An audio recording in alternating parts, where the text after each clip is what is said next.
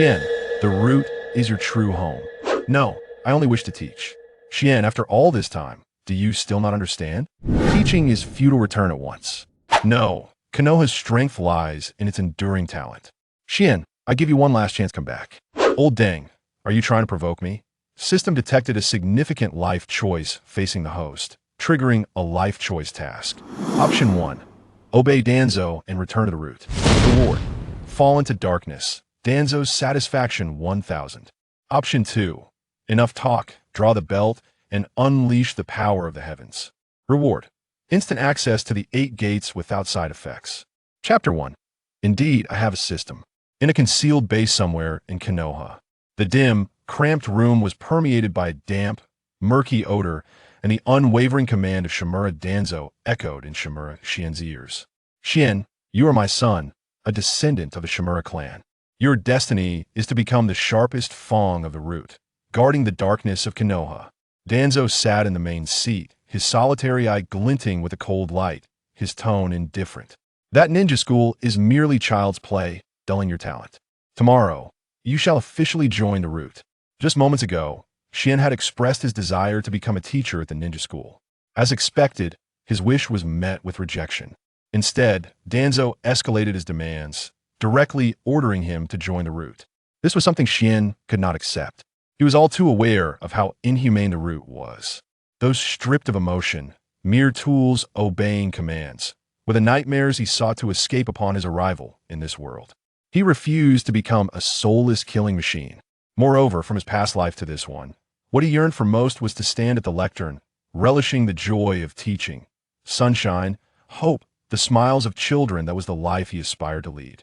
But how could he refuse Danzo's command?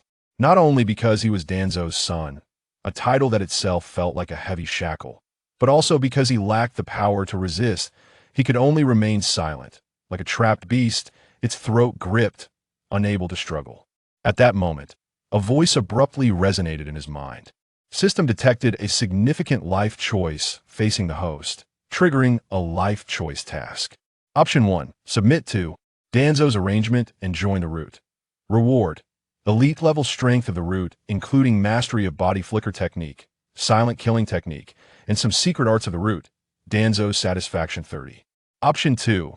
Resist Danzo's arrangement, refuse to join the root, and express the desire to become a teacher at the ninja school. Reward. God-level teacher template passive. Teaching effectiveness increased by 1000. Personal charm to students 500.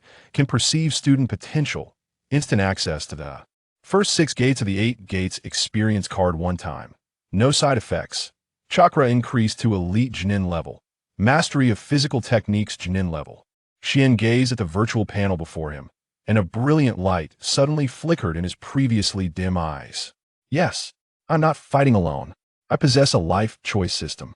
This golden finger would allow him to choose the path he truly desired at the crossroads of his life and gain extraordinary rewards. He cherished a life of ease and peace, yearning to escape the filthy intrigues and savor the pure joy of teaching. He needed to break free from Danzo's control, attain true freedom, and possess the strength to protect himself and those he cared for. Indeed, with this golden finger, he felt entitled to make choices. To hell with fate. This life is mine to command. Seeing his son bow his head in silence, Danzo assumed he was still in indecision, and his dissatisfaction intensified. What? Are you still daydreaming about being a king among children at the ninja school? How naive. Who do you think you are? Just a mere chinin. Do you believe you can defy me now? Look at your cowardly demeanor. Where is your ninja spirit? You are a disgrace to the Shimura clan. Only by undergoing the trials of the root can one become a true ninja. Otherwise, you will forever be a waste. Don't think I am unaware of your little schemes. Want to escape my grasp? As long as I am in Konoha, you shall not succeed. Danzo's words were merciless, determined to trample the last remnant of Xian's dignity. Even if Xian was his son, a waste was worthless. Xian could no longer bear to listen. He slowly raised his head, took a deep breath, and the unique, damp, murky scent of the room filled his nostrils, awakening him to unparalleled clarity. System, I choose option 2. He resolutely declared in his mind. Choice successful. Rewards have been issued. Almost instantaneously after the system's notification, An immense and pure chakra surged through Xian's entire being like a flood bursting through a dam. Every cell rejoiced, greedily absorbing this power. Following this, countless techniques related to physical arts, methods of force application, combat experience, and a wealth of teaching theories and practical methods forcefully integrated into his memory, perfectly aligning with his soul. He felt unprecedented strength coursing through him.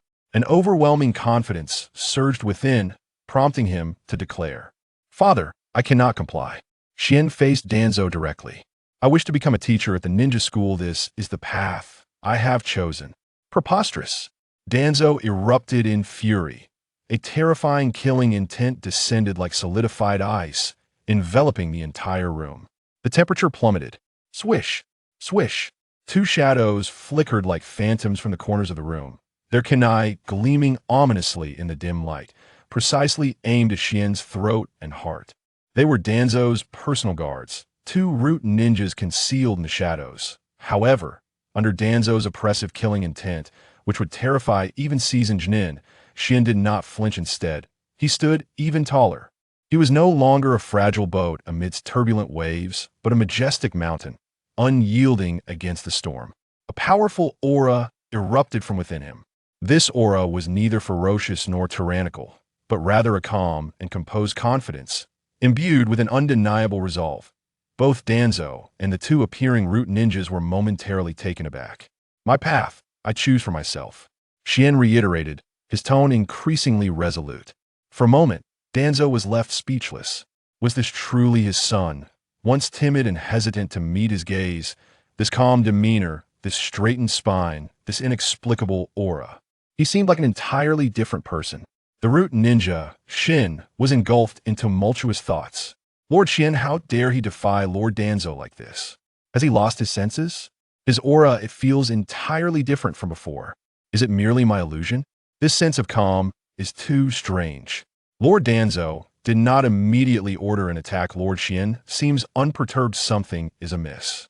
Very amiss. The other root ninja, Tori, displayed a myriad of expressions. What nonsense is this? To become a teacher at the ninja school? Has he lost his mind? To forsake the root, a road to success, to waste his life in such a place? Regarding the thoughts within their hearts, Shimizu Jin remained oblivious, showing no interest in speculating. Reflecting on the knowledge he had accumulated about teaching, he found himself increasingly eager. Thus, he ceased to observe Danzo's reaction and turned to stride towards the door. "Stop him!" Danzo's icy voice echoed. Two root ninjas exchanged glances, instantly understanding each other. With a swift motion, they appeared before Shimizu Jin like shadows, obstructing his path. As they contemplated how to subdue him without inflicting real harm. After all, he was the son of Lord Danzo, clearly underestimated the transformation that had taken place. Within Shimizu General, they remained trapped in the outdated perception of him merely as a lowly chunin. Just as the two root ninjas prepared to strike, Shimizu Jin made his move. No hand seals, no flamboyant maneuvers. Just a step forward, a palm strike, swish. In an instant, the onlookers were taken aback. Bang, bang. Two muffled groans resounded almost simultaneously. The two ninjas, regarded as proficient within the ranks of root, were rendered incapable of battle before they could even react. Shimizu Jin did not even pause in his stride. Whether it was Danzo or the two fallen ninjas, or even the other hidden root members yet to reveal themselves, all were engulfed in disbelief. Their minds were still anchored in the notion that Shimizu Jin was merely an ordinary chunin. How could a chunin possibly defeat two seasoned elites in an instant, relying solely on raw physical prowess? It was illogical. It defied the very essence of a ninja. As more root ninjas surged forth from all directions, encircling Shimizu Jin, a chilling intent to kill filled the air, creating an atmosphere thick with tension. Yet, Shimizu Jin stood unfazed within the encirclement, his gaze calmly sweeping over the tools before him. The atmosphere reached a stalemate, charged with palpable hostility. After a prolonged silence, Danzo's singular eye fixated intently on Shimizu Jin's back, his expression a complex tapestry of emotions: rage, astonishment, and confusion. Ultimately, he slowly raised his hand and gestured, "Let him go." The surrounding root ninjas, though perplexed, withdrew like the ebbing tide, retreating into the shadows. Shimizu Jin uttered not a single word and left the base with purpose. Watching his departure, Danzo surprisingly found his anger dissipating. Intriguing, Jin, you have concealed your depths so well, he murmured softly. However, Jin, you are ultimately my son. The root is your only true home, and only within its embrace can your innate talents be fully realized. I shall make you understand this is what is best for you. His resolve to have Shimizu Jin join the root solidified even further. To him, today's defiance was merely a phase of youthful rebellion. With a bit of guidance, everything would return to the path he controlled. Shimizu Jin exited the root base and ventured into a secluded alley. A figure clad in a fox mask appeared silently on a nearby rooftop. For a fleeting moment, sensing something, the figure vanished without a trace. Chapter 2. This is my ninja way. In Konoha, the sun shone brilliantly, in stark contrast to the stifling atmosphere of the root base. Shimizu Jin felt invigorated under the sunlight. He could distinctly sense the vast and pure chakra coursing through him, akin to a surging river, energizing his spirit. The multitude of taijutsu techniques and teaching experiences flooding his mind filled him with confidence for the future. Ninja school, here I come. A relaxed smile graced Shimizu Jin's lips as he made his way towards the Hokage Tower. To become a teacher at the ninja school, he needed the Hokage's appointment. Moreover, he sought to clarify his intentions to Sarutobi Hiruzen to prevent any unnecessary misunderstandings stemming from Danzo's influence, especially given the sudden change in his demeanor. Inside the Hokage's office, Sarutobi Hiruzen was listening to a report from an Umbu ninja, Danzo's son, Shimizu Jin, openly defied him and expressed his desire to teach at the ninja school. Sarutobi set down his pen, tapping his pipe lightly on the desk, releasing a long plume of smoke as he scrutinized the Umbu before him. This Umbu was none other than the ninja who had appeared outside the root base, clad in a fox mask. He was Sarutobi's trusted informant, tasked with monitoring Danzo's every move. Yes, Hokage-sama, the Umbu replied, his voice gravelly. Based on our observations, Shimizu Jin seems to have experienced a significant power increase for unknown reasons. He easily defeated 2 ninjas from Root and stood firm even under Lord Danzo's oppressive aura. Oh? Sarutobi raised an eyebrow slightly, intrigued. This sounds rather interesting. He understood Danzo all too well. The old man had an insatiable need for control and harbored great expectations for his only son, aspiring to mold him into the successor of Root. Now that his son had suddenly turned rebellious, Danzo would likely be furious. What was Danzo's reaction? While he was enraged, it seems for the moment, he reluctantly accepted Shimizu Jin's departure. However, I believe he will not easily relinquish his hold. The Umbu responded respectfully. Understood. Sarutobi waved his hand dismissively. You may leave. Continue to monitor Danzo's movements. Yes. The Umbu vanished from the office in a flash. Sarutobi took a deep puff from his pipe, his gaze growing distant at Danzo's son. If he could be persuaded to join their side, or at least extricated from Danzo's grasp, it would undoubtedly benefit Konoha. After all, it seemed Shimizu Jin was also an exceptional ninja. But what was his true intention? To teach at the ninja school? This was not a choice one would expect from a spirited young man. Could it be a strategic retreat? Or was it simply a desire to break free from Danzo's manipulation? Knock, knock, knock. The sound of knocking interrupted Sarutobi's thoughts. Come in. The office door swung open, revealing a tall figure Shimizu Jin. Oh, it's Jin, Sarutobi remarked, a flicker of understanding crossing his eyes. He gestured for Shimizu Jin to sit. Hokage-sama, Shimizu Jin slightly bowed, maintaining a respectful yet confident demeanor. He sensed that the third Hokage, while seemingly amiable, possessed eyes that could penetrate the depths of one's heart. Nevertheless, with the system at his side, he felt emboldened.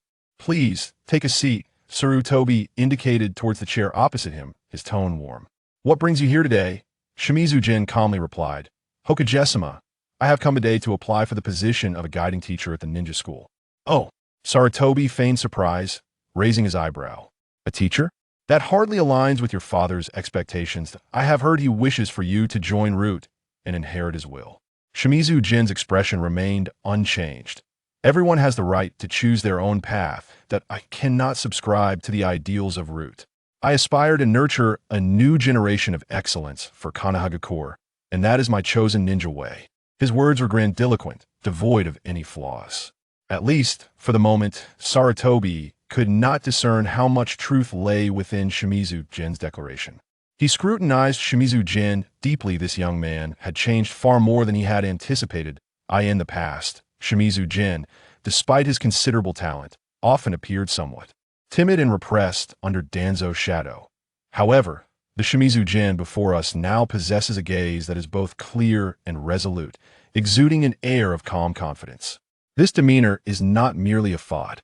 Being a teacher is no easy task, Sarutobi Hiruzen remarked slowly, his tone laced with contemplation.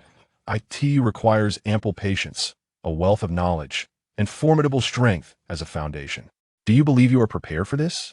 Lord Hokage, I have confidence in myself. Shimizu Jin replied affirmatively. He now possessed a divine teacher template, enhancing his teaching efficacy by 1,000, his personal charm with students by 500, and allowing him to perceive their latent potential.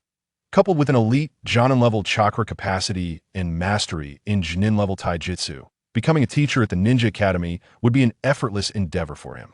Naturally, he would not easily disclose these advantages.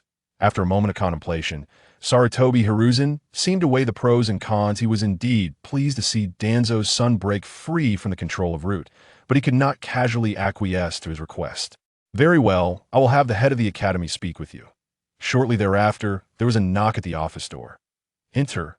The door swung open, revealing a figure clad in rectangular glasses, with neatly combed hair that appeared as though measured with a ruler, his expression stern and austere. This individual was Nakajima, the senior director of the Ninja Academy, a figure of some significance in Konoha and reportedly a favored disciple of Mido Kazan, the advisor to the third Hokage. The moment Nakajima stepped into the office, his sharp gaze locked onto Shimizu Jin like a spotlight. Sarutobi Hiruzen set down his pipe and gestured towards Shimizu Jin, introducing him. Nakajima, this is Shimizu Jin. He has come today to apply for a teaching position at our Ninja Academy. Could you assist in arranging a placement for him? Upon hearing this, Nakajima adjusted his glasses. He scrutinized Shimizu Jin for a full half-minute before emitting a soft grunt from his nostrils, his tone unabashedly skeptical. Danzo's son wishes to become a teacher? Is there a problem? Shimizu Jin sensed something amiss in his demeanor. With all due respect, Nakajima retorted, the shadows of Root weigh heavily upon you. The Ninja Academy is a sanctuary for nurturing the future hopes of Konoha. Children should flourish under the sun, not be overshadowed by dark influences from the very beginning. He concluded bluntly, you are unfit to teach those innocent children. His words were rather harsh, practically accusing Shimizu Jin of unworthiness in front of the Hokage. Shimizu Jin, who had thought this matter was nearly settled, now found himself facing a significant obstacle. The atmosphere fell into a heavy silence. At that moment, a familiar notification chimed in his mind. Deng, host detected facing a professional challenge.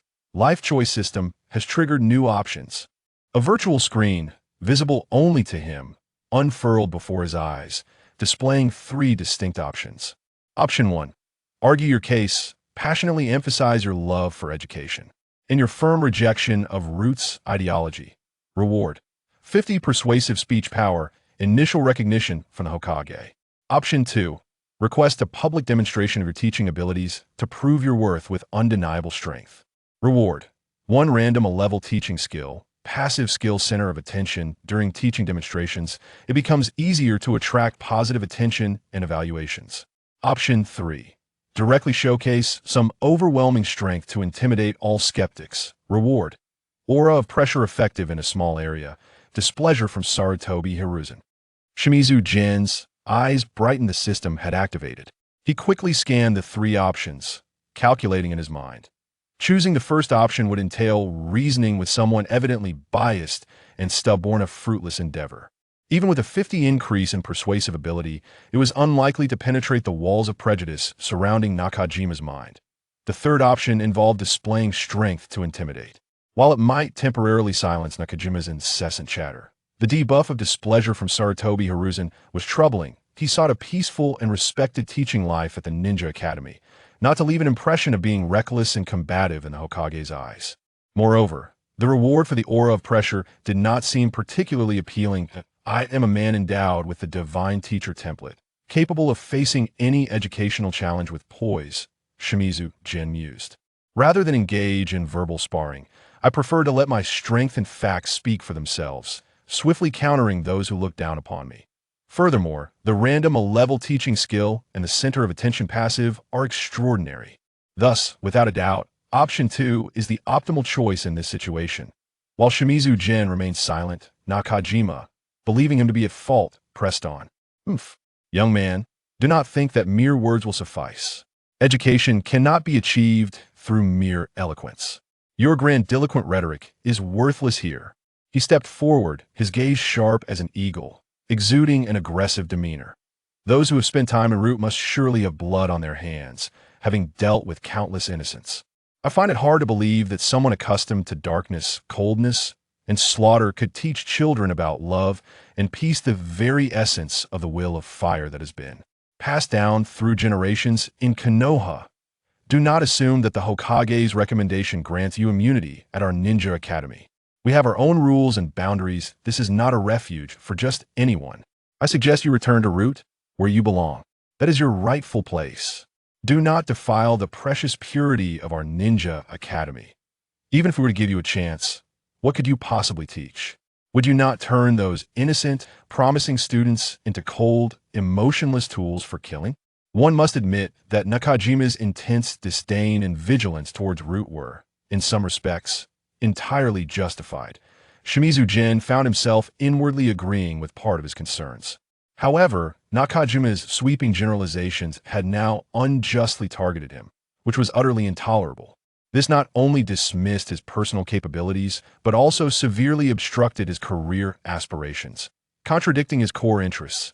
Why was it so difficult to simply aspire to be a respected teacher?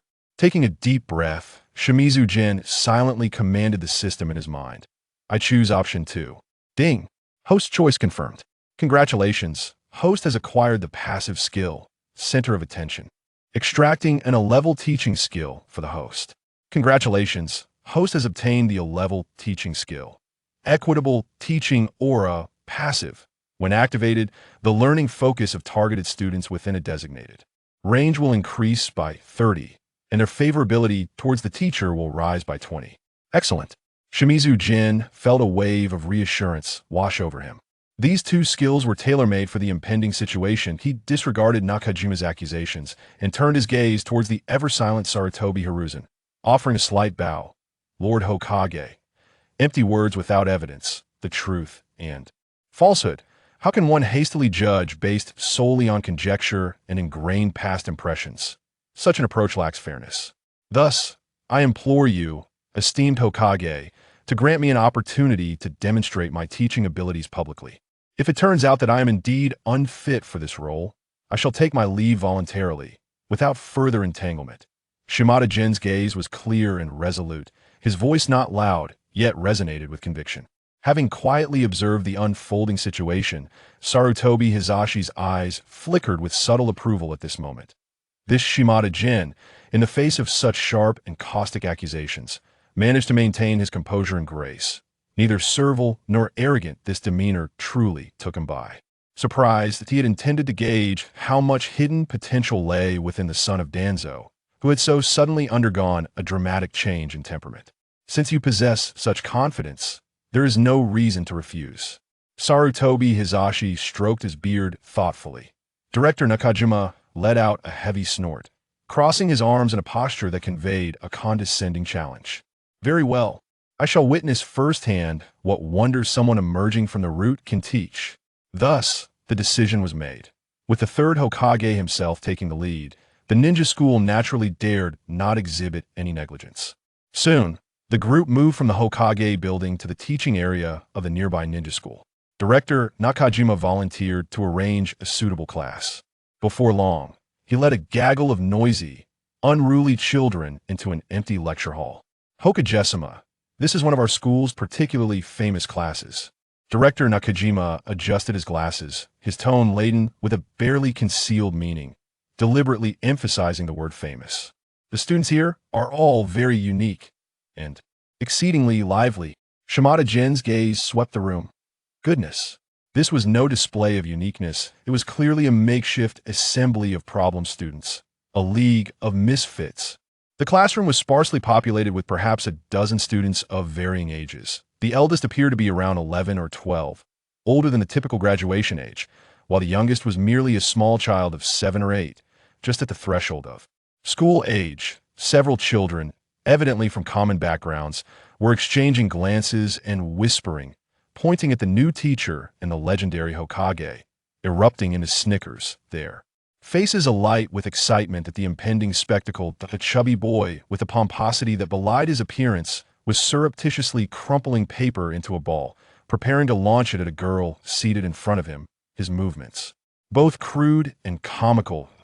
In a corner of the classroom stood a boy clad in the distinctive high-collared attire of the Uchiha clan, hands coolly tucked into his pockets, lazily leaning against the cold wall, his gaze rebellious. This Uchiha boy appeared slightly older than his peers, bearing a sullen expression incongruous with his age, likely a repeat student or one transferred under special circumstances. This class is entirely entrusted to you today, Director Nakajima said to Shimada Jin with a sardonic smile, his tone dripping with provocation. The teaching content is unrestricted, and as for time, I shall grant you half a lesson, approximately 20 minutes. If you can manage to keep them quiet and attentive for that duration, consider it a preliminary success. Very well. Shimada Jin accepted without hesitation, striding confidently to the podium. Saratobi Hizashi and several teachers who had arrived to observe stood at the back of the classroom, ready to witness this unique assessment. Upon hearing Shimada Jin's agreement, the teachers exchanged glances filled with unabashed skepticism, eager to see how this would unfold.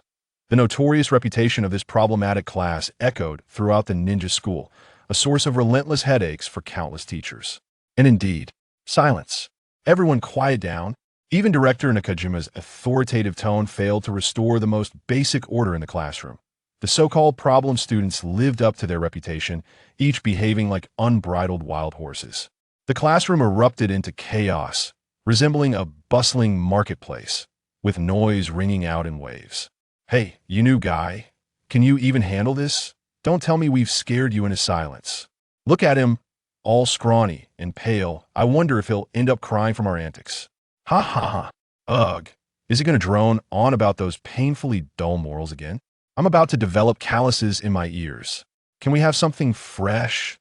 The Uchiha boy in the corner barely lifted an eyelid, as if this spectacle had nothing to do with him. At that moment, a piece of white chalk, slicing through the air with a sharp whoosh like a fired bullet, hurtled toward Shimada Jin's forehead. Ha ha ha. Direct hit. Direct hit. Laughter erupted from the students below. Director Nakajima's face turned ashen, veins bulging on his forehead, just as he was about to unleash a reprimand. The observing teachers wore expressions of "I knew it would come to this," relishing the impending spectacle of Shimada Jin's humiliation. However, to everyone's astonishment, Shimada Jin remained unfazed. The God-level teacher template endowed him with profound insight, allowing him to instantly discern the personality traits and psychological states of each student in the classroom. Simultaneously, the impartial teaching aura activated unnoticed, enveloping the room. He casually extended 2 fingers of his right hand, the index and middle fingers aligned. Just as the chalk was about to strike his face, he deftly pinched at midair with an almost imperceptible speed. This clean and effortless display of precise control instantly subdued the cacophony in the classroom. Rather than adopting the stern demeanor of other teachers faced with student provocations, he did not scold them with the tired old morals they had long since grown weary of.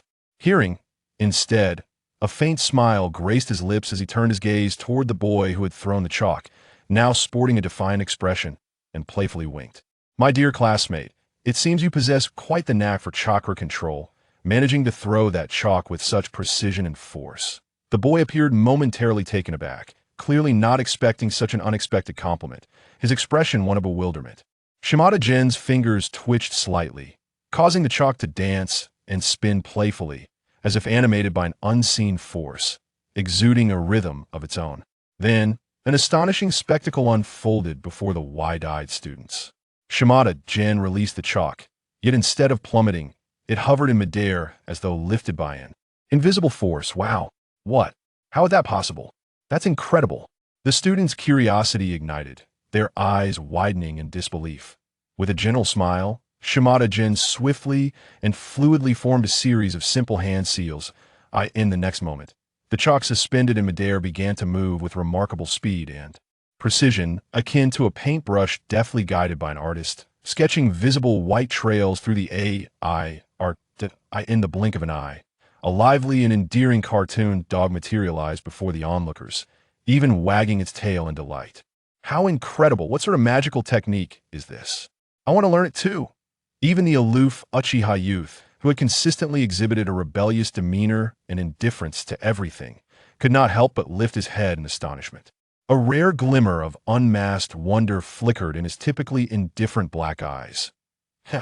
This is not some advanced ninjutsu, replied Shimizu Jin, his voice gentle and clear, like a spring rain nourishing the hearts of his students, imbued with an inexplicable charm and warmth.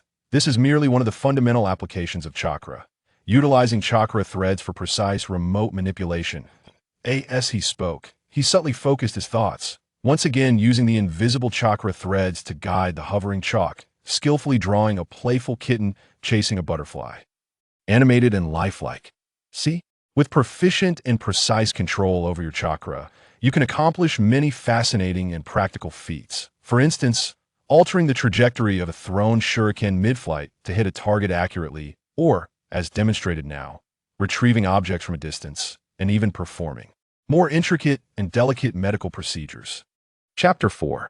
This teaching method is incredibly effective. What was once a cacophonous and chaotic classroom has now transformed into a sanctuary of silence, where even the sound of a falling pin can be heard.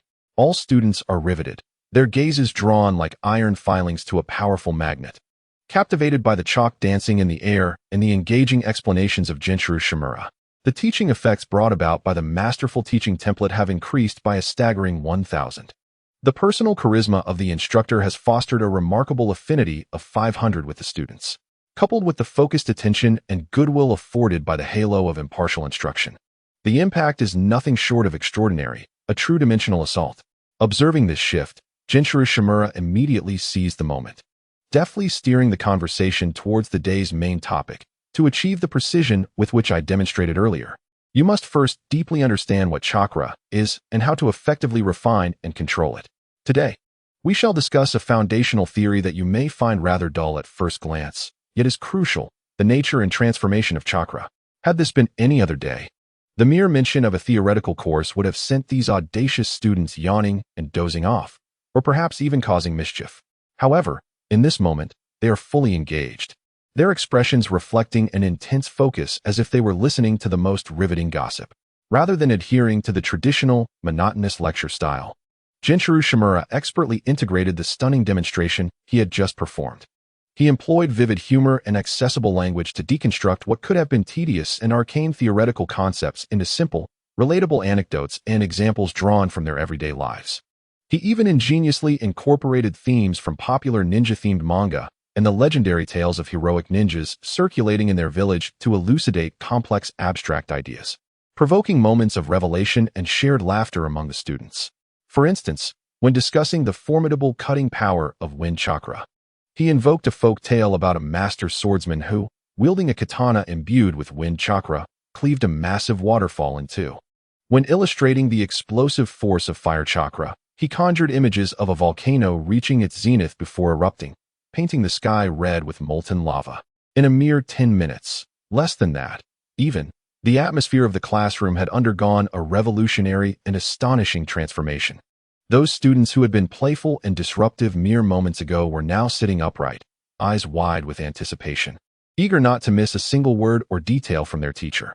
Even the previously aloof Uchiha boy, who had shown disdain for everyone, had unknowingly lowered his crossed arms and leaned forward, curiosity and focus sparkling in his dark eyes.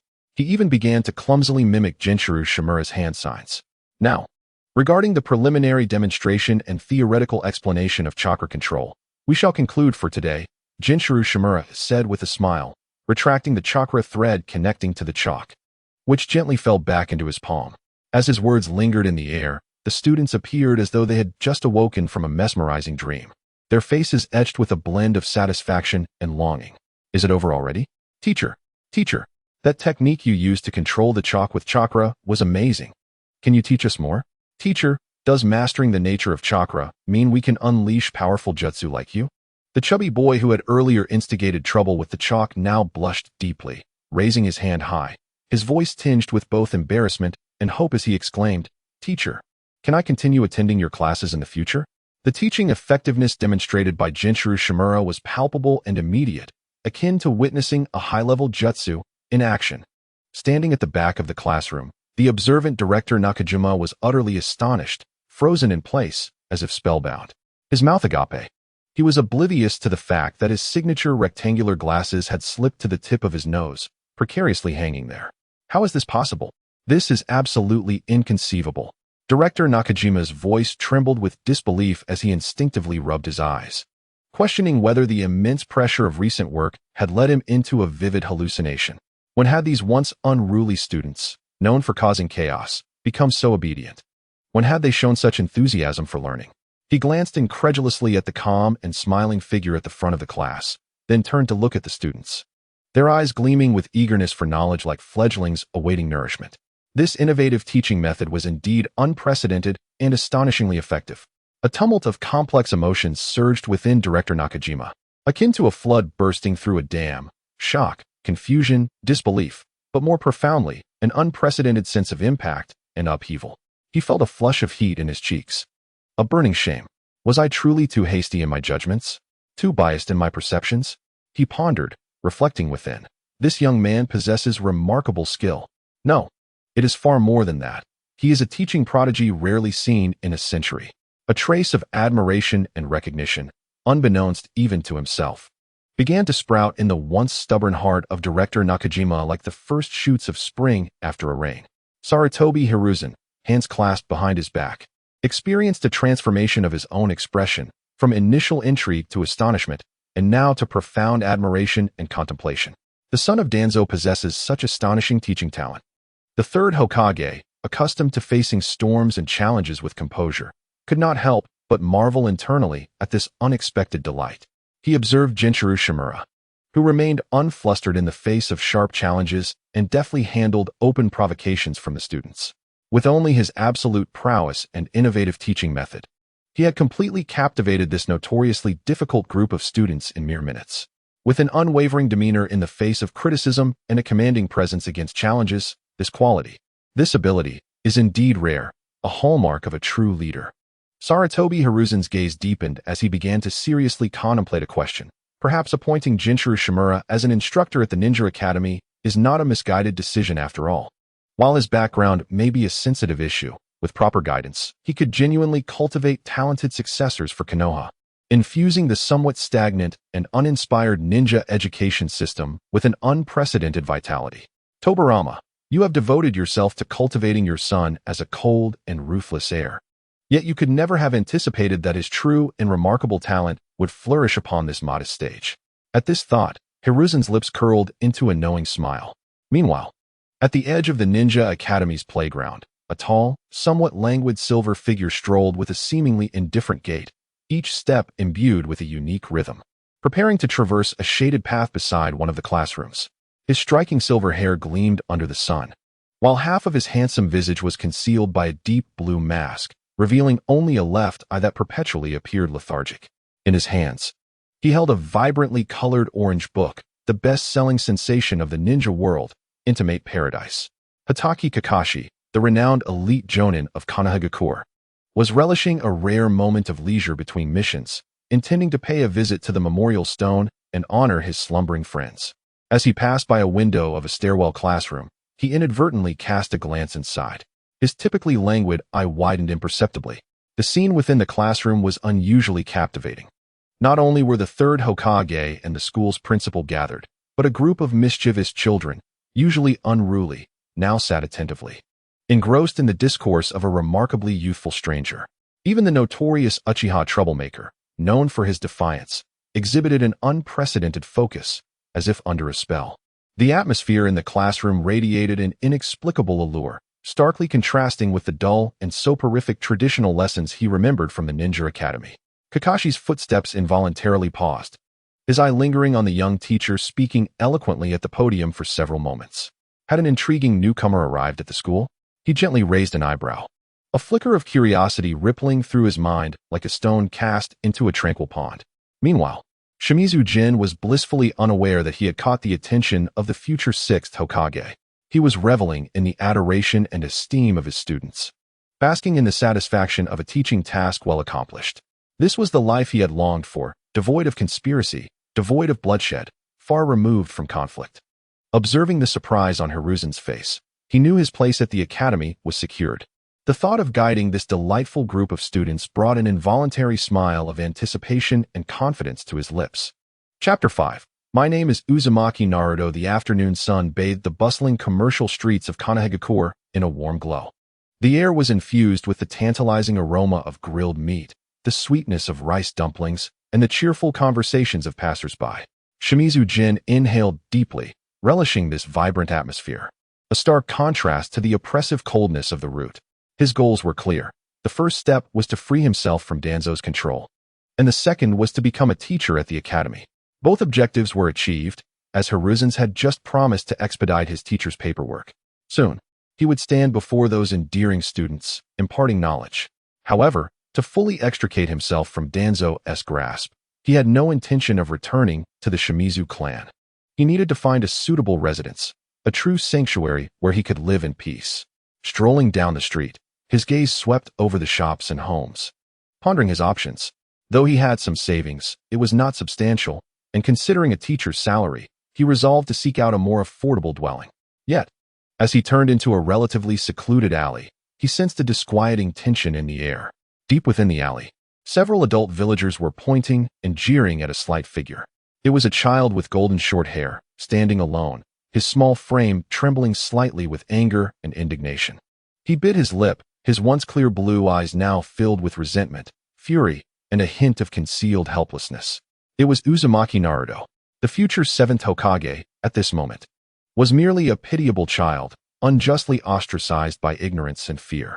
Shimizu Jin halted, witnessing the harsh curses and disdainful glares directed at the young boy, like poisoned daggers mercilessly piercing his innocence. Deng. The system has detected that the host has witnessed injustice and has established a significant connection with the key character, Uzumaki Naruto. The life choice system has triggered new options. The system's prompt resonated in his mind, unveiling 3 choices before him. Option 1. Ignore the situation and continue searching for housing. Reward. A map of ordinary residences in Konoha, reduced presence, for 1 hour. To avoid trouble. Option 2. Confront the villagers, issue a brief reprimand, and depart. Reward. 10 justice points. A moment of confusion from Uzumaki Naruto. And a random ninja technique. Option 3. Step forward to protect Uzumaki Naruto, showing kindness and attempting to soothe him. Reward. Affinity, specific to Uzumaki Naruto. Fostering trust and goodwill. Guardian-S smile, active skill. When you display a kind smile to children or the vulnerable, it effectively alleviates their negative emotions and enhances their fondness for you. Basic knowledge of sealing techniques, beginner level, and Uzumaki Naruto's affinity of 100. Shimizu Jin's gaze fell upon the defiant figure, standing resolutely, his thoughts churning. Naruto, I remember how you were feared and despised as a demon fox. Are you now cornered by this scene? Should I intervene? After a fleeting moment of hesitation, Shimizu Jin resolved firmly. I possess the life choice system, a power to alter fate. If I turn a blind eye to this small injustice, what differentiates me from a mere soulless being? I cherish children, especially this little one, who deserves a joyful childhood rather than enduring the world's malice. Furthermore, in this unfamiliar realm, cultivating good relationships is essential for a tranquil life. Naruto is a pivotal figure for the future. Forging a benevolent bond with him will greatly benefit my teaching career and my pursuit of peace. Most importantly, I wish to slightly alter his lonely childhood and bring him some genuine warmth. Just as Shimizu Jin pondered, the leading villager, a middle-aged man, pointed at Naruto's nose, spitting venomous insults that were unbearable to hear. Get lost, you monster. Do not tarnish this clean street. His voice boomed, his jowls quivering with agitation. Another villager, with a pointed chin and a scrawny frame, chimed in. Seeing you brings bad luck. All the misfortunes in this village are you're doing. Plague bearer. Nearby, a woman clutching a child held her offspring tightly, her face etched with terror as she warned, Look, darling, that's the monster. Stay away from him, lest you catch his bad luck. Humph, an unwanted wretch should rot in the shadows. The villagers' eyes brimmed with unabashed disdain, despite Naruto being merely a child. They felt no remorse for their cruelty. With renewed focus, Shermu Jinjin approached Naruto without a hint of hesitation, despite the intimidating crowd around them. The villagers were numerous, but that held no sway over him. Sensing Gungen's approach, a middle-aged villager turned, his menacing glare fixed on the seemingly frail young man before him. Listen here, kid, he threatened. I advise you to mind your own business. Otherwise, his words trailed off, yet the implications were clear. Keep your distance, or face the consequences. Gungen's gaze turned icy, but he dismissed the man as threats, silently invoking, System, I choose 3. Selection successful. Rewards distributed. Affinity, specific to Uzumaki Naruto. Activated, Guardian Smile equipped. Basic sealing techniques, beginner, imparted. An indescribable warmth enveloped him, as if gentle hands caressed his spirit. Simultaneously, a wealth of foundational knowledge regarding sealing techniques flooded his mind. From the most elementary chakra pathway structures to the principles of simple sealing formulas, everything became crystal clear. Taking a deep breath to quell the tumult within, Jinjin bore a smile warm enough to melt the frost of winter. He stepped in front of Naruto, his unassuming stature reminiscent of a mountain, sheltering the small child behind him. He then addressed the raucous villagers with a voice imbued with undeniable calm authority. My friends, he is but a child. Regardless of the circumstances, treating a child in this manner is utterly excessive. I implore you to depart. Venting your frustrations upon him will not enhance your lives. The previously brash villagers were momentarily taken aback by Gungen's unexpected intervention. They had not anticipated anyone daring to meddle, especially in defense of this so-called monster. After a brief pause of astonishment, their fury surged anew. To them, Jinjin's actions were nothing short of a blatant provocation against their rightful indignation. Who do you think you are? The lead villager shouted. Do you even know who he is? Do you understand the calamity he has brought upon our village? You dare to defend him? Exactly. You seem like another troublemaker, just like him. Let's drive both of them out. As more villagers gathered, their numbers swelled, and many pointed and murmured, drawn in by the escalating quarrel. Observing Gungen's defense of Naruto, some wore expressions of disdain, while others shook their heads, deeming the young man naive. Sensing their numerical advantage, the few villagers grew emboldened, with some rolling up their sleeves, ready to confront or even resort to violence. Tension hung thick in the air. Protected by Jinjin, Naruto's small frame trembled slightly. He peered through Gungen's arm at the unfamiliar older brother figure who had suddenly appeared. His azure eyes brimmed with disbelief, confusion, and a flicker of unacknowledged hope. Why was this person helping me? Doesn't he fear me? Everyone in the village calls me a monster, avoids me, and berates me. Is he truly different from them? Jinjin remained undeterred by the villagers' shouts and threats, maintaining his gentle yet resolute smile. The Guardian's smile skill activated quietly. When one displays kindness and a smile towards children or the weak, it effectively soothes their negative emotions and enhances their fondness. In an instant, his smile seemed to wield an unusual magic, like a spring breeze that gently dispelled the villagers' accumulated resentment and anger. Their previously furious expressions melted upon meeting Gungen's clear and tranquil gaze, and a sense of goodwill unexpectedly bloomed within them. Could he be right? Perhaps we have indeed gone too far. The young man's words resonate with truth. We have erred in our actions. Gradually, the majority of the villagers began to awaken, their anger transforming into a burgeoning fondness for Jinjin, who now appeared exceptionally amiable. However, not all were swayed by Gungen's charm. Did you cast some spell? What is happening? Why has everyone suddenly changed? The leading villagers exchanged bewildered glances, feeling a sense of unease. The scene was undeniably strange. Although Jinjin did not deliberately project his chakra, his innate composure as an elite ninja exuded an unspoken pressure that instinctively intimidated these ordinary villagers, who typically preyed upon the weak. Faced with this extraordinary young man, who seemed entirely unaffected by their words, their fleeting courage dissipated. Ultimately, realizing Jinjin was not to be trifled with and noting the growing crowd of onlookers, they hesitated to escalate matters further. After a brief exchange of glances, the leading villagers could only huff in frustration, intending to utter empty threats, but before they could, a shuriken suddenly zipped past them, embedding itself in the wall with a resounding clang. Swallowing hard, they dared not speak further and quickly scattered. Thus, a conflict poised to escalate was effortlessly diffused by Jin. Once the raucous villagers had vanished from the alley, Jin turned slowly, crouching down to meet the gaze of the small child. "Hello, I am Shermu Jin, a teacher. What is your name?" Sunlight filtered through the alley's crevice, casting a soft golden hue around him. With the combined effects of affinity, specific to Uzumaki Naruto, and the guardian's smile, Naruto's tense face, marred by anger and grievance, began to visibly relax. He stared, entranced, into Gungen's sincere and warm eyes, devoid of disdain, fear, or contempt, only pure kindness and concern. This was a look he had never encountered in anyone else's gaze. His small lips quivered slightly before he managed to whisper, I am Uzumaki Naruto." It was a first time someone, upon recognizing him as that child, unreservedly exhibited such pure kindness and unwavering protection. A tumult of emotions surged within Naruto. Shock and confusion swirled in his mind. Why does this person wish to help me? Everyone in the village claims I am a monster. Doesn't he fear me? A warmth he had never known seeped into his long-frozen heart, both foreign and yearned for. His smile is so warm, unlike anyone he had ever met. Teacher? He is a teacher? A tender sprout of reliance and trust began to break through the parched soil of his heart. At that moment, a gentle voice called from nearby. "Naruto, are you all right?" They turned to see a modestly dressed middle-aged man, apron-clad, standing at the entrance of a ramen shop, watching them with concern. It's Uncle Handcrafted, the owner of Ichiraku Ramen. As Naruto saw the newcomer, his eyes sparkled momentarily. Handada first greeted Naruto with a smile, then turned his gaze towards Shimura Jin, surprise evident in his expression. He had been busy in the shop and had vaguely heard the quarrel outside. Upon stepping out, he witnessed Jin dissuading the villagers and gently comforting Naruto during the latter part of the incident. Oh, someone is standing up for Naruto, and he seems to be quite an extraordinary young man.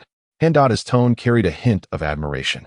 He approached Jin, scrutinizing him carefully before nodding and saying, "Young man, I saw what just happened. You did well. Such courage and kindness are rare in Konoha these days." Jin smiled, ruffling Naruto's hair. "It was just a small effort. I cannot bear to see a child suffer." Hearing this, Handada's smile grew more sincere. Being a straightforward man, he deeply appreciated such benevolence and accountability in youth. He glanced at Jin and then at his simple bag. As if recalling something, he initiated, "Young man, are you looking for a place to stay? You seem unfamiliar. Did you just arrive in Konoha?" "Yes, sir. I just got to Konoha and am looking for a place to settle down," Jin replied. Given that Jin was only 18, addressing the seemingly older Handada as sir felt appropriate. Handada chuckled heartily. "Perfect. I know a place that is quiet, not far from here, and most importantly, the rent is very affordable. If you trust me, I can take you there right now." Handada's willingness to assist Jin with accommodation, due to his admiration for Jin's earlier actions, was indeed a timely aid for Jin, who was unfamiliar with available rentals. "Thank you so much, Handada." Jin expressed his gratitude. No need for formalities. Just come by for noodles often." Handada waved dismissively. Meanwhile, on the rooftop of a nearby building, a figure in a raccoon mask stood still like a statue, observing the entire exchange that had transpired at the alley. His original mission was merely to monitor the Nine-Tails Jinchuriki, Naruto Uzumaki. But he hadn't anticipated witnessing such an unexpected scene. The Umbu ninja quietly documented the events and Jin's behavior in a small notebook he carried. The target, the Nine-Tails Jinchuriki, faced hostility and insults from agitated villagers today in the commercial district. A young ninja identifying himself as Shimura Jin intervened, displaying a gentle demeanor and articulate speech, effectively calming the Jinchuriki's negative emotions and successfully dissuading the unruly villagers. This ninja demonstrated evident goodwill towards the Jinchuriki. Suspected to be the son of Danzo's advisor and currently a substitute teacher at the Ninja Academy. Further verification of his identity is required. Having completed the record, the Umbu figure vanished silently, needing to report this significant intelligence to the third Hokage immediately. Soon, in the Hokage's office, Sarutobi Hiruzen set down his pipe and carefully reviewed the confidential report provided by the Umbu. Upon reading about Jin's proactive protection of Naruto and his display of kindness. A subtle glimmer of approval flickered in the elderly Hokage's eyes. Shimura-jin, he mused, tapping his fingers gently on the desk. Not only does he possess remarkable teaching talent, but it seems his character is indeed markedly different from that of Danzo. His willingness to extend goodwill towards Naruto is quite commendable. Initially, Sarutobi had harbored some reservations regarding Jin's association with Danzo, but it now appeared that the young man was evolving in a positive direction, with Naruto preparing to attend school. Perhaps introducing him to Naruto might not be a bad idea after all. With this thought, Sarutobi picked up another document from the desk, which contained Jin's appointment letter for the Ninja Academy teaching position.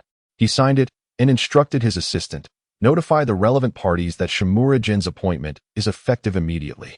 Ensure his onboarding is expedited, along with the allocation of appropriate teaching duties.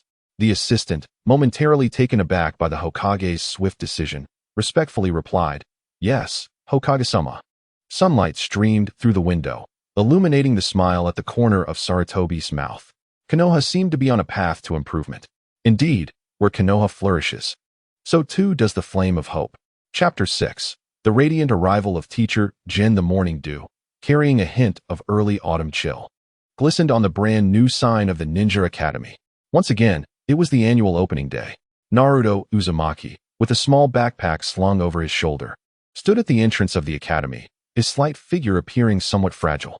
The fresh morning air, infused with the scent of grass and trees, invigorated him, igniting a sense of anticipation for school, especially the thought of seeing Shimura-jin here.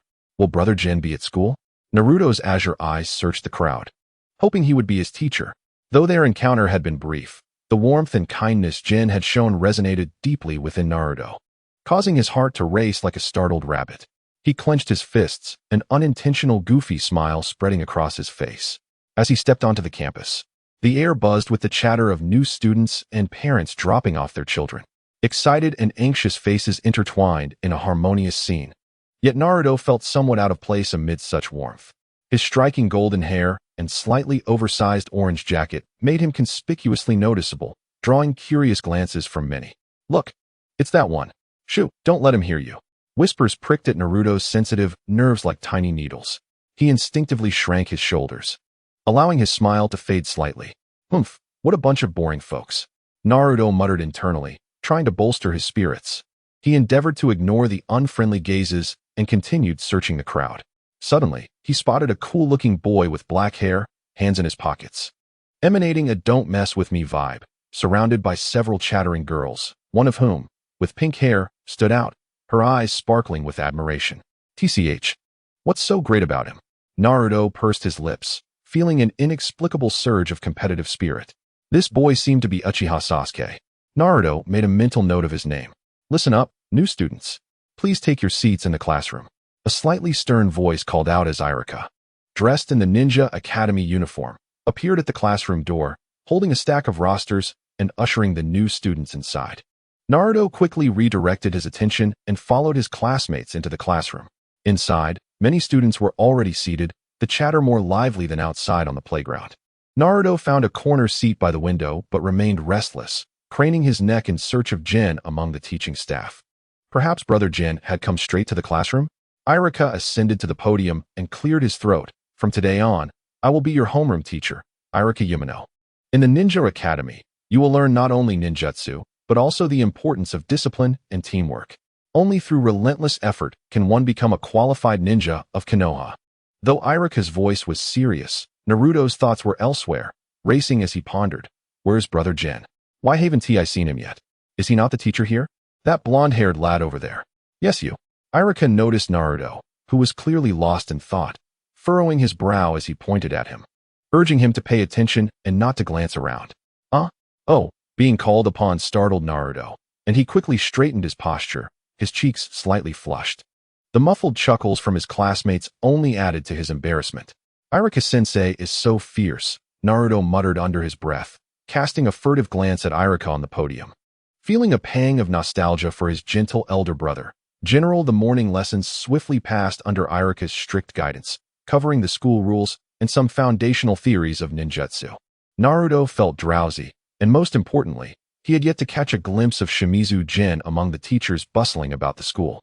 His hopes deflated like a punctured balloon, replaced by a profound sense of disappointment.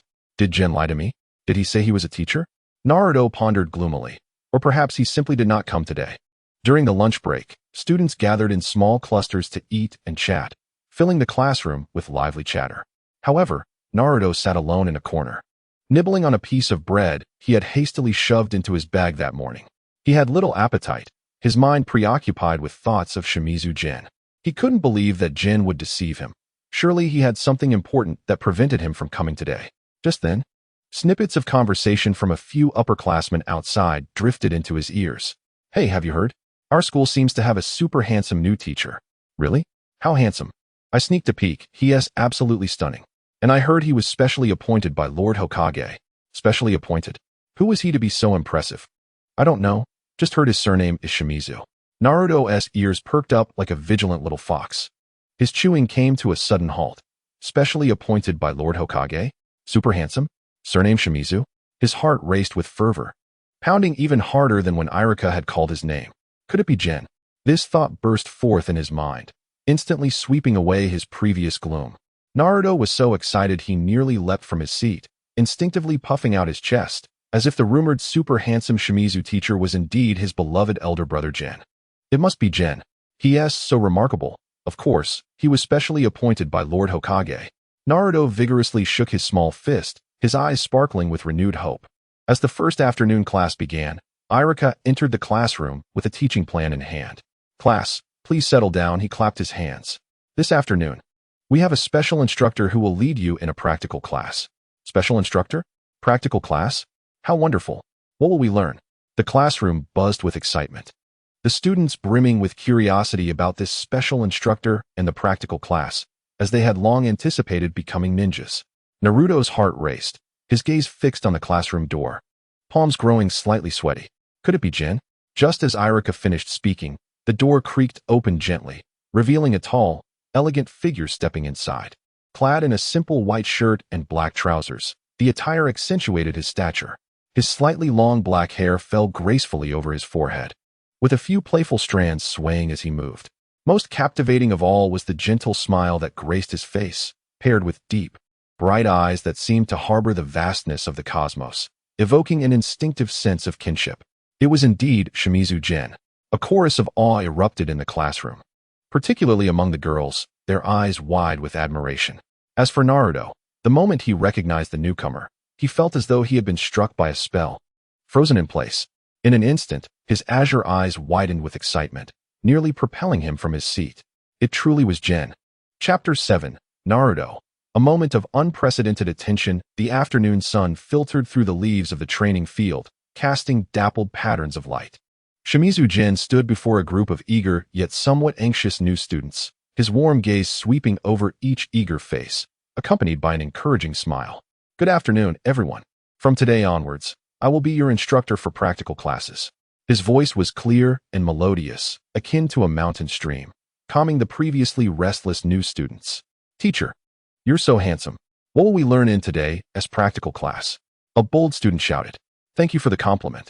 Today, our first practical class will focus on basic kunai and shuriken throwing training. Shimizu Jin replied with a smile. Upon hearing this, varied reactions erupted among the students. Most of the civilian students sparkled with excitement, as this was precisely what they had been yearning for, to learn how to become ninjas. However, a few students from ninja clans, led by Inuzuka Kiba, displayed clear disappointment.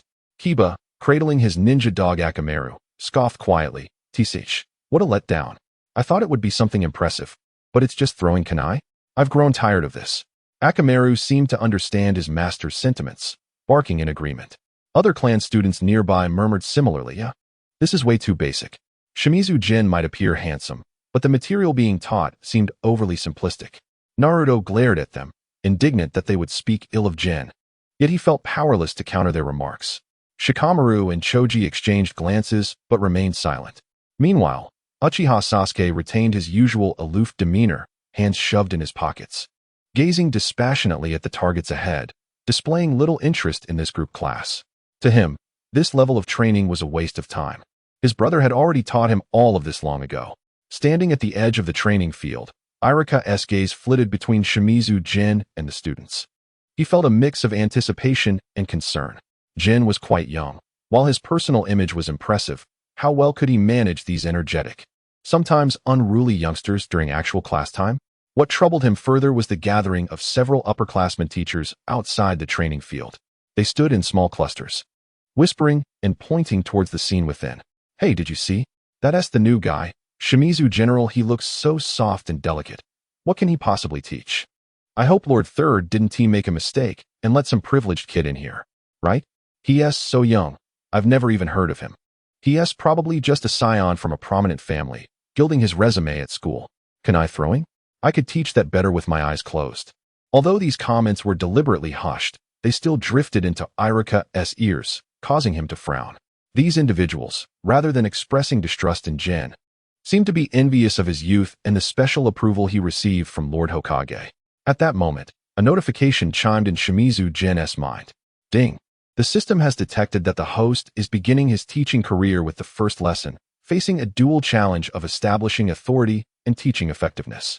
The life choice system has triggered new options. Option 1. Follow the standard curriculum as per the ninja school guidelines. Reward. A complete set of standard teaching materials. Irika's acknowledgement, slight increase. Option 2. Demonstrate extraordinary skills and select a student for focused guidance to showcase teaching effectiveness. Reward. Tenfold teaching feedback, passive. Each time a student masters the content you teach, you will receive tenfold feedback. Precise skill replication, active. You can designate a student to perfectly experience the skill release process of the teacher's demonstration at their level or below. And an additional 20 focus for students, which can be stacked with the aura of equitable teaching. Option 3.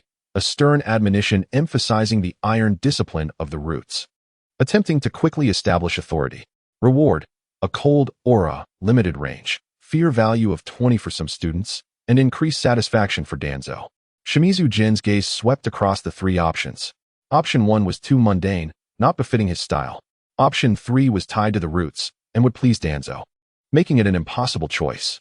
The rewards of Option 2, however, included tenfold teaching feedback, which seemed tailor-made for him. By teaching students, he could achieve tenfold growth effortlessly. Additionally, the precise skill replication would allow students to instantly experience a flawless skill release process, undoubtedly the best guidance for those lacking foundational skills and confidence. With an extra 20 focus for students, combined with his existing God-tier teacher template, the spotlight of the entire classroom, and the aura of equitable teaching, it could generate a remarkable teaching effect of 112. Thus, Option 2 appeared to be the optimal choice. With a God-tier teacher template and a series of teaching auras, along with precise skill replication, this lesson was destined to be exceptional.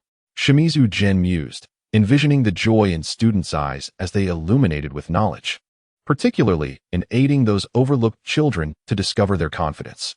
Furthermore, this practical lesson should thoroughly captivate these young ones, making them genuinely fall in love with his class, while also allowing onlookers to witness his capabilities. However, before he could voice his decision, Inuzuka Kiba could no longer contain himself.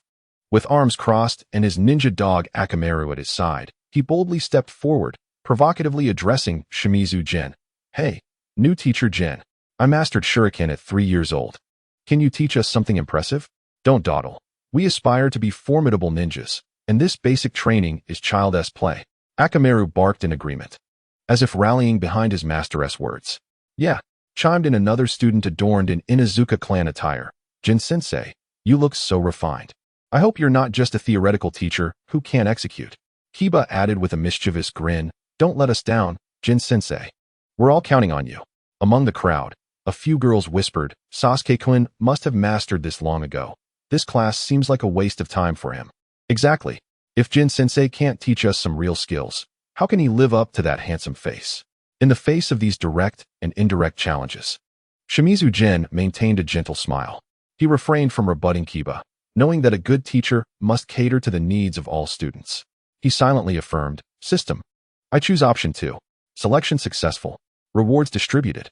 Tenfold teaching feedback activated. Precise skill replication loaded. And an additional 20 focus for students stacked with the aura of equitable teaching is now effective. A warm current flowed through Shimizu Jin's body, deepening his understanding of teaching while an intriguing connection formed between him and his students, allowing him to perceive their emotions and levels of focus more clearly. Unhurriedly, Shimizu Jin withdrew a standard kunai from his ninja tool pouch. Foundations are often the only path to strength, he softly stated, surveying the crowd. Do not underestimate kunai training. Only by solidifying the basics can one grow strong. With a subtle flick of his wrist, he released the kunai, producing a barely audible sound as it soared with precision, embedding itself at the very center of the distant wooden target. The force was neither too strong nor too weak, merely enough for the tip to penetrate the target's heart, causing its tail to tremble slightly. This seemingly simple maneuver, imbued with extraordinary control, instantly hushed the previously raucous atmosphere. Kiba's bravado dimmed as he muttered, "Humph. That's just average." Yet his gaze had lost its earlier arrogance.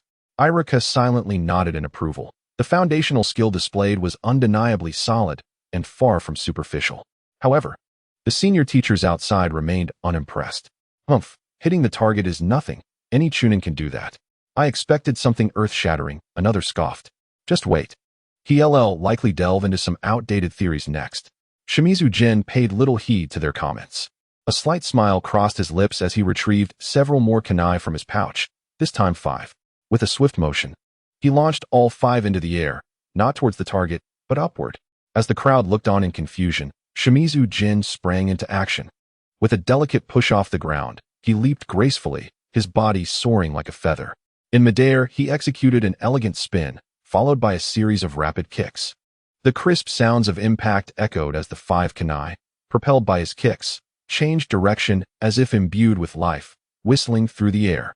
In a stunning display, the 5 kunai simultaneously struck the target, creating a perfect plum blossom formation, deeply embedding themselves in the heart of the same target area.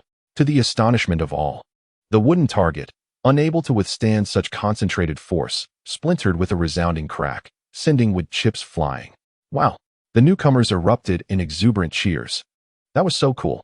Jin-sensei is amazing." Sakura Haruno and Ino Yamanaka were especially enthralled, their eyes sparkling, cheeks flushed, hands covering their mouths in excitement. Even the typically aloof Uchiha Sasuke revealed a hint of astonishment.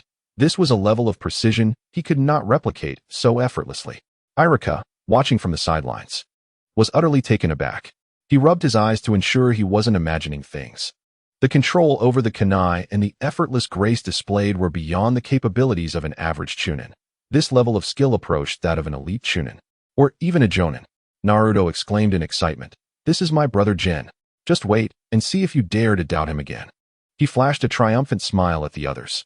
Meanwhile, the previously mocking senior teachers now resembled fish caught out of water, mouths agape, but unable to produce any sound. Their expressions shifted between shades of green and white, a tapestry of disbelief. While they might have managed the precise throw, the airborne blind kicks that accurately struck and shattered the target exceeded the abilities of these ordinary chunits. After a prolonged silence, one finally stammered, "This only proves he is skilled. It doesn't necessarily mean he can teach students." Exactly. Being talented and effectively teaching students are two different matters. Unless he can elevate a complete novice to this level. Though these words were somewhat defensive, they echoed the sentiments of many. Shimizu Jin observed everything with a serene smile. He slowly directed his gaze towards the small figure with dazzling golden hair, whose face was flushed with excitement due to his performance. "Naruto," Shimizu Jin spoke gently. "Do you want to give it a try?" The moment these words left his mouth, the entire venue seemed to be paused, all eyes turning in unison towards Naruto, who stood awkwardly in the corner of the crowd. "Naruto? Can he really do it? He doesn't seem to come from a prominent family, does he? Are you serious, Jin-sensei?" The students murmured among themselves, many wearing expressions of skepticism. Inuzuka Kiba looked particularly doubtful. "Are you sure about this, Jin-sensei?" Irika's heart raced as he opened his mouth. To have a child who had never even touched a shuriken demonstrate in public. What if he faltered? Wouldn't that severely undermine his confidence? Naruto himself was bewildered, having been lost in his own amusement when suddenly called upon. Realizing the situation, his small face turned crimson as he nervously fidgeted with the hem of his clothes, stammering, "I can't, Jin bro, I've never practiced before." His voice trembled slightly. He was afraid of failure, terrified of becoming a laughingstock in others' eyes. He could hardly hit the target, let alone replicate Jin bro's extraordinary feats. Shimizu Jin stepped closer to Naruto, his warm hand gently patting the boy's slightly trembling shoulder. Don't be afraid, Naruto. His voice exuded a reassuring strength, while he discreetly activated the guardian smile and his affinity effect towards Naruto. In an instant, Naruto met Jin's gentle and encouraging gaze, and his inner turmoil miraculously began to calm. Believe in me, and also believe in yourself. You possess great potential. Jin continued, his voice imbued with trust. Now, closely feel the strength and techniques I will guide you through. He picked up a shuriken and placed it gently in Naruto's tense grip, then adjusted the boy's hold and stance. Next, Jin's hand covered Naruto's small one, guiding him to lift his arm and aim at the distant target. Meanwhile, Jin silently chanted in his mind, System, activate skill precision replication on Uzumaki Naruto. Skill precision replication on Uzumaki Naruto has been activated. A mysterious force instantly transmitted every detail from his previous shuriken throw, from the muscle exertion to the subtle flow of chakra, to the angle and timing of his wrist flick, perfectly imprinting it into Naruto's perception. Naruto felt a powerful energy emanating from Jin's hand, guiding his arm. He could vividly envision how the shuriken would fly along this trajectory, hitting the target with precision, every point of force clearly detailed. It was an unprecedented and wondrous experience. Now throw. Jin's voice echoed in his ear. Acting on instinct, or rather, under the influence of that guiding energy and perception, Naruto released the shuriken. Whoosh. A sharp sound sliced through the air. The shuriken became a dark blur, tracing a perfectly straight line through the air. It struck the target dead center. The entire training ground fell into an eerie silence. The sound of a pin dropping could be heard. Everyone stared wide-eyed, incredulously at the shuriken embedded in the target. Then back at the equally stunned Naruto. Naruto himself was in shock. He gazed at his small hand, then looked up at the target. His bright blue eyes filled with disbelief. I did it. He stammered, scarcely able to grasp the reality before him. Did I really throw that? Shimizu Jin released his hand, a look of satisfaction gracing his features as he nodded gently. See, Naruto, I told you, you have great talent. Through his divine teacher template, he could perceive the vast, nearly overwhelming chakra within Naruto, which had appeared clumsy due to a lack of proper guidance. With just a bit of direction, astonishing potential could be unleashed. Come, try again. This time, Jin let go of Naruto and handed him 3 shurikens. Still in a state of shock, Naruto instinctively accepted them and raised his hand. Swish, swish, swish. 3 dark shadows flashed almost simultaneously. Thud, thud, thud. The 3 shurikens once again struck the target with pinpoint accuracy, forming a small triangle. This time, the shock experienced by the spectators far surpassed Jin's earlier dazzling demonstration. It was more direct and utterly astounding. If the first hit had been a coincidence, aided by Jin-sensei, what about these consecutive 3 throws? And all accomplished independently by Naruto. Wow! The crowd erupted in astonishment. Naruto abruptly turned to face Shimizu General in that moment. Jin transformed from merely a gentle elder brother into a radiant light, dispelling all of Naruto's insecurities and doubts. Throughout his life, how many times had he been called a monster? How many times had he faced disdain and rejection? He had never imagined that one day he could perform such an astonishing feat in front of so many people. He could be the center of attention. All of this was thanks to Jin. Jin bro. Naruto's eyes glistened, his voice thick with emotion and gratitude. At this moment, under the spotlight of attention, both Naruto and Shimizu Jin became the undeniable focal point of the training ground. Is this for real? Inuzuka Kiba's mouth hung open, wide enough to fit an egg. His eyes as round as saucers, even forgetting to call out to Akamaru in his hand. How could that be? He had never practiced. This was illogical. He rubbed his eyes vigorously, glancing back at the target, then at Naruto, whose face was brimming with excitement, almost to the point of tears. This new teacher might actually be exceptional. For the first time, Kiba felt an overwhelming shock towards a teacher. Uchiha Sasuke's normally impassive face displayed a flicker of emotion. A hint of astonishment crossed his gaze, but it quickly returned to calm, though his scrutiny of Shimizu Jin deepened. Just luck, he murmured under his breath. Though even he found it hard to believe. This teacher's demonstration was undeniably flawless. His teaching methods might be worth emulating. Meanwhile, the previously chattering girls now gazed at Shimizu Jin with hearts in their eyes. Jin-sensei is amazing. Not only is he handsome, but he also teaches so well. If Naruto can throw that accurately, we surely can too. Their looks towards Naruto were now tinged with both surprise and envy. Irika, standing on the sidelines, was equally astonished. Just moments ago, he had been anxious for Naruto, fearing he would embarrass himself. Yet, Naruto had truly succeeded, and with such a perfect throw. After the shock came profound admiration and an indescribable sense of relief. Jin-sensei's teaching ability far exceeds my expectations. It's unbelievable. Irika clenched his fists in excitement. The future of Konoha truly has hope. I was worried about his youth and inexperience, but it seems I was overly concerned. The third Hokage truly has an eye for talent. As for the few upperclassmen who had earlier mocked him, their faces now flushed with embarrassment. Wishing they could find a hole to hide in, they exchanged glances, their earlier arrogance vanished. One of them discreetly tugged at a companion's sleeve, signaling. The group, as if granted a reprieve, quietly slipped away while everyone's attention was fixated on Naruto and Shimizu Jin. Remaining any longer would surely feel like an embarrassment too great to bear. Shimizu Jin observed the students' exuberant expressions on the training ground, along with Naruto's rejuvenated gaze, and merely smiled in silence. His ambition extended far beyond enabling Naruto to hit a target. He aspired for this cohort of students to surpass the original narrative entirely. With that thought in mind, he clapped his hands, declaring, "All right, students, I will teach each of you in turn." Instantly, all the students brimmed with anticipation for the forthcoming practical lesson.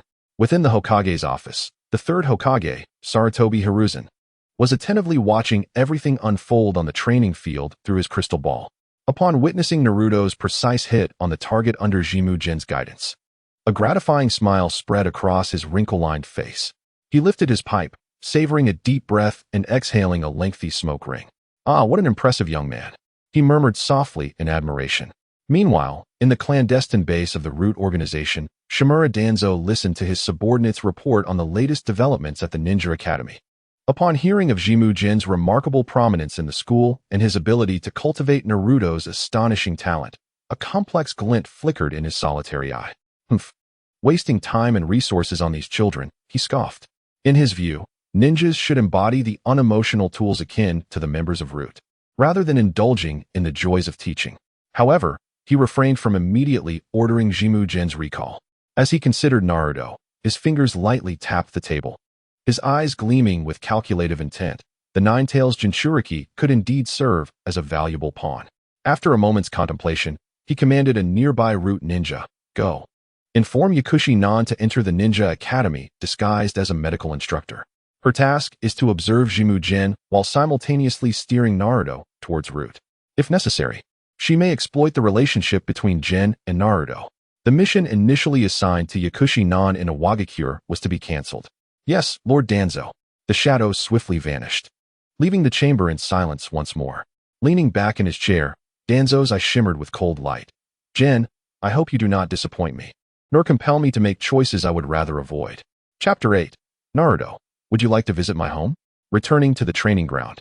The atmosphere was electrified by Naruto's astonishing throw. "Wow. Teacher Jin. Teacher Jin. I also want to learn. I want to throw like Naruto. Teacher Jin, look at me. I can definitely learn faster than Naruto. Teacher Jin, that aerial kunai kick you did earlier was so cool. Can you teach us that?" The previously uninterested students suddenly buzzed with excitement, eagerly surrounding him, their eyes sparkling with admiration. Even Inuzuka Kiba, who had been among the most boisterous, approached with a sheepish grin, saying, "Ahem, Teacher Jin, if Naruto can throw that accurately, I can too. Can you give me some pointers?" His companion, Akamaru, barked enthusiastically, wagging his tail vigorously. Shimizu Jin maintained his gentle smile, unperturbed by Kiba's change in demeanor, for they were merely children. He raised his hand to calm the eager crowd. "Students, please, one at a time." His remarkable insight as a master educator allowed him to perceive each student's talents, personalities, and current limitations with clarity. This made his tailored instruction effortlessly achievable. He approached a timid little girl, Hinata Hyuga, who appeared somewhat inconspicuous among the crowd and was nervously clutching her clothes. "Hinata, do not be anxious," Shimizu Jin said softly, discreetly utilizing his skill, precision mimicry. He took a kunai, guiding her hand on how to grip it properly, adjusting her stance, and directing her to exert force. Whoosh. The kunai traced a relatively straight arc. Though it did not hit the bullseye, it firmly lodged itself into the target. far surpassing her previous attempts. I hit it," Hinata exclaimed in surprise, instinctively glancing at Naruto, her cheeks flushing. Ding. Student Hinata Hyuga has successfully mastered basic kunai throwing. Host receives tenfold feedback. Chakra control experience 10, taijutsu experience 5. A faint yet distinct warmth surged within Jimmu-jin, enhancing his finesse and chakra manipulation. "See, quite simple, isn't it?" he encouraged. "You possess great potential. Continue to strive." Hinata shyly nodded, a faint smile gracing her face. Following this, Jimmu-jin patiently guided each student. For those with familial legacies and some foundational skills, like Inuzuka Kiba, he focused on refining techniques. "Kiba, you have substantial strength, but your power is somewhat scattered. Try to concentrate your force in your wrist. Yes, just like that. Use your waist to drive your shoulder, then transmit it to your arm." Kiba listened, somewhat perplexed. Yet he followed Jimmu-jin's guidance and attempted to apply it. Whoosh. Crack. The kunai was released with noticeably greater speed and precision, missing the bullseye by mere inches. "Oh, this really works," Kiba exclaimed, inspecting his hand. Then looking at Jimmu-jin, his previous skepticism vanished, replaced by admiration and excitement. Scratching his head, he grinned. "Teacher Jin, you really know your stuff. Much clearer than what my old man teaches." Although he couldn't replicate Jin's aerial kunai kick, the improvement in his throwing accuracy was undeniable. Now fully convinced, Kiba even took on the role of a discipline monitor, scolding classmates who whispered to one another, "Hey, pay attention to Teacher Jin. Don't disturb our learning." Akamaru barked in agreement, exuding a sense of authority. Meanwhile, Uchiha Sasuke stood quietly at the edge of the crowd. Unlike his classmates, he did not clamor for attention. Yet he observed every movement and instruction from Jimmu-jin, committing them to memory. He too attempted to adjust his throwing posture, incorporating the techniques demonstrated by Jimmu General Whoosh. A kunai flew from his hand, striking the bullseye with precision. Though he could already accomplish this feat, it felt significantly easier this time, and his control over the force was notably more effortless.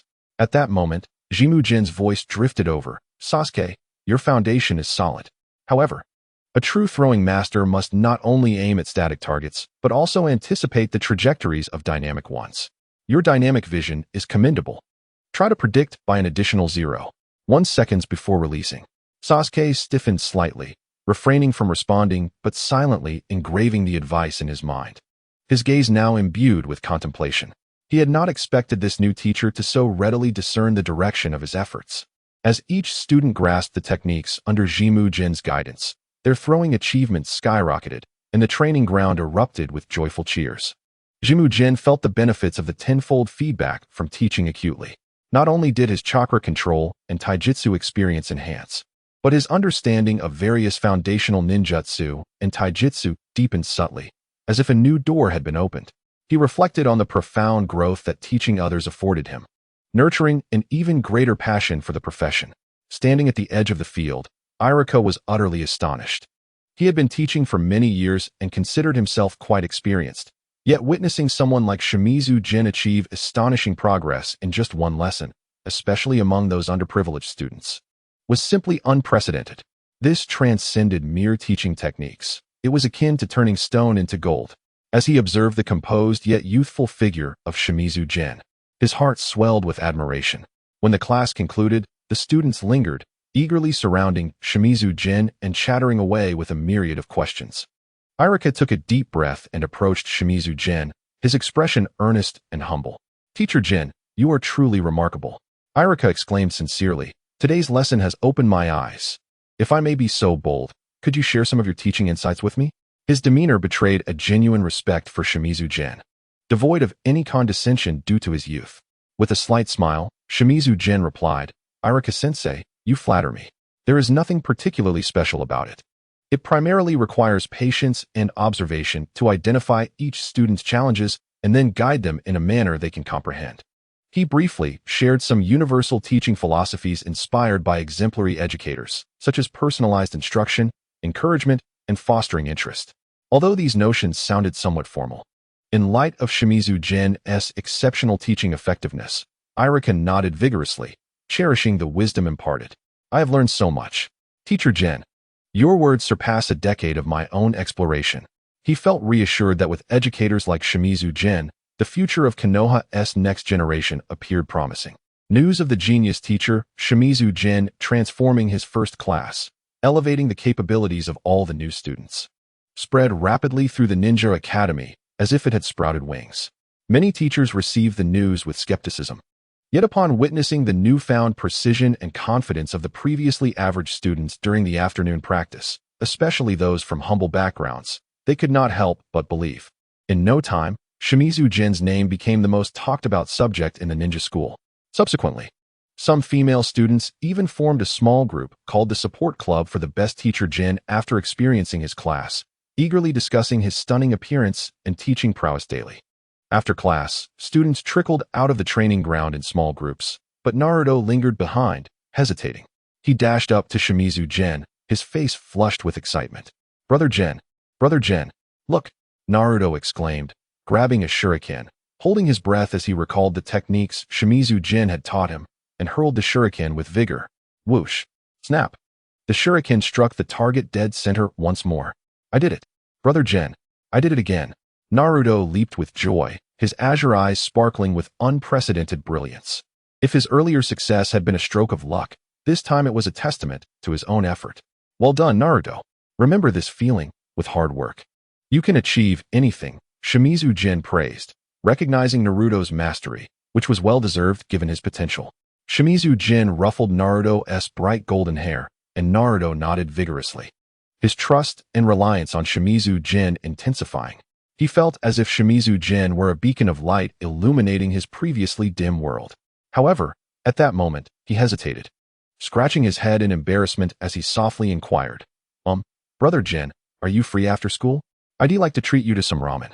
At Ichiraku Ramen. It's my treat. He clutched the crumpled bills in his pocket, the result of his long-saved pocket money.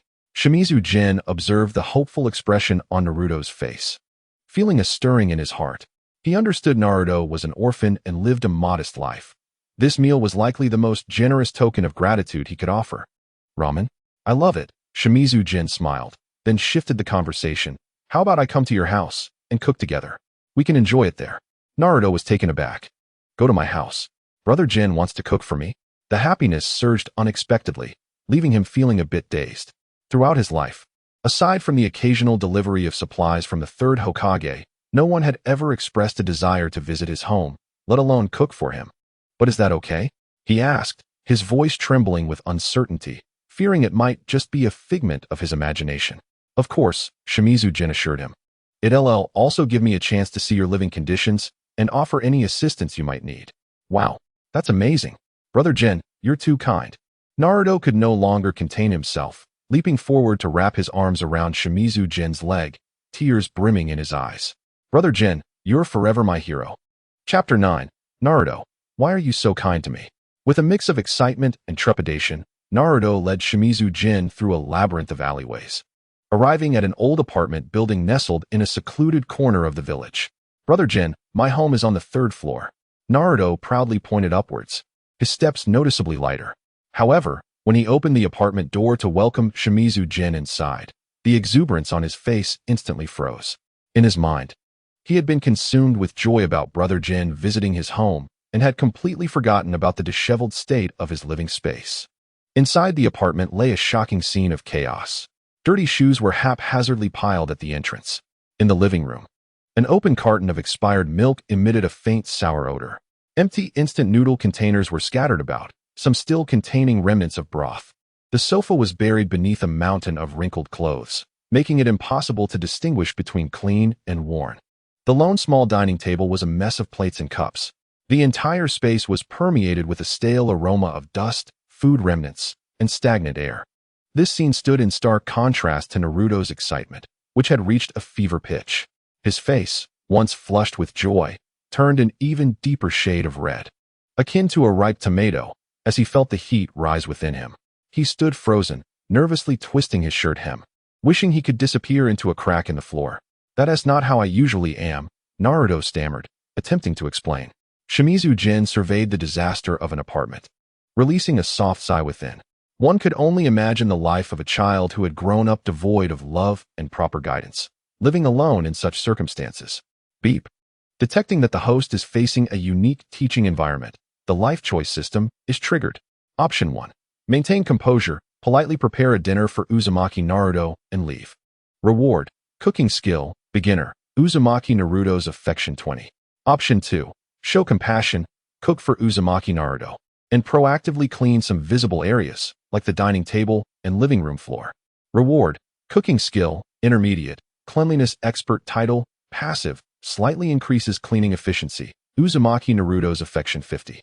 Option 3. Fulfill the role of a mentor, thoroughly clean Uzumaki Naruto's home while teaching him essential life skills, including organization, daily cleaning techniques, basic cooking, shopping planning, etc. And provide enough healthy ingredients for a week. Reward. Cooking skill, advanced, life mentor aura, passive, enhances effectiveness when teaching life skills by 300. Increases student learning efficiency by an additional 50, significantly boosts student happiness and sense of achievement and self-sufficiency. A random level ceiling technique. Looking at the 3 options before him, Shimizu Jin hesitated not for a moment. System, I choose 3. As a man determined to be a good teacher, how could he be content with merely preparing a meal and departing? It is far more beneficial to teach one to fish than to simply give them a fish. Equipping Naruto with the skills necessary for life is of far greater importance than a single meal or a trifling sum of money. Deng. Choice confirmed. Congratulations, host. You have obtained the level of passive aura, life mentor aura. Deng. Congratulations, host. You have acquired the simplified version of the 4 symbols sealing technique. Deng. Congratulations, host. You have gained culinary skills, advanced. In an instant, a torrent of intricate and sophisticated knowledge regarding the simplified version of the 4 symbols sealing technique surged into Shimizu Jin's mind. From the composition of the technique to the subtle manipulation of chakra, every detail was crystal clear, as if he had practiced it countless times before. Simultaneously, memories related to culinary skills flooded his consciousness. A wondrous sensation enveloped him, a manifestation of the life mentor or his influence. He felt an instinctual intuition and affinity regarding how to teach others to organize their chores and plan their lives. Shimizu Jin gathered his thoughts and turned to the flustered Naruto. It's all right, Naruto, he said gently. A house can appear a bit messy when it is too empty. Let us work together, and soon we shall transform it into a clean and comfortable space. Huh? Together? Naruto looked up in disbelief. Was Jin not bothered by the chaos of his home and willing to help him clean? Of course, Shimizu Jin replied, rolling up his sleeves with ease. First, let us open the windows for ventilation, and then we can start by clearing out the trash, shall we? The life mentor aura subtly activated. Shimizu Jin's voice carried a convincing and reassuring power. As Naruto observed Jin's earnest demeanor, the embarrassment and anxiety within him gradually gave way to an inexplicable warmth. He nodded vigorously, yeah? Okay. At first, Naruto was indeed clumsy. When tasked with sorting and bagging the trash, he would mix recyclables with non-recyclables. When asked to wipe the table, either the cloth was too wet, causing water to drip everywhere, or he used too much force, leaving it still greasy after much effort. When it came to tidying up the clothes strewn across the sofa, he was even more flustered, folding them haphazardly, resembling a heap of wilted greens. Several times, he blushed with embarrassment and muttered softly, I'm sorry, Jin, I seem to be making things worse. Yet, Shimizu Jin maintained immense patience. With the teaching effect of the life mentor aura at a remarkable level of 300, he was able to guide Naruto in the simplest and most straightforward manner, ensuring that Naruto could easily comprehend. Look, Naruto, when you fit the trash bag over the bin, folding the edges will prevent it from slipping down. When wiping the table, the cloth should move in one direction. See, this way, the grease is easily lifted. Folding clothes is actually simple. First, tuck the sleeves in, then fold it in half. And then in half again. See, it's quite neat, isn't it? As he spoke, he demonstrated each action with methodical precision, creating a visually pleasing experience. Naruto's eyes widened as he watched intently. Under the potential influence of the aura, Naruto's learning efficiency was astonishingly high. Gradually, he transitioned from his initial clumsiness to a more competent performance. He even realized that cleaning was not as dull and tedious as he had imagined. When he personally tidied up a cluttered corner and beheld its newfound orderliness, an unprecedented sense of accomplishment washed over him. Jen, look, I made this area clean, Naruto exclaimed, pointing at a section of the floor that he had scrubbed until it gleamed. Yes, Naruto, you did exceptionally well. Much better than when I first cleaned. Shimizu Jin offered timely encouragement. Naruto beamed with delight at the praise, his motivation surging. The once filthy and chaotic apartment was undergoing a remarkable transformation through their joint efforts. The trash was cleared away, the floors were wiped clean, items were neatly arranged, and the air became fresh. While clearing the clutter under the bed, Shimizu Jin's movements suddenly paused. He picked up a slightly yellowed piece of drawing paper from a pile of old books and empty boxes. The edges of the paper were worn, indicating it had been frequently handled. On it were drawn 3 stick figures holding hands, with the central figure, a golden-haired, blue-eyed boy, beaming with joy, undoubtedly a representation of Naruto himself. Flanking him were 2 indistinct adult figures, smiling gently as they held Naruto's hands. This was clearly the young Naruto's imagination and longing for his parents. Noticing Shimizu Jin's gaze, Naruto's expression changed abruptly. He dashed over, a hint of panic in his demeanor, and snatched the drawing from Jin's hands, clutching it tightly behind his back as if it were a shameful secret. "It's just a piece of paper. It's nothing," he stammered, his eyes darting away, his voice tight. A pang of understanding struck Shimizu General. He was well aware of who Naruto's parents were. Knowing they were heroes who sacrificed themselves to protect the village and Naruto, he also understood that the third Hokage concealed this fact to safeguard Naruto. Observing the tension and stubbornness in Naruto's expression, he chose not to unveil the truth at that moment, sparing the lonely child from the burden of being a hero's son and the pain of deception too soon. Some truths require a more opportune moment. For now, he merely wished to protect this childlike innocence and simple yearning for home. His resolve to guide Naruto towards a brighter and warmer future only grew stronger. "That's a wonderful drawing," Shimizu Jin said casually, smiling softly. "What a loving family." Naruto peeked at Shimizu Jin, relieved to see no unusual expression on his face, although he still clutched the drawing tightly. Once the apartment was thoroughly transformed, Shimizu Jin began preparing dinner. The ingredients in Naruto's home were indeed woefully insufficient, consisting only of a few nearly expired eggs, some wilted vegetables, and a small bag of rice. Fortunately, he had purchased additional ingredients on his way over, and with his advanced culinary skills, even a simple home-cooked meal emanated an enticing aroma under his hands. The remaining eggs were not wasted. He made Naruto a golden fried egg with beautifully crisp edges. When the steaming dishes and fried egg were laid out on the pristine little dining table, Naruto stared in awe. The clean and tidy home, the sunset's warm glow streaming through the windows, and the delightful aroma of the food filled the air. All of this felt strangely unfamiliar, yet profoundly desirable. For the first time, he distinctly felt what it meant to experience the warmth of a home. "Give it a try," Shimizu Jin offered, handing Naruto a pair of chopsticks. Naruto took the chopsticks, scooping up a large mouthful of fried rice and shoving it into his mouth. Delicious. So good. Despite being the simplest of ingredients, it was far tastier than anything he had ever eaten before. He devoured the food voraciously, grease dripping from his mouth, and his eyes unwittingly glistening with moisture. It was not just the exquisite taste of the food that moved him, but a deeper, more complex emotion, the happiness of being cared for and treated with kindness. After a satisfying meal, with his stomach round and full, Shimizu Jin patiently taught him how to wash the dishes and how to properly dispose of kitchen waste. Once everything was tidied up, nightfall quietly descended. Naruto sat on the clean floor, gazing at Shimizu Jin, who was smiling and sipping hot tea, filled with admiration and gratitude. Summoning all his courage, he asked in a voice laden with complexity, "Jin, why are you so good to me?" Shimizu Jin set down his teacup and looked at him.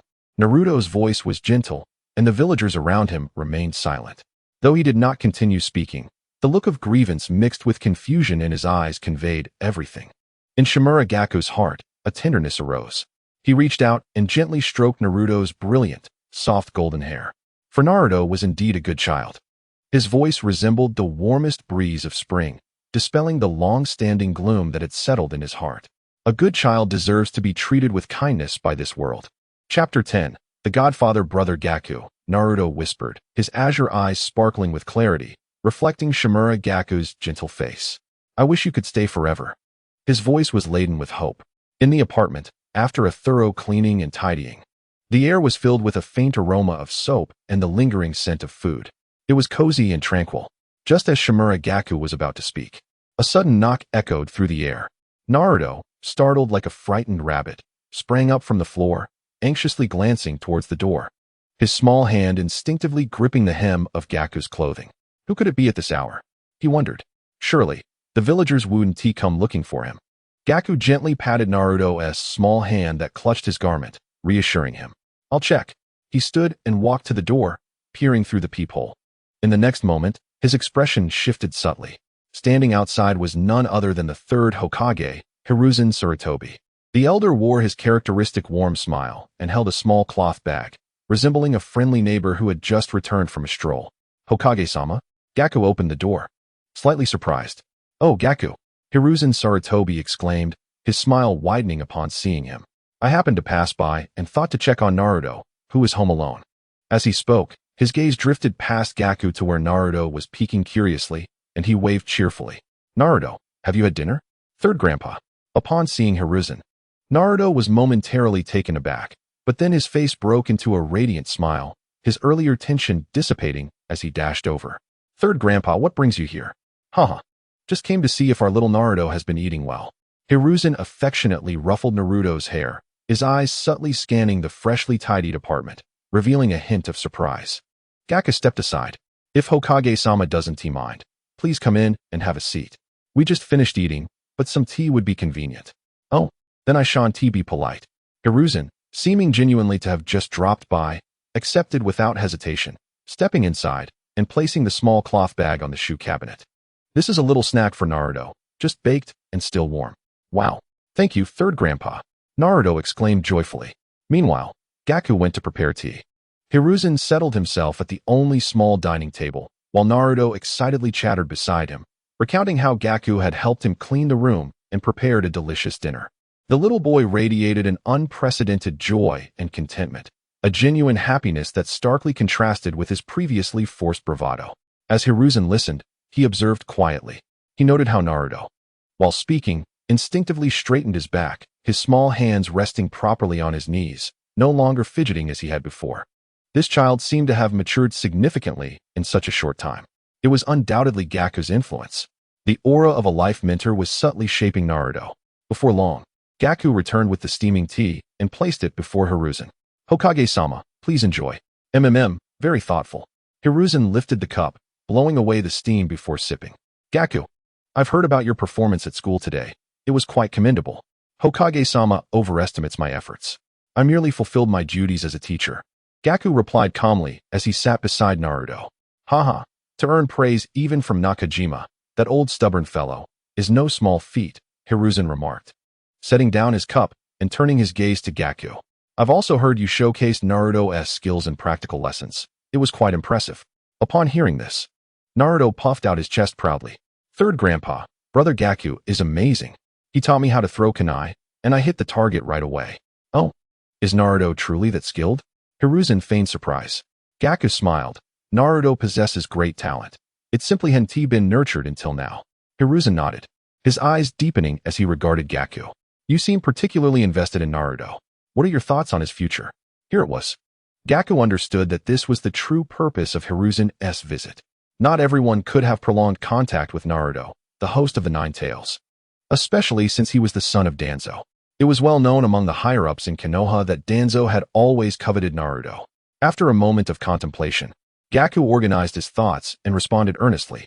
Naruto longs for recognition and warmth from others. I believe that for him at this stage. Mastering powerful jutsu is not as important as establishing a correct and positive value system. He must genuinely feel love and learn what it means to protect what he holds dear. Strength should exist to safeguard, not for destruction or mere power. These words resonated perfectly with Hiruzen's long-promoted will of fire and the educational philosophy of Konoha, evidently articulated by Gaku after careful consideration. However, Hiruzen appreciated such sentiments. His smile became more genuine, shedding its formulaic fade, and he rhythmically tapped his fingers on the table, revealing his current delight. He gazed into Gaku's clear and resolute eyes, and then at Naruto, who looked at Gaku with admiration. The joy and sense of security radiating from Naruto were unmistakable.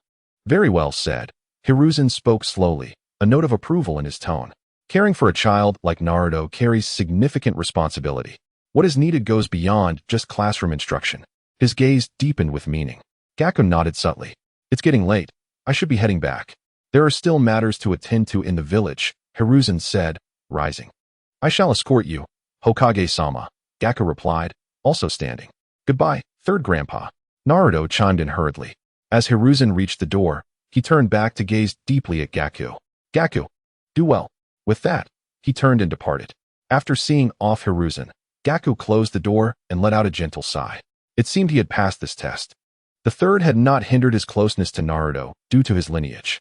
Naruto had been excited all evening. Now, as his taut nerves relaxed, weariness washed over him like a tide. He yawned widely, rubbing his sleepy eyes. Today, he had engaged in an epic cleaning session with brother Gaku, leaving their home spotless, followed by a delicious dinner and a visit from third grandpa. The little fellow was utterly exhausted, sustained only by a surge of excitement. Brother Gaku, I'm sleepy, Naruto said, clutching his little belly, his voice thick with drowsiness. Go wash up, then get to bed early, Gaku instructed. Naruto obediently nodded, completing his personal grooming before climbing onto the neatly arranged bed. Shimizu Jin tucked him in and sat at the bedside, with his eyes closed. Naruto's small face radiated a profound sense of satisfaction and drowsiness, the corners of his mouth curving upward slightly. He turned over, hugging his pillow, and murmured dreamily. If only you were truly my family, Brother General. The whisper was soft, yet it struck Shimizu Jin's heart like a warm current, touching the most vulnerable part of his soul. The term family held extraordinary significance for him, a being from another world, and for this body raised in a chilling environment. For Naruto, it was almost a lifelong aspiration. At that moment, a familiar notification chimed in Shimizu Jin's mind.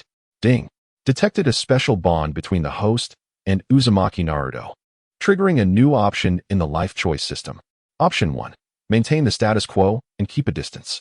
Continue as a teacher at the Ninja Academy and a regular friend, offering limited care and assistance to Uzumaki Naruto within the bounds of rules, occasionally visiting and providing life guidance.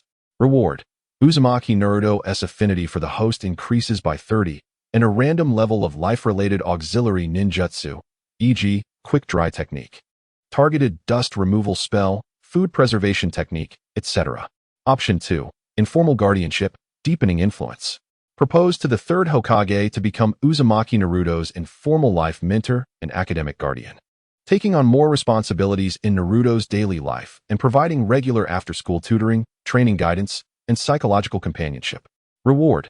Special title Naruto's Enlightener. While wearing this title, any form of teaching will increase Naruto's learning efficiency by 20, speed up the host's affinity acquisition by 10, and make it easier for Naruto to accept the host's ideas. Personal cooking skills, advanced, automatically elevate to culinary skills, master level.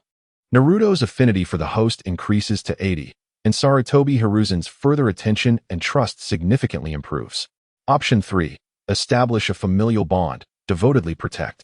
Resolve to fully undertake the responsibility of guarding Uzumaki Naruto's growth, not merely as a guide in life and learning, but also as a sanctuary for his spirit. In the name of a godfather, promise to provide him with a true home, and use this as a foundation to guide him in understanding the essence of his power, leading him toward a genuine path of light. Reward. Special bond both teacher and father, limited to Uzumaki Naruto, activates and deeply binds, effect, when training or fighting alongside Naruto. Both parties will experience a resonant enhancement of specific abilities, and Naruto's trust and reliance on the host will reach an ultimate level, significantly enhancing the host's positive guidance effects on Naruto, subtly influencing his temperament. Gain the special ability Guardian Teleportation, limited to Uzumaki Naruto, effect, when Naruto encounters a life-threatening danger beyond his capacity to handle, regardless of where the host is. He can instantly teleport to Naruto's side to provide protection, limited to once per day, entering a 24-hour cooldown period thereafter. And fully unlock the exclusive cultivation roadmap for guiding the Nine-Tails Jinchuriki, including methods for positive guidance and harmonization of Nine-Tails chakra, various effective emotional guidance techniques. A series of special training programs for controlling and elevating the Jinchuriki's power, and improved knowledge and application methods for several forbidden sealing techniques. The three options presented themselves to Shimizu Jin like three distinct paths of life. The first option was instantly dismissed. It felt too utilitarian and cold. The second option appeared quite appealing, offering generous rewards and aligning with his current endeavors, while also gaining further trust from the third Hokage. However, the third option, his gaze involuntarily fell upon Naruto's peaceful sleeping face. Even in slumber, Naruto's brow would occasionally furrow slightly, suggesting that even in dreams, he could not wholly escape the shadows of long-standing loneliness, anxiety, and exclusion. If only you were truly my family, Brother Jin. Naruto's yearning murmur echoed in his ears once more. Family. Shimizu Jin's gaze became resolutely steadfast. System, I choose option 3, he silently affirmed. Deng. Choice confirmed. Congratulations, host, on choosing to establish a familial bond.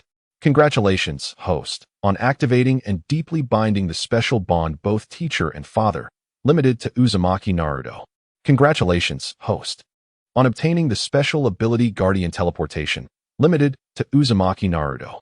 Congratulations, host, on successfully unlocking the exclusive cultivation roadmap for guiding the Nine-Tails Jinchuriki. Relevant knowledge has begun to transfer. In an instant, an indescribable and wonderful connection, like an invisible thread, quietly established itself between him and the sleeping Naruto. Shimizu Jin could distinctly feel a profound bond surpassing that of teacher and student, friend and companion. Simultaneously, a torrent of vast and intricate knowledge regarding how to guide the Nine-Tails Jinchuriki, improve sealing techniques, and assist Naruto in mastering that destructive power and transforming it into a protective force surged into his mind. Shimizu Jin gently extended his hand, tucking Naruto's blanket snugly around him. A tender smile graced his lips, filled with unprecedented warmth and determination. He gazed at Naruto, whispering softly in a voice only he could hear, Naruto, behold, from this day forth, you shall no longer be alone. I will provide you with a true home. At that moment, in his dreams, Naruto's slightly furrowed brow began to relax, and a serene, sweet smile graced his face. Chapter 11. Medikiano U the next day. Ninja Academy. The air was suffused with the scent of old books and a hint of ink, accompanied by the refreshing chill specific to the morning. After parting ways with Naruto, Shimizu Jin entered the somewhat noisy office with renewed vigor. Having experienced numerous life choices and acquired various abilities, he felt increasingly confident, his demeanor more striking than ever. Today, he donned a more polished, dark-hued teacher's uniform, accentuating his tall stature. Good morning, Teacher Jin, Irika exclaimed brightly upon seeing him. Have you heard? Your practical class has become the most popular course in the entire grade. Many upperclassmen have come asking if they can audit it. Irika's voice was quite loud, catching the attention of several younger teachers in the office, who looked on with a mix of envy and curiosity. Most genuinely admired Shimizu Jin's teaching ability, as the remarkable transformation in his class was evident to all. Teacher Irika, you flatter me. It's enough that the students enjoy it, Shimizu Jin replied, not shying away from the praise, engaging in conversation with Irika. Building good relationships with colleagues at school held its own value. Soon, some amiable teachers were drawn over, seeking advice on teaching methods. However, in a corner, a few older, somewhat self-important teachers wore less than pleasant expressions. They exchanged glances and lowered their voices, yet their condescending comments were still faintly audible. Humph, it's merely luck. Yes, just some attention-grabbing antics. Children love excitement, but it won't last long. Irika's expression darkened at their words. It's always you people. Yesterday, he hadn't spoken up since he had no personal connection with Shimizu Jin, but now, as someone he deeply respected, he wouldn't allow these individuals to maliciously belittle him. Others also joined in condemning the self-important teachers. Shimizu Jin, however, paid no heed to the gossip, his expression calm, simply smiling and nodding in gratitude to Irika and the friendly colleagues. He had long since acclimated to such an environment, where, no matter the location, there were always those who could not bear to see others thrive. Rather than expending energy on futile justifications, it was far more prudent to let one's capabilities speak for themselves. At that moment, the office door swung open, and the director of education, Nakajima, strode in, his demeanor imbued with a sense of gravity. Following closely behind him was a woman donned in a fitted cream-colored teacher's suit, her delicate frame adorned with slender-framed glasses, exuding an aura of intellect and gentleness. Her steps were light, and her gaze serene, imparting a refreshing sense of springtime warmth. Everyone, please settle down, Nakajima cleared his throat. Allow me to introduce our newest addition to the teaching team, Professor Yaoshiyu. With a subtle gesture, he beckoned the woman forward. Professor Yao possesses a wealth of experience as a medical ninja and will be assisting with certain teaching responsibilities. After a brief pause, he delivered a significant announcement. The Hokage has specifically instructed that Professor Yao will initially serve as an assistant to Professor Shermu, observing and aiding in his teaching. The moment these words left his lips, the atmosphere in the office shifted dramatically, akin to a depth charge detonating in water. All eyes converged on Shermu and Yao, a tapestry of envy, curiosity, and intrigue weaving through the crowd. Particularly, those teachers who had previously harbored resentment towards Shermu glared with expressions that spoke volumes of their disdain, clearly suggesting that connections and influences made all the difference, as evidenced by the extravagant arrangement of a dedicated assistant. Even Irika cast a surprised glance between Shermu and Yao. Aside from the members of Root, most seasoned ninjas had heard of Yao Shiyu's illustrious reputation as a renowned medical ninja during wartime, later overseeing an orphanage. Her skills and character both widely lauded. The sudden appointment of someone with such qualifications as a teacher's aide to a novice educator raised eyebrows and sparked speculation. Shermu himself was taken aback. Was Yao Shiyu not a member of Root? What had prompted her unexpected transition into teaching? Beep. The system has detected the host facing new challenges in collaboration and interpersonal dynamics, triggering new options in the life choice system. Option 1. Maintain professionalism. Treat Yao Shiyu as an ordinary colleague, keeping a respectful distance and concentrating on personal teaching. Reward. A standard teaching outline, Yao version, and neutral observational evaluation from Yao Shiyu. Option 2. Foster collaboration and showcase personal charm. Proactively engage with Yao Shiyu regarding teaching philosophies. Invite her to participate in course design. And demonstrate your teaching strengths and care for students to garner her approval and fondness. Reward. Random level medical ninjutsu. The passive skill of mutual growth. Teaching with designated colleagues increases understanding and skills by 50. And charm aura. Colleague-specific passive skill. Enhancing personal charm by 200 with cooperative colleagues. Facilitating trust and admiration, with a slight chance of developing a relationship beyond mere colleagues, along with high praise and curiosity from Yao Shiyu. Option 3. Assert dominance. Viewing her as an assistant. Directly assign tasks to Yao Shiyu, emphasizing your leadership role to swiftly establish a hierarchical relationship. Reward. Basic leadership for subordinates. Yao Shiyu's compliance with reservations and a slight increase in Danzo's attention, positive, indicating your control. Indeed, was this connected to Danzo? Shermu pondered. Contemplating the implications, it seemed Danzo had not relinquished his meddling, sending someone to monitor him. It made sense. Danzo was never one to back down easily. Based on his past experiences and understanding of Danzo, he knew him well. It appeared he would need to devise a strategy to counteract this interference. After some contemplation, Shermu's gaze swept over the three options. The first choice seemed too mundane, thus he dismissed it. The third option, while it might attract Danzo's attention, contradicted his goal of fostering harmonious relationships within the school, and coercing someone of Yao Shiyu's caliber would be ill-advised. With the attributes of a divine educator and numerous auras, he felt undaunted by any challenge. The arrival of Yao Shiyu was a move orchestrated by Danzo, yet it also represented an opportunity. He resolved to discreetly ascertain Yao's true stance. According to the original narrative, Yao Shiyu was not inherently malevolent. If he could win her over, it might prove beneficial. Moreover, the charm aura, colleague-specific, sounded intriguing. As the director of the orphanage and closely associated with Kabuto, establishing a rapport with her might indirectly influence Kabuto's trajectory, potentially yielding unforeseen consequences in Akatsuki's plans. More critically, she was a significant piece in Danzo's strategy. Gaining her loyalty would effectively diminish Danzo's power. As Shermu contemplated, the murmurs in the office grew louder. A senior teacher named Yamada, sporting a pair of small mustaches and a sharp gaze, was making snide remarks to a nearby colleague. Humph, the young lad has barely achieved anything and already struts about with a sense of superiority. Now they've sent an experienced medical ninja to cater to him. What an audacious display. Beside him, a teacher named Hanako, known for her penchant for gossip, chimed in with a sharp tone. Indeed, Professor Yao appears so gentle and capable, with such experience. Could she be here to clean up his mess?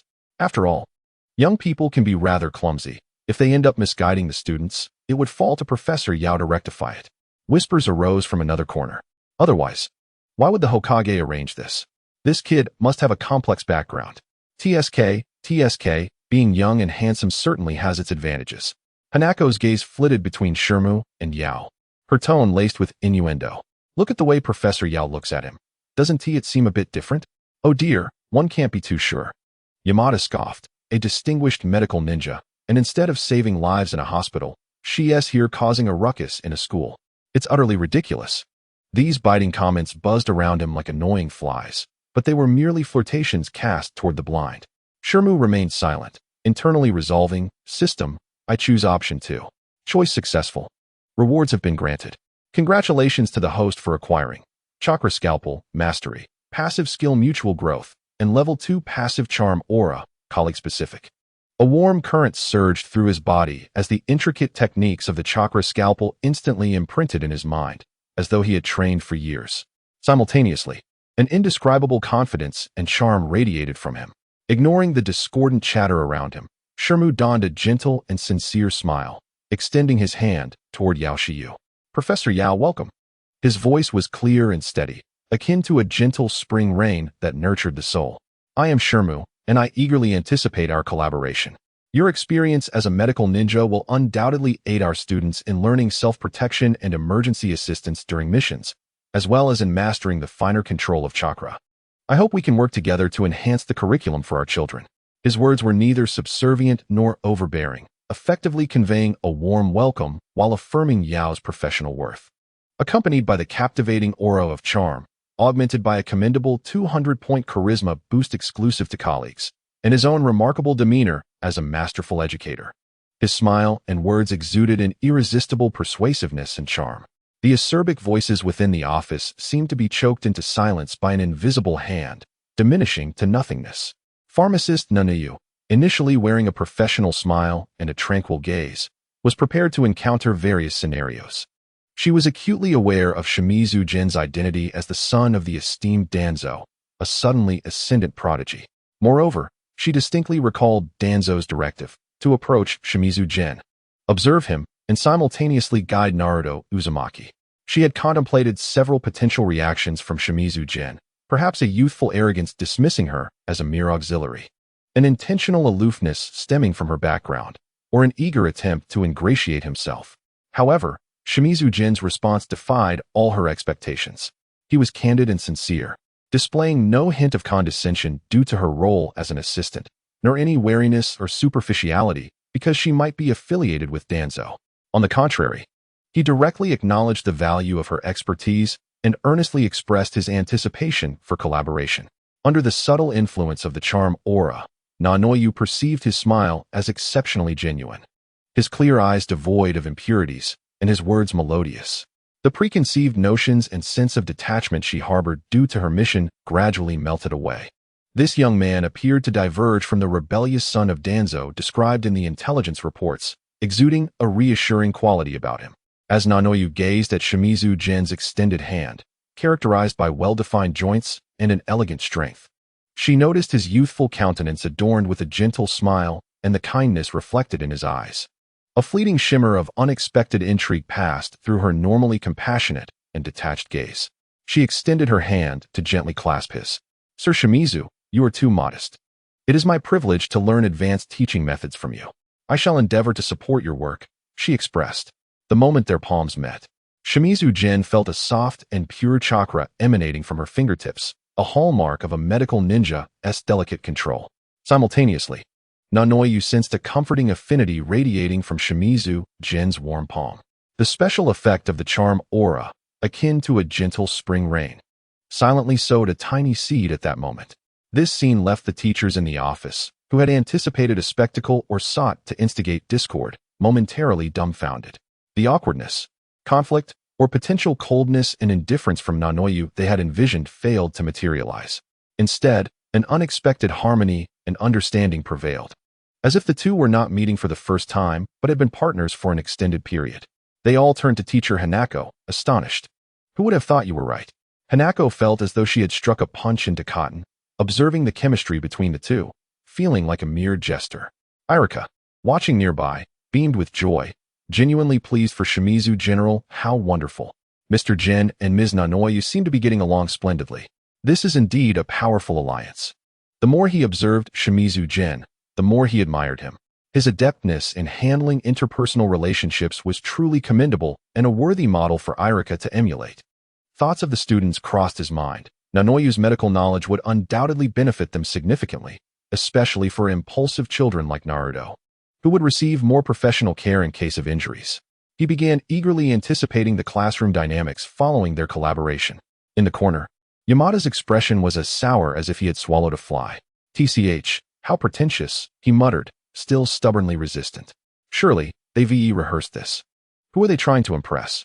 I refuse to believe that Ms. Nanoyu could be enchanted by this pretty boy. Jealousy brewed within him as he pondered, increasingly annoyed.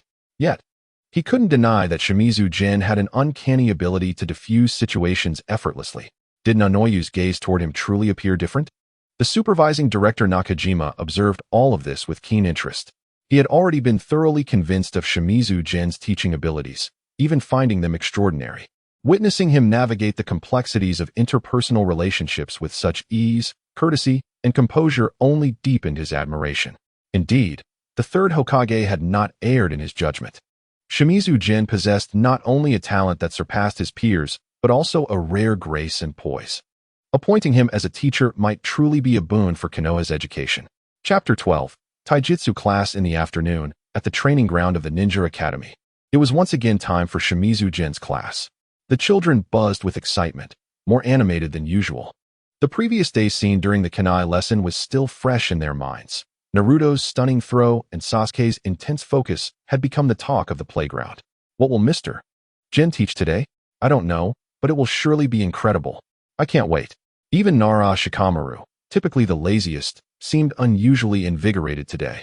Irika and pharmacist Nanoyu arrived early at the training ground. Irika wore a smile, observing the energetic children, and then glanced at the composed Shimizu Jin, feeling a sense of admiration. Truly, Mr. Jin could effortlessly engage the students' enthusiasm.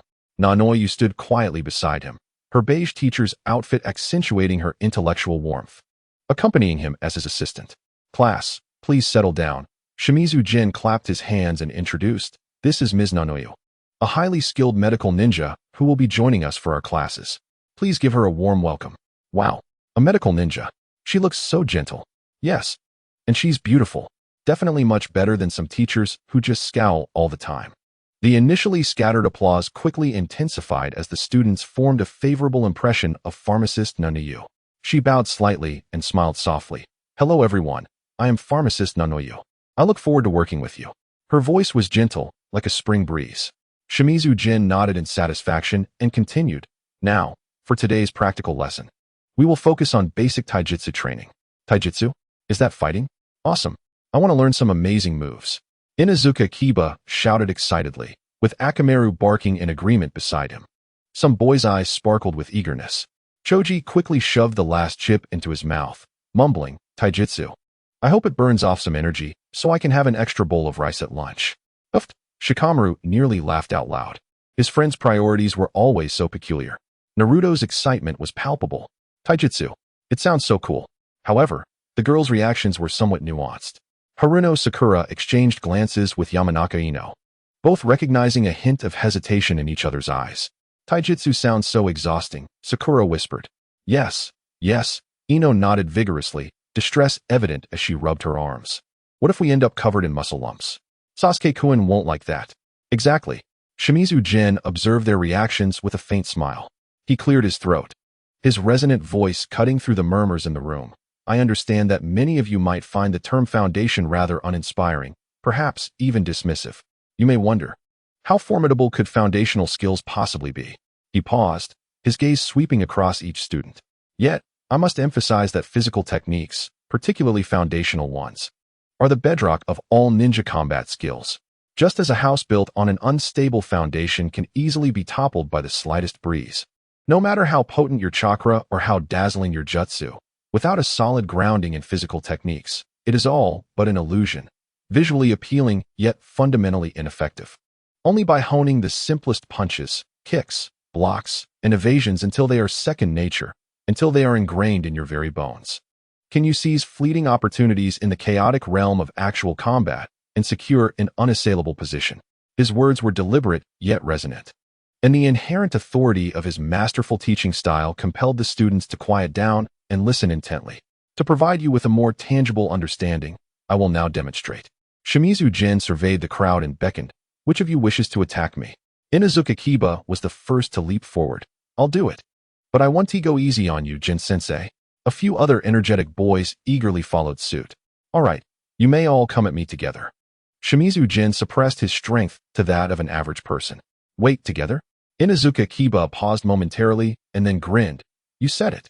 The boys exchanged glances, chuckling as they adopted their stances and charged at Shimizu Jin from various directions. Inuzuka Kiba shouted, charging forth with Akamaru, akin to a cannonball, aiming a punch directly at Shimizu Jin's face. However, just as Kiba's fist was about to connect, Shimizu Jin moved. He merely shifted his body slightly to the left. A motion so subtle it was nearly imperceptible, causing Kiba's punch to graze the hem of his clothing harmlessly, his momentum leading him to stumble forward uncontrollably. Before Kiba could regain his balance, Shimizu Jin deftly flipped his wrist, lightly placing his hand upon Kiba's outstretched arm, guiding him off balance with a gentle pull. Followed by a downward motion, Kiba felt an irresistible force coursing through his arm, a tingling numbness that rendered him unable to maintain his stance. He spun like a top, landing squarely on the ground, utterly disoriented. Woof! Akamaru, witnessing his owner's misfortune, rushed in from the side, attempting to bite Shimizu Jin's pant leg. Yet, Shimizu Jin seemed to possess eyes in the back of his head. Without even turning, he took a small step back, and Akamaru missed entirely, almost landing face-first in the dirt. Almost simultaneously, two other boys, flanking from either side, launched their attacks. The boy on the left executed a sliding kick. Yet, Shimizu Jin simply lifted one foot, gently tapping the opponent's calf with his toes, resulting in the boy feeling a wave of numbness shoot through his leg, causing him to collapse onto the ground with a yelp. The boy on the right fared even worse. He charged in with fists raised. But before he could comprehend Shimizu Jin's movement, he felt a tightness in his wrist, followed by a dizzying spin, as he was flung away by an invisible yet undeniable force, rolling twice on the ground before coming to a halt, dazed and unable to rise. The other eager students faced similar fates. Shimizu Jin did not need to initiate any attacks, merely relying on the most fundamental techniques of evasion, blocking, and an occasional feint. Along with simple joint locks and disarming maneuvers, he effortlessly subdued the eager volunteers. The entire sequence unfolded with a rapidity that left the onlookers in awe. His movements, though not swift in appearance, were executed with an exquisite precision. Every footfall, every pivot was executed at angles that confounded. The techniques he employed were not advanced. They were merely basic evasions and strikes. Yet, in his hands, these fundamental actions flowed with a grace that transformed the mundane into the extraordinary. Under the spotlight of attention, every movement and technique he displayed was etched into the students' minds, as if in slow motion, vividly clear. Wow! Someone gasped, prompting the rest to widen their eyes in astonishment. That's incredible. How did you do that, Jin-sensei? Inuzuka Kiba was the first to rise from the ground, rubbing his still tingling wrist and sore backside, his face a mixture of disbelief and shock. In that fleeting moment, he felt as though he were a mere puppet, manipulated effortlessly by Shimizu Jin. Utterly unaware of how he had fallen. This, Shimizu Jin said, his smile gentle, is what I mean by foundational physical technique. Mastering the simplest elements to their utmost can yield tremendous strength. You must understand that training in physical techniques is not solely about absolute power and speed. It is equally about the nuanced control of your body, an understanding of the mechanics of force, and the precise timing of offense and defense. Is that so? How impressive. Jin-sensei, please teach us. At that moment, none of the students found foundational physical techniques tedious or uninspiring. All were eager to grasp the techniques demonstrated by Shimizu Jin. Yao Xia stood to the side, a glimmer of intrigue in her eyes behind her glasses. Though not a combat-oriented ninja, her experience as a medical ninja endowed her with a keen perspective. Each of Shimizu Jin's movements had been executed with an almost perfect precision. His control over power seemingly effortless. An excess would be too heavy, a deficiency too light. Such a profound comprehension of the human body's joints and muscle dynamics was not a level achievable by just any ninja. After contemplating, she stepped forward as the students' enthusiasm began to settle, speaking softly. Jin Sensei's demonstration was indeed remarkable and revealed the allure of foundational physical techniques. Her voice was as gentle as a spring rain, calming the previously raucous atmosphere. From a medical ninja's perspective, proper training in physical techniques not only strengthens your physique and enhances combat prowess, but can also stimulate the development of your latent potential, enabling your growth to be exponentially more effective. Upon hearing exponentially more effective, many students began to focus intently.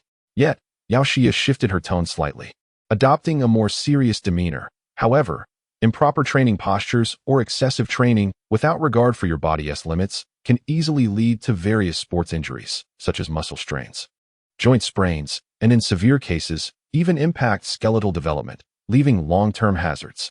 Really? That's serious? A student whispered in surprise. Indeed, Yao Xia affirmed with a nod. Therefore, before commencing formal physical training, it is essential to understand certain preparatory activities and precautions. She proceeded to elaborate on how to adequately warm up before physical training, mobilizing joints and stretching ligaments, maintaining proper techniques during training to avoid common injuries, and how to effectively self-treat in the event of an accident, such as using ice or immobilization. Her explanation was thorough yet accessible, employing simple language and occasionally illustrating her points with vivid examples. The students listened attentively. For instance, she noted that ankle sprains were the most common injuries, pointing to her own ankle. If it is merely a mild sprain, causing pain but still allowing movement, the first step is to stop training, apply an ice pack or cold water for 15 to 20 minutes, and then elevate the injured ankle. Shimizu Jin nodded in agreement from the side, occasionally supplementing Yao Xia's discourse with pertinent comments or examples that were more aligned with combat situations. What Yao Xia sensei has just said is quite significant. In practice, injuries are often inevitable. Understanding how to swiftly assess injuries and provide initial treatment not only alleviates suffering, but may even save a life. The interaction between the two individuals, one gentle and the other firm, flowed seamlessly, as if they had rehearsed countless times. As Shimizu Jin listened to Yano Yu analyze physical training from a medical perspective, he felt his comprehension of human anatomy and the transmission of force deepen, leading to new insights on how to guide students more scientifically and efficiently. Meanwhile, Yano Yu, during their brief collaboration, sensed Shimizu Jin's extraordinary talent in education through his precise contributions and the profound insights he inadvertently revealed, elevating her opinion of him to new heights. Even Irika, standing a short distance away, nodded in agreement, his admiration for Shimizu Jin reaching new heights. The synergy between Teacher Jin and Teacher Yano is remarkable. How could the students not enjoy such a class? In the subsequent training session, under Shimizu Jin's exceptional teaching aura and enhanced focus, all students experienced a remarkable acceleration in their understanding of fundamental physical techniques, regardless of whether they hailed from common backgrounds or noble families. Their precision in movements and coordination of strength visibly improved at an astonishing rate. The training ground was filled with fervent shouts and enthusiasm. Shimizu Jin did not single out Naruto for special attention. He merely corrected his movements occasionally, treating him as he did the other students. However, under the unique bond of mentorship and the subtle influence of the Nine-Tails Jinchuriki's tailored training path, Naruto's performance stood out remarkably, imitating the movements Shimizu Jin had previously demonstrated. He not only mirrored them, but also embodied a fluidity and ease reminiscent of Shimizu Jin's own grace. Even more astonishingly, in basic offensive and defensive transitions, Naruto exhibited an almost instinctual combat intuition, making nearly optimal choices. With a swift and decisive side kick, Naruto sent his training partner staggering backward in disbelief. Wow, is this guy really a monster? Inazuka Kiba's eyes widened in shock, exclaiming, throwing kunai that well and executing such powerful taijutsu? Is there no end to this? Akamaru barked in agreement. Hinata Hyuga gazed at Naruto's athletic figure with starry eyes, filled with admiration. Naruto-kun is so impressive. Yano Yu observed the extraordinary display of Naruto and then glanced at Shimizu Jin, who remained calm and composed. Her surprise deepened. How had he achieved this? It appeared to be mere ordinary teaching. On the other side, Uchiha Sasuke fixed his gaze on Naruto, acutely aware that some of Naruto's seemingly casual movements flowed more smoothly and naturally than those he had painstakingly practiced countless times. A sudden, intense sense of crisis surged within him. Was it possible that this commoner would surpass him, the prodigy of the Uchiha clan, in fundamental taijutsu? The sight of Naruto's goofy smile only grew more irksome in Sasuke's eyes. Damn it! He clenched his teeth, emitting no sound, yet his training became increasingly serious. Each punch sliced through the air with a fierce whoosh. Every kick was executed with all his might. He needed to prove himself. He absolutely could not lose to that guy. Shimizu Jin observed everything with a slight smile. Sasuke's talent was indeed impressive, but Naruto possessed extraordinary advantages. And with Sasuke's Sharingan yet to awaken, catching up to Naruto would not be an easy feat next. Shimizu Jin began to survey the training ground, offering precise and succinct guidance to various students. Sakura, ensure your waist generates force when you punch. Don't rely solely on your arms.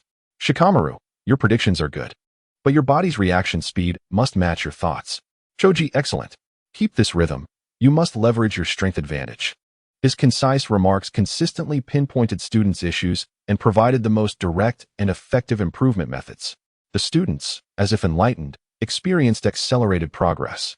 The remarkable feedback from teaching amplified Shimizu Jin's already considerable experience in taijutsu, facilitating a rapid synthesis of his combat understanding, the application of strength, and timing, all advancing to unprecedented levels.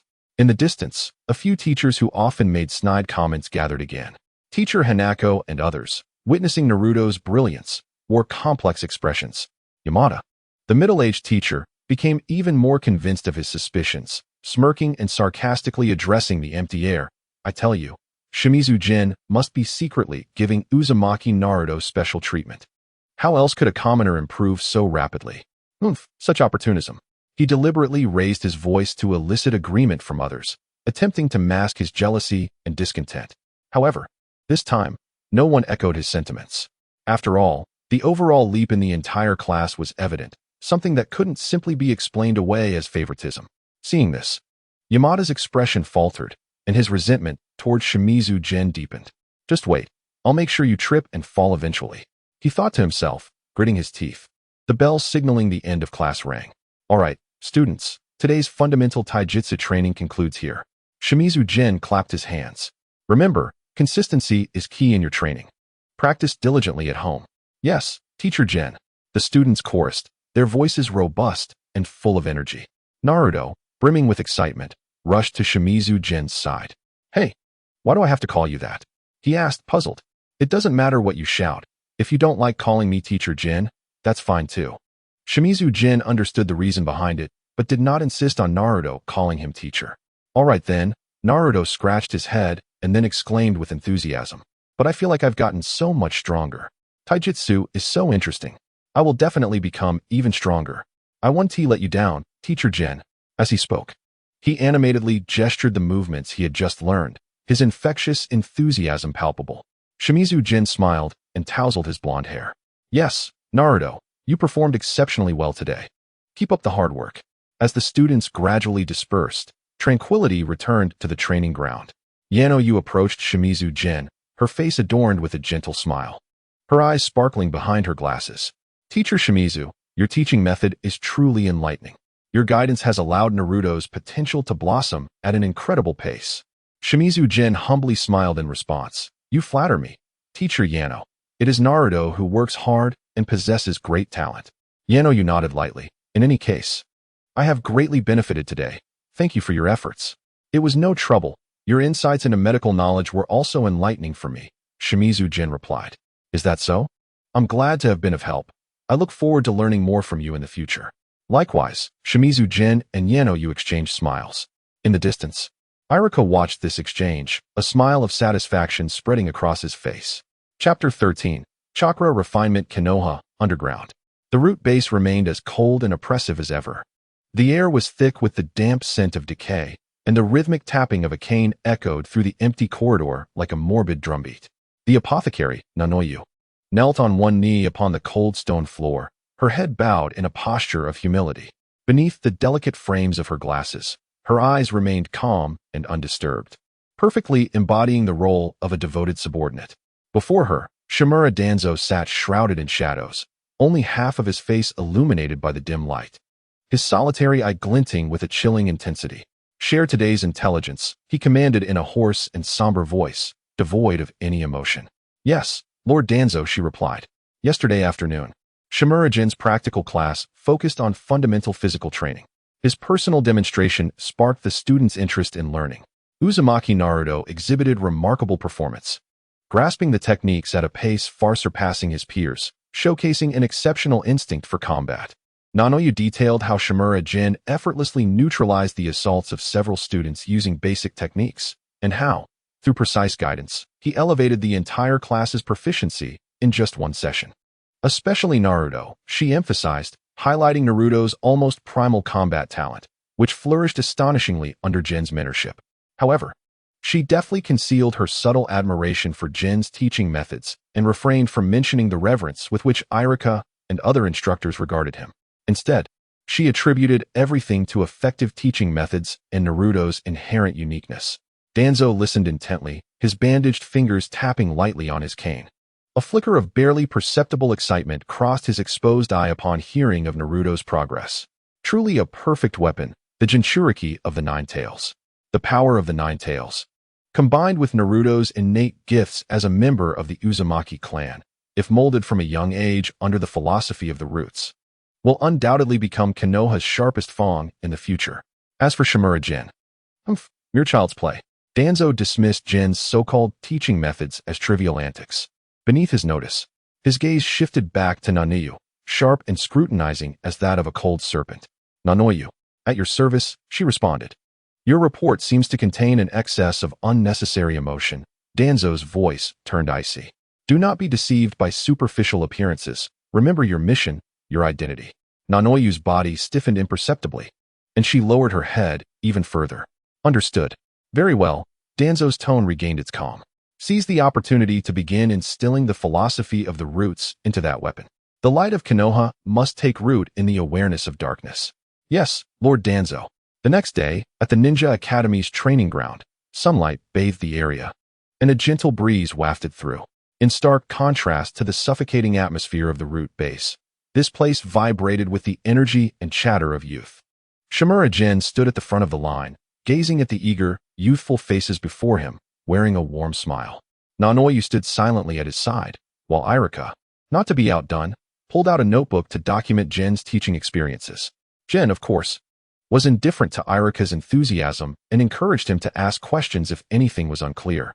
Although he had never been a teacher in his past life, he had acquired knowledge on the subject. Particularly, some theories from his previous life were not only applicable, but also highly relevant in this context. Good morning, class. Today's lesson will be conducted in the morning. Jin's face radiated warmth. Today, we will learn about the fundamental source of a ninja's power, the refinement of chakra. Chakra? What is that? The curious and perplexed faces of the students prompted Jin to refrain from launching directly into dry theory. Instead, he presented a diagram illustrating the flow of chakra within the human body. You may envision chakra as a little sprite that lies dormant within you. It is composed of the energy from every cell in your body and your formidable mental strength. It yearns to be awakened, to become your friend. Our task today is to learn how to gently summon it with our will, to feel it, and then guide it. A little sprite? This vivid metaphor instantly piqued everyone's curiosity. Inazuka Kiba scratched the head of his dog, Akamaru, lost in thought. Choji glanced at Nara Shikamaru beside him and whispered, Shikamaru, you should already know how to refine chakra, right? Is it really like what Jin-sensei said, like a little sprite? Shikamaru yawned, squinting his eyes. Pretty much. Jin-sensei knows what he's talking about. Ultimately, chakra refinement is merely about meditation, sensing the flow of cellular and mental energy within, and proportionally blending and transforming these energies to form chakra. All right, everyone, please sit down and close your eyes. Jin's voice carried a soothing power. Empty your thoughts. Feel your body, feel your breath, and then, in your heart, gently call upon your little sprite. The students complied, and the training ground fell into silence. Uchiha Sasuke sat cross-legged, his expression aloof. He scoffed at such childish metaphors. As a prodigy of the Uchiha clan, he had already encountered the theory of chakra under his family's tutelage. He closed his eyes, focusing intently. In mere moments, a steady and pure blue chakra began to flow from his body, enveloping him. Wow, Sasuke is amazing. Sakura was the first to exclaim, her eyes filled with hearts. Truly, Sasuke-kun. Ino was equally impressed, and the other students cast envious glances in his direction. Sasuke opened his eyes, relishing the attention, a smug smile creeping onto his lips. He unconsciously glanced at Naruto, who sat nearby, his features contorted in a comical manner as if he were struggling. Sasuke's smile transformed into a disdainful sneer. It seemed this time, he had secured his victory, with no surprises in store. Soon, Kiba exclaimed, "I can feel it too," as a faint aura of chakra emanated from him. Following suit were Sakura, Ino, Shikamaru, Choji, and even the usually timid Hinata, all successfully refining their first strands of chakra under Jin's guidance. Though their amounts were minimal, it marked their initiation into the practice. The training ground erupted in cheers, except for Naruto, who remained furrowed in concentration, drenched in sweat. Why? Why can't I feel anything? Damn it. Everyone else can do it. Why can't I? The immense pressure bore down on him, and the more anxious he became, the more elusive the sensation felt. Just then, Jin's gentle voice echoed in his mind. Naruto, do not be hasty. Trust in the power within you. It wishes to be your friend, not to be coerced. Jin and I. Naruto took a deep breath, striving to calm himself. He closed his eyes, abandoning thoughts of sprites, focusing purely on feeling and believing. Suddenly, boom, a surge of chakra, far beyond the ordinary, erupted violently from within him like a volcanic explosion. This chakra bore an ominous crimson hue, manifesting as a tangible storm that swept through the entire training ground. Leaves were whipped into a frenzy, resembling a small boat amidst turbulent waves, with many delicate branches snapping under the force of the blast, swirling through the air. The atmosphere grew thick and oppressive, as a primal fear clawed at the hearts of all present. What is this? All were rendered pale with terror, trembling in fear. Sasuke Uchiha's cold smile had long since frozen into a mask of unprecedented horror and disbelief. He fixated on Naruto, enveloped in a crimson shroud of chakra, an overwhelming force that was savage, primal, and reeking of destruction, inducing a visceral shiver within him, highlighting his own insignificance. Could this truly be the power wielded by a mere commoner? Naruto. Iruka was the first to react, his voice tinged with urgency as he instinctively moved forward. Yamanaka Ino's expression shifted, a flicker of astonishment in her eyes, and she too prepared to act. The crimson chakra thickened, resembling boiling lava, as Naruto's small frame appeared on the verge of being torn apart by this immense power. In that critical moment, a figure darted forward like lightning, positioning himself before Naruto. It was Shimura General. His demeanor was calm, devoid of any panic. A warm and powerful hand gently rested atop Naruto's head. "Do not fear, I am here." Jin's voice, though soft, carried a reassuring strength. Flashes of the Nine Tails Jinchuriki's tailored cultivation route concerning chakra guidance coursed through his mind. Indeed, it seemed somewhat precarious. Yet everything was under control. Then, a pure, gentle, and vibrant chakra flowed from his palm, gradually infusing Naruto's being. A miraculous scene unfolded. The violent, destructive crimson chakra, upon contact with this golden essence, reacted as if encountering its nemesis, its agitated aura swiftly dissipating. It was soothed and tamed, retracting all its ferocity, returning gently within Naruto's body. Ultimately, it transformed into a vast power, stable and serene, far exceeding that of his peers, lying dormant within. The entire process flowed seamlessly, transitioning from chaos to tranquility so swiftly that one might have thought it an illusion. The oppressive atmosphere vanished. Sunlight once again flooded the training ground. All returned to calm. Naruto gradually opened his eyes, confusion still lingering in his azure gaze as he instinctively looked to General Big Brother Jin. "I feel as though I just had a terrifying dream." "You succeeded, Naruto," Jin replied with a smile, retracting his hand. "And you did exceptionally well." "I succeeded?" Naruto's expression was blank, struggling to comprehend the situation. Meanwhile, Sasuke Uchiha clenched his fist involuntarily at the sight. The sheer magnitude of that crimson chakra was astounding. He had witnessed powerful chakras before. His brother, Itachi Uchiha, could unleash a strength that left him in awe. However, for Naruto to extract such a terrifying amount of chakra on his first attempt, accompanied by that ominous aura, transcended mere effort. This was talent. The physical arts might have been surpassed by this individual, and he could dismiss Naruto as a fool, relying solely on brute strength, a talent of sheer diligence. Sasuke Uchiha scorned such inefficient toil. Yet, chakra quantity was the most blatant testament to innate ability. A genius of the Uchiha clan, renowned for their chakra prowess, had been utterly eclipsed by a commoner he had always looked down upon. This humiliation surpassed even his previous defeat in physical arts against Naruto. He found it intolerable. Sasuke's chest heaved as his eyes brimmed with unquenchable resentment. Yes, I did it. Big brother Jin. I can feel them. So many little spirits. Naruto snapped back to reality, exhilarated by the unprecedented surge of power within him, bouncing like a jubilant monkey toward Jin, eager for a big hug. Haha, I truly am the greatest. Jin caught him with a laugh, tousling his golden hair before pulling him aside, resting a hand on his shoulder. The smile faded slightly, his expression turning serious. Naruto, while it's wonderful to be happy, your recent display raises many concerns. Naruto's jubilant cheer faded abruptly, confusion etched on his face as he gazed at Jin. The chakra you unleashed was indeed remarkable, but it was not entirely under your control. It was more a primal response of the latent power within you. You were fortunate it did not spiral completely out of control. Jin's voice was somber. True strength does not lie in the sheer volume of power one possesses, but in the mastery of that power. Your previous state was perilous. Do you understand? Naruto's excitement gradually ebbed as he stared at his hands, lost in thought. He recalled the uncontrollable, violent force, the terrified expressions of his classmates, and Irika-sensei's urgent calls. It was not a dream. Moreover, Jin glanced at Sasuke, who had begun doubling his training, each punch and kick accompanied by a gust of wind. Your classmates are also advancing rapidly. Relying solely on luck and talent will not take you far. Naruto followed Jin's gaze, witnessing Sasuke's fierce determination. The elation within him dissipated, replaced by an acute sense of urgency. Big brother Jin, Naruto raised his head, his expression turning earnest. I realize my folly. I should not have let my pride overwhelm me. I want to become stronger, truly strong. I wish to master this power.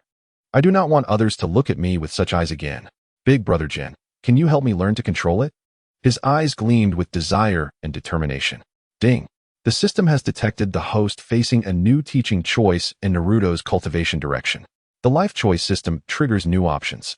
A clear system prompt echoed in Jin's mind. Choice 1, conventional guidance. Methodically teach Naruto tree climbing, water walking, and other chakra control techniques to gradually stabilize his chakra. Reward, teaching skill improvement, chakra control proficiency 20, derisive evaluation from the Nine Tails. Choice 2, route guidance. Utilize the Nine Tails Jinchuriki's illumination guide to enter Naruto's spiritual world.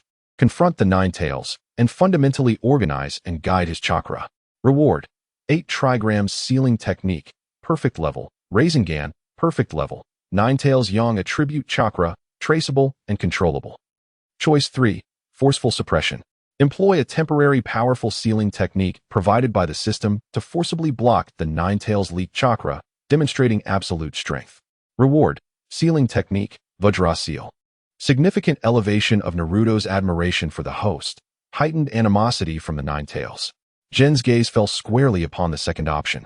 Rather than a superficial suppression or the slow efficacy of conventional teaching, he preferred to address the root of the issue. Moreover, he possessed a complete plan for the Nine Tails Jinchuriki's illumination guidance, making it the most appropriate course of action. Jin had made his decision. He would enter Naruto's spiritual world, soothe the Nine Tails, repair the subtle flaws in the seal, and establish a foundational, non-hostile communication. Following this, he would guide Naruto to reconcile with the Nine Tails, becoming a perfect partner that transcended previous Jinchuriki, fundamentally altering Naruto's destiny, enabling him to become the true guardian of Konoha, the radiant Hokage. He was eager to witness the influence a cooperative Nine Tails could have within the ninja world. System, I choose option 2. Jin silently declared. Choice successful. Rewards, 8 trigrams sealing technique, perfect level, Rasengan, perfect level, Nine Tails chakra, traceable and controllable, have been granted. The system's notification resonated, and relevant knowledge and insights surged into Jin's mind, instantly coalescing. The perfect level of the 8 trigrams sealing technique signified his profound understanding and mastery of this sealing art. The perfect spiraling sphere was an unexpected gain. A proud creation of the 4th Hokage, its development was exceptionally challenging, requiring no hand seals, embodying the pinnacle of pure transformation. With this technique, his offensive capabilities could be greatly enhanced, and he could also teach it to Naruto. As for the minuscule controllable chakra of the Nine Tails, Shimizu Jin's eyes flickered slightly. This might present an intriguing opportunity. Squatting down, Shimizu Jin gazed into Naruto's azure eyes, filled with longing and a hint of trepidation. His voice resolute and warm. Naruto, this power is not a curse, nor is it a monstrosity. I will teach you how to truly master it, transforming it into a strength that safeguards what is dear to you. Naruto nodded vigorously. Jin's words always instilled boundless confidence within him. Shimizu Jin rose, shifting his gaze to the students at the edge of the training ground, still grappling with the recent events. He reassured them, everyone, what just happened was a minor incident during Naruto's special chakra control practice. I've handled it, so there is no need for alarm. Jin's calm demeanor and the almost instantaneous suppression of Naruto's chaotic chakra compelled the students to trust him. The slight commotion among the crowd quickly subsided. All right, we shall conclude today's chakra refinement and control session here. When you return home, take time to reflect on what you learned today, especially regarding chakra perception and condensation. We will continue tomorrow. With that, Shimizu Jin announced the dismissal. The students, feeling as if they had been granted a reprieve, dispersed in small groups. Their curiosity about Naruto's mysterious chakra piqued. Irika and Yakushi no Nai exchanged glances, both harboring an unshakable gravity in their eyes. Irika opened his mouth, seemingly wishing to inquire further. But upon meeting Jin's tranquil gaze, he swallowed his words and simply said, Jin-sensei, we shall take the other children back now. Thank you for your assistance. Jin nodded slightly. Yakushi no Nai then cast one last glance at Naruto before softly stating, if Naruto needs help, please do not hesitate to ask. I will. Thank you, Nonai-sensei. Once the training ground was left with only him and Naruto, Shimizu Jin pulled Naruto aside to a secluded spot under the shade of a tree. His expression turning serious. Naruto, the upcoming training may be perilous and arduous, even revealing things you have never imagined. He paused, noticing Naruto's anxious expression, and continued softly, but you are not alone in this battle. I will always be by your side, supporting and protecting you. Naruto clenched his small fists resolutely. I'm not afraid. Jin brother, as long as I can grow stronger and master this power, I can endure anything. Very well. Shimizu Jin nodded in satisfaction, deciding to commence Naruto's chakra guidance immediately, for time was of the essence. He instructed Naruto to sit cross-legged and then placed his hand on Naruto's forehead. Close your eyes, Naruto, relax your body, and clear your mind, following my guidance. A gentle chakra flowed from Jin's fingertips, soothing Naruto's spirit like a spring rain. Let us meet the true source of your power, Naruto. Do not fear. I will navigate this journey for you. Naruto soon perceived a soft white light before him, which was swiftly eclipsed by an overwhelming sense of vertigo. As if the world was spinning, causing him to involuntarily groan. When he opened his eyes again, he found himself in an entirely different realm. Where was this? It was dark and damp, the air thick with the scent of rust, and an indescribable stench of decay. Cold, rough stone walls surrounded him, extending into an abyss of darkness above. Beneath his feet lay icy water, deep enough to submerge his ankles. Each step he took echoed with a dissonant plop, reverberating through the eerie stillness. Fear gripped his heart like an invisible hand. Jin brother? Instinctively, he sought the familiar figure, only to find himself utterly alone. Remembering Jin's earlier words, he fought against the urge to flee, mustering a flicker of courage as he cautiously advanced through the sole apparent passageway. At the corridor's end, the darkness thickened, oppressive to the point of suffocation. Then, he beheld it, an immense iron gate, insurmountable as a mountain, with bars thicker than his body, cold and unyielding. At its center rested a faded talisman, its surface marred, inscribed in blood-red cinnabar with the formidable character for seal. Beyond this colossal barrier lay a deeper, denser darkness, as if it connected to an endless abyss that devoured all. An indescribable terror emanated from the shadows, flooding him with a bone-chilling malice, seizing his entire being, making his very soul tremble, while breathing became a Herculean task. He opened his mouth, but his throat felt constricted, rendering him voiceless. Suddenly, from beyond the great iron bars, two crimson eyes ignited in the darkness. No, they were not lights. They were eyes. Eyes larger than his entire being, filled with savagery, resentment, hatred, and infinite solitude. A deafening roar erupted, akin to the thunder of hell, shaking the very fabric of his mental space. The ferocious will crashed against Naruto's fragile psyche like a tangible shockwave. Thud! He was so overwhelmed by the force that he collapsed into the icy water, trembling uncontrollably, unable even to scream. Another little brat has come. Do you seek to beseech my power? Ha ha ha. Pitiful insect. The voice boomed, laced with infinite malice and mockery. Naruto felt his consciousness teetering like a fragile boat amidst a tempest, on the verge of being utterly shattered and consumed by this terrifying will. Just as despair threatened to engulf him, a calm, yet penetrating voice intruded, resonating within the Nine-Tails consciousness and echoing in Naruto's ears. A pleasure to meet you, Kai-bai. I am Shimizu Jin, the teacher of this child. Naruto's head snapped up, and he saw Jin standing beside him, tall and composed, as if the Nine-Tails' thunderous roar was but a gentle breeze. Jin's consciousness stood unwavering, facing the terrifying crimson beast behind the iron bars with serenity. Kai-bai. Upon hearing this name, the Nine-Tails' ferocious growl abruptly ceased, as if an invisible hand had choked its throat. Its colossal form trembled, as if an ancient memory long sealed had been pried open. The crimson pupils narrowed, fixating intently on Shimizu Jin's diminutive presence. How do you know? The Nine-Tails' voice trembled with shock. How do you know my true name? This is impossible. After the Sage of Six Paths, no one should know. Who are you? Its usual ferocity faltered for a moment. Shimizu Jin smiled faintly, choosing not to directly answer its query. Who I am is of little consequence, Kai-bai. What matters is that I harbor no ill will towards either Naruto or you. I do not seek to change you, Kai-bai. Rather, I wish to illuminate a different path for both Naruto and you. A path devoid of suppression and being suppressed, of taking and being taken, of hatred and being hated. I refer to it as the guiding light. The core philosophy of the Nine-Tails Jinchuriki's guiding roadmap is not simply about suppression or extraction, but rather understanding, channeling, and potentially fostering coexistence and collaboration through a spiritual exchange that succinctly conveys the past.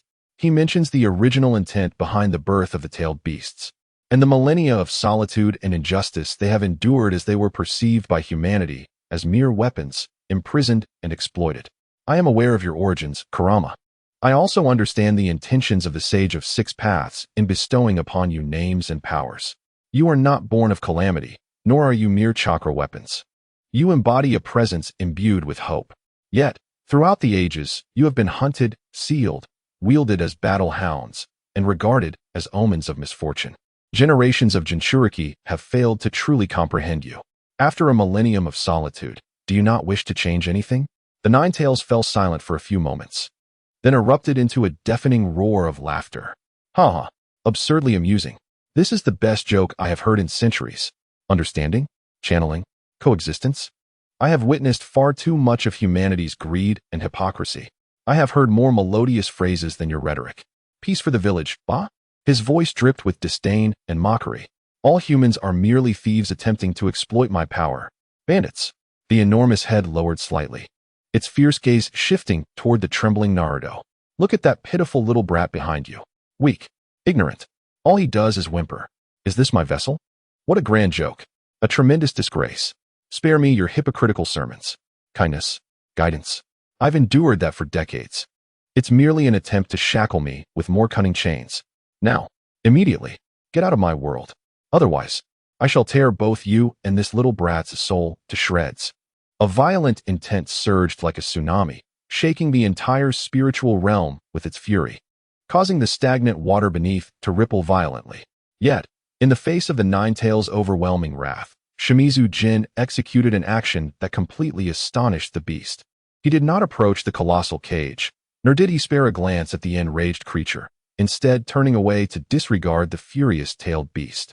He moved to Naruto's consciousness, a gentle smile gracing his face, dispelling the boy's fear. Then he raised his hands, quickly forming seals. A profound and intricate technique manifested in his palms, golden chakra lines tracing perfect patterns, embodying the essence of the recently mastered 8-trigram seal. He gently pressed it onto the cold, cracked surface beneath his feet. Buzz. A radiant yet gentle golden ripple expanded from his palm, like sunlight piercing through dark clouds. The golden sealing patterns swiftly spread, covering the entire ground. The originally dim and slightly damaged patterns of the 4-symbol seal, left by the 4th Hokage, upon encountering this golden energy, were restored and reinforced as if parched earth met a nourishing rain, regaining their formidable sealing power. threads of ominous and resentful crimson nine-tails chakra, seeping from the seal's fissures, were gradually and irresistibly pushed back under the influence of this gentle yet resolute golden force, returning to the confines of the massive iron bars. The oppressive atmosphere of the entire space miraculously lightened at that moment, as if the air had become significantly fresher. Yet, this was not the end. After completing this, Shimizu Jin did not pause. In this dark spiritual realm, he closed his eyes and began to visualize. Soon, under the watchful gaze of Naruto and the colossal beast's eyes, an incredible scene unfolded. Not far from the immense cage, a small patch of land, roughly a few square meters, miraculously sprouted tender green grass on the previously dark ground. A beam of simulated sunlight cascaded from the sky, warming the grassy expanse. Even beside the grass, a humble Ichiraku ramen stall suddenly appeared, steaming enticingly. Ramen, though modest. The familiar aroma instinctively made Naruto swallow hard. The nine-tails roar had ceased the moment Shimizu Jin began to restore the seal. Its enormous crimson eyes widened in disbelief. It had anticipated that this intruding human would attack it, torment it with more powerful sealing techniques, or employ threats and coercion like previous Jinchuriki or those who sought to control it. But it never expected that this human would start redecorating. In its own sealing space, restoring the seal was one thing, but what was this grass and sunlight? And that ramen stall? What bewildering behavior was this? The nine-tails instinctively let out a low growl, attempting to taint and destroy the sudden emergence of light with its hatred and brutality. However, the small patch of sunny grass that Shimizu Jin envisioned, though seemingly fragile, was remarkably resilient.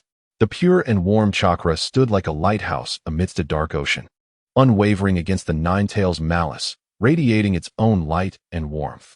The nine-tails felt an unprecedented confusion and a sense of absurdity that it could not accurately articulate. What on earth did this human intend to accomplish? Was this a new form of torment?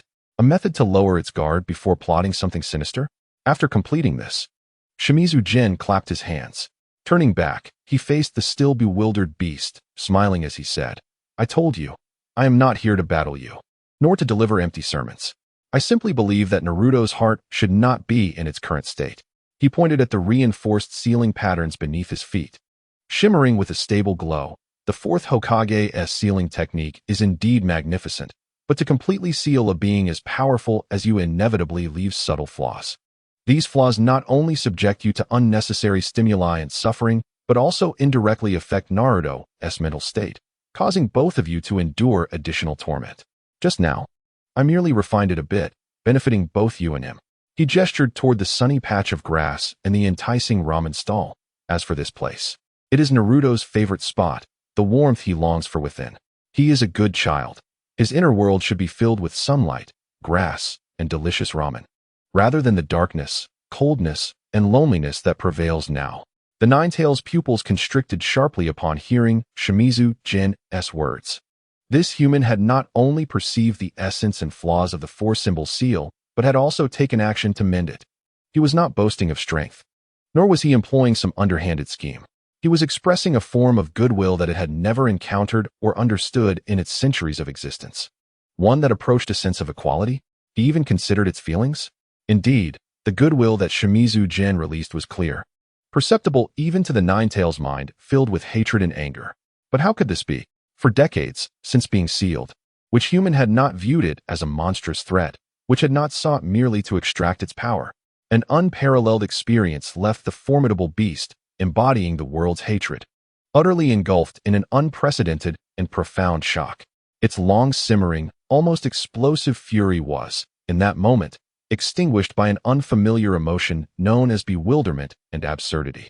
Who is this man, Shimizu Jin? Chapter 15. The Instrument of Heroes. At this moment, Naruto stood in awe, gazing at the sunlit meadow that had materialized out of thin air, alongside a steaming Ichiraku ramen stall, exuding the rich aroma of tonkatsu broth. He glanced back at the eerily silent, terrifying fox, a peculiar sensation of wonder unfurling within him. Fear, perhaps a hint, for the fox's size was indeed intimidating. Yet, more prominently, there blossomed an indescribable curiosity and an inexplicable sense of reassurance. For the first time, he felt that the dark, foreboding depths within him were not so frigid after all. At the very least, there was Brother Jin, the warmth of sunlight, and the delightful scent of his favorite ramen. Shimizu Jin seemed oblivious to the Kyuubi's gaze, which was nearly solidified in shock. He gently ruffled Naruto's hair and softly spoke. Look, Naruto, this is your inner world. It need not be filled solely with cold, stagnant water and confining cages. It can also embrace warm sunlight and verdant meadows. The essence of power knows no absolute division of good and evil. The crux lies in how the wielder chooses to use it. Naruto nodded, somewhat understanding. Humph. The Kyuubi finally snapped back to reality, emitting a disdainful snort. It instinctively mocked, hypocritical human tricks. A few flowers and greenery, and you think you can buy my loyalty? Do not underestimate a tailed beast. Though still laced with sarcasm, the ferocity in its voice had noticeably diminished. Shimizu Jin turned to face the still wary and skeptical crimson eyes of the beast, calmly asserting, I am not here to buy you, Kyuubi. To buy requires leverage. And I do not intend to take anything from you. Thus there is no question of purchase. I merely wish to convey and demonstrate a truth to you. Naruto is unlike the Jinchuriki you have encountered before, and I am distinct from the humans who have sought to control, exploit, or seal you. I will not demand any of your power, nor will I attempt to enslave you. My sole aim is to guide Naruto, helping him grow, become stronger, and evolve into a companion with whom you can converse as equals and even fight side by side. Equal dialogue, fighting alongside. The Kyuubi's enormous fox visage betrayed a sardonic expression. You think this little brat, who can barely control his chakra, could possibly stand alongside me? I could blow him away with a mere sneeze. Unfazed, Shimizu Jin merely smiled. He squatted before Naruto, offering an encouraging grin. Naruto, do you remember that feeling? The joy you derive from Ichiraku ramen? Though Naruto did not fully grasp Shimizu Jin's meaning, he vigorously nodded. Yes, I remember. Now, try to convey that pure affection for ramen. That simple thought of, ramen is so delicious. I wish I could eat it every day. Close your eyes, focus, and share it with Kyuubi. Can I really do that? Naruto hesitated, stealing a furtive glance at the enormous fox, which was regarding him with an expression that seemed to say, let's see what you can come up with. It looked quite fearsome. Do not fear. I am with you. Shimizu Jin's voice was reassuring. Just try. As if you were sharing your joy for delicious ramen. All right, I understand. Naruto inhaled deeply, his face reflecting utmost seriousness. He closed his eyes and endeavored to recall the overwhelming happiness he felt when Uncle Ichiraku served him a steaming bowl of tonkatsu ramen. Moments passed, and a faint yet exceptionally pure thought, devoid of any malice or impurities, even tinged with a hint of silliness and persistence, wafted towards the Kyuubi. Ramen is incredibly delicious. The tonkatsu, the miso, the soy sauce, all are delightful. I wish Kyuubi could taste it too. It's truly wonderful. Next time, it's on me. Really. The Kyuubi, initially expecting to be entertained by this little farce, was momentarily taken aback by the childish notion. Its eyes, larger than lanterns, widened in astonishment. For a fleeting moment, its mind went blank, followed by an indescribable perplexity. Having lived for nearly 1,000 years, it had unleashed calamities, destroyed towns, fought to the death with the first Hokage, been sealed by generations of Jinchuriki, witnessed humanity's deepest malice, most insatiable greed, and most hypocritical kindness. Yet it swore that this was the first time in its long life that anyone attempted to share the sentiment of ramen is delicious. Why not take a bite? What in the world is this approach? A sense of absurdity, more potent than when it was surrounded by sunlight and the ramen stall, swept over the Kyuubi's entire consciousness like a tsunami. It even forgot how to express anger, how to roar, how to mock this audacious human child with its authoritative voice. Its enormous mouth hung open, unable to utter a single word. Shimizu Jin observed the Kyuubi's bewildered expression. Who am I? Where am I? What is this child doing? And a subtle smile graced his lips. Clearly, it was having an effect, and an impressive one at that. Seizing the moment, he proclaimed, Kyuubi, I know you do not trust humans, nor do you trust me. That is perfectly fine. Trust is not built in a day. I propose a challenge, or rather, a wager. How does that sound? The Kyuubi's attention was slightly reclaimed, a glimmer of caution flashing in its crimson pupils. What wager? Quite simple. Shimizu Jin extended a finger. Give us some time, not too long, just until Naruto graduates from the Ninja Academy. During this period, you need not do anything. Merely stay here and observe closely. Watch as I strive to cultivate this seemingly weak and ignorant child into a true man, one who can stand tall and even earn your respect. If I fail, if Naruto remains a hopeless case, then you may forever scorn us and mock my audacity. At that point, do as you wish. However, should we succeed, I hope you will genuinely attempt to accept Naruto as a companion and fight alongside him. You will not succeed. The QB scoffed, though its voice lacked the previous firmness. Human promises and determination? Humph. I have heard enough to last a lifetime, and have witnessed too many abandon their pursuits. Then let us wait and see. Shimizu Jin grasped Naruto's hand. Let us depart for now, Naruto. We shall continue another time. Okay. Naruto felt the scenery before him blur, and in the next moment, his consciousness returned to his body.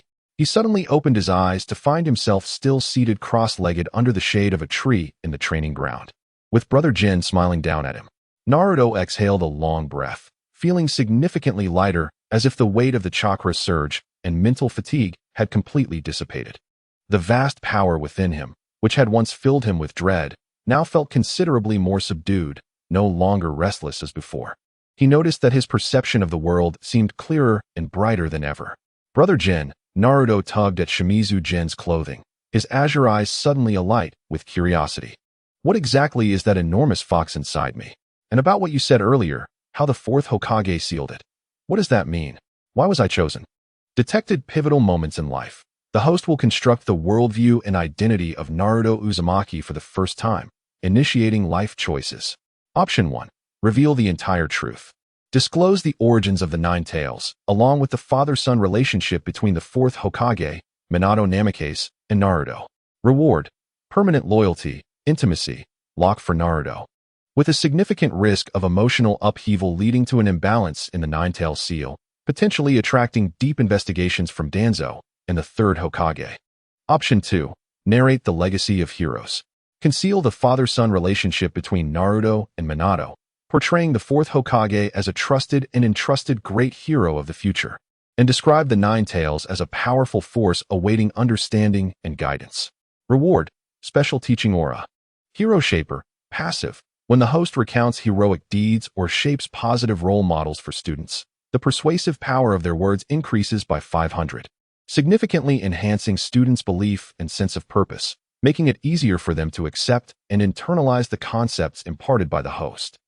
A specially crafted kunai with the Flying Thunder God seal from Minato and Nine Tails Emotional Observation 10. Option 3. Avoid the issue. Use the excuse of being too young to understand certain matters and temporarily set it aside. Reward. Naruto's Disappointment Emotion 30, Nine Tails Disdain Emotion 20. Are the rewards for options 1 and 3 serious? Ultimately, Shimura Jin's gaze settled on the second option. At present, Naruto's mind has yet to mature. Revealing the entire truth to him too early, especially the harsh aspects of his lineage, would do more harm than good.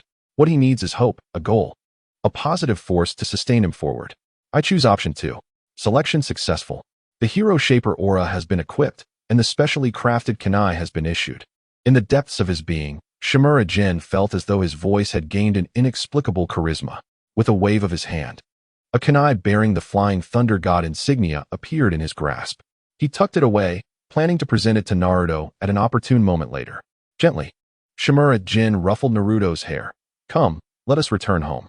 Although there were still classes in the afternoon, as long as they returned in time before the lesson began, all would be well. Upon returning to Naruto's refreshed apartment, Shimura Jin did not rush to speak, but instead went to the kitchen, skillfully heating a cup of milk for Naruto and handing it to him. The warm milk dispelled the last vestiges of unease in Naruto's heart. Naruto, the power within you originates from an immensely formidable being, known as the Nine Tails. Shimura Jin sat opposite Naruto, the gentle sunlight streaming through the glass and illuminating him. With the enhancement of the Hero Shaper aura, his voice was soft yet magnetic, every syllable imbued with a certain enchantment that effortlessly captivated Naruto's full attention. Many years ago, the Nine Tails rampaged through the Hidden Leaf Village due to complex reasons, sparking a colossal disaster.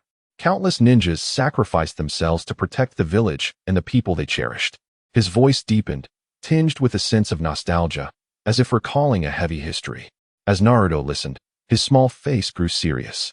He did not grasp the complex reasons, but he understood the concepts of disaster and sacrifice. At that time, the village was as if it had been torn apart by a colossal claw, engulfed in flames and cries of despair. The immense-tailed beast bomb fell, causing countless deaths. Naruto's breath quickened.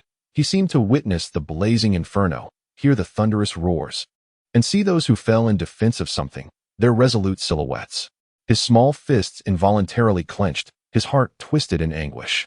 Just at the most critical moment for the Hidden Leaf Village, a great hero emerged, the fourth Hokage. With his unmatched strength and unparalleled wisdom, he battled the Nine Tails for 7 days and nights, sacrificing his life to ultimately halt its devastation. When this name was mentioned, Shimura Jin's tone brimmed with reverence. Under the influence of the 500-point persuasive power of the Hero Shaper aura, Naruto was instantly enveloped in that tense and tragic atmosphere. He felt as though he had witnessed the emergence of that hero, a beacon illuminating the despairing Leaf Village. Fourth Hokage, Naruto murmured softly, this title becoming immensely sacred in his heart. Shimura Jin gazed intently into Naruto's eyes, his voice taking on a grave seriousness. However, Naruto, that great hero did not choose to kill the Nine Tails in the end. Why not? Naruto blurted out, bewildered. In his simple understanding, evildoers ought to be eradicated. Shimura Jin smiled slightly, because he believed that the power itself is not inherently evil. What truly matters is the heart of the person wielding that power. He paused, allowing Naruto to digest this statement. Naruto nodded, as if he partially understood, yet was not entirely certain. Thus, he made an incredibly difficult, yet profoundly noble decision. Shimura Jin's voice rose again, imbued with a stirring power. He chose a newborn, possessing the purest of souls, to entrust this overwhelming and uncontrollable power, along with the future of the village. He believed that this child, one day, would grow to heights beyond his reach, accomplishing feats he could not achieve, not by suppressing this power with force, but by genuinely understanding it, guiding it, allowing it to become a protective force for the village and its companions. He even hoped that one day, this power could become a true ally of its vessel. Every word Shimura Jin spoke struck deep within Naruto's heart. The newborn Naruto murmured, as if grasping something elusive yet hard to believe. Naruto. Shimura Jin's words acted as a key, unlocking a door deep within Naruto's heart. You are not a monster, nor an ill omen. You are the one chosen by the fourth Hokage. You are the vessel entrusted with the future of the Leaf Village. Vessel of a hero? These 4 words resonated like a bell tolling at dawn, akin to a lightning bolt cleaving through the darkness, crashing into Naruto's tender soul with a deafening thunderclap. All the disdainful glances he had endured, the rejection, the solitary anguish, and the humiliation of being cursed as the fox demon by the villagers, all of it, in this moment, seemed to acquire a newfound significance. He was not a cursed child. He was not the bearer of calamity. He was the one chosen by the great fourth Hokage, the vessel entrusted with the future by a hero. A profound sense of mission and an unprecedented pride erupted from Naruto's heart like a volcanic explosion, instantly obliterating the layers of darkness and inferiority that had long shrouded his spirit. I am the vessel of a hero? I have such significance. Naruto murmured to himself, his small body trembling with excitement. Tears, warm and uncontrolled, rolled down his cheeks, landing upon his hand. But this time, they were not tears of grievance, nor tears of loneliness. They were tears of joy, of profound emotion, of the relief of finding meaning in existence. Shimura Jin could distinctly feel the world within Naruto, long enveloped in darkness and cold, being completely dispelled of all shadows at this moment. A small sun, radiating infinite light and warmth, was beginning to rise. Watching Naruto's eyes reignite with brilliant light, his entire demeanor transformed anew, Shimura Jin felt a deep sense of fulfillment. This child was meant to shine like this. He was akin to a pearl covered in dust, merely needing a gentle polish to reveal the most dazzling brilliance. He smiled faintly, resolved to seize the moment and stoke the newly ignited flame even further. Naruto, Shigemura Jin's voice carried a hint of mirth. Would you like to learn a powerful ninjutsu that belongs solely to you? A technique capable of creating miracles with your own hands, much like the fourth Hokage. To protect those dear to you? Shigemura extended his right hand, palm facing upwards. In the next instant, a soft blue chakra gathered like a rushing stream, swirling rapidly in his palm, compressing and condensing. With a hum, a flawless sphere of blue chakra, radiating pure waves of power, suddenly took form. This technique is called the Rasengan. It requires no intricate hand seals. It is the epitome of pure transformation, a high-level ninjutsu meticulously developed by the esteemed fourth Hokage. It embodies creation, protection, and an unwavering will to never give up. Naruto's eyes widened in astonishment upon witnessing the rapidly spinning blue orb, his mouth agape. So impressive. Is this the technique developed by the fourth Hokage? It resembles a miniature sun. Can I learn this technique? I want to learn, he exclaimed. Excitement causing his voice to tremble, his cheeks flushed, his eyes sparkling as he gazed at the Rasengan in Shigemura's hand. For reasons unknown, an intense urge to learn surged within him. Of course, I will teach you right now. Chapter 16. A month later, a month passed quietly. For most students at the Ninja Academy, this time may have felt like just another stretch of monotonous training days, but for Uzumaki Naruto, it was akin to a rebirth. Shigemura's guidance acted as a key, unlocking the infinite potential that lay dormant within him. Naruto had begun to grasp the sensation of the tumultuous chakra swirling in his palm while forming the Rasengan, although he was still a distance away from perfecting it. Thanks to Shigemura's specialized training, his demeanor had transformed from that of a boisterous and erratic child to one of calmness and poise, his gaze now imbued with greater focus and confidence. Moreover, his progress was not limited to his demeanor in ninjutsu. Under the extraordinary influence of Shigemura's teaching and precise skill replication, Naruto ascended rapidly, akin to a rocket. Today marked the Ninja Academy's monthly physical assessment. The schoolyard brimmed with students, a mix of tension and excitement palpable in the air, while the teachers wore expressions of varying intrigue. Iruka stood at the forefront of the line, holding a grading sheet, occasionally maintaining order among the students behind him. Yakushi no Nai stood quietly beside him, her demeanor serene. The head instructor, Nakajima, had also made a special trip to observe, his arms crossed and expression stern, though a glimmer of anticipation sparkled in his eyes. After all, under Shigemura's tutelage, students had shown remarkable improvement daily, and he was eager to see how much they had advanced over the month.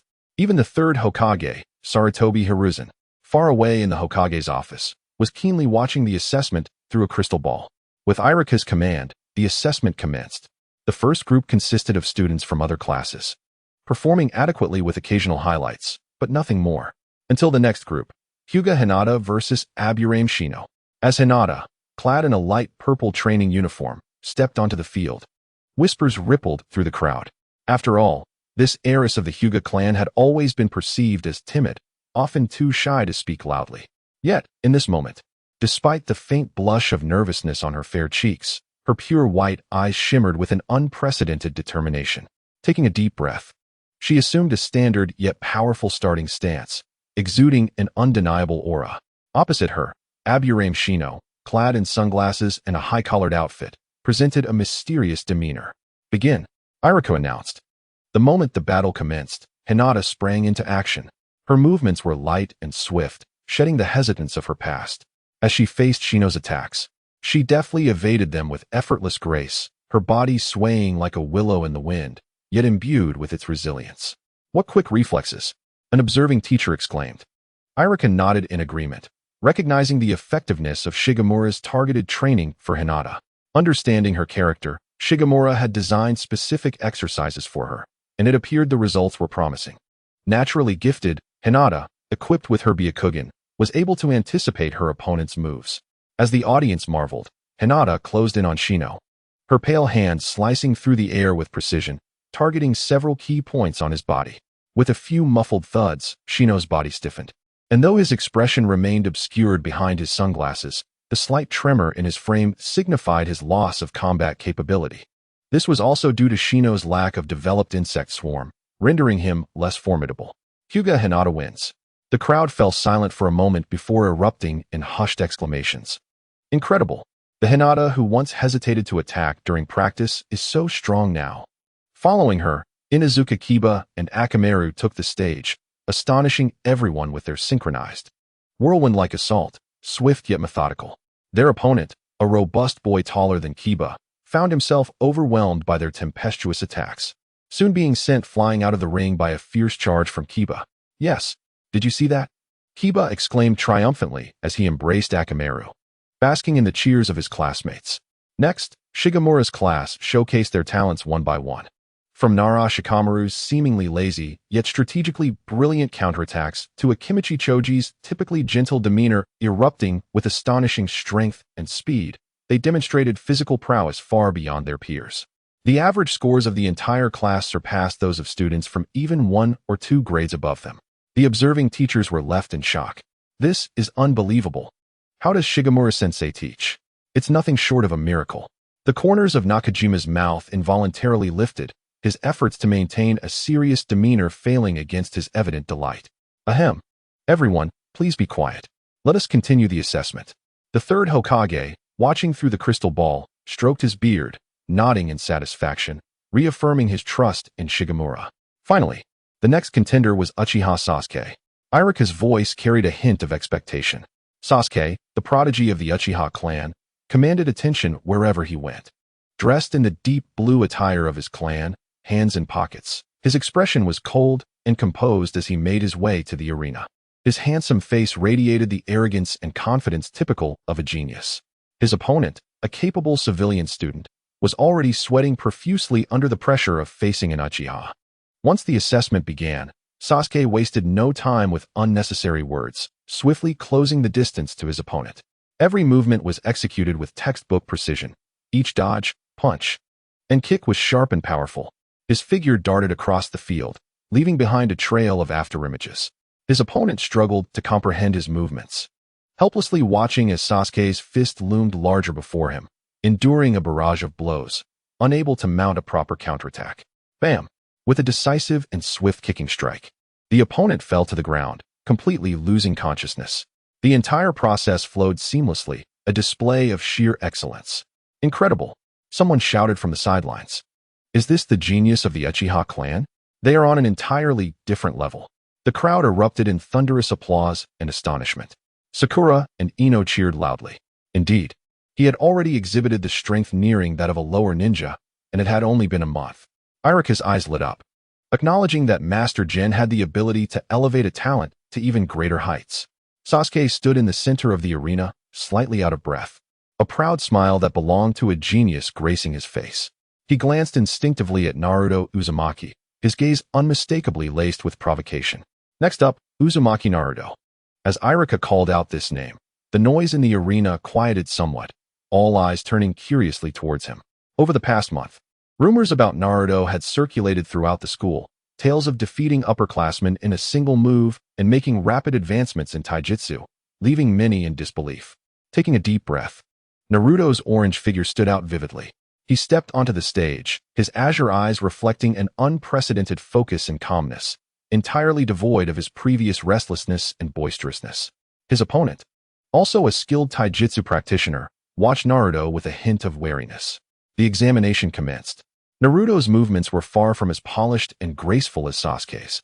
To the untrained eye, they appeared somewhat chaotic and uncoordinated. What kind of fighting style is this? Is he just flailing around? However, the seasoned warriors present, be it Irika, Anko Mitarashi, or Sarutobi Hiruzen, who watched through a crystal ball, narrowed their eyes in surprise. There was a primal instinct to his combat style, reminiscent of a wild beast. Each of Naruto's evasions was perilously close to being struck. It seemed that a mere delay of a fraction of a second would result in a hit. Yet he always managed to dodge at the most critical moment from an astonishing angle. When an opponent's punch aimed for his face, he seemed to possess eyes in the back of his head, tilting his head just enough for the punch to barely graze his hair. Each of his counterattacks was executed from the most unexpected angles, a perfect embodiment of instinct, entirely anticipating his opponent's next move. Just as his opponent attempted to change tactics, Naruto's fist struck from an unforeseen blind spot. There were no fixed techniques, no deliberate imitations. Every action flowed with the rhythm of battle, spontaneous and fluid. Inazuka Kiba watched in astonishment. How did he get stronger again? Is there any justice in this world? Hinata Hyuga covered her mouth with her tiny hands, her Byakugan glowing with increasing intensity. Sasuke's previously arrogant expression gradually faded, his brow furrowing unconsciously. With a seemingly clumsy side lunge, Naruto evaded a powerful punch from his opponent and, in an unbelievable twist, delivered a forceful elbow strike to the opponent's ribs. The opponent let out a grunt, staggering back and exposing a significant opening. A gleam flashed in Naruto's eyes. Seizing the opportunity, he unleashed a relentless flurry of lightning-fast strikes, utterly suppressing his opponent. Although Sasuke still viewed the trajectory of Naruto's punches and kicks as chaotic, each blow landed precisely where it would inflict the most discomfort on the opponent. Ultimately, with a resounding thud, the opponent could rise no more. Uzumaki Naruto, victory. Taking a long breath, Naruto wiped the sweat from his forehead, finally displaying a radiant smile. He even cheekily gestured towards General during the scoring segment. The experienced senior ninja referee, upon receiving the final evaluation results for both competitors, paused in surprise. Glancing at Iruka and Jin, both nodded slightly. The referee cleared his throat. Uchiha Sasuke, technique, 10 points. Strength, 10 points. Overall assessment, 100 points. Wow. The crowd erupted into a tsunami of applause and cheers. Truly the genius of the Uchiha clan. A perfect score. Absolutely astounding. Sasuke stood tall, a smile forming at the corner of his mouth. This was worthy of his Uchiha genius status. After an entire month of diligent training, he was finally savoring the fruits of victory. However, the referee's subsequent statement felt like a bucket of ice water poured over him from head to toe. Uzumaki Naruto, technique, 80 points. Upon hearing this, many displayed expressions of disbelief. A glimmer of joy appeared in Sasuke's eyes. No matter how good your physical abilities are, Naruto, the gap in technique is insurmountable. But then, the referee's tone shifted abruptly, rising in volume. His perfect fusion of body and mind, his precise grasp of combat timing, and his keen insight into the battlefield have transcended mere technique, earning him extra points. Overall assessment, 110 points. Whoa, 110 points. What is this? ISNTA perfect score 100? How can there be additional points? The arena erupted into chaos. Even more raucous than when Sasuke had received a perfect score. This must be a mistake. 110 points? Did the referee read that wrong? How is it possible to score higher than a perfect score? Everyone was in disbelief. Sasuke's proud smile froze instantly, replaced by an expression of incredulity and thinly veiled anger. He could not comprehend it. How could his flawless, textbook technique lose to Naruto's unorthodox style? This defied logic. Impossible, Sasuke exclaimed, his voice trembling slightly. A quiver he was unaware of. The referee seemed to anticipate this, declaring loudly, "The essence of taijutsu lies in real combat." While Uchiha Sasuke's technique is impeccable, truly flawless, Uzumaki Naruto has showcased an instinct for battle and an understanding of timing that surpasses mere technique. This additional 10 points recognize his combat intelligence. This explanation sparked contemplation among some, such as Nara Shikamaru, who languidly yawned. What a hassle. I knew our class was filled with monsters. Yet, many remained entrenched in the profound shock brought about by the 110 points. This was unprecedented. No previous assessments had employed such scoring criteria. It could only be said that the influence of Jin, like a butterfly's wings, had begun to alter the original storyline irreparably. As the examination concluded, Naruto, shedding his usual boisterousness, scratched his head, his signature sunny smile illuminating his face as he ran straight to the still-stunned Sasuke, who stood there as if petrified. "Hey, Sasuke." Naruto grinned widely, revealing his white teeth, and patted Sasuke on the shoulder. "You were amazing. That was really impressive." Sasuke's body jolted, abruptly lifting his head with a complex look directed at Naruto. Oblivious, Naruto continued loudly, "But you know, if you want to surpass me, you're going to have to work even harder. I told you, I'm going to be Hokage." To Naruto, this might have seemed merely a friendly jest and encouragement. After competing with Sasuke for a month, they had come to understand each other better than anyone else, and Naruto had gradually come to appreciate Sasuke's efforts. However, to Sasuke, these words were nothing short of a profound insult and boast. Over the past month, he had trained relentlessly to prove his identity as a Uchiha genius, to leave this commoner far behind. Yet, what was the result? Not only had he failed to distance himself, but he had once again been surpassed, and in such an outrageous manner. Why was this happening? What is it about this fool that allows him to triumph despite his foolishness? An indescribable fury and humiliation surged from the depths of Sasuke's heart, erupting like a volcano. "Do not let your arrogance blind you." Sasuke abruptly lifted his head, his eyes blazing crimson. Within those scarlet orbs, two pitch-black tomo gradually emerged, radiating an ominous and otherworldly glow. The Sharingan. Sasuke had activated his eyes prematurely under such intense provocation. An unprecedented sense of power instantly coursed through his limbs. His vision sharpened remarkably, allowing him to perceive every subtle expression on Naruto's face. Confidence had returned to him once more. "Naruto, Uzumaki." Sasuke spoke in a low tone. "Next time, I will certainly not lose to you." With that, he turned sharply and strode away without looking back. Naruto, watching Sasuke's retreating figure, paused for a moment, scratching the back of his head.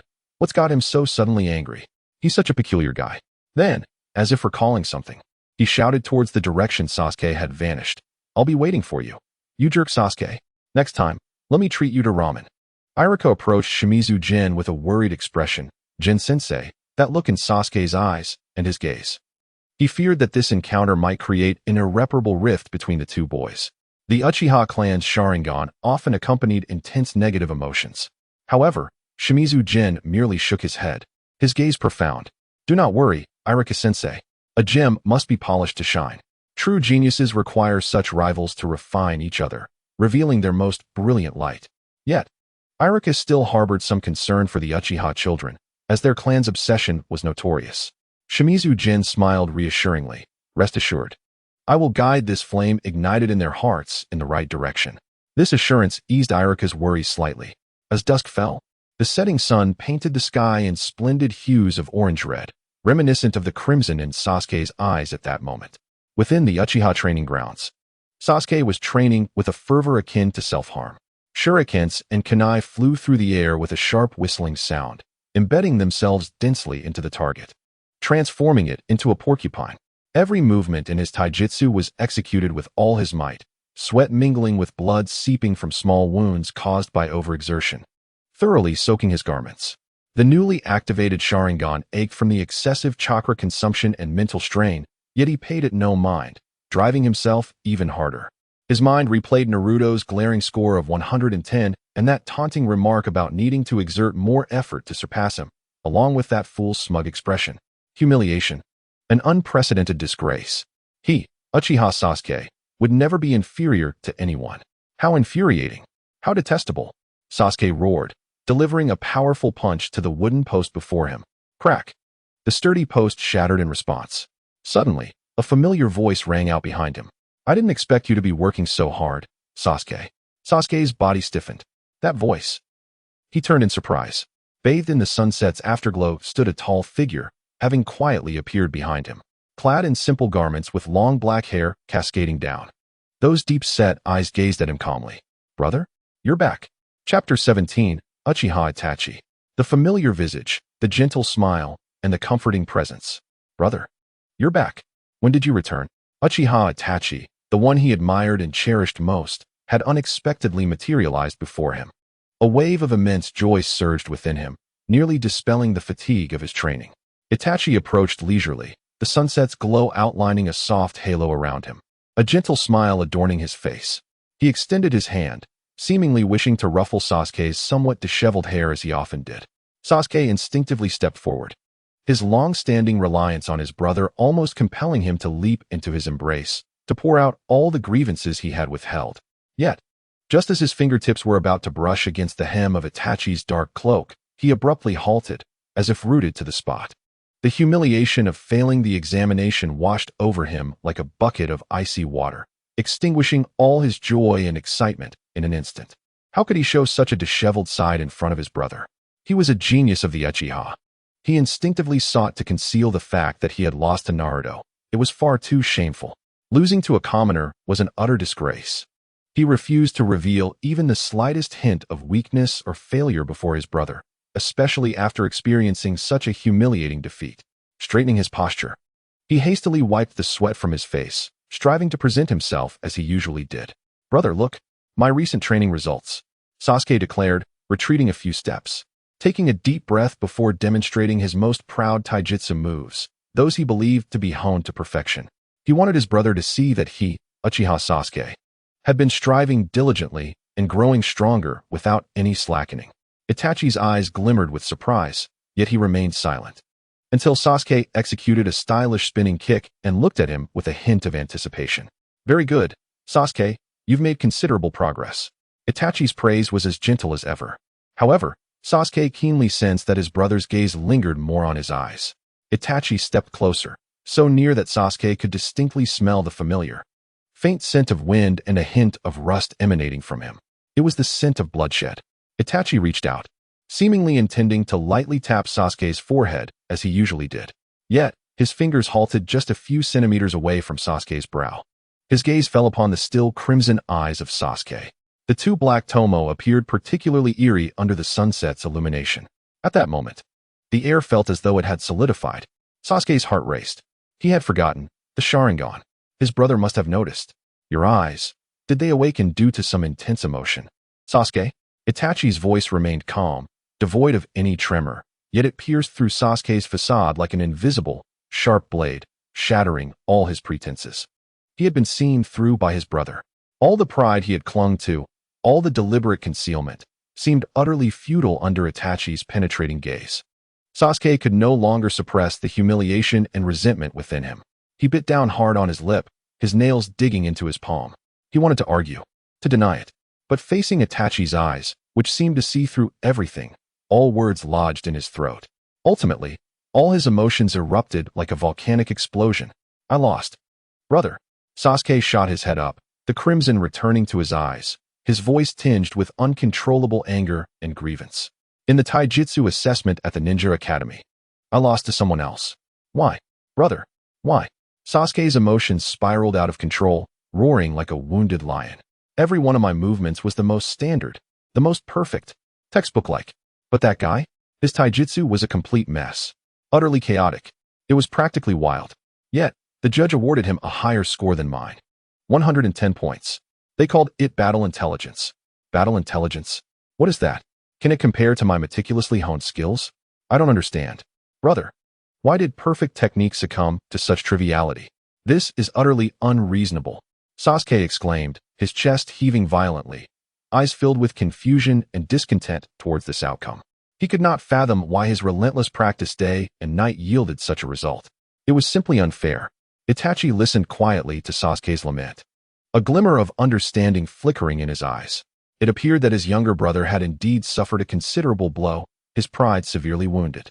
After a moment's contemplation, he refrained from hastily countering Sasuke's claims, patiently awaiting his brother's descent into silence. As Sasuke's voice gradually diminished and his shoulders sagged from exhaustion, only the heavy breaths from his heaving chest remained audible. Itachi then spoke softly. So, Sasuke, in a true life-and-death struggle, do you believe that a splendid, precise, and flawless technique will better ensure your survival? Or is it the instinct to seize that fleeting moment that will ultimately determine life or death? Sasuke paused, instinctively preparing to retort. Wasn't a perfect technique meant to triumph over an adversary? However, before he could articulate his thoughts, Itachi suddenly moved. Without any forewarning. One moment he stood before Sasuke calmly questioning him, and the next, he vanished like a wraith. Sasuke's Sharingan barely had time to discern a clear trajectory. A chilling sensation abruptly coursed through the back of Sasuke's neck. The hairs on his body stood on end. Itachi had appeared behind him without a sound. One hand rested lightly on his shoulder, stifling any thoughts of resistance, while the other held a kunai glinting coldly, pressed against his carotid artery. With the slightest cut, his life could be effortlessly extinguished. The entire sequence transpired in an instant, so swift it bordered on the surreal. Sasuke could distinctly feel the sharp metallic edge of the kunai and the oppressive aura radiating from his brother. He stood frozen, paralyzed with fear. His mind was blank. It was all too fast. Itachi had employed only the most fundamental body flicker and grappling techniques, without resorting to any ostentatious displays. Yet, Sasuke had not even had the time to react. His Sharingan had failed to keep pace. Bear in mind, he had activated his Sharingan. He was not the same Sasuke who had been without his Tomo moments ago. Do you see now, Sasuke? Itachi's voice resonated in his ear. True combat is ever-changing. The enemy will not grant you the luxury of presenting a perfect technique at your leisure. If your skills cannot serve you in real combat, if they do not aid you in seizing that fleeting opportunity in critical moments, then no matter how dazzling or refined, they are but hollow shells. That classmate of yours, his taijutsu may appear chaotic, lacking in structure, riddled with flaws. Itachi released the kunai pressing against Sasuke's throat and approached him, fixing his gaze upon him once more.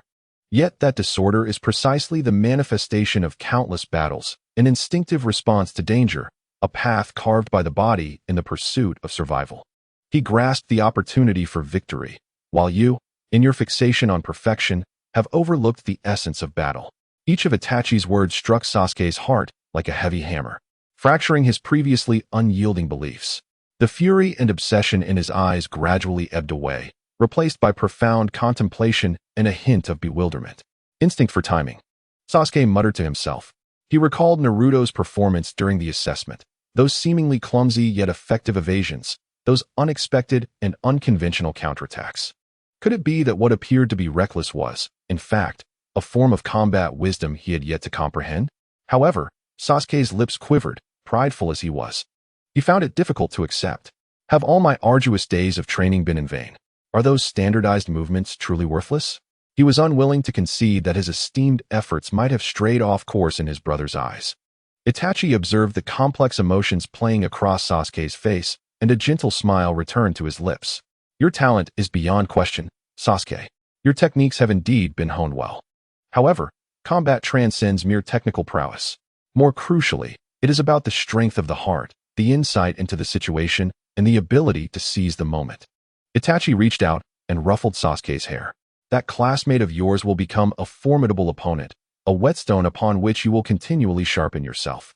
Itachi's acknowledgement flowed into Sasuke's heart like a warm current. The bitterness and humiliation within him gradually transformed into a more potent drive. Yes, I, Uchiha Sasuke, cannot be easily defeated. I cannot lose to that fool who merely grins. A temporary setback means nothing, as long as I comprehend my brother's insight into timing. And with my Sharingan, I am invincible. Then, sooner or later, I will overcome Naruto Uzumaki. The pride of the Uchiha genius reignited within him. I understand now, brother. Sasuke lifted his head, the confusion in his eyes dissipating, replaced by an unprecedented determination shining within his scarlet Sharingan. Next time, I shall undoubtedly reclaim victory. I will prove through my strength who is truly the strongest. Seeing the renewed fighting spirit in his brother's eyes, Itachi's gaze softened slightly, and he nodded with approval. Truly, he is my little brother. The fatigue from his earlier mission began to fade, replaced by a sense of healing. The last rays of the setting sun were about to dip below the horizon. The heat of the training ground gradually faded, giving way to the evening's gentle coolness. Brother. Sasuke suddenly tugged at Itachi's sleeve, asking softly, will you be able to stay longer this time? Can you accompany me in practice? He remembered how, long ago, Itachi would patiently guide him, though he had not fully grasped it back then. Since Itachi joined the Umbu, such moments had become increasingly rare. Itachi's smile remained warm. Yet a complex shadow flickered in the depths of his eyes as he shook his head gently. He reached out to tap Sasuke's forehead. The gesture and tone unchanged as always. Forgive me, Sasuke. Perhaps next time. With that, his figure slipped away silently into the deepening twilight, just as he had come. Another next time. Sasuke lowered his head, lightly touching his forehead, a wave of disappointment washing over him, but he quickly suppressed it. He lifted his head once more, clenched his fists, and fixed his gaze on the wooden post nearby. Next time is next time. He muttered softly, just wait and see, Naruto Uzumaki. And you too, brother. I will make you witness the growth of Uchiha Sasuke. With that, he took a deep breath and resumed his taijutsu stance. His focus sharper and more intense than before. This time, his thoughts were no longer limited to the perfection of movements and standards. A figure entered the corridor slowly. Lord Danzo, here is today's detailed report. Shimura Danzo sat in the main seat, resembling a statue fused with shadows. Before him stood Yakushi Nan, bowing respectfully, her white robe starkly contrasting the oppressive color scheme. Nan, you have performed admirably, Danzo rasped, picking up the report detailing the recent performances of his son, Shimura Jin, and the Nine-Tails brat, Naruto Uzumaki, as recorded by Yakushi Nan. Has Uchiha Sasuke awakened his eyes? The genius of the Uchiha clan, indeed, continues to emerge. Truly an unstable factor. He continued reading. Danzo's eyes narrowed suddenly. Taijutsu assessment, 110 points? Naruto Uzumaki. The rebellious child has surprisingly managed to achieve something. Medic Yao Shirinayu lowered her head, refraining from speaking, her fingertips curling slightly within her sleeves. The image of Shimizu Jin teaching once again vividly emerged in her mind. His confidence, that peculiar ability to ignite the passion of his students, stood in stark contrast to the man before her, shrouded in shadow, embodying coldness and darkness. However, Danzo's tone shifted abruptly, the temperature in his gaze plummeting to freezing levels. Mercy, after all, seldom leads to greatness. Uzumaki Naruto is the Jinchuriki of the Nine Tails. He is the sword hanging over the enemies of Konoha. He is not some delicate flower that requires careful nurturing, basking in the sun and giggling foolishly. Jen, do you truly fail to comprehend this? Or do you inherently oppose me, believing your ideals of love and peace can save the world? He suddenly rose. Do you still think that being a ninja is a glamorous profession? Ridiculous. Without understanding the harshness of darkness, one shall forever remain as mere meat on another's chopping board. So be it. Danzo's gaze turned frigid. It is time to test the true caliber of that Nine-Tails brat. I wish to see what kind of person Shimizu Gen has shaped him into. More importantly, he must realize that anger and hatred are the most reliable weapons in this world. This power must rest in the hands of the root. Upon hearing these words, Yao Shiyinai felt a heavy weight in her heart, the complexity of her emotions deepening within her downcast gaze. She understood Danzo's intent all too well. This was to truly unleash his wrath upon Uzumaki Naruto, the child who would beam with a silly smile in class and rejoice at the slightest progress. She could even envision the cruel methods the root members would employ to test a child. Yet, what could she do? Bound by her circumstances, she felt utterly helpless. Her subordinates understood. She responded respectfully, her voice remaining calm, betraying no turbulence. Only the lowered eyelids concealed all her emotions. That is sufficient. Danzo seemed somewhat satisfied with her reaction. Go. Instruct those members of the root lurking near the school to stretch their limbs. Tell them I wish to see the boy's true self. Do not disappoint me. Yinayu. Yes. Yao Shiyinai responded once more, then quietly retreated, turning to blend into the deep, unfathomable darkness of the corridor behind her. Deep within the base, as she departed, several figures also donning various animal masks slipped from the shadows like phantoms, receiving their orders before vanishing without a sound. Danzo, seated at the head of the table, lightly tapped his fingers on the surface. Jen, oh Jen, he murmured softly, his voice echoing eerily in the empty room. Do you think you can escape the fate of the root? Naive Uzumaki Naruto. Is a grand gift I have bestowed upon you. Watch closely and witness how true education is conducted. He anticipated the expression on Shimizu Gen's face when he witnessed his carefully nurtured student erupting in despair and hatred. Chapter 18. Crisis. Meanwhile, having secured first place, Shimizu Gen was preparing to take the exuberant Uzumaki Naruto to Ichiraku Ramen for a celebration. Brother Gen, today I must have 3 bowls. No, 5 bowls of tonkatsu ramen. Plus 3 soft-boiled eggs, exclaimed Naruto, raising his fist in excitement. Shimizu Gen chuckled, ruffling his golden hair, about to agree. All right. Today we shall have all the ramen you desire. Suddenly, a standard-clad ANBU ninja, wearing an animal mask, appeared before them silently. Shimizu Gen, the Hokage requests your presence regarding the reform plan for the ninja school. Please proceed to the Hokage's office immediately. Naruto startled, instinctively shrinking behind Shimizu Gen, eyeing the sudden arrival warily. Shimizu Gen raised an eyebrow at the mention of a reform. Now, his face remained impassive as he glanced at Naruto. The excitement on the boy's face visibly faltered, his smile drooping, his azure eyes pleading with him, as if to say, but we promised to celebrate together? Shimizu Gen gently crouched down, offering Naruto a reassuring smile. Naruto, it seems our ramen feast will have to be postponed. Can you head home by yourself for now? Naruto's lips pouted in a hint of grievance, yet he nodded, understanding. Don't worry. Your double deluxe ramen will be waiting for you tonight. I promise, he exclaimed. Really? Double deluxe. Upon hearing this promise, Naruto's eyes sparkled again, and he nodded eagerly like a chick pecking at grain. I'll wait for you, Brother Gen. For sure. The ENBU ninja led the way, swiftly blending into the crowd.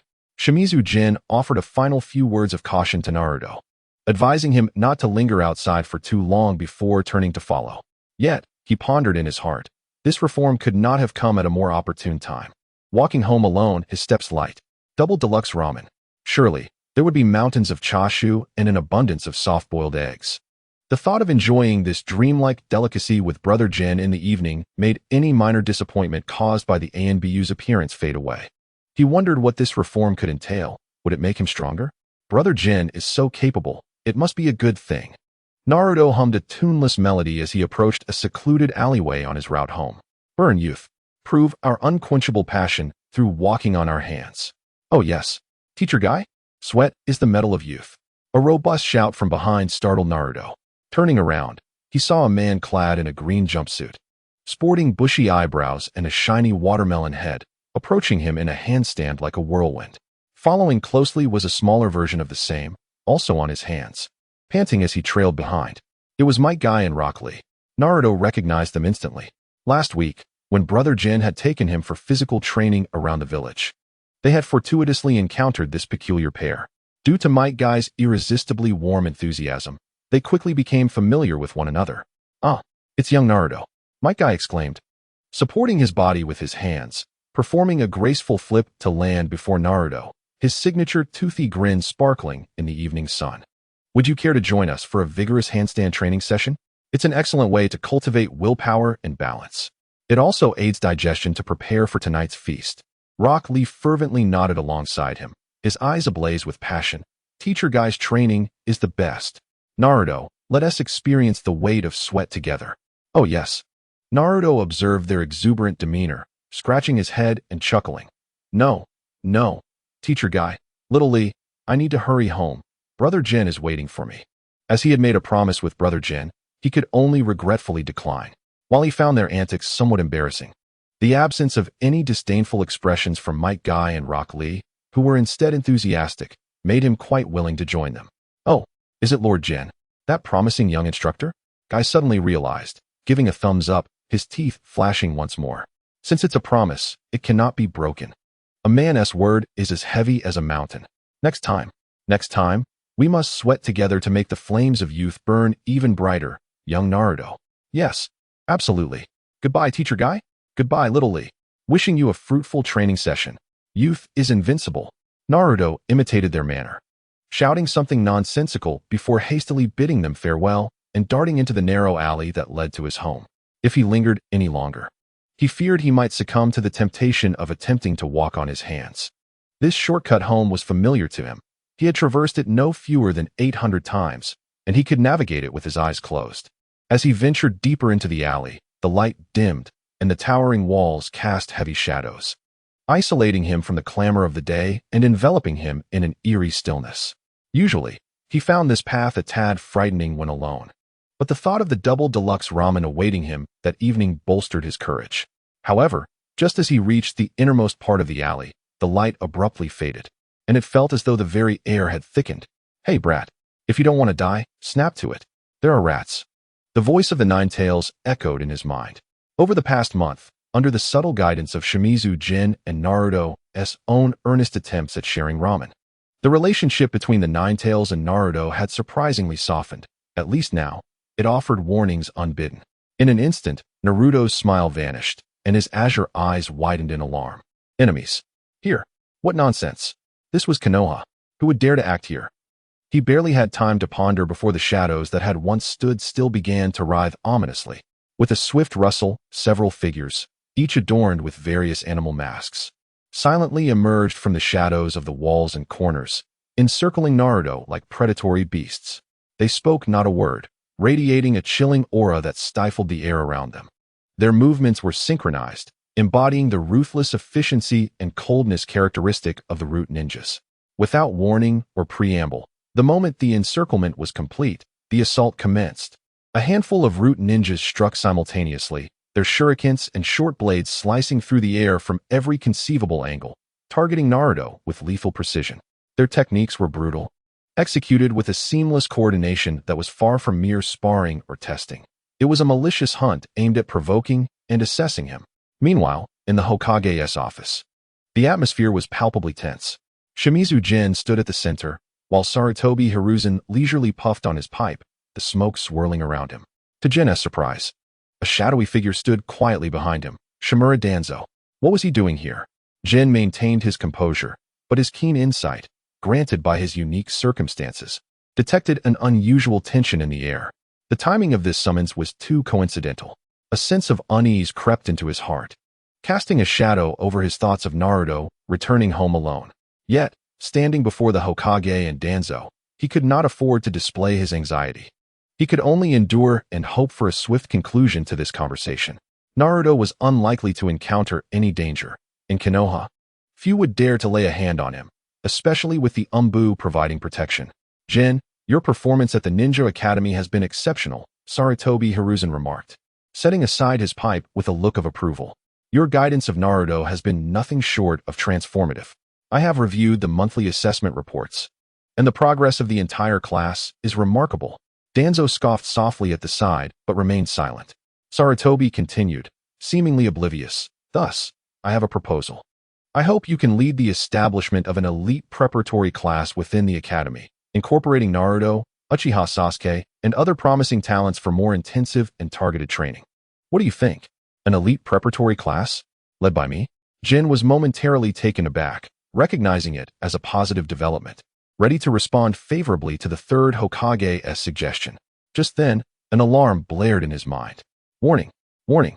Special bond target, Uzumaki Naruto, is under lethal threat. Guardian teleportation activated. Coordinates locked. Teleport countdown. 32 seconds. The piercing red alert pierced Jin's consciousness like a dagger. In an instant, his demeanor shifted from warm and gentle to frigid as if winter had descended upon him. An indescribable aura of terror erupted from him, causing the temperature in the office to plummet. Sarutobi's face expressed shock. Danzo's single eye, hidden in shadow, narrowed sharply, emanating a cold glint. He immediately realized that Jin had likely become aware of something. That ungrateful child. Had he left Naruto any contingency plans? Just as Danzo contemplated intervening to thwart any potential actions from Jin, the latter's voice cut through the tension like ice. Forgive my rudeness, Hokage-sama. Jin's tone was frigid, and before the stunned gazes of Sarutobi and Danzo, his form twisted and abruptly vanished. In the alley, faced with the sudden lethal assault, Naruto's pupils dilated. Yet this time, he did not succumb to panic as he had in the past. Panic would resolve nothing. Brother Jin had taught him that in times of peril, one must remain calm. The techniques he had learned from Jin resurfaced in his mind, each detail of the movements and insights on combat etched clearly in his memory. He swiftly crouched low, maneuvering his small frame through the narrow space, evading the deadly projectiles while employing the combat instincts honed over the past month and the unconventional techniques that had earned him criticism from judges. The judges had no vision. How could Jin's teachings be anything but profound? His movements, though still unrefined and somewhat clumsy, evaded the attacks with remarkable timing. He darted like a slippery eel, resisting the hunter's encirclement with tenacity. Suddenly, he stumbled, nearly tripping over himself, yet fortuitously causing a kunai to whiz past his nose. Naruto wiped the cold sweat from his brow, thinking that if Brother Jin witnessed this moment, he would surely demand an extra 100 repetitions of the basic moves. At last, after a dizzying series of dodges, Naruto seized an opening, narrowly escaping and gaining a precious moment to catch his breath. Leaning against the wall, he gasped for air, feeling as if his lungs would burst. What? The encircling root ninjas exchanged glances of surprise. This brat has a peculiar method of evasion. Humph. The nine-tailed fox still hides its true strength? They resumed their attack, their icy taunts slicing through the air. Your teacher has abandoned you. He is likely boasting before the Hokage now. Perhaps he is suggesting to eliminate you, this unstable element, to prevent you from causing trouble for the village. The so-called compassion is but a poison for the weak. It's a sugar-coated trap to pacify you, beast. Can you feel it? This is the true world. Cold, cruel. No one will truly care for you except us of the root. No one will accept your true self. Release your inner hatred. That is your true power. Think of those who called you a monster. Recall the days when you went hungry. Remember the times when stones were hurled at you. Behind those hypocritical smiles lies nothing but disdain. Nonsense. Brother Jin would never think that way. Naruto firmly rejected their words. He recalled Jin's teachings. Never listen to the enemy. In the lofty shadows, the medic Yao Shi Yu, under the orders of Danzo, observed the unfolding scene. Her fingertips curled tightly within her sleeves. She had witnessed firsthand how Shimura Jin nurtured those children, guiding a boy ostracized by the entire village back onto the path of righteousness, with a patience and an unbiased kindness that she had never encountered in this frigid world. In stark contrast, her fellow root members were solely fixated on their mission, their cold weapons, and the most efficient means to execute Danzo's commands. Their words pierced like poisoned needles, each one striking at the softest spots within the child's heart. She beheld Naruto, that small figure, struggling amidst the onslaught. His face flushed with anger and frustration, yet he resolutely clenched his teeth, refusing to succumb to the venomous taunts. Even in the face of such despair and cruel insults, he fought valiantly to restrain himself. His azure eyes, though filled with rage and pain, still sparkled with an unyielding clarity, steadfast in the belief instilled by Shimura Jin, refusing to unleash the power that beckoned him. This scene stood in glaring contrast to the weaponized image Danzo had conjured, one that must be driven by hatred. The images of Shimura Jin patiently teaching each student under the sun, Naruto's jubilant smile at even the smallest progress, and his elder brother's gentle pat on his head saying, "Naruto, you're working hard," collided violently within her mind against the backdrop of the cold and brutal hunting ground before her. Yinayu's heart was embroiled in a fierce internal struggle akin to a battle between celestial beings. She clenched her fists, her nails digging deeply into her palms, the sharp pain sharpening her clarity. What was she to do? Should she continue to numbly obey orders, watching this child spiral into madness, or was there room for choice? The consequences of defying Danzo loomed ominously. Alas, Naruto, ultimately outnumbered, found himself fatigued. In a moment of vulnerability, he was struck squarely in the chest by a root ninja's kick, sending him flying like a severed kite, crashing into the wall with a painful grunt. Stars dancing before his eyes. Damn these guys, it hurts. Naruto struggled to rise, dizziness overtaking him, his limbs feeling as if they had come undone. Useless brat. The voice of the Nine Tails resonated in his mind. You've been beaten to this extent, whereas that wretched teacher's training. You're such a waste. It's truly displeasing to watch. What a disgrace, tarnishing my reputation. Just as Naruto was about to retort, insisting he was not useless, merely that his opponents were despicable for ganging up on him. Suddenly, a surge of crimson chakra, far purer and more violent than his own, erupted from within him like a volcanic blast. This power washed over him like a warm current, instantly healing his myriad small wounds and revitalizing his waning spirit. The Nine Tails. It had directly bestowed upon Naruto a greater strength. Naruto felt an explosive power coursing through him. What is this? He was momentarily taken aback, but soon realized what the Nine Tails had done. This creature, always claiming to refuse, was quite honest in its actions. It had claimed to be ashamed, yet clearly could not bear to watch any longer. Excellent. Just like that. Unleash your fury. The Root Squad leader's eyes gleamed with excitement, believing Naruto was on the verge of losing control, and he prepared to exert greater pressure, pushing him to further unleash the Nine Tails' power. However, another figure was faster. With the swiftness of a white bolt of lightning in the night, Yinayu's descended from above. The sharp clang of metal echoed in the alleyway, igniting sparks. Unbeknownst to her, she had resolved to intervene, her kunai glinting with a chilling radiance as she precisely deflected the kunai aimed at Naruto's back, pivoting to shield him. Stop!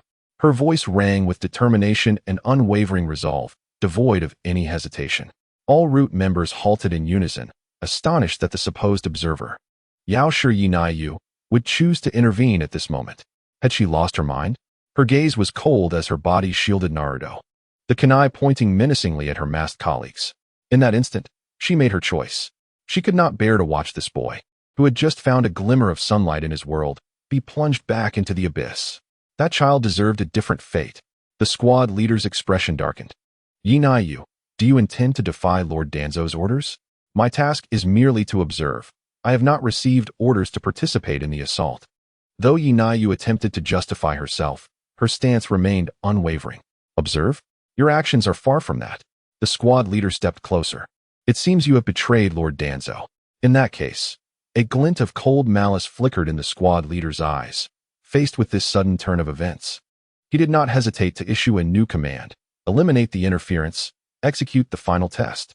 Instantly, several Root ninjas lunged toward Yinayu, their kunai and short blades emanating a chilling intent as they surrounded her, evidently intent on leaving no survivors.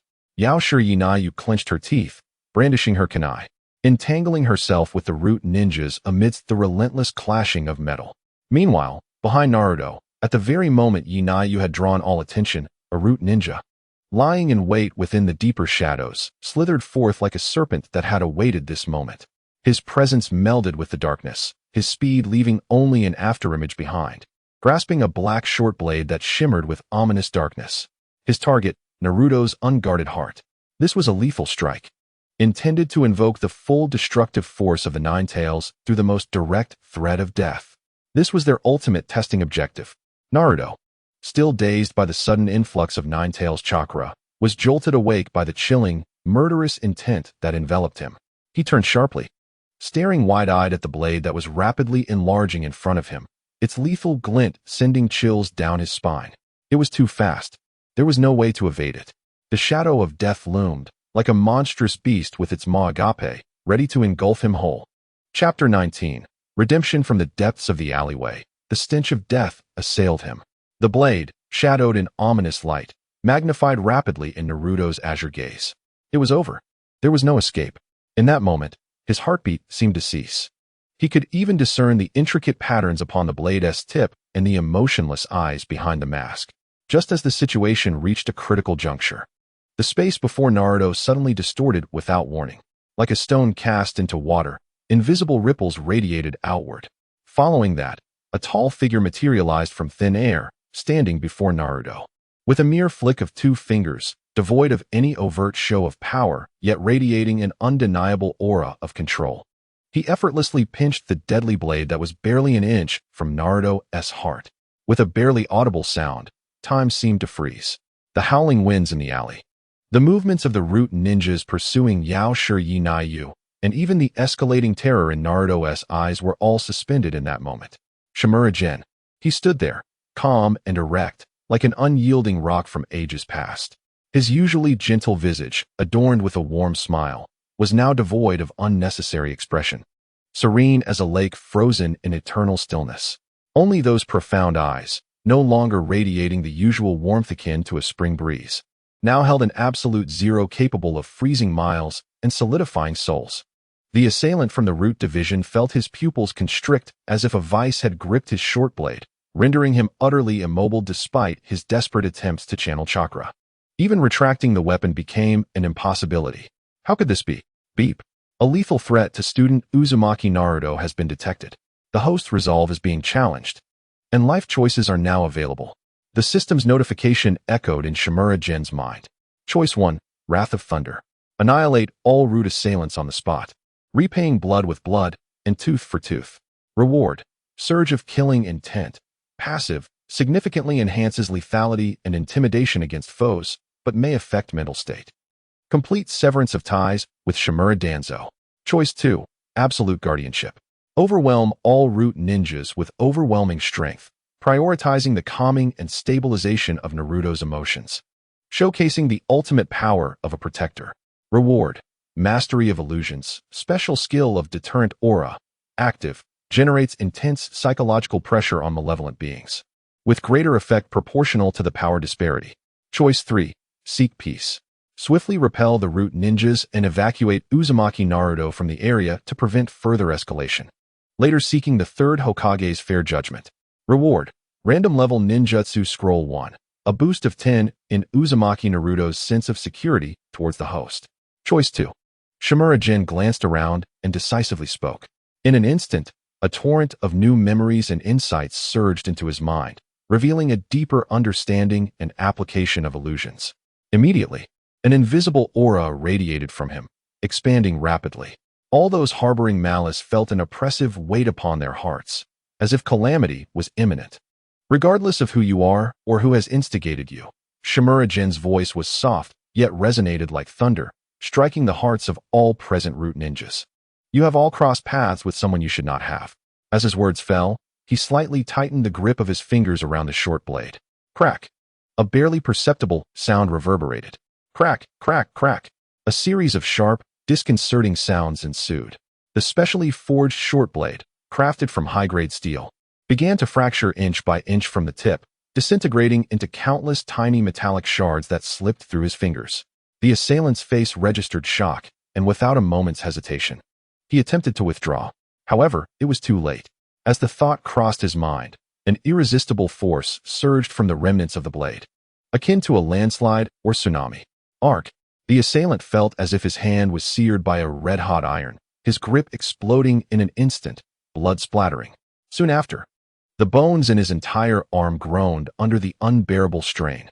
In a heartbeat, all resistance crumbled beneath the weight of terror. He scarcely had time to fall before Shimura Gen's figure had already appeared behind him, moving towards the other root ninjas. Fast. Incredibly fast.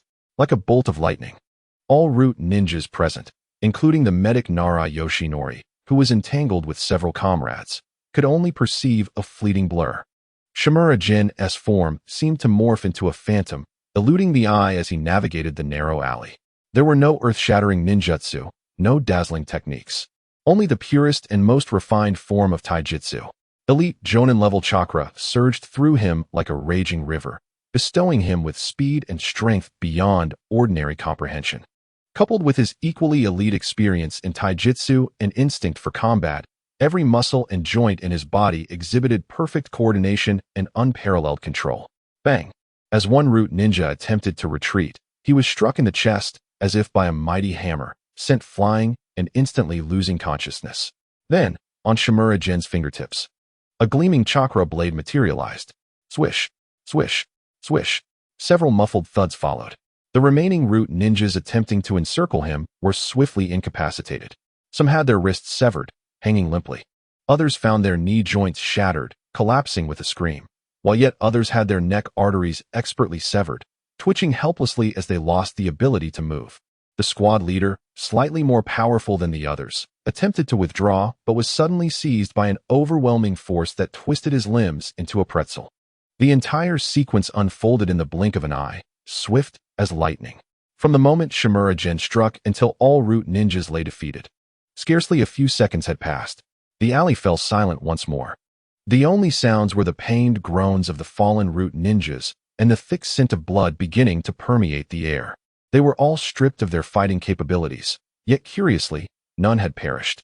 Each strike seemed meticulously calculated to avoid all lethal targets, while perfectly neutralizing their ability to resist. This demonstrated Shimura Gen's formidable strength and control. The rewards bestowed by the system during this time finally revealed their brilliance at this moment. Shimura Gen slowly withdrew his hand, standing upright, his breath steady and unperturbed. His simple attire remained pristine and unblemished. Having narrowly escaped death, Naruto gasped for air, his small face pale as he stared, wide-eyed, at the scene before him. The brotherly figure who usually smiled, taught him to read, bought him ramen, and imparted wisdom now stood before him like a divine being, shielding him in his darkest hour. Those terrifying masked figures, who had previously menaced him, were effortlessly dispatched by his brother as if swatting flies. What kind of speed was that? What kind of power? Naruto's young mind struggled to comprehend, the overwhelming fear still lingering, now eclipsed by a tidal wave of relief and boundless admiration. Wow, Brother Gen. Naruto could no longer contain the torrent of emotions. Fear, grievance, dread, and an indescribable excitement burst forth in tears. Tears streamed down his face, mingling with dust and sweat. His small body trembled with excitement and residual fear as he nearly crawled towards Shimura Gen, clutching the hem of his clothing as if it were the safest harbor in the world, fearing that letting go would plunge him back into endless darkness. Brother Gen, they were terrifying. Woo-woo, you were so amazing. You sent them flying in an instant. He choked, unable to articulate. His words fragmented as he rubbed his face against Shimura Gen's leg.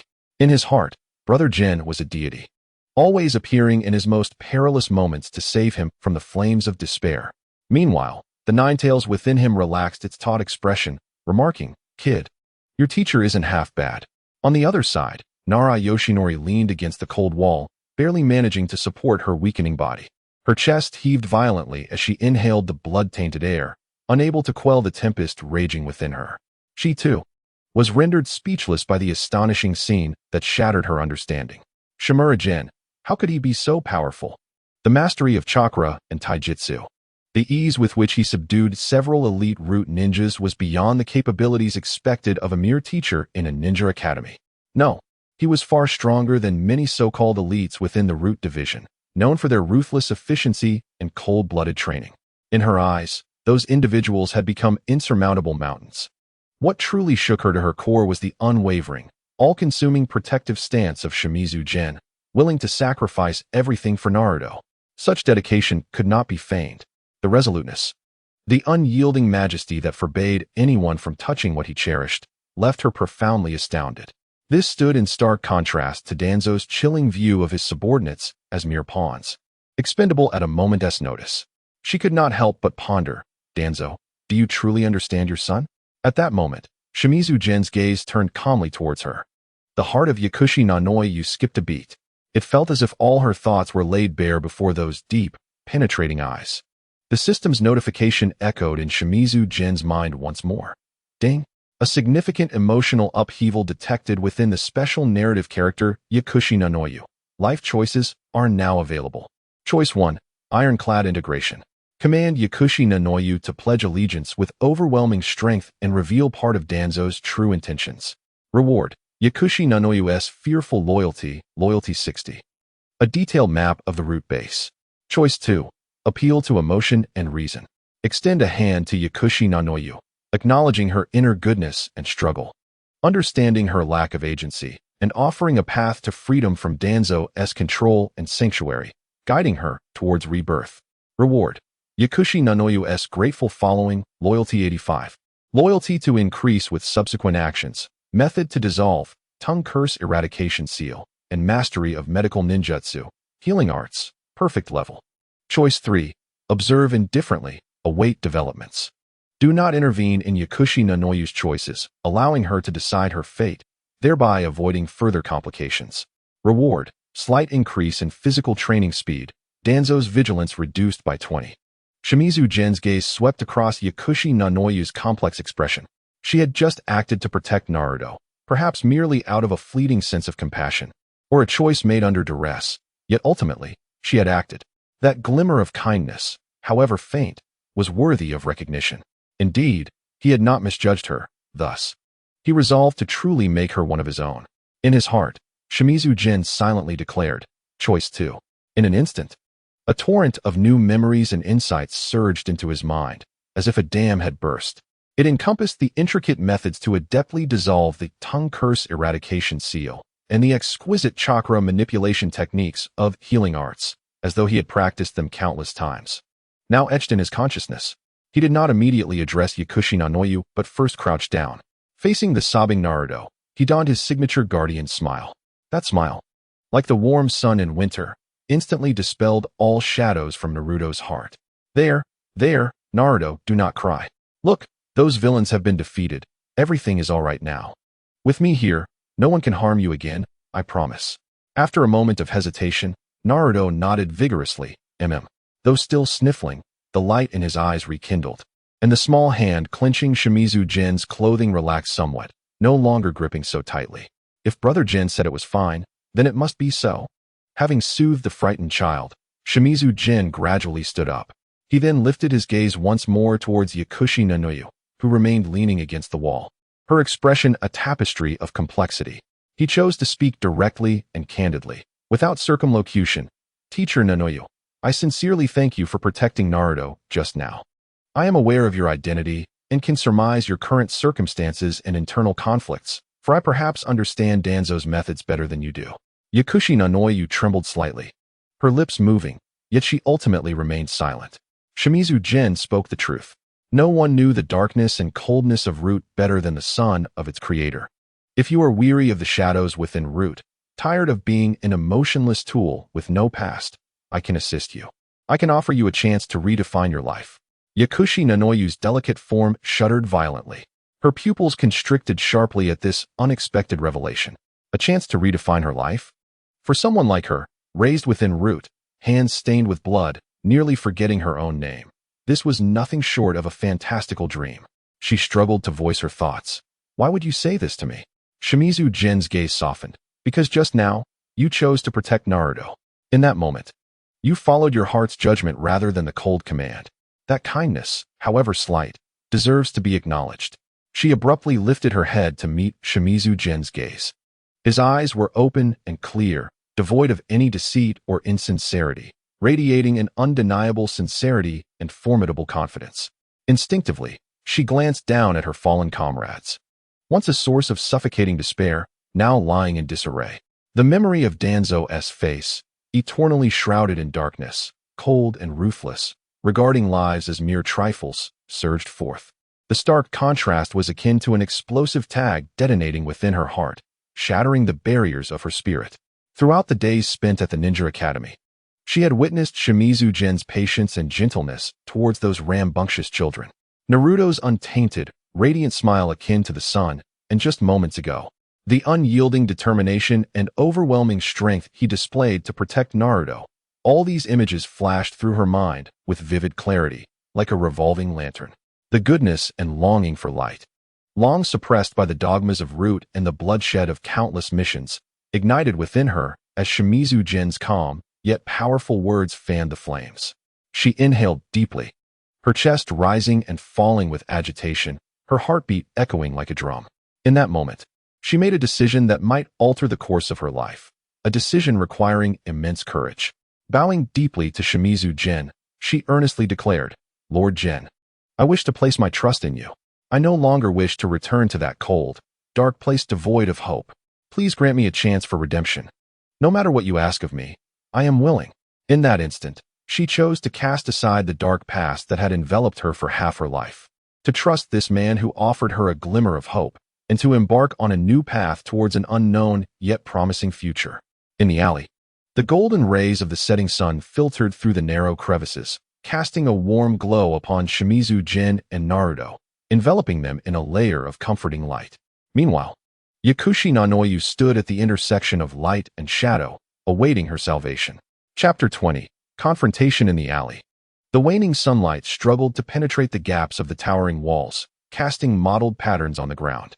Shimizu Jin cradled a gentle, emerald-green chakra aura in his palm, reminiscent of the vibrant life of new leaves in early spring. This was the pinnacle of medical ninjutsu, healing arts, perfect level. Due to Yakushi Nanoyu's efforts to protect Naruto against several members of Root, she had sustained significant injuries. Shimizu Jin was there to heal her. He placed his hand upon the wound on Yakushi Nanoyu's shoulder. The gruesome injury rapidly healed under the nurturing glow of the green chakra, visibly mending before the naked eye. The gory wound quickly ceased to bleed, new skin tissue blossomed forth, and in the blink of an eye, only a faint pink scar remained. With not a trace of pain lingering, Yao Shiyi now you felt the gentle warmth emanating from her arm, and her astonishment was beyond measure.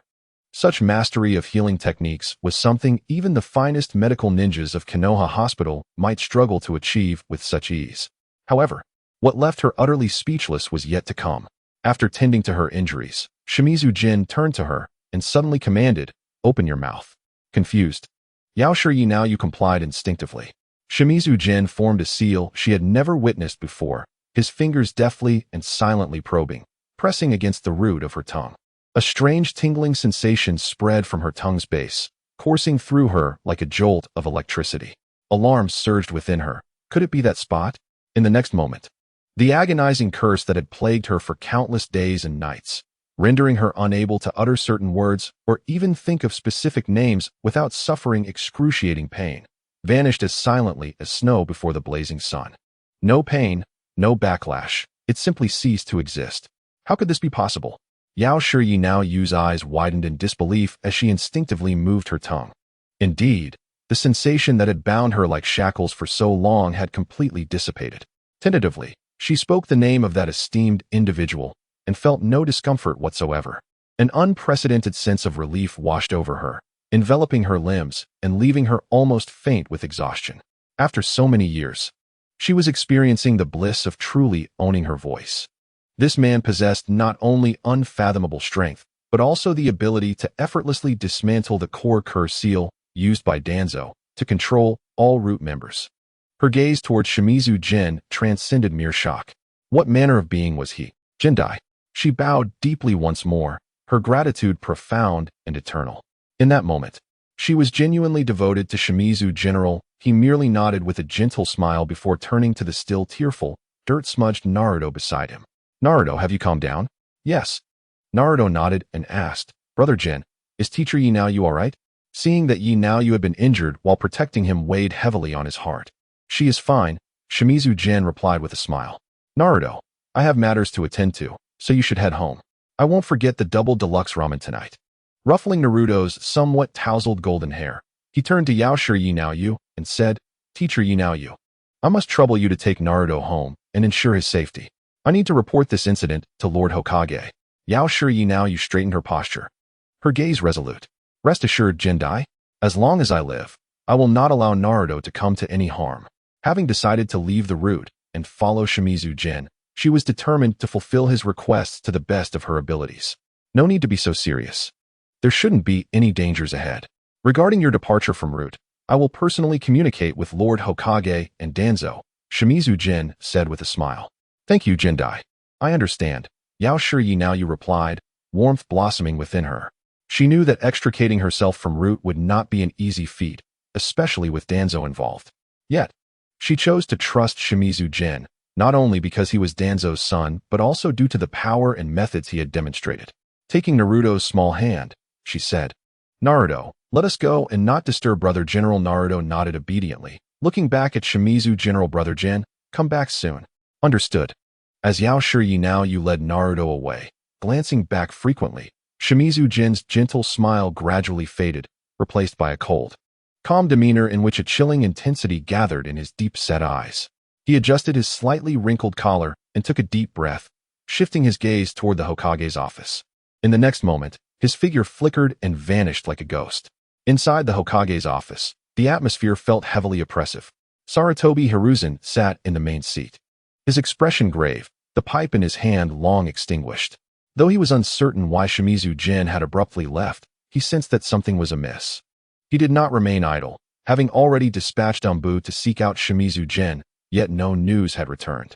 Meanwhile, in another corner of the office, Shimura Danzo sat calmly, blending into the shadows, his exposed eye occasionally flashing with an inscrutable glimmer as he pondered something.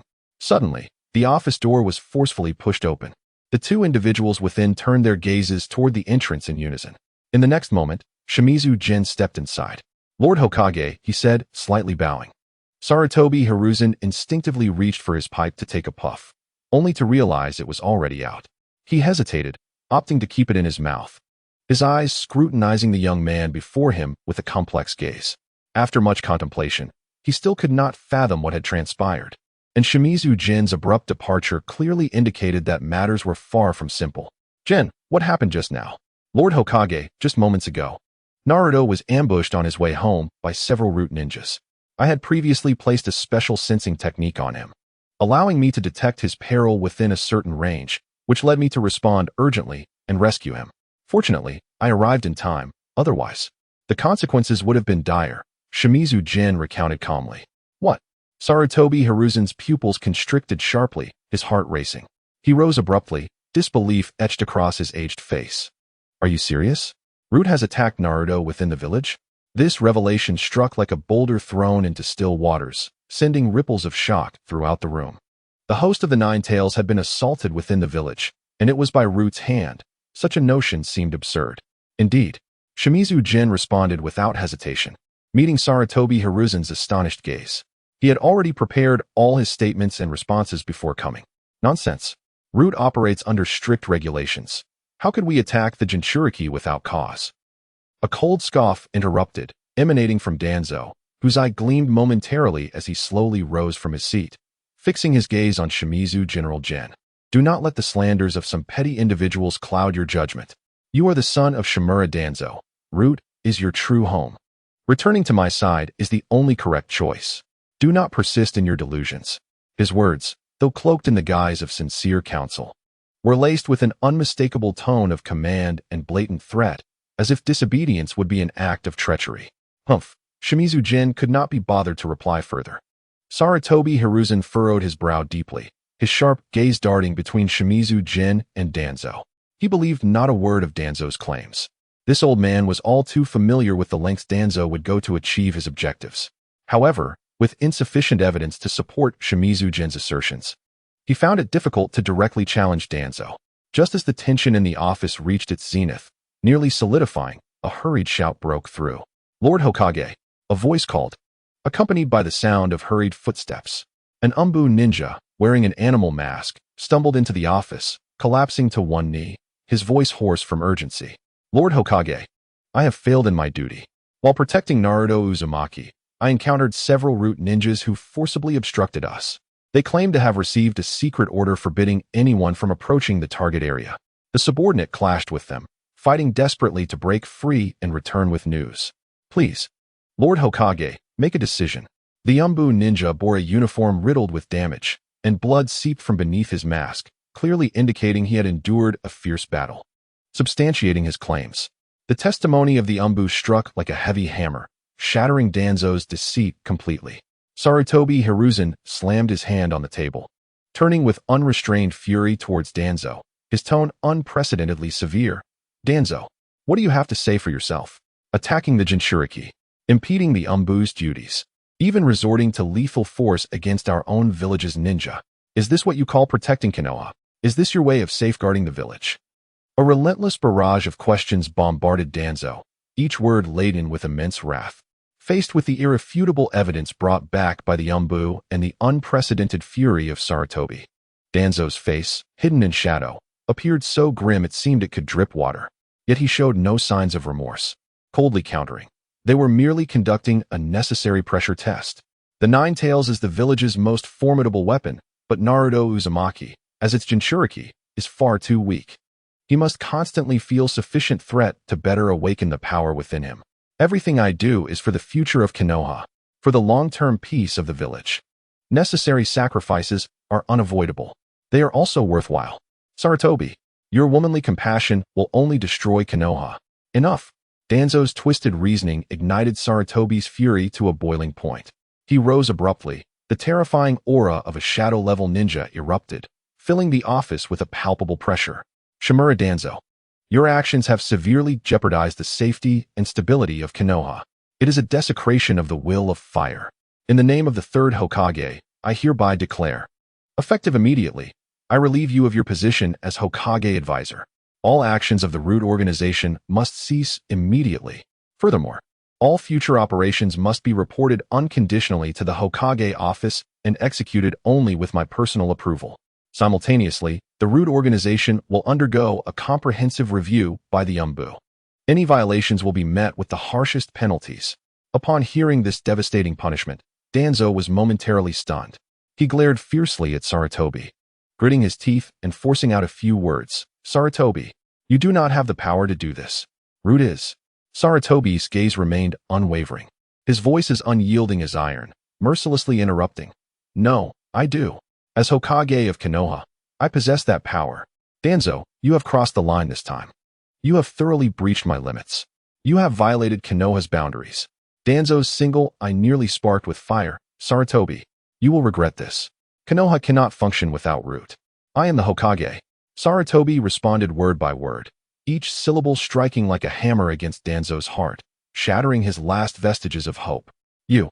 Danzo trembled with rage, never having anticipated that Sarutobi would act so decisively, showing no mercy. This would essentially dismantle the root organization he had painstakingly built over the years. Truly, a case of losing both the chicken and the rice, suffering a double loss. The more he thought about it, the angrier he became, compounded by the realization of his own wrongdoing. He shot a furious glare at Shimura Jin, violently flung his sleeve, and stormed out.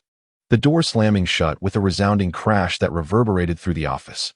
This left everyone in the Hokage building exchanging glances. After Danzo's departure, the formidable aura surrounding Sarutobi ebbed like a receding tide. He seemed to age a decade in an instant, wearily returning to his chair with a sigh. He picked up his pipe, refilled it with tobacco, lit it, and took a deep drag. The swirling smoke obscuring the lines on his face and temporarily masking the complex emotions in his eyes. Go, get well soon. He gestured dismissively to the Umbu ninja kneeling on the floor, his voice carrying a hint of rasp. The Umbu ninja, feeling as if pardoned, bowed and swiftly departed. The atmosphere in the office remained somewhat stagnant. Sarutobi exhaled a long smoke ring, turning his gaze to Shimura Jin, who had been silently standing nearby. His eyes, clouded by smoke, reflected admiration for the young man's calmness in crisis, coupled with a trace of unnoticeable regret. Jin, I owe you my gratitude this time. It was my dereliction as Hokage that put you and Naruto in peril. I assure you, there will not be a next time. He spoke with solemnity. Danzo's actions had indeed trampled on his limits. Shimura Jin slightly bowed, maintaining a demeanor of respect. You are too hard on yourself, Lord Hokage. Naruto is my student. Protecting him is my duty as a teacher and my own desire. Your timely intervention against Danzo's actions has been a blessing for Konoha. Sarutobi's decisive handling of Danzo did indeed surprise him. It seemed that Naruto's recent attack had truly struck a nerve with the third Hokage. He paused before continuing. Lord Hokage, there is one more matter. In the process of protecting Naruto, there was another teacher from our ninja school who contributed as well. However, her identity is somewhat special, as she is a member of Root. I would like to request your assistance in resolving her identity issue, so she can continue teaching at the school without worry. Oh, a member of Root?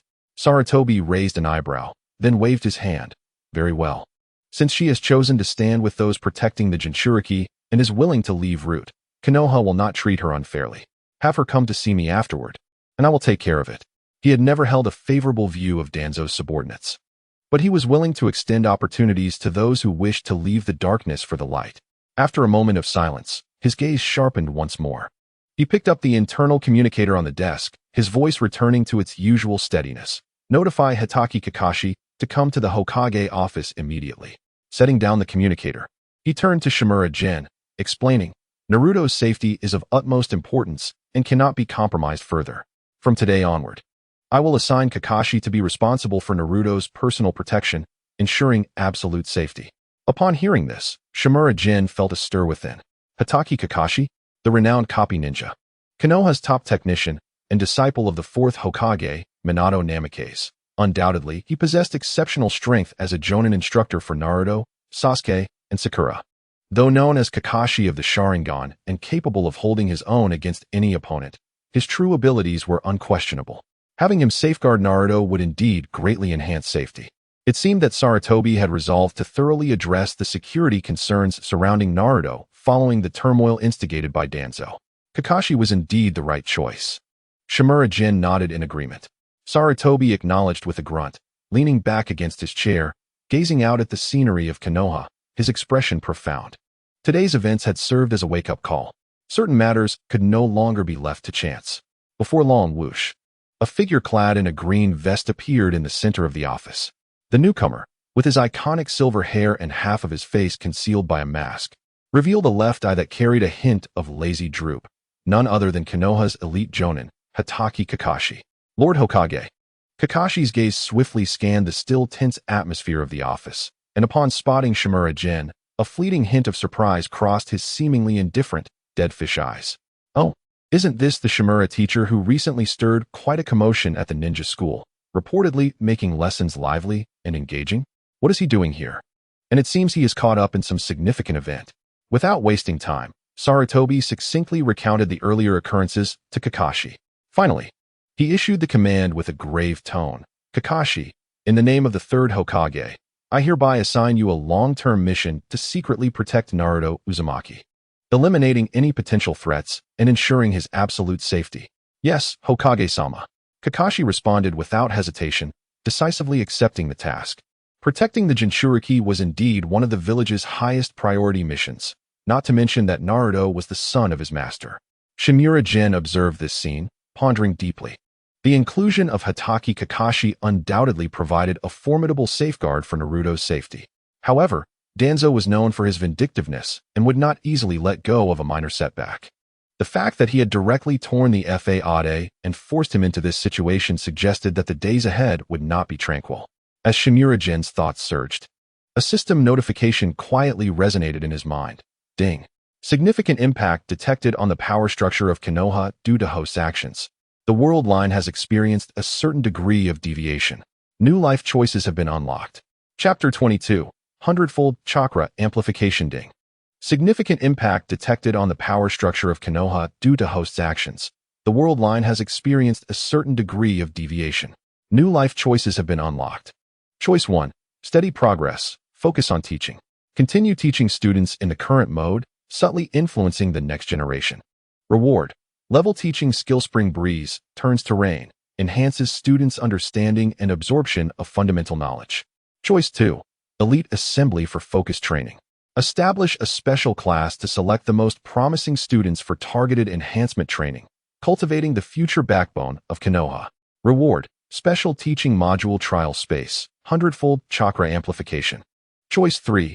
Cooperation with the Umbu for secret investigation. Collaborate with the Umbu to deeply investigate potential internal threats to maintain village stability.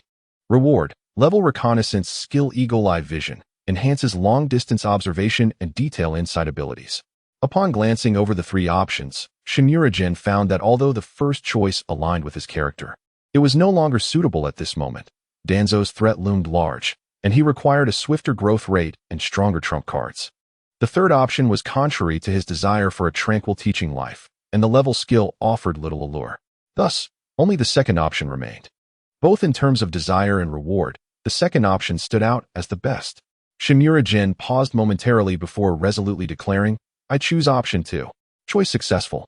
Reward: trial space, customizable high-intensity, high-fidelity training environment to accelerate specific ability growth of students, has been granted. 100-fold chakra amplification is now in effect." Boom. There was no sound. Yet it was akin to thunder. A torrent of chakra, 100-fold greater than what he possessed at the pinnacle of elite Jonin, surged into Shinura-jin's limbs and bones like a river bursting its banks. Accompanying this, his physical strength, spiritual perception, and total chakra volume surged at an astonishing rate. Every cell within him was torn apart, reassembled, and reinforced by this power. The quality and quantity of his chakra underwent a revolutionary transformation. If the chakra he had previously wielded as an elite Jonin was likened to a rushing stream, then the chakra now within him was an unfathomable ocean. Undoubtedly, he had reached the level of a Kage, and not merely at the initial stage. Shinura-jin inhaled deeply, forcing down the terrifying power that threatened to burst forth from within him, along with the accompanying surge of ambition. Only at this moment did he truly grasp the sensation of seizing his own destiny. He turned to Sarutobi Hiruzen, his voice calm and confident. "Hokage-sama, regarding your earlier proposal to establish an elite preparatory class beyond the ordinary curriculum, is it still valid? I am committed to leading it." Sarutobi Hiruzen regarded Shinura-jin with a hint of confusion, sensing an unexpected change in the young man before him, though he could not pinpoint what exactly had shifted. Nevertheless, he responded to Shinura-jin's inquiry, "Very well. Jin, I know you won't disappoint me.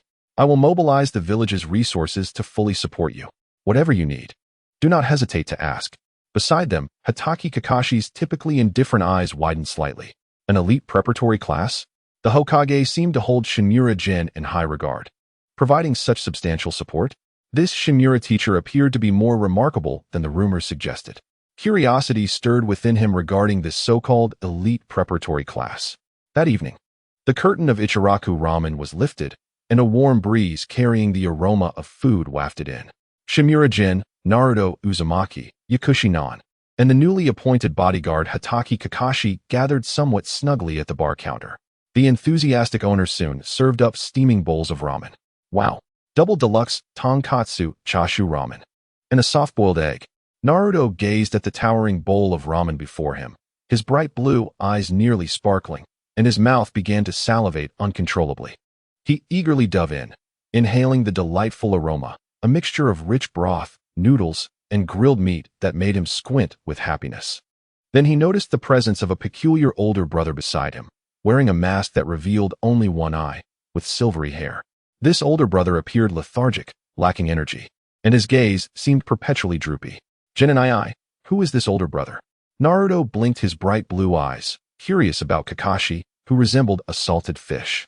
However, the memory of the afternoon's street battle lingered in his mind, and he could sense a hint of the same aura he had detected from those ninjas, causing his small body to tense up involuntarily.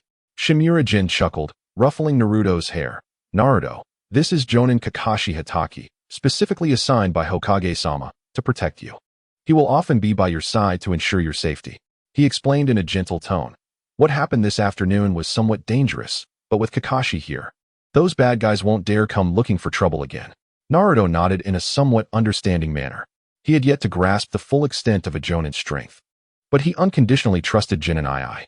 Kakashi did not exude any of the malice that he found distasteful, and soon Naruto relaxed.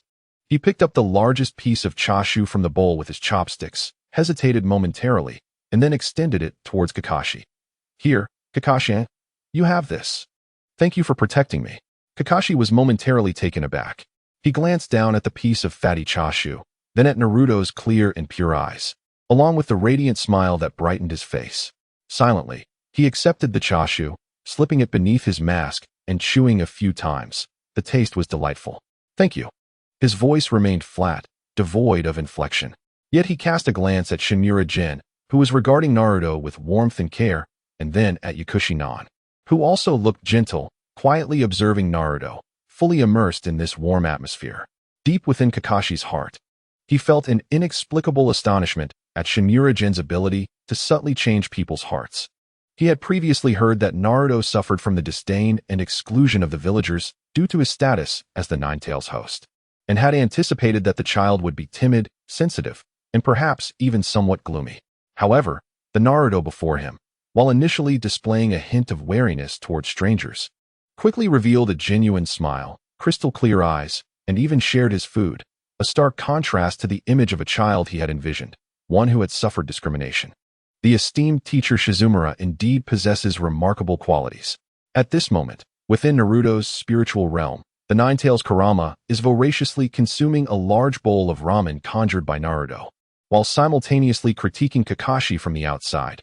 Humph, another silver-haired lad. He seems rather unreliable. The beast continues, little one, you need not concern yourself with others. My presence within you is sufficient to ensure your safety. It then dismissively glances towards Shizumura Jin, acknowledging that while the chakra fluctuations emanating from him appear significantly stronger than before, they are nonetheless inconsequential in comparison to its own power. At the dining table, the medic Yaoshi Yena raised her teacup, using tea in place of wine, repeatedly expressing her gratitude to Shizumura. General, thank you, Lord Jin, for liberating me from the roots. She had been informed by Shizumura Jin that her departure from the organization was imminent. The thought of finally escaping the suffocating shadows of the roots felt like shedding heavy shackles, allowing her to breathe freely and embrace a true rebirth. Upon hearing of Shizumura Jin's plan to establish an elite preparatory class, her eyes sparkled with excitement as she eagerly volunteered, Lord Jin, if you would have me, I am willing to contribute my medical knowledge and experience to assist you to the fullest. Please grant me this opportunity. Her gaze radiated hope and anticipation for a new life, alongside an unabashed trust and admiration for Shizumura Jin. This man had unexpectedly become a beacon of light in her life, not only rescuing her, but also offering her a chance for a fresh start. Thus, any form of gratitude she could express would be but a small return. Chapter 23. Propagation in the Deep of Night. After returning a satisfied and well-fed Naruto to his home, Shizumura Jin returned to his own residence. Lying in bed, he focused his thoughts and began to explore the trial space awarded by the system. Buzzing, it felt as if his soul were being extracted, and in the next instant, his consciousness found itself in a peculiar independent space. It was a realm of chaos, boundless and infinite. Please construct the trial scenario, host. The system's prompt resonated. After a moment of contemplation, Shizumura Jin attempted to visualize the Valley of the End in his mind. Instantly, the chaos before him began to churn violently, distorting. Amidst the rumbling, colossal statues of the first Hokage and Uchiha Madara surged upwards, while torrents of water cascaded between the statues, crashing into the river below with a deafening roar. The textures of the rocks and the sensations of the water felt astonishingly real. Quite impressive, Shizumura Jin thought to himself with satisfaction. He then endeavored to create the dense forest of death, populating it with fierce beasts and intricate traps. Everything manifested according to his will, perfectly replicated. He could even sense that he had the ability to manipulate the flow of time within this space, though the extent was limited. It was nonetheless an extraordinary aid for training. With this trial space at his disposal, many of my ideas can now come to fruition, Shizumura Jin mused with a smile. The following day, Shizumura Jin visited the Hokage's office to present his preliminary concepts for the elite preparatory class, including selection criteria and training plans, to Sarutobi Hiruzen. Naturally, he offered a slightly embellished explanation of the trial space, referring to it as a special training ground he had mastered that could significantly enhance training efficiency. It could simulate various environments and provide certain benefits to practitioners. Jin, is this barrier of your own creation? What are its principles and stability? Does it have limitations or consumption? Hiruzen inquired. Indeed, I have combined some incomplete barrier technique scrolls from my clan to achieve this, and I am still refining it. Currently, it is stable, primarily consuming my own chakra, and should pose no issues for instructing a small-scale preparatory class. As for its deeper principles, I am still exploring them, but its efficacy in enhancing training efficiency has been validated. Hiruzen appeared quite pleased after listening. Excellent. Jin, you always manage to surprise us. You will have full responsibility for this matter. The village's resources, including training grounds, supplies, and even some outstanding J-mean assistance, will be prioritized for your elite preparatory class. I look forward to seeing you cultivate super geniuses that will astonish the ninja world. Shizumura Jin bowed slightly, promising, I shall not disappoint your trust, Lord Hokage. Yes, Hiruzen nodded, his gaze deepening. You need not worry about Danzo. I have already dealt with that matter. Proceed without hesitation. After hearing Shizumura Jin's plans, the third Hokage felt an unprecedented anticipation for the success of this elite class. It was worth enduring the pressure to suppress Danzo, clearing potential obstacles for Shizumura Jin. The future of Konoha needed such fresh blood and individuals capable of breaking the mold. Soon, the news of the impending establishment of the elite preparatory class spread through the Ninja Academy with remarkable speed. Have you heard? Teacher Shizumura is starting an elite class. Only the most talented students will be accepted. Goodness, if I could get in, I would surely become incredibly strong. I wonder what the selection standards are. I really want to participate. Come on, with your mediocre skills, you think you can enter the elite class? Dream on. The ordinary class students were envious, chattering excitedly. Discussions about the elite class could be heard in the playground, hallways, and even the restroom stalls. Speculating on who might be fortunate enough to be selected became their most popular topic during breaks. In the teacher's office, young instructors like Irika expressed profound admiration for Shizumura Jin's courage and innovative teaching philosophy upon learning the news. Teacher Shizumura is truly remarkable. He has only just arrived at the school, and he's already making such significant moves. Moreover, he has the full support of the Hokage. Irika's tone was filled with respect. Indeed, having a teacher like him is a blessing for the students. If the elite class requires assistance, such as maintaining order, I will definitely cooperate fully. Another young female teacher chimed in, her cheeks flushing, evidently fond of Shizumura Jin. They genuinely felt happy for Shizumura Jin and voluntarily expressed their willingness to assist within their capabilities. Conversely, some rigid, traditional teachers, led by Yamada, felt uneasy seeing Shizumura Jin once again in the limelight. Humph, just a young pup. Being too conspicuous may not bode well, Yamada remarked, sipping his tea while glancing at the excited young teachers. What else with this elitism? The traditions passed down through decades at the ninja school are being nearly obliterated by him. Another elderly teacher with a Mediterranean hairstyle concurred. Students should learn the basics step by step. Rushing things can backfire. Just wait and see. The larger the undertaking, the harder it will be to manage. If he ends up training a bunch of armchair ninjas, let us see how he explains it to the Hokage. Jealousy burned within them, yet they felt powerless to act, merely venting their discontent in this manner. After all, with the Hokage's support, they had no choice but to stifle their grievances. At the Uchiha clan, Uchiha Sasuke was drenched in sweat on the training ground. Upon hearing the news of the elite preparatory class, his once-dimmed black eyes, having suffered from his defeat to Naruto, suddenly sparkled with determination. An elite preparatory class? Only the most talented students will be accepted? He instantly thought that he would undoubtedly learn how to surpass Naruto and gain greater strength. Naruto Uzumaki, just you wait. Sasuke clenched his fists, igniting a fervent spirit within. I, Uchiha Sasuke, will definitely join this class. I will prove to everyone who the true number one is. The glory of the Uchiha cannot be tarnished. At the Hyuga clan, Hinata Hyuga also heard about the elite class from her classmates. Her small hands nervously clutched her clothing, her fair face reflecting her inner turmoil. On one hand, she firmly believed that Naruto would surely be accepted into the elite class, and she wished to join him. On the other hand, she was deeply troubled by her perceived inadequacy, fearing a merciless elimination. The tug-of-war between self-doubt and hope waged within her heart. Her father, Hyuga Hayashi, the clan leader of the Hyuga family, sat solemnly in his seat, listening to the report from the branch ninjas regarding the elite preparatory class. Upon learning that this initiative had the full backing of the Hokage, and that the son of Danzo, Shimura Jin, seemed to possess some extraordinary teaching methods capable of significantly enhancing students' abilities. A rare contemplative expression appeared on Hayashi's usually stern visage. He recalled the remarkable performance of Hinata during the recent assessment, which, despite her youth, showcased an unprecedented resolve that left a lasting impression on him. While it was insufficient to restore his esteem for Hinata entirely, perhaps it was time to reconsider her training. Furthermore, the possibility of engaging with the influential Shimura Gen, who had stirred the winds of Konoha, was worth exploring. A person of such significance, who commanded the Hokage's attention and demonstrated exceptional teaching prowess, could be an asset to the Hyuga clan, or at the very least, maintaining a cordial relationship would be advantageous. Meanwhile, deep within the roots of the village, Shimura Danzo, who had been strictly confined by Sarutobi Hiruzen and stripped of his advisory role, sat in a cold stone chair with a grim expression.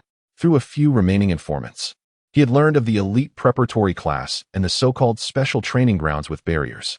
The cold glint in his single eye reflected a menacing chill. Did they wish to cast him aside and cultivate their own power? It would not be so simple. A cruel smile curled at the corners of his mouth. If this elite preparatory class aims to nurture excellence, then my people shall not be absent. A storm ignited by Shimura Gen was brewing. Chapter 24. The selection begins 1 week later, at the ninja school playground. The scene was a stark contrast to the past, filled to the brim with eager faces. Not only were there students from various grades of the ninja school, but many parents who had heard the news, along with representatives from prominent clans in Konoha, occupied the makeshift seating. Upperclassmen whispered among themselves while younger students gazed around with wide, curious eyes. On the platform, the third Hokage, Sarutobi Hiruzen, donned his ceremonial robe, a warm smile gracing his face as his voice resonated through the arena via chakra amplification. Esteemed guests, the future of Konoha lies with the younger generation. In order to better discover and cultivate the talents of our village, I have decided, after careful consideration, to officially establish an elite preparatory class. This class will be overseen by our distinguished teacher, Shimura Gen. A wave of excitement rippled through the crowd, as students, parents, and clan representatives eagerly engaged in animated discussions. Although rumors had circulated a week prior, hearing the announcement imbued it with significance. Without a doubt, being accepted into this elite class would likely lead to future opportunities within Konoha's upper echelons. Sarutobi Hiruzen raised his hand for silence and continued. Additionally, the esteemed Jonin, Yakushinan, will serve as the assistant to the elite preparatory class, overseeing medical guidance to ensure the physical and mental well-being of the students. Standing beside Shimura Gen, Yakushinan bowed slightly to the crowd, her serene face adorned with a perfectly measured smile. She had fully adapted to her new role over the past few days and felt a profound anticipation for Gen's plans. The responsibility of nurturing the future pillars of Konoha filled her with an unprecedented sense of fulfillment. Among the students, one exclaimed, "No doubt, Brother Gen. The elite preparatory class sounds so impressive." Naruto, his blue eyes sparkling with excitement, turned to Sasuke beside him, grinning widely as he declared, "Sasuke, I, Uzumaki Naruto, am definitely going to make it into this elite class. I will become stronger, and one day, I will be Hokage." Sasuke scoffed, hands still in his pockets, his chin slightly raised, exuding the innate pride of the Uchiha clan. "Humph, don't get ahead of yourself. Only I, Uchiha Sasuke, am worthy of the title of elite." While he acknowledged Naruto as a rival, he remained aloof. Not far away, Hinata Hyuga clutched her clothes tightly, her pale cheeks flushed. Watching Naruto's vibrant figure and glancing at the composed Shimura Gen on the platform, she bit her lip, her pure white eyes shimmering with newfound determination. "I too must strive. I must enter the elite class." She yearned to keep pace with them, no longer content to observe from afar. "Oh, this is such a hassle." Nara Shikamaru lazily rested his chin on Choji's shoulder, appearing half asleep. Yet, his eyes bore a thoughtful glimmer. "But, Shimura-sensei's lessons do seem intriguing. The resources of the elite class sound like they could save a lot of trouble in the long run. To better slack off in the future. A little effort now might not be so bad." Beside him, Akimichi Choji munched on potato chips, mumbling through a mouthful, "Elite class? Shikamaru, do you think there will be extra snacks?" Food, after all, was always Choji's primary motivation. Woof. Inuzuka Kiba's companion, Akamaru, barked excitedly, and Kiba grinned, revealing his sharp canine teeth, filled with fighting spirit. Whatever class it is, Akamaru, and I will charge in there and show them our strength. The largest training ground of the ninja school was now teeming with people, bustling with energy. Besides the prospective students from various grades, the third Hokage, Sarutobi Hiruzen, personally presided over the event, underscoring its significance. Director Nakajima and other teachers stood nervously by, whispering to one another from time to time. What drew even more attention was the audience, comprising representatives from Konoha's major clans, including the Hyuga and Uchiha families, some of whom were clan leaders present to observe. Hyuga Hayashi sat gravely, his white eyes seemingly capable of perceiving everything. Uchiha Fugaku, the leader of the Uchiha clan, wore a similarly stern expression, his gaze occasionally sweeping over Shimura Jin on the platform. They were both intrigued by this sudden elite preparatory class and the young man, rumored to be Danzo's son yet at odds with him, who led it. They could not fathom what merits Shimura Jin possessed that warranted such attention from the Hokage, even to the extent of undermining Danzo and allocating substantial resources. Could it be that he truly held the secret to transforming the mundane into the extraordinary through his teaching methods? If so, they would need to consider whether it was prudent to draw him closer.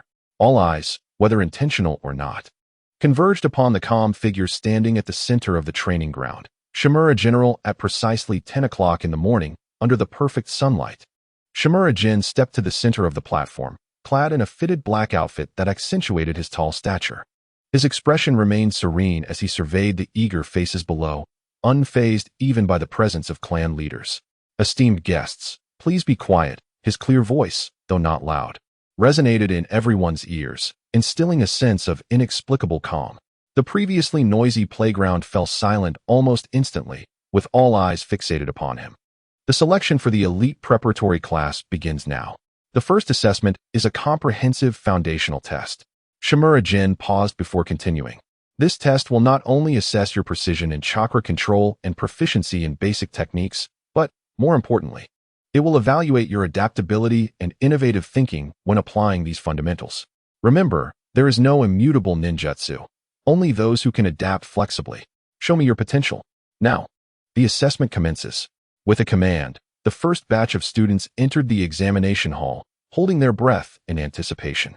The shooting range was adorned with various fixed and moving targets. On the opposite side, an array of obstacles awaited, including high walls, low valleys, and rotating pillars, all designed to test the student's mastery of the body technique in a complex environment. In the midst of this, Inuzuka Kiba and Akamaru took the lead, their synergy impeccable as they darted through the arena like a small white whirlwind, striking several moving targets with precision, much to the delight of the onlookers. Compared to a month ago, Kiba's attacks were more ferocious, and his coordination with Akamaru had reached a new level of finesse. Following closely was Hyuga Hinata. Although still a bit nervous, she executed her techniques flawlessly, her shadow clone technique appearing remarkably solid, and her timing impeccable, clearly a result of diligent practice. This progress did not escape the notice of her observer, Hyuga Hizashi, whose eyes flickered with subtle admiration. Sakura Haruno and Ino Yamanaka, the two girls, had set aside their usual infatuations and approached each test with seriousness. Their body techniques, while conventional, displayed commendable aptitude for learning. On the other hand, Akimichi Choji's transformation technique elicited laughter from many. He transformed into a gigantic meatball, rolling and bouncing adeptly between obstacles, evading all attacks while inadvertently knocking over several fixed targets, earning gasps of astonishment. Had he ingeniously merged transformation with a battering ram? The Akimichi clan leader, Choza, watched with bright eyes, nodding in approval. Naruto Uzumaki was undoubtedly the one demonstrating the most notable improvement. Thanks to his training with the Rasengan, his control over chakra had reached impressive levels. In an effort to harness that wild chakra, Naruto had practiced relentlessly, and to his surprise, his foundational skills had advanced remarkably. During the chakra control test, he stepped confidently onto a specially constructed pool of water, first taking small, measured steps forward, then breaking into a confident sprint, showcasing his solid water-walking technique. His chakra control had improved rapidly. Irika, due to Naruto's background, paid him special attention. Although he knew Naruto possessed talent, he was still shocked. After all, just a month ago, Naruto was barely aware of what chakra was, and now he had surpassed most of his peers. Such a transformation was nothing short of miraculous. On the elevated platform, Sarutobi Hiruzen, with a pipe in his mouth, couldn't help but smile slightly. Under the guidance of Shimura Danzo, Naruto had indeed surprised him. During the body technique evaluation, Naruto displayed astonishing agility. His movements, while not textbook perfect, were filled with an impressive flexibility and unexpected variations. When confronted with shuriken flying from 3 different directions, he seemed to possess a sixth sense, executing a seemingly clumsy roll that narrowly avoided them. Moments later, several shuriken came flying towards his face. Naruto leaned back sharply, almost parallel to the ground, as they whisked past his nose and hair. Before his body could fully return to an upright position, he planted one hand on the ground and spun, creating a shadow clone that appeared behind one of the examiners. Making a silly face. Simultaneously, his original form activated the substitution technique, instantly swapping places with a distant wooden post, successfully evading another wave of attacks from an unexpected angle. The entire sequence was quick and fluid, resembling a rough yet effective dance. That guy has grown stronger. Kiba watched in amazement. Sharing the same class and instructor, he felt perplexed as to why Naruto had made such significant strides.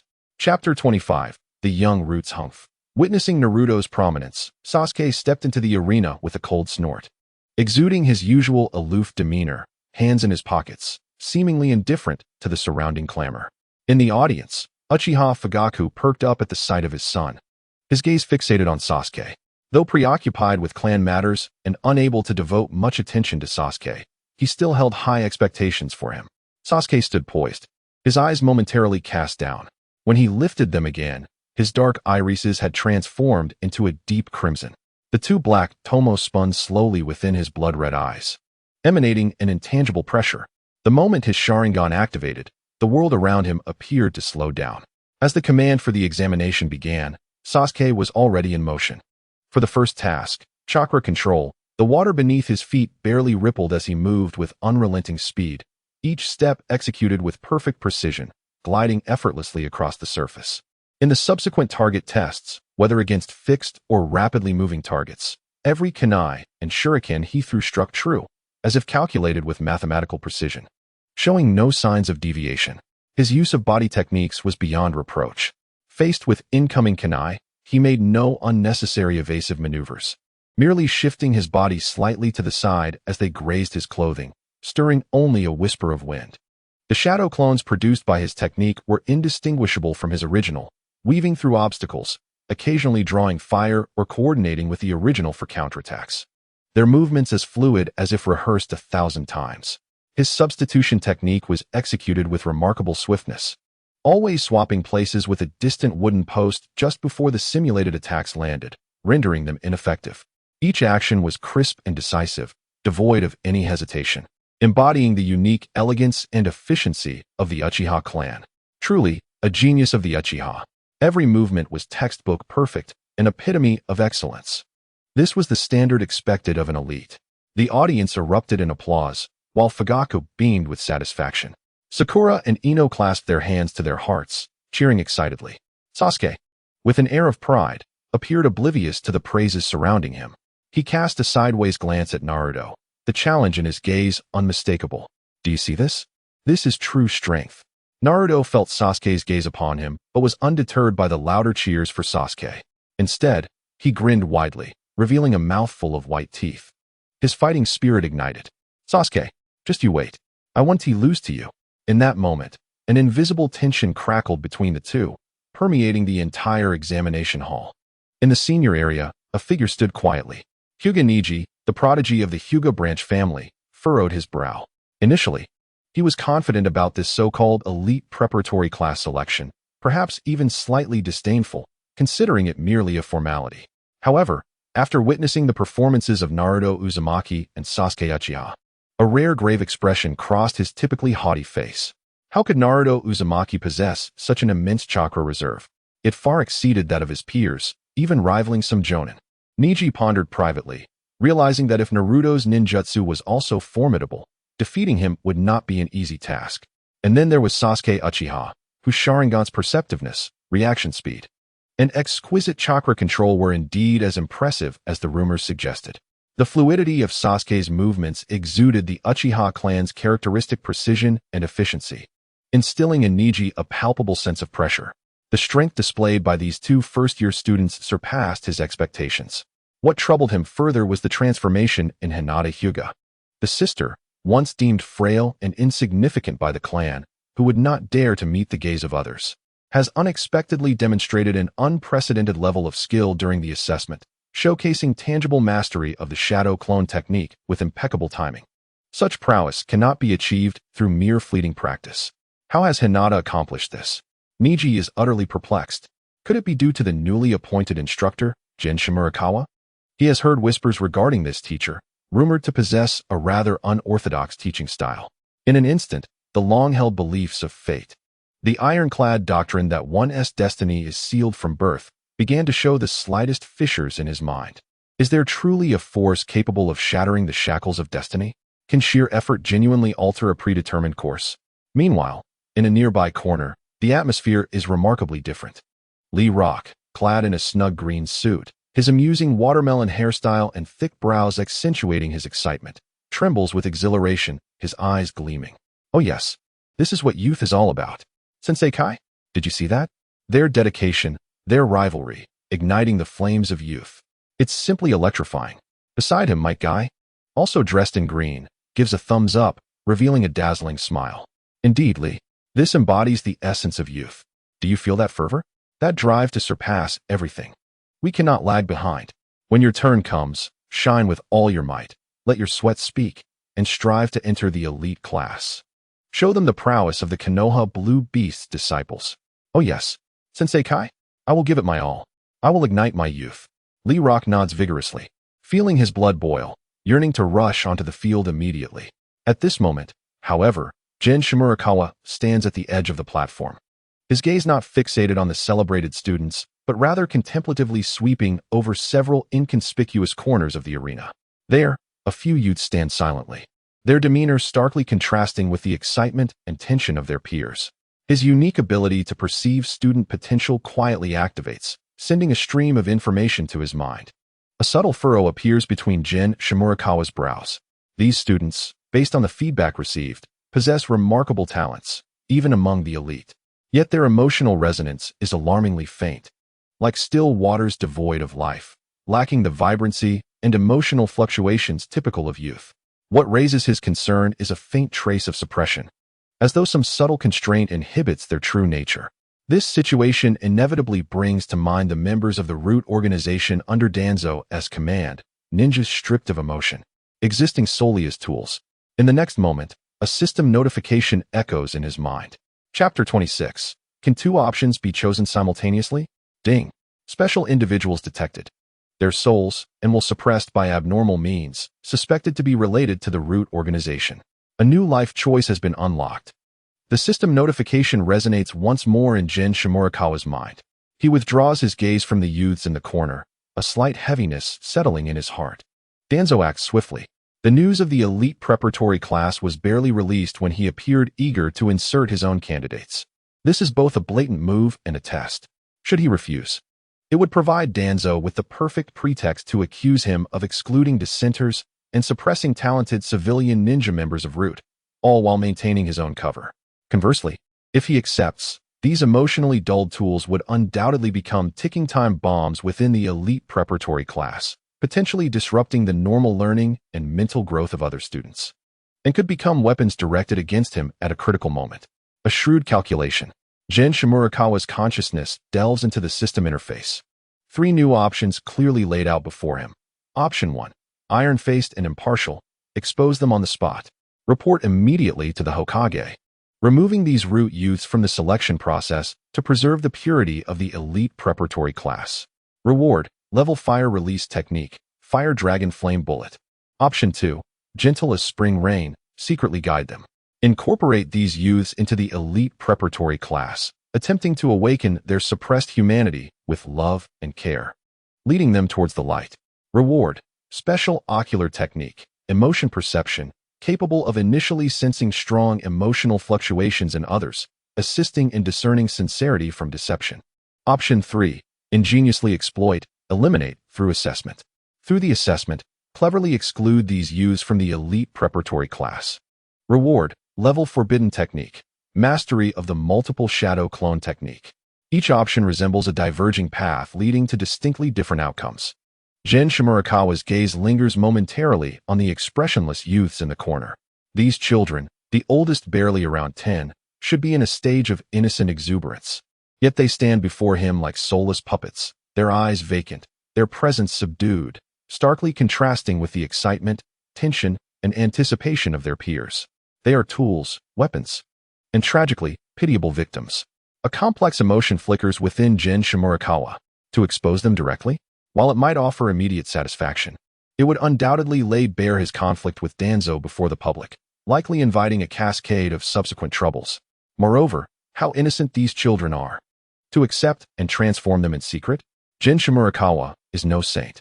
He cannot jeopardize the future of the entire elite preparatory class and other innocent students for an intangible possibility.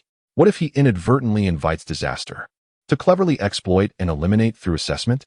This option aligns well with his inclinations, and the reward is appealing. Just as Jin Shimurakawa is about to select option 3, his gaze unexpectedly falls upon one relatively frail youth. This boy, with skin so pale it seems almost translucent, sports neatly trimmed black hair and perpetually wears a rehearsed, insincere smile, currently standing alongside other root youths. Sigh. Jin Shimurakawa silently utters this name in his mind. He recalls that in the original narrative, this boy, stripped of emotion from an early age by Root, ultimately regained his smile and learned the meaning of bonds through Naruto's influence. This indicates that Root's brainwashing is not entirely insurmountable. At least, Sai is a special case, a soul with the potential for redemption. If he can guide Sai back to the right path. A bold thought suddenly strikes Jin Shimurakawa like a bolt of lightning. Since the system offers choices, can he not select 2 options simultaneously? If he can attempt to guide Sai, a youth with a successful case, while also applying a more cautious approach to exclude the remaining root youths through assessment, it would allow him to maintain the possibility of salvation while minimizing risk. The more he contemplates, the more feasible it seems. Jin Shimurakawa attempts to communicate with the system in his mind. System, may I select portions of both option 2 and option 3 and combine them? He tentatively inquires within his thoughts. The system seems to fall into a brief silence, as if encountering a host who strays from the conventional path for the first time. A moment later, Deng. Innovative choice scheme detected from the host. Scheme evaluation in progress. Evaluation complete. The host can limit the attempted guidance of option 2 to a specific individual, such as the host's identified Sai, while incorporating the exclusion rationale from option 3 to eliminate other root youths deemed too high risk or lacking transformative potential from the core cultivation circle. This combined scheme balances humanitarian considerations with pragmatic interests. Risk and reward coexist, and the system deems it feasible. Please confirm the final choice. I confirm. I choose this combined scheme. Jin Shimurakawa responds without hesitation. Selection successful. Combined reward obtained. Reward 1. Special eye technique. Emotion perception. Ability to initially sense the intense emotional fluctuations of others, aiding in discerning sincerity from pretense. Reward 2. Forbidden technique. Mastery of multiple shadow clones. Suddenly, a wealth of memories regarding the multiple shadow clone technique surged into Shimura Jin's mind, as if he had practiced it for years. A peculiar, refreshing energy, akin to water, flowed into his eyes. With the awakening of the Eye of Truth, Shimura Jin felt as though his vision had been endowed with newfound abilities. He cast his gaze once more upon the root youths below. This time, he could distinctly perceive the faint emotional sparks that flickered beneath their thin veneer of deceit, as well as the hollowness and numbness that emanated from the depths of their souls. Among them, the boy named Sai exhibited a flicker of resilience, though faint. It seemed to possess an inexplicable tenacity, akin to a seed buried in the frozen ground, waiting for the right sunlight and rain to break through the surface. Damn you. Danzo. Though Shimura Jin was Danzo's son, at this moment, he would gladly forego that identity. Feeling the inner turmoil of these youths, he could almost empathize, sensing the agony they endured. Chapter 27. The second assessment. At this moment, the first comprehensive basic test was nearing its conclusion. The atmosphere on the playground remained lively, with most students having completed their basic project presentations. Some were jubilant, while others felt disheartened. Yet, it was astonishing for many to witness that the number of first-year students selected far exceeded that of their senior counterparts. Representatives from various clans seated in the audience began inquiring about the remarkable Shimura general once again. Shimura Jin stood at the center of the platform, his eyes sweeping over the crowd. The newly acquired ability to perceive emotions granted him a clearer understanding of the inner fluctuations of these children. Excitement, anxiety, yearning, and resentment intermingled, forming a vivid tapestry of emotions. Meeting the gaze of the crowd, he spoke calmly, his voice amplified by chakra. Well done. The performance in the first assessment was commendable. Next, we shall proceed to the second assessment, practical combat training. The announcement sent the audience into a frenzy. Practical combat. Finally, they could engage. Who would they face? Combat was the true measure of strength. The senior students eagerly prepared, unwilling to let first years overshadow them. Silence.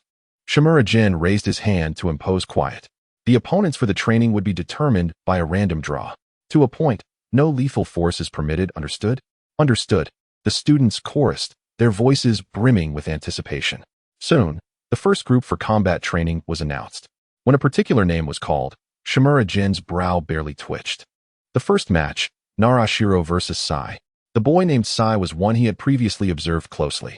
With an expressionless face, he stepped from the crowd. His demeanor unervingly calm for one about to engage in battle. Narashiro, a somewhat shy commoner student with a solid foundation, took a deep breath and bowed to Sai. Please guide me. Sai nodded slightly, his expression remaining impassive. Begin. At the referee's command, Narashiro launched the first attack, hurling several shurikens towards Sai with a whoosh. Sai's movements were astonishingly swift, his body twisted at an unnatural angle, effortlessly evading all the shurikens. In an instant, he closed in on Narashiro, delivering precise and brutal strikes aimed at the boy's vulnerable joints and vital points. Bang! Bang! Although Narashiro attempted to block, he was steadily pushed back under Sai's emotionless, efficiency-driven assault. Each of Sai's attacks resembled a meticulously programmed killing sequence, devoid of any superfluous movements. Each strike aimed to inflict maximum damage on his opponent. Crack! A faint sound of bone breaking resonated. Narashiro cried out in pain, clutching his dislocated shoulder as he staggered backward, cold sweat beading on his forehead. Sai did not relent, continuing to press the attack, directing a kunai straight towards Narashiro's eyes.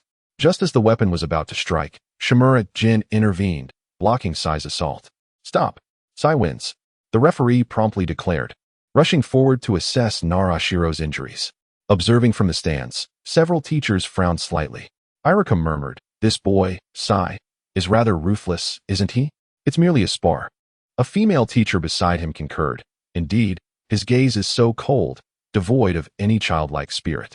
On the platform, Sarutobi Hiruzen, pipe in mouth, cast a penetrating glance at Sai before glancing thoughtfully at Shimura. General Shimura Jin remained composed, subtly nodding in Hiruzen's direction, signaling that he was aware of the situation.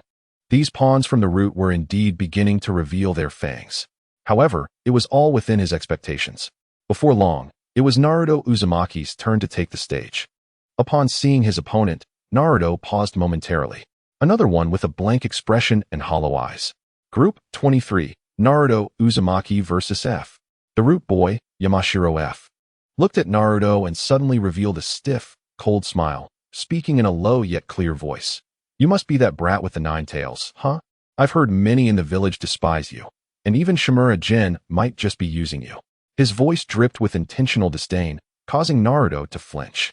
This fellow inexplicably reminded him of the masked individuals he had encountered in the alley. Those people had also taunted him like F was doing now. However, having been deceived once, he wouldn't fall for it again. Noticing Naruto's lack of reaction, F, somewhat puzzled, continued to provoke. "The monster inside you will eventually go berserk. And when that happens, everyone will abandon you." Naruto remained silent, watching him perform. This only made F feel like a fool, and a surge of unnameable anger welled up within him, prompting him to vanish from his position in an instant. So fast, Naruto's heart raced.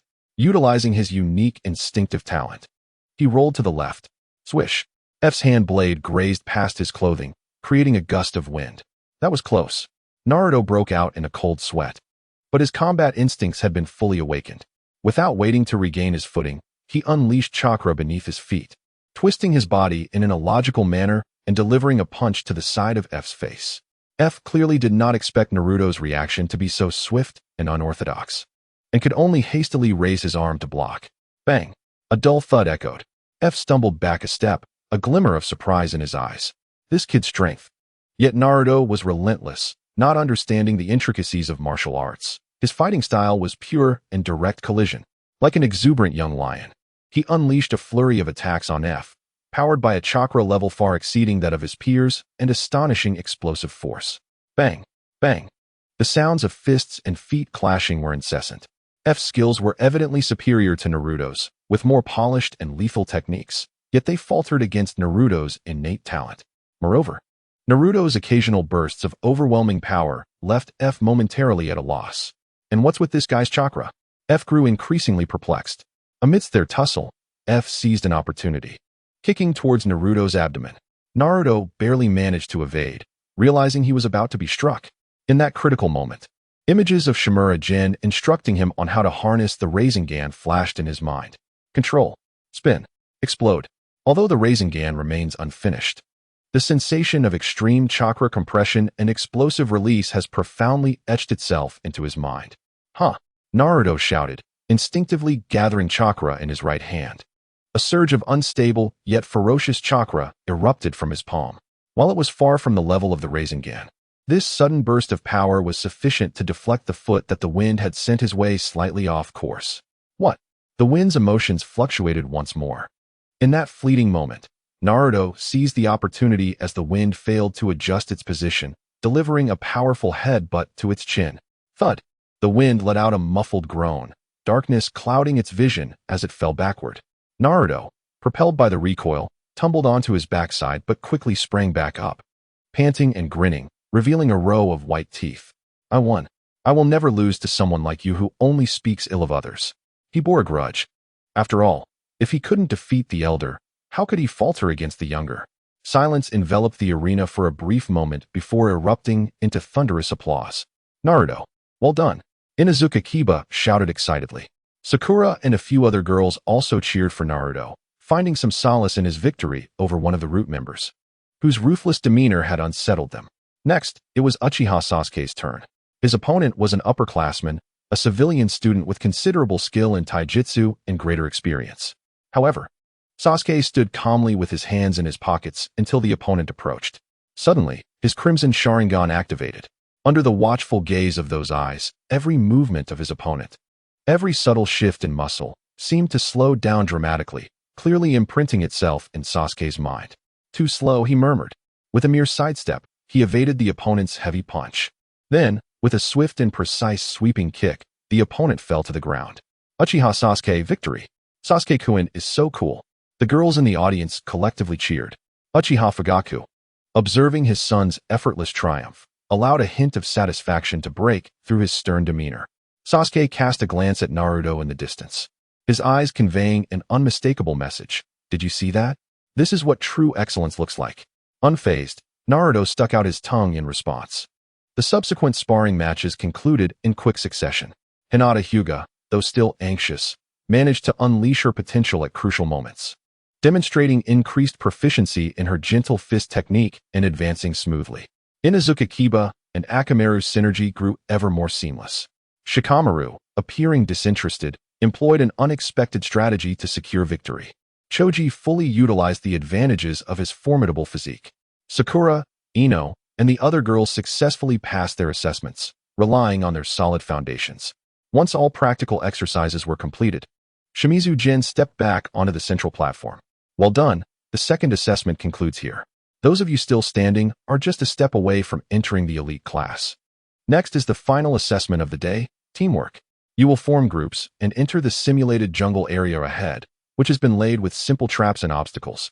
The objective is to retrieve the designated scroll we have placed in the central area. The group that takes the least time, collaborates most effectively, and incurs the fewest losses will receive the highest evaluation. He then proceeded to announce the group assignments, dividing the students into several teams of 3. His selections, seemingly random, were in fact imbued with deeper intent. The root members were subtly dispersed among different groups, while Sai was deliberately assigned to the same team as Naruto and Sasuke. Upon hearing this grouping, Naruto's eyes widened in surprise. Huh, I'm in a group with Sasuke? Sasuke scoffed, don't hold me back. Humph, we'll see who holds whom back, Naruto retorted defiantly. The tension between them was palpable as always. Meanwhile, Sai stood quietly to the side. A rigid smile plastered on his face. At that moment, the atmosphere on the playground grew tense yet anticipatory once again. The final assessment was about to commence. Chapter 28. Ongoing on one side of the playground, the area designated for the final assessment had been temporarily transformed into a simulated jungle, with a massive curtain slowly parting at the entrance. Deep and tranquil, the shadows of trees danced within, the light dim and imbued with an aura of unknown mystery. The students held their breath, their faces reflecting a mix of excitement and anxiety. Finally, the last task is upon us. Teamwork, you say? That sounds incredibly challenging. We must unite and cooperate, team. Whispers of anticipation filled the air. After a few terse exchanges with Sasuke, Naruto's attention was swiftly drawn to his unfamiliar teammate. He approached Sai, curiously examining him. Hey, what is your name? I'm Uzumaki Naruto. I look forward to working with you. Sai's expression remained unchanged. His tone flat and emotionless. I'm Sai. It's a pleasure to meet you, Uzumaki-kun and Uchiha-kun. I will adhere to the instructor's directives and strive to fulfill our team collaboration requirements. Naruto scratched his head. No need to be so serious. Sasuke shot a sideways glance at Sai, furrowing his brow. He sensed something amiss about him but couldn't articulate it. Unable to comprehend it, he dismissed the thought. With his hands in his pockets, he took the lead, stepping into the dimly lit simulated jungle without a backward glance. Hey, Sasuke, wait up, Naruto called out, hastily pursuing him, disregarding further conversation with Sai. Sai followed at a leisurely pace behind them. Inside the simulated jungle, the light was dim, the trees interlaced, casting shadows that obscured the sun. The damp scent of decaying leaves filled the air, with the occasional chirping of insects and calls of birds echoing from deeper within, enhancing the eerie ambience. This place certainly seems formidable. Naruto forged ahead, scanning his surroundings with heightened alertness.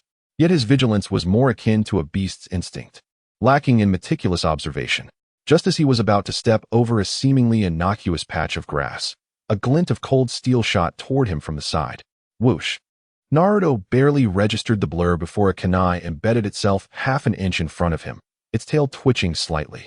Attached to the kunai was an almost invisible thread, blending seamlessly with the dried leaves. At the end of the thread was a cleverly disguised tripwire trap.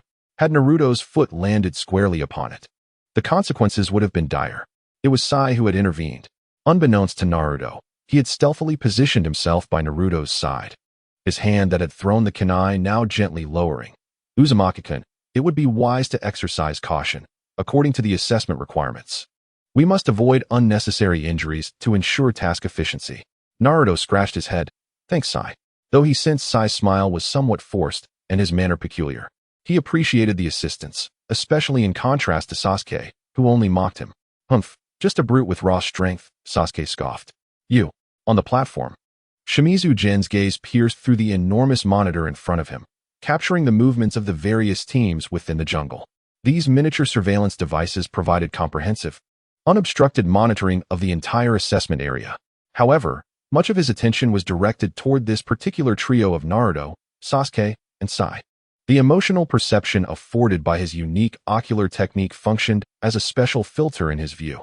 As Naruto recklessly nearly triggered a trap, and Sai calmly intervened to save him, while Sasuke stood by with derision, Shimizu Jin clearly observed the pure gratitude emanating from Naruto. In contrast, Sasuke exuded disdain for Naruto's foolishness.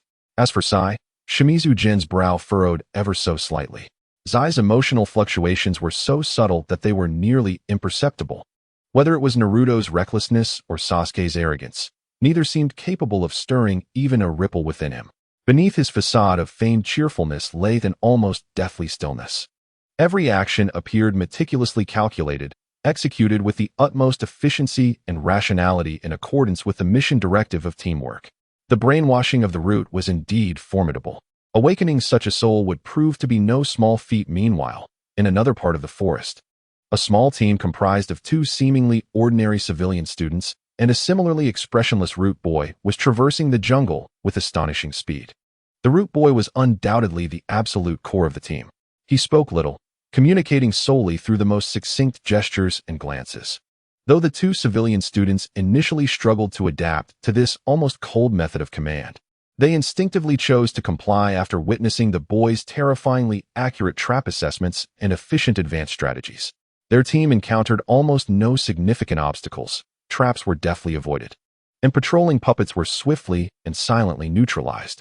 This high level of efficiency and calm soon caught the attention of some spectators. Which class are those children from? Their coordination is impressive, Director Nakajima remarked with approval.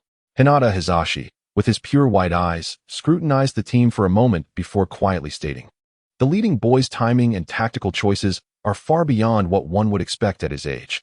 Which clan does he belong to?" A nearby member of the Hyuga clan promptly responded, "Sir, the data indicates they are all of civilian origin." Civilian?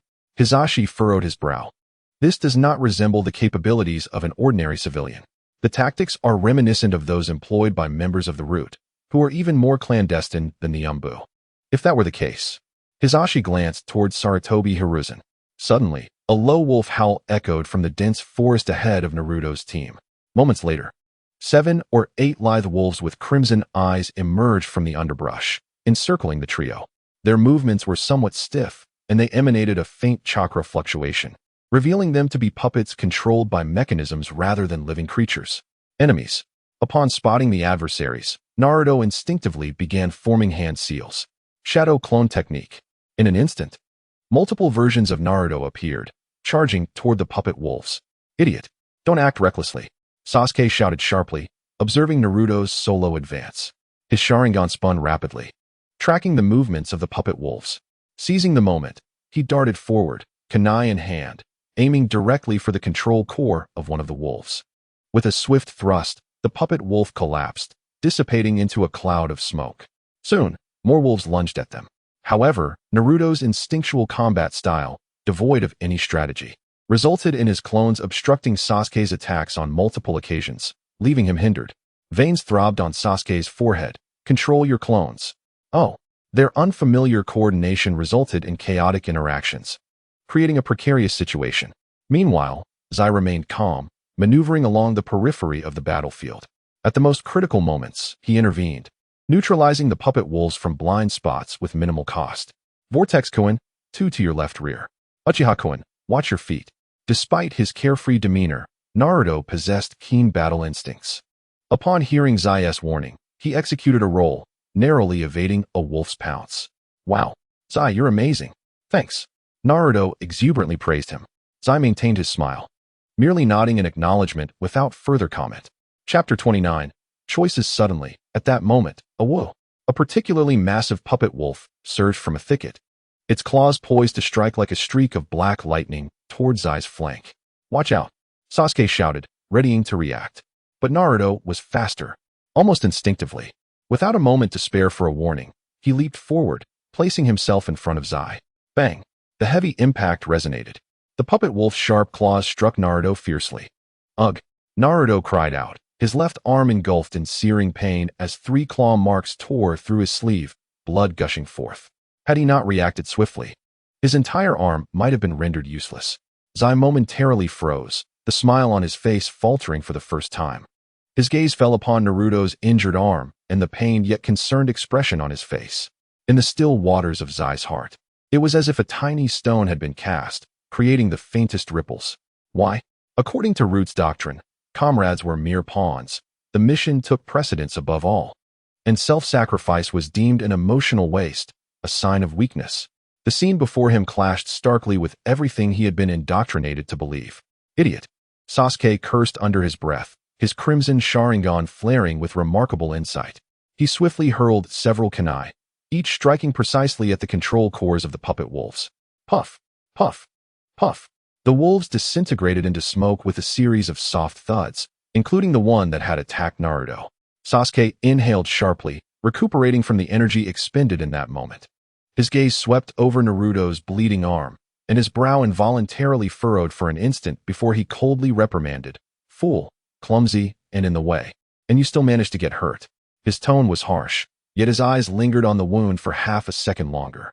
Naruto, rubbing his painfully throbbing arm, flashed a broad grin, revealing bright teeth. "I just acted on instinct. Thanks for that, Sasuke." Seeing Naruto's demeanor, Sasuke swallowed his retort. Meanwhile, Zai stared blankly at Naruto's radiant smile, then at the injury on his arm. His habitual smile remained, yet something deep within his eyes began to unravel. Confusion and an unfamiliar emotion swirling within him. Why do that? The question circled in his mind, yet he could not voice it. This behavior transcended any programmed response he had been instilled with. On the high platform, Shimura Danzo observed everything, a faint smile gracing his lips. Indeed, Naruto and Sasuke shared a bond. Moreover, Naruto had performed admirably, successfully touching Zai's heart. Change had quietly begun to unfold.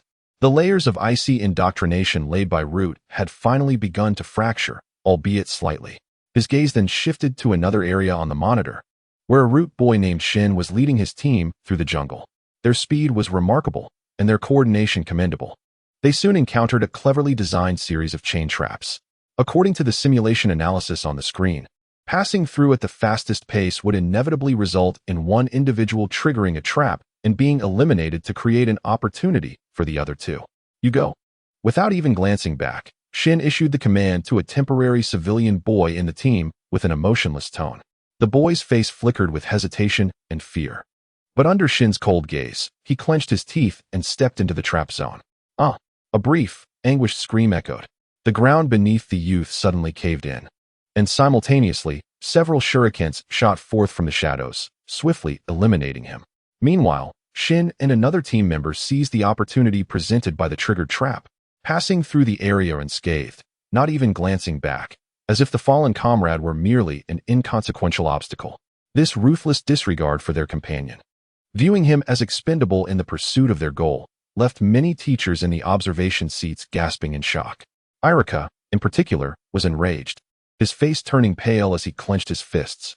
How could they treat a teammate in such a manner? He could not fathom how a student could exhibit such cold-hearted behavior. Director Nakajima and pharmacist Nanoyu sensed that something was amiss with these students, their expressions grave. These few youths from the Root had been secretly placed there by Danzo, and they had initially been unaware of it. Meanwhile, the heads of the major clans, such as Hyuga Hayashi and Uchiha Fugaku, observed Shin's cold and decisive commands on the screen, a flicker of contemplative understanding crossing their eyes. In the harsh world of ninjas, sometimes such efficiency and decisiveness were indeed necessary for survival and mission completion. Sarutobi Hiruzen, puffing on his pipe, took a deep drag and slowly exhaled a cloud of thick smoke, his eyes inscrutable. A fine tool cultivated by you, Danzo. In the simulated jungle, Naruto's team, having endured previous setbacks, continued their advance towards the central area. Naruto hastily bandaged his wounds with strips of cloth, still brimming with vitality. Uchiha Sasuke, though verbally relentless, often mocking Naruto as a brainless fool, began to unconsciously keep an eye on the attack angles and traps that Naruto might overlook. On several occasions, Naruto nearly triggered traps due to carelessness, only for Sasuke to preemptively thwart them with shuriken or taijutsu, or simply pulling Naruto out of harm's way. Hey, Sasuke, what are you doing? You scared me, Naruto exclaimed. Sasuke replied coolly, watch your step. Got it, Naruto mumbled, aware of Sasuke's intentions. An awkward yet palpable tacit understanding quietly formed between the two. Sai maintained his characteristic smile, silently trailing behind them. He spoke little, often remaining silent. But his gaze wandered between Naruto's sunlit, exuberant face, occasionally grimacing from an arm scrape, and Sasuke's stubborn yet caring demeanor as he oscillated between disdain and reluctant protection. The warmth of Naruto's enthusiasm contrasted with Sasuke's aloofness and hidden guardianship, a sensation that Sai found himself envying. Finally, after dispatching 2 waves of patrolling puppets and evading a series of interconnected traps, the trio beheld a scroll, their mission objective, suspended in the clearing ahead. Yet, they fell into an abrupt silence, for there was only one scroll, and a single scroll could grant only one individual entry into the elite preparatory class. Thus, they were compelled to confront a choice. Who would claim the scroll? In the center of the clearing, the solitary scroll hung quietly, emanating a faint glow. The 3 young figures stood before it, ensnared in an eerie silence. The atmosphere grew tense. It was Naruto who first broke the silence, rubbing his radiant golden hair. He wore a conflicted expression as his gaze shifted to Uchiha Sasuke. How about you take this scroll, Sasuke? You're stronger than me, and you've helped me several times along the way. Besides, it seems like you need it more than I do. He recalled Sasuke's perpetually tense expression, his indomitable spirit. and the occasional glimmer of desire in his eyes. Truthfully, Naruto felt indifferent about entering the elite preparatory class, as Shimura-kun would provide him with additional training daily. However, this sentiment did not sit well with Sasuke, whose face darkened, a frosty demeanor enveloping him as he let out a characteristic cold huff. Humph. I, Uchiha Sasuke, do not require anyone's charity. If I am to take it, I shall do so with honor. Naruto felt a twinge of embarrassment at this response and turned to Sai. What about you, Sai? Why not take it? Sai shook his head in silence. In the audience, reactions varied as they observed Naruto's trio deferring the scroll to one another. Some scoffed, while others admired their camaraderie. However, the majority grasped Shimura-kun's intention to foster unity and cooperation rather than competition. Yet, this also left them puzzled, as Shimura-kun, the son of Danzo, was acting in stark contrast to his father's methods. In the simulated jungle, Naruto, sensing both Sasuke and Sai's reluctance to claim the scroll, grew anxious. But there was only one scroll. He pointed at the solitary scroll, his tone revealing his evident distress. Someone has to take it, right? Otherwise, all our efforts would be in vain. Sasuke furrowed his brow, a hint of irritation flashing in his eyes. He too did not wish to forfeit this opportunity. But Naruto's charitable stance made him uncomfortable. Let's decide fairly, Sasuke stated firmly. He paused, casting a sideways glance at the ever-smiling Sai, his gaze laced with subtle inquiry. Or perhaps we should not take it at all. This suggestion momentarily stunned even Sasuke himself. Not take it. What had they struggled to reach this point for? Sai interjected at the opportune moment. According to the mission directives and the objectives of this assessment, the optimal outcome would be for the individual with the greatest overall strength to acquire the scroll. This would ensure that the precious slot in the elite preparatory class is utilized to its fullest potential, nurturing even more exceptional ninjas for the village. Of course, personally, I do not have a strong desire for this scroll. You may decide amongst yourselves, and I will support your choice. His meaning was clear. You decide, I will comply. Just as the three exchanged glances, unsure of how to proceed, the monitor screen shifted abruptly to another area. There, Shin's team had also discovered the floating scroll. In stark contrast to Naruto's team, who hesitated and showed deference, Shin's eyes flashed with a cold, calculated intensity upon sighting the scroll. Without a moment's hesitation, as one of the civilian boys beside him relaxed slightly with a smile of triumph at finding the target, Shin's figure blurred. With a swift, precise chop, he struck the boy's neck, the latter's eyes widening in shock, joy freezing on his face, soon replaced by confusion and disbelief. He had not even had time to comprehend who had attacked him before his body crumpled, instantly disqualified. Shin did not spare a glance at his fallen comrade. He swiftly seized the scroll in his hands. Mission accomplished. There was no room for the superfluous. Without a second thought, he turned away from the fallen companion and walked towards the exit. Decisive, ruthless, and efficient, he perfectly embodied the principles of the route. This scene was vividly displayed on the monitor for all to witness from their lofty vantage point. In the observation area, a hush fell over the crowd, soon followed by collective gasps. Irika felt a chill run down his spine. He could not comprehend how a child in his teens could act so mercilessly towards a fellow comrade. That gaze, that tone, was colder than some seasoned ninjas who had fought on the battlefield for years. The disparity between Naruto's group and Shin's was striking. The once gentle gaze of Nanoyu now bore a complex and unmistakable sorrow, for she was all too familiar with this style of conduct. Erasing emotions and discarding pity. All is governed by the paramount principle of duty. The word root, like a heavy brand, resurfaced in her mind. Those memories surged forth like a tide, suffocating her with a sense of oppression. The heads of prominent clans such as the Hyuga and Uchiha displayed varied expressions. Some frowned slightly, clearly uncomfortable with such a ruthless approach. Others remained silent, their gazes profound and inscrutable. In the harsh world of ninjas, at times, this relentless efficiency and decisiveness is deemed a necessary quality for survival and task completion by certain individuals. Sarutobi Hiruzen took a deep draw from his pipe, slowly exhaling thick smoke. The haze obscured his expression, rendering his true thoughts elusive. Yet, his aged but still sharp eyes seemed to deepen in intensity. The scene shifted back to Naruto's team. Sai's textbook-like response left both Naruto and Sasuke feeling an unspoken awkwardness. They exchanged glances, each perceiving a similar discomfort in the other's eyes. Why does he speak in a manner that resembles the bewildering speeches of the third Hokage? Naruto grimaced. He detested such indirect and ambiguous expressions. Suddenly, an ingenious idea struck him. Why don't we decide with rock, paper, scissors? He excitedly suggested, believing it to be the most fair and straightforward method available. Rock, paper, scissors. Best 2 out of 3. The winner takes the scroll. No sooner had he spoken than Sasuke shot him a glance filled with disdain, as if looking at a hopeless fool. Is there anything in your mind besides ramen and fighting? To determine something so significant through such a childish and ludicrous method? Are you serious? Despite his biting sarcasm, Sasuke could not immediately conceive a better alternative. Fight. Setting aside whether the rules allowed it, if they both ended up gravely injured, wouldn't he that benefit others? Moreover, he only knew Naruto. Sai was merely a temporary teammate, and he did not trust him. As the three of them exchanged blank stares, the atmosphere once again fell into a stalemate. A voice resonated. Attention, all candidates. Shimura Jin's calm tone echoed across the simulated jungle area through the loudspeaker. The final assessment time has concluded. Please proceed immediately to the exit with your scrolls, or empty-handed. Repeating, the final assessment time has concluded. The announcement shattered the tension in the air like a stone cast into a tranquil lake. Time's up. Naruto, Sasuke, and Sai simultaneously looked up and exchanged glances. Their eyes unconsciously drifted to the scroll, still quietly suspended in midair. The scroll that represented the sole opportunity. It was so close, as if within reach. Yet, none of them moved. Naruto opened his mouth, wanting to say something, but ultimately sighed heavily, his usually vibrant face revealing a rare hint of regret and resignation.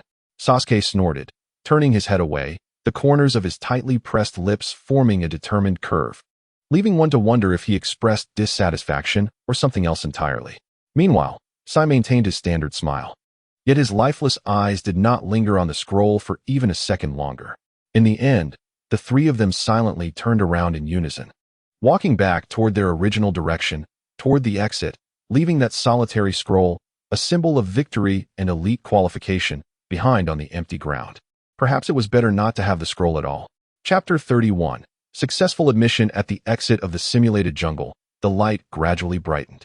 Team members emerged one after another, each face narrating a story. Some raised their seized scrolls triumphantly, as if they had already secured their spots in the elite preparatory class. Haha, I've got it. Others, despite possessing a scroll, wore faces of turmoil, frequently glancing towards their teammates. Meanwhile, many teams appeared dejected, the atmosphere somber. It's all your fault. If you hadn't charged recklessly, we wouldn't have triggered that trap. And you still have the audacity to accuse me? Who was it that wanted to hoard the scroll all for themselves? The sounds of disappointment and mutual blame echoed through the crowd. The Root's young Shin and several others, also from Root, clutched their scrolls, standing expressionlessly to the side like emotionless statues, starkly contrasting with the surrounding uproar. It seemed as if those scrolls were merely proof of task completion, devoid of any joy. On the platform, the observers displayed a range of expressions. Irika frowned at the bickering students, sighing inwardly. Yakushi Nant's gaze lingered more on the indifferent youths clutching their scrolls, her eyes filled with complexity. Sarutobi Hiruzen, pipe in mouth, scanned the crowd with a profound gaze that betrayed no emotion. At that moment, Shimura Jin slowly walked to the center of the platform. His calm eyes swept over each student, reflecting their inner turmoil like a clear lake. Meeting their expectant yet anxious gazes, he declared, "First, congratulations to the teams that secured scrolls and remained intact without elimination. You qualify for admission into the elite preparatory class." The moment his words fell, a stir erupted in the crowd. What? The team must be intact? Fantastic. We did it. Various exclamations, discussions, cheers, and lamentations intertwined. Sakura and her companions, who had previously been anxious, now beamed with delight. As they met the conditions set by Shimura General, their earlier trepidation morphed into radiant smiles. Conversely, those who returned empty-handed or whose teams had fallen apart in the earlier chaos hung their heads in despair. The previous sounds of blame quietly resurfaced. Then, Shimura Jin's gaze settled on the tardy Naruto, Sasuke, and Sai, who stood empty-handed. Each bore traces of battle, with Naruto's bandaged arm particularly noticeable. Naruto Uzumaki, Sasuke Uchiha, and Sai. Shimura Jin's voice rang clearly in everyone's ears. "Where is your team's scroll?" At this, all eyes abruptly fixed on the trio. Sakura, Hinata, and others looked on with concern, while those who had been eliminated were eager to see what fate awaited Naruto and his companions. Feeling the weight of so many gazes upon him, Naruto felt a bit embarrassed, scratching the back of his head, his golden locks becoming tousled. That Jin guy. He chuckled awkwardly, attempting to ease the tension. You see, there was only one scroll. We couldn't decide who should take it, so we didn't take it. His voice trailed off, lacking conviction, as returning empty-handed inevitably appeared as failure. To be honest, hearing Shimura Jin's words earlier had left him somewhat regretful. Had they secured the scroll, they likely would have passed. Beside him, Sasuke succinctly stated, I couldn't make a singular choice, so I didn't take it. Sai added, I'm sorry, sir, I did not complete the task. It was indeed so. Shikamaru and Choji, while having anticipated that the trio would return without a scroll, still felt a twinge of regret upon hearing Naruto's words. What a pity to have missed it just like that. The three of them braced themselves for the inevitable announcement of their elimination. Instead, a smile of satisfaction gradually spread across Shimura Jin's face. That smile, akin to a gentle spring breeze, effortlessly eased the previously tense atmosphere. Excellent, exclaimed Shizun Jin, his voice suddenly elevated with evident approval. Naruto, Uzumaki, Sasuke Uchiha, Sai. He pronounced the names of the three individuals. In the face of the soul scroll and the potential competition for spots, you three chose not to vie against one another, but instead prioritized the integrity of your team. Even though you relinquished the opportunity to bring back the scroll, the essence of teamwork has been clearly demonstrated. Therefore, I announce. Shizun Jin's piercing gaze fixed upon the trio, his voice resonating throughout the training ground. You all have passed the final assessment and have successfully been selected for the elite preparatory class. Boom. This declaration landed like a heavy bomb amidst the crowd, instantly stirring a tempest of reactions. Gasps of disbelief erupted. What? They didn't secure the scroll, yet they still passed. What a joke. This is utterly unfair. What about the scroll we fought so hard to obtain? Various voices of doubt and confusion surged forth like a tidal wave. Naruto was the first to regain his composure, his eyes wide with incredulity as he pointed to himself. Stuttering, Brother Jin, is that truly the case? We all passed. His expression resembled that of a small fox struck by a massive bowl of ramen falling from the sky, caught between surprise and bewilderment. After receiving a confirming nod from Shizun Jin, Naruto leaped into the air, erupting with exuberant cheers. Wow, this is fantastic. Sasuke, Sai, we did it. He danced with excitement, arms outstretched, eager to embrace Sasuke. Sasuke Uchiha, too, was taken aback by this unexpected outcome. He stood frozen, his typically aloof and proud black eyes flickering with a glimmer of disbelief for the first time. Passed. Despite not having obtained a scroll, he instinctively sidestepped Naruto's enthusiastic embrace, yet the corners of his mouth subtly lifted in the faintest of smiles. Sai, too, widened his eyes, filled with shock and confusion. Why? The tenets of the route clearly dictated that relinquishing easily attainable success would not lead to recognition.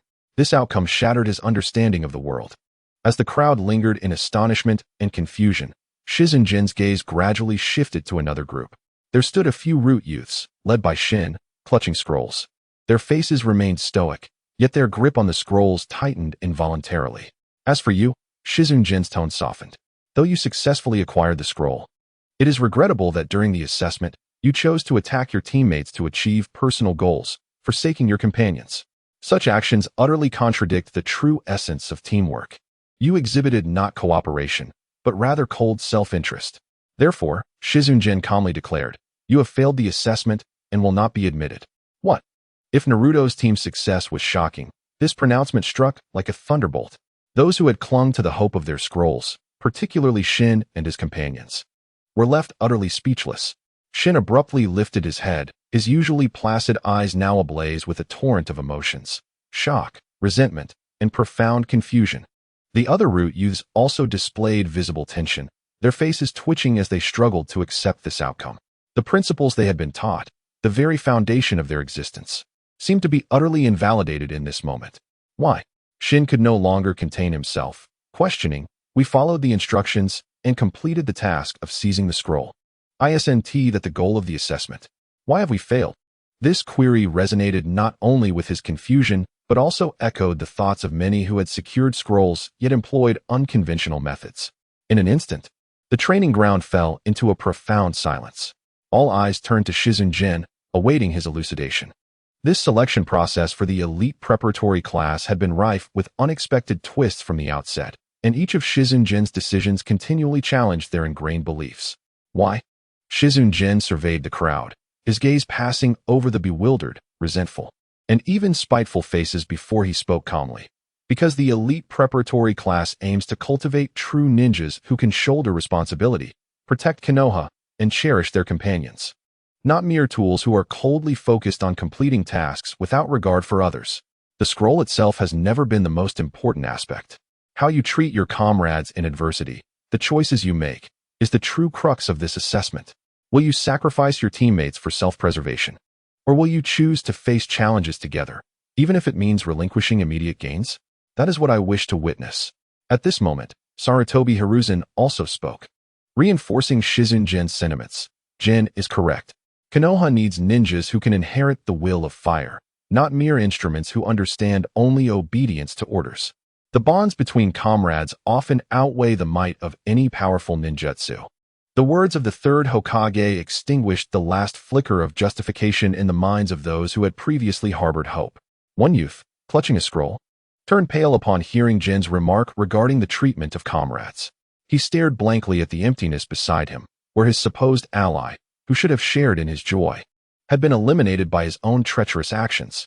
The fleeting pride he felt from seizing the scroll was completely shattered by Jin's words. He parted his lips, but his throat felt clogged, rendering him voiceless. His face fluctuated between shades of green and white, overwhelmed with shame and regret. A torrent of emotions compelling him to wish he could vanish into a crack in the ground. Meanwhile, the root youths, including Shin, lowered their heads, rendered speechless. Shizun Jin's words acted as a mirror, revealing the cold, distorted logic behind their actions. They could unhesitatingly sacrifice pawns for the sake of a mission. Yet when such behavior was illuminated under the light of day and branded as frigid self-interest, their long-held beliefs began to waver for the first time. Especially Sai. He bowed his head, unconsciously clenching his fists at his sides. His nails dug deeply into his palms, causing a slight sting. Yet it paled in comparison to the tumult within his heart. Shizun Jin's words struck like an invisible hammer, relentlessly pounding against his soul. Long shackled by the dogmas of root, now nearly numb. The term comrade stirred unprecedented waves within him, once deliberately erased from his emotional consciousness. He recalled Naruto standing protectively in front of him, enduring a wound from a puppet wolf, his face contorted in pain, yet still radiating concern. He remembered Sasuke, who, while calling him an idiot, had precisely eliminated all threats at the critical moment. That was not the utilitarianism taught by Root. It was a sentiment he had never experienced yet felt an unfamiliar stirring within. Just as Sai was lost in thought, a hand suddenly landed on his shoulder. Naruto, grinning widely, displayed a dazzling smile that sparkled under the sun, his golden hair glistening. Sai, what are you thinking about? Are you too excited to have entered the elite preparatory class? Naruto draped his uninjured right arm around Sai's shoulder, the force nearly causing Sai to stumble. Yet he surprisingly felt no discomfort. Instead, an indescribable sensation began to blossom within his heart. He instinctively mimicked Naruto by scratching his head, stumbling over his words. No, I wasn't thinking about anything, just a bit happy, right? Sasuke and I are quite pleased as well. Idiot, I'm not happy at all. I don't believe you. You must be happy. No, I'm not. On the high platform, Shimizu Jin observed this scene with a faint smile playing on his lips. Compared to the original trio of Naruto, Sasuke, and Sakura, he believed it would be better to have Sai replace Sakura. While Sakura was undoubtedly talented, her infatuation with Sasuke hindered the growth of their team. Clearing his throat, he drew everyone's attention back. Now, I announced the final list of students selected for the elite preparatory class. Hearts raced once more. First year, Uzumaki Naruto. Yay! Naruto excitedly pumped his fist. Uchiha Sasuke. Sasuke remained expressionless, yet pride shone through his eyes. Hyuga Hinata. Hinata shyly lowered her head, her fair cheeks flushed, though her tightly clasped hands revealed her inner excitement. Nara Shikamaru. Shikamaru yawned, his face displaying a look of utter annoyance, yet the corners of his mouth curled up slightly. Akimichi Choji. Choji joyfully pulled out a bag of chips from his pocket and began munching loudly. Inazuka Kiba. Kiba proudly whistled, and his dog Akamaru barked excitedly in response. Haruno Sakura. Yamanaka Ino. Sakura and Ino exchanged glances, joy reflected in their eyes before they simultaneously huffed and turned away. Aburame Shino. Shino adjusted his sunglasses, his expression hidden behind the lenses. Second year, Rock Lee. Oh. Youth is ablaze. Lee excitedly punched the air, tears brimming in his eyes. Tintin. Tintin sighed in relief, her face breaking into a joyful smile. Shimizu Jin's gaze fell once again on Sai. Sai, as the final name was called. The selected students erupted in cheers. Sakura and Ino embraced in excitement. Conversely, those who were not selected expressed their disappointment, their expressions somber. Among the crowd, Hyuga Niji clutched the scroll tightly, his face pale with fury. He could not comprehend it. He had seized the scroll with undeniable strength, snatching it from other teams. Why had he been eliminated? Could he be blamed for having subpar teammates? Why were those three, who had forfeited their scrolls, selected while he, who had claimed victory through sheer strength, was left outside? Damn it! Niji gritted his teeth, his eyes filled with resentment and anger. Was fate toying with him once again? Shimizu Jin naturally noticed Niji's expression. However, he had no intention of changing his mind. Although Niji was one of the top students in the original story, his current disposition was stubborn and arrogant, akin to a hard, foul-smelling stone. A bit of adversity would do him good. Of course, Shimizu Jin had no intention of giving up on Niji, not only because of his talent, but also because he sought to gain the support of the Hyuga clan through him. To have sufficient leverage against Danzo, he needed the backing of various factions within the village. Indeed, his thoughts were confirmed by the system. Deng. Life choice has been activated. Chapter 33, Bloodline Limits, Deng.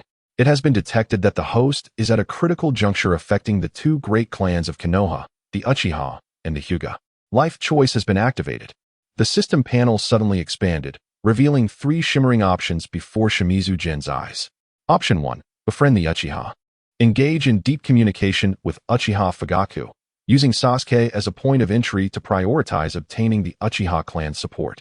Reward, Special Skill, Leader S Aura. Option 2. Win over the Hyuga. Engage in deep communication with Hyuga Hayashi, targeting the pain points of the Hyuga branch family, using Hinata and Niji as examples. Reward, Forbidden Technique Knowledge, Caged Bird Seal Release. Option 3. Dual Approach, Royal Path. Negotiate with both clan leaders simultaneously, demonstrating extraordinary vision and skill, planting the seeds to win over both powerful clans. Reward, Forbidden Technique Knowledge, Caged Bird Seal Release. Special Skill, Leader S Aura, Random Bloodline Limit. Shimizu Jin's eyes scanned the three options thoughtfully. The Uchiha and Hyuga clans were the two most powerful I-technique families in Konoha, yet they were also burdened with historical grievances. The Uchiha clan's pride and their current ostracization, alongside the unbreakable fate of the Hyuga clan's main house versus branch family, had brought them to a nearly irreconcilable point. Initially, Shimizu Jin had no confidence in resolving the issues between them. However, upon seeing the rewards of the Caged Bird Seal Release and Leader's Aura, he felt assured.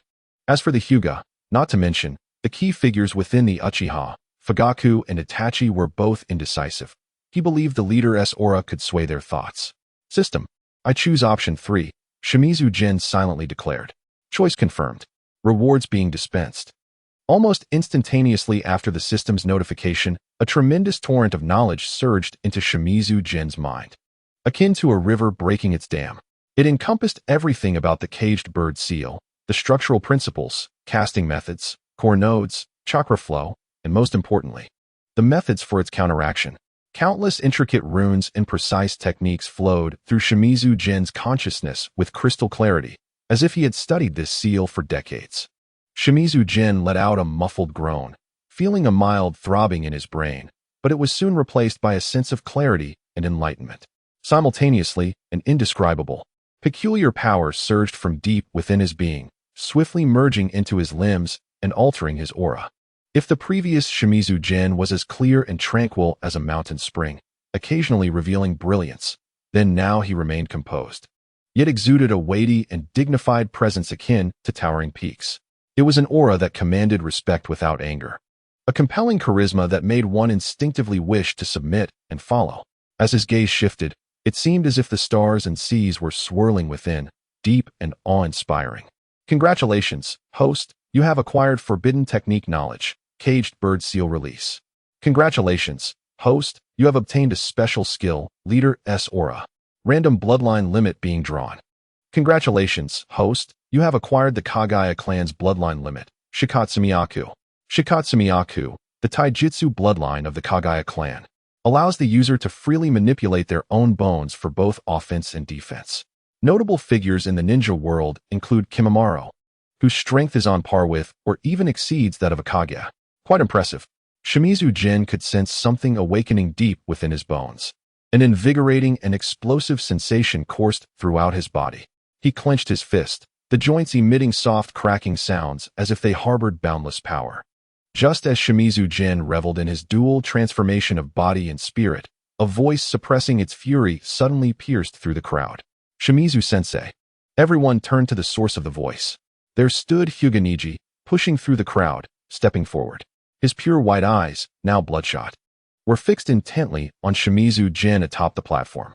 His clenched fists trembled slightly from sheer force. The youthful face, often bearing a hint of maturity, was now etched with indignation and anger, alongside a profound confusion stemming from his perceived mockery by fate. Ultimately, he could not restrain himself any longer. I cannot endorse your criteria for judgment. In the world of ninjas, strength is revered. I seized the scroll through my own prowess. Is that not victory? Why have I been cast aside? Is it merely because I did not exhibit the same deference as some others? Is it because I employed the most direct and effective means to secure victory? He fixed his gaze firmly upon Shimizu Jin, instinctively voicing his innermost thoughts. Fate. Is it possible that from the very beginning, our destinies as members of the branch family were predetermined? No matter how hard we strive or struggle, are we ultimately doomed to be mere pawns of an arbitrary fate? This proclamation struck like a massive stone cast into a tranquil lake, sending ripples throughout the crowd. All eyes turned to Niji and Shimizu. General Hinata watched her cousin with concern, her small hands tightly clutching the hem of her clothing. Naruto furrowed his brow. He did not fully grasp Niji's musings on fate, yet he felt a pang of anger at Niji's defiance towards Brother Jin. There must be a reason for Brother Jin's actions. On the high platform, Sarutobi Hiruzen frowned slightly, his hand poised with the tobacco pipe momentarily halted.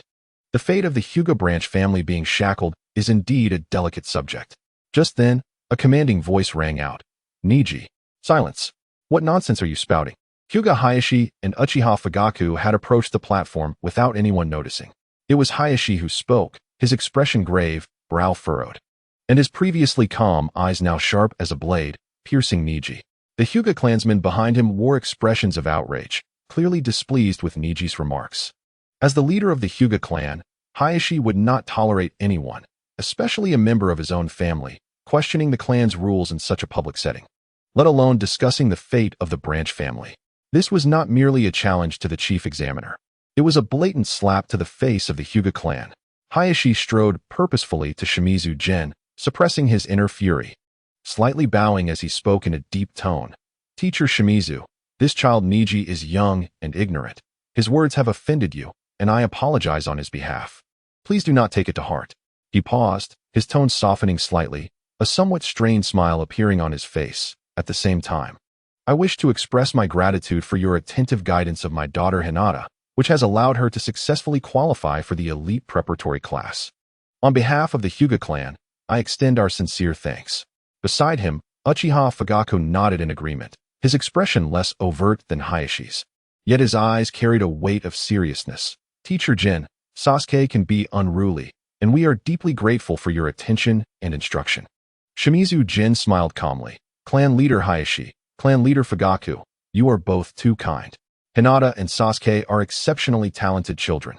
Their achievements today are primarily the result of their own efforts. I merely fulfilled my duties.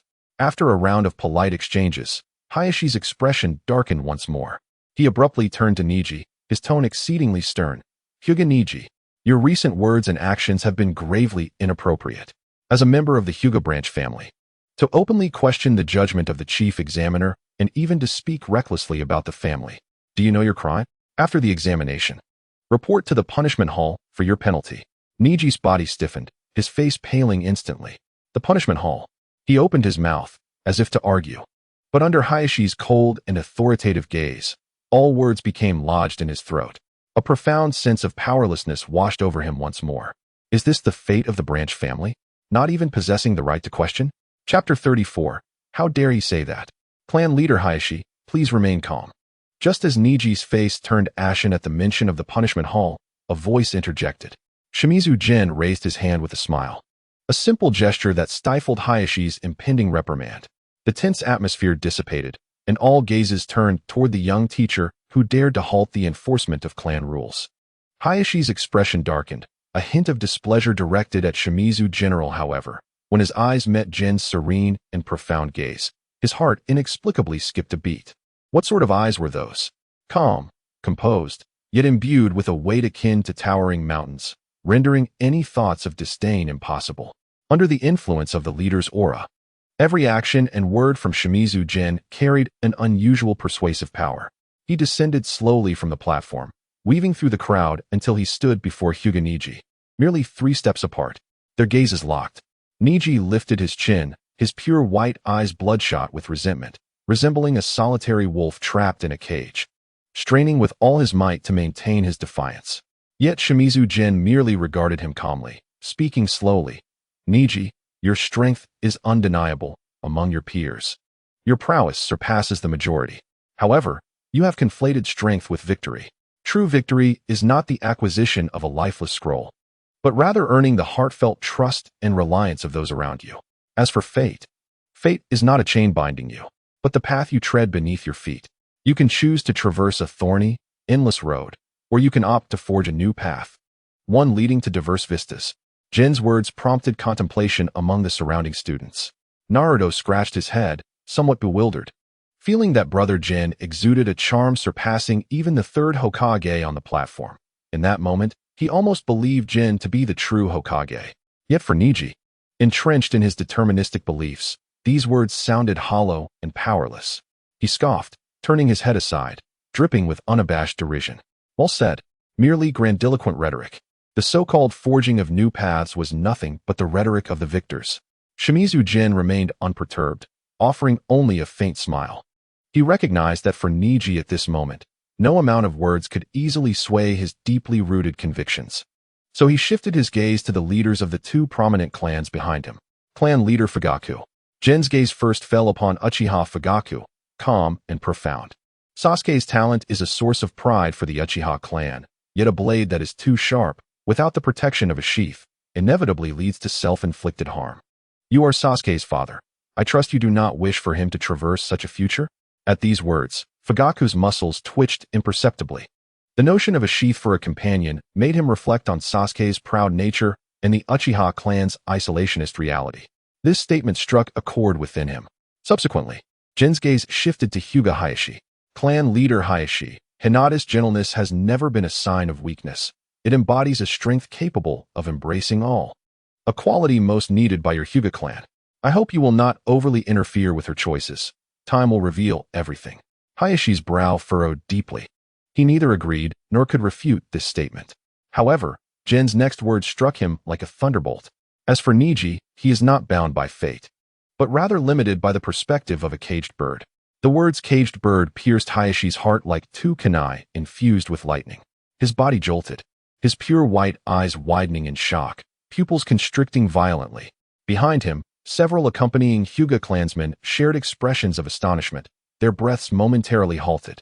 Dismay, incredulity, and a sudden surge of vigilance erupting from the depths of their hearts. How dare he speak so boldly? The caged bird was the most core and darkest secret of the Hyuga clan. It is an absolute shackle employed by the main family to control the branch families and maintain their dominance. This term should never be uttered by an outsider, especially not by the son of Danzo. Meanwhile, Hyuga Niji, who had been lost in his thoughts, abruptly lifted his head upon hearing the words caged bird. His mind went blank. Does this man know? Yet, Shimura Jin seemed entirely oblivious to the astonished expressions of the Hyuga clan members. Without granting them any time for reaction or inquiry, he calmly turned his gaze back to the equally shaken Uchiha Fugaku. A pair of eyes that perceive only power and hatred cannot see the path ahead. The true strength of the Uchiha may require a different approach to unlock. A way to transform the curse into a safeguard. Shimura Jin's voice bore a peculiar guiding quality, as if he were articulating a forgotten truth. If the phrase caged bird was a precise strike against the Hyuga, Then the statement about transforming curses into protection was akin to a heavy bomb dropped into the heart of Uchiha Fugaku. The curse, the long-standing hatred that has been passed down through generations of the Uchiha clan. Those Sharingan awakened through the death of loved ones or immense trauma are both the source of power and the abyss leading to destruction. This was the deepest, most unspoken anxiety within Uchiha Fugaku's heart. The increasingly radical and restless members of the clan are blinded by the extreme arrogance brought on by this power, aren't they? Uchiha Fugaku's hands, concealed within his voluminous sleeves, had clenched into fists. He gazed at Shimura Jin, his expression reflecting the first signs of tumultuous waves. Who is this young man? What else does he know? And is the notion of transforming curses into protection truly feasible? The two influential clan leaders, capable of causing ripples throughout Konoha village, were now profoundly shaken by a few words from a youth in his 20s. This was precisely the effect that Shimura Jin desired. He offered no time for contemplation or digestion of this astonishing information, seizing the moment with a smile to extend an invitation. I believe we could engage in a more profound discussion regarding how to better uncover the potential of our children. The teaching of the elite preparatory class also requires the strong support of both clans. Shimura Jin's lips curled into a confident smile, his gaze sweeping over the uncertain faces of Fugaku and Hayashi. He could also provide possibilities for the future of both clans. This statement was both an invitation and a blatant political maneuver. The mystery, foresight, and astonishing insight Shimura Jin exhibited regarding the core secrets of both clans caused the expressions of Fugaku and Hayashi to shift dramatically, their hearts tumultuous. They realized that this son of Danzo was far from the simple person they had initially perceived. He was not merely a pawn. He resembled a player of the game. He might truly hold the key to altering the fate of their families. Niji, who had long been consumed by anger and resentment, now stood utterly dazed. He stared blankly at Shimura Jin's retreating figure, then glanced at the unprecedented gravity etched on his clan leader's face. Provide possibilities? What kind of possibilities? To lift the caged bird's curse? On the high platform, Sarutobi Hizashi silently observed everything. His hand, which had been holding a pipe, had come to a halt, and a piercing glimmer flickered in his deep eyes. What a remarkable youth! He had initially thought Shimura Jin merely excelled in teaching, but he did not anticipate such political finesse, so astute and sharp. A selection examination for the elite preparatory class had been deftly transformed into a lever to unsettle the two noble families of Konoha. Did this young man intend to incite an unprecedented storm in Konoha due to Danzo's coercion? Chapter 35. Take them all back for interrogation. As the selection concluded, the crowd in the training ground gradually dispersed. Ultimately, Uchiha Fugaku and Hyuga Hayashi could not provide Shimura Jin with a definitive response. They hastily exchanged pleasantries before departing with heavy hearts.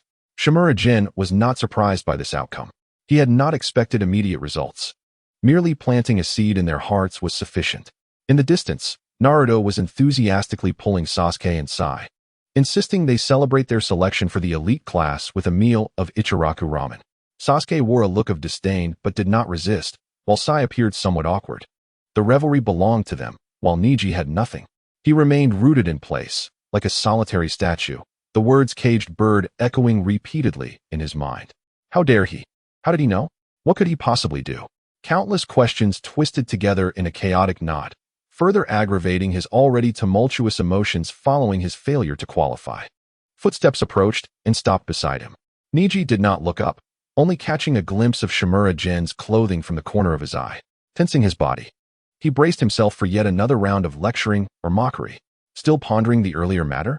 Shimura Jin's voice was flat, devoid of discernible emotion. Niji lowered his head and muttered, "It's none of your business, is it?" Shimura Jin replied noncommittally. He did not say another word, merely walked past Niji. However, at the moment they brushed by each other, a warm hand swiftly touched the back of his hand before retracting just as quickly. Niji's body stiffened. As that hand departed, he found an object in his palm, a small, neatly folded note. What does this mean?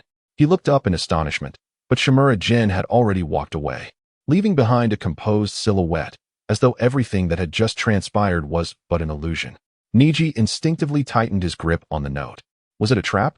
A test? Or perhaps an insult? He inhaled deeply, his fingers slowly unfolding the paper. There were no superfluous words, Only a single line, simple yet insane. I know how to lift the caged bird's curse. Boom. It felt as if a thunderbolt struck Niji's brain, rendering him momentarily blank. He stared intently at those words, his pure Byakugan pupils constricting to their utmost, the veins on his forehead bulging. His breath nearly ceased at that moment. It must be a lie.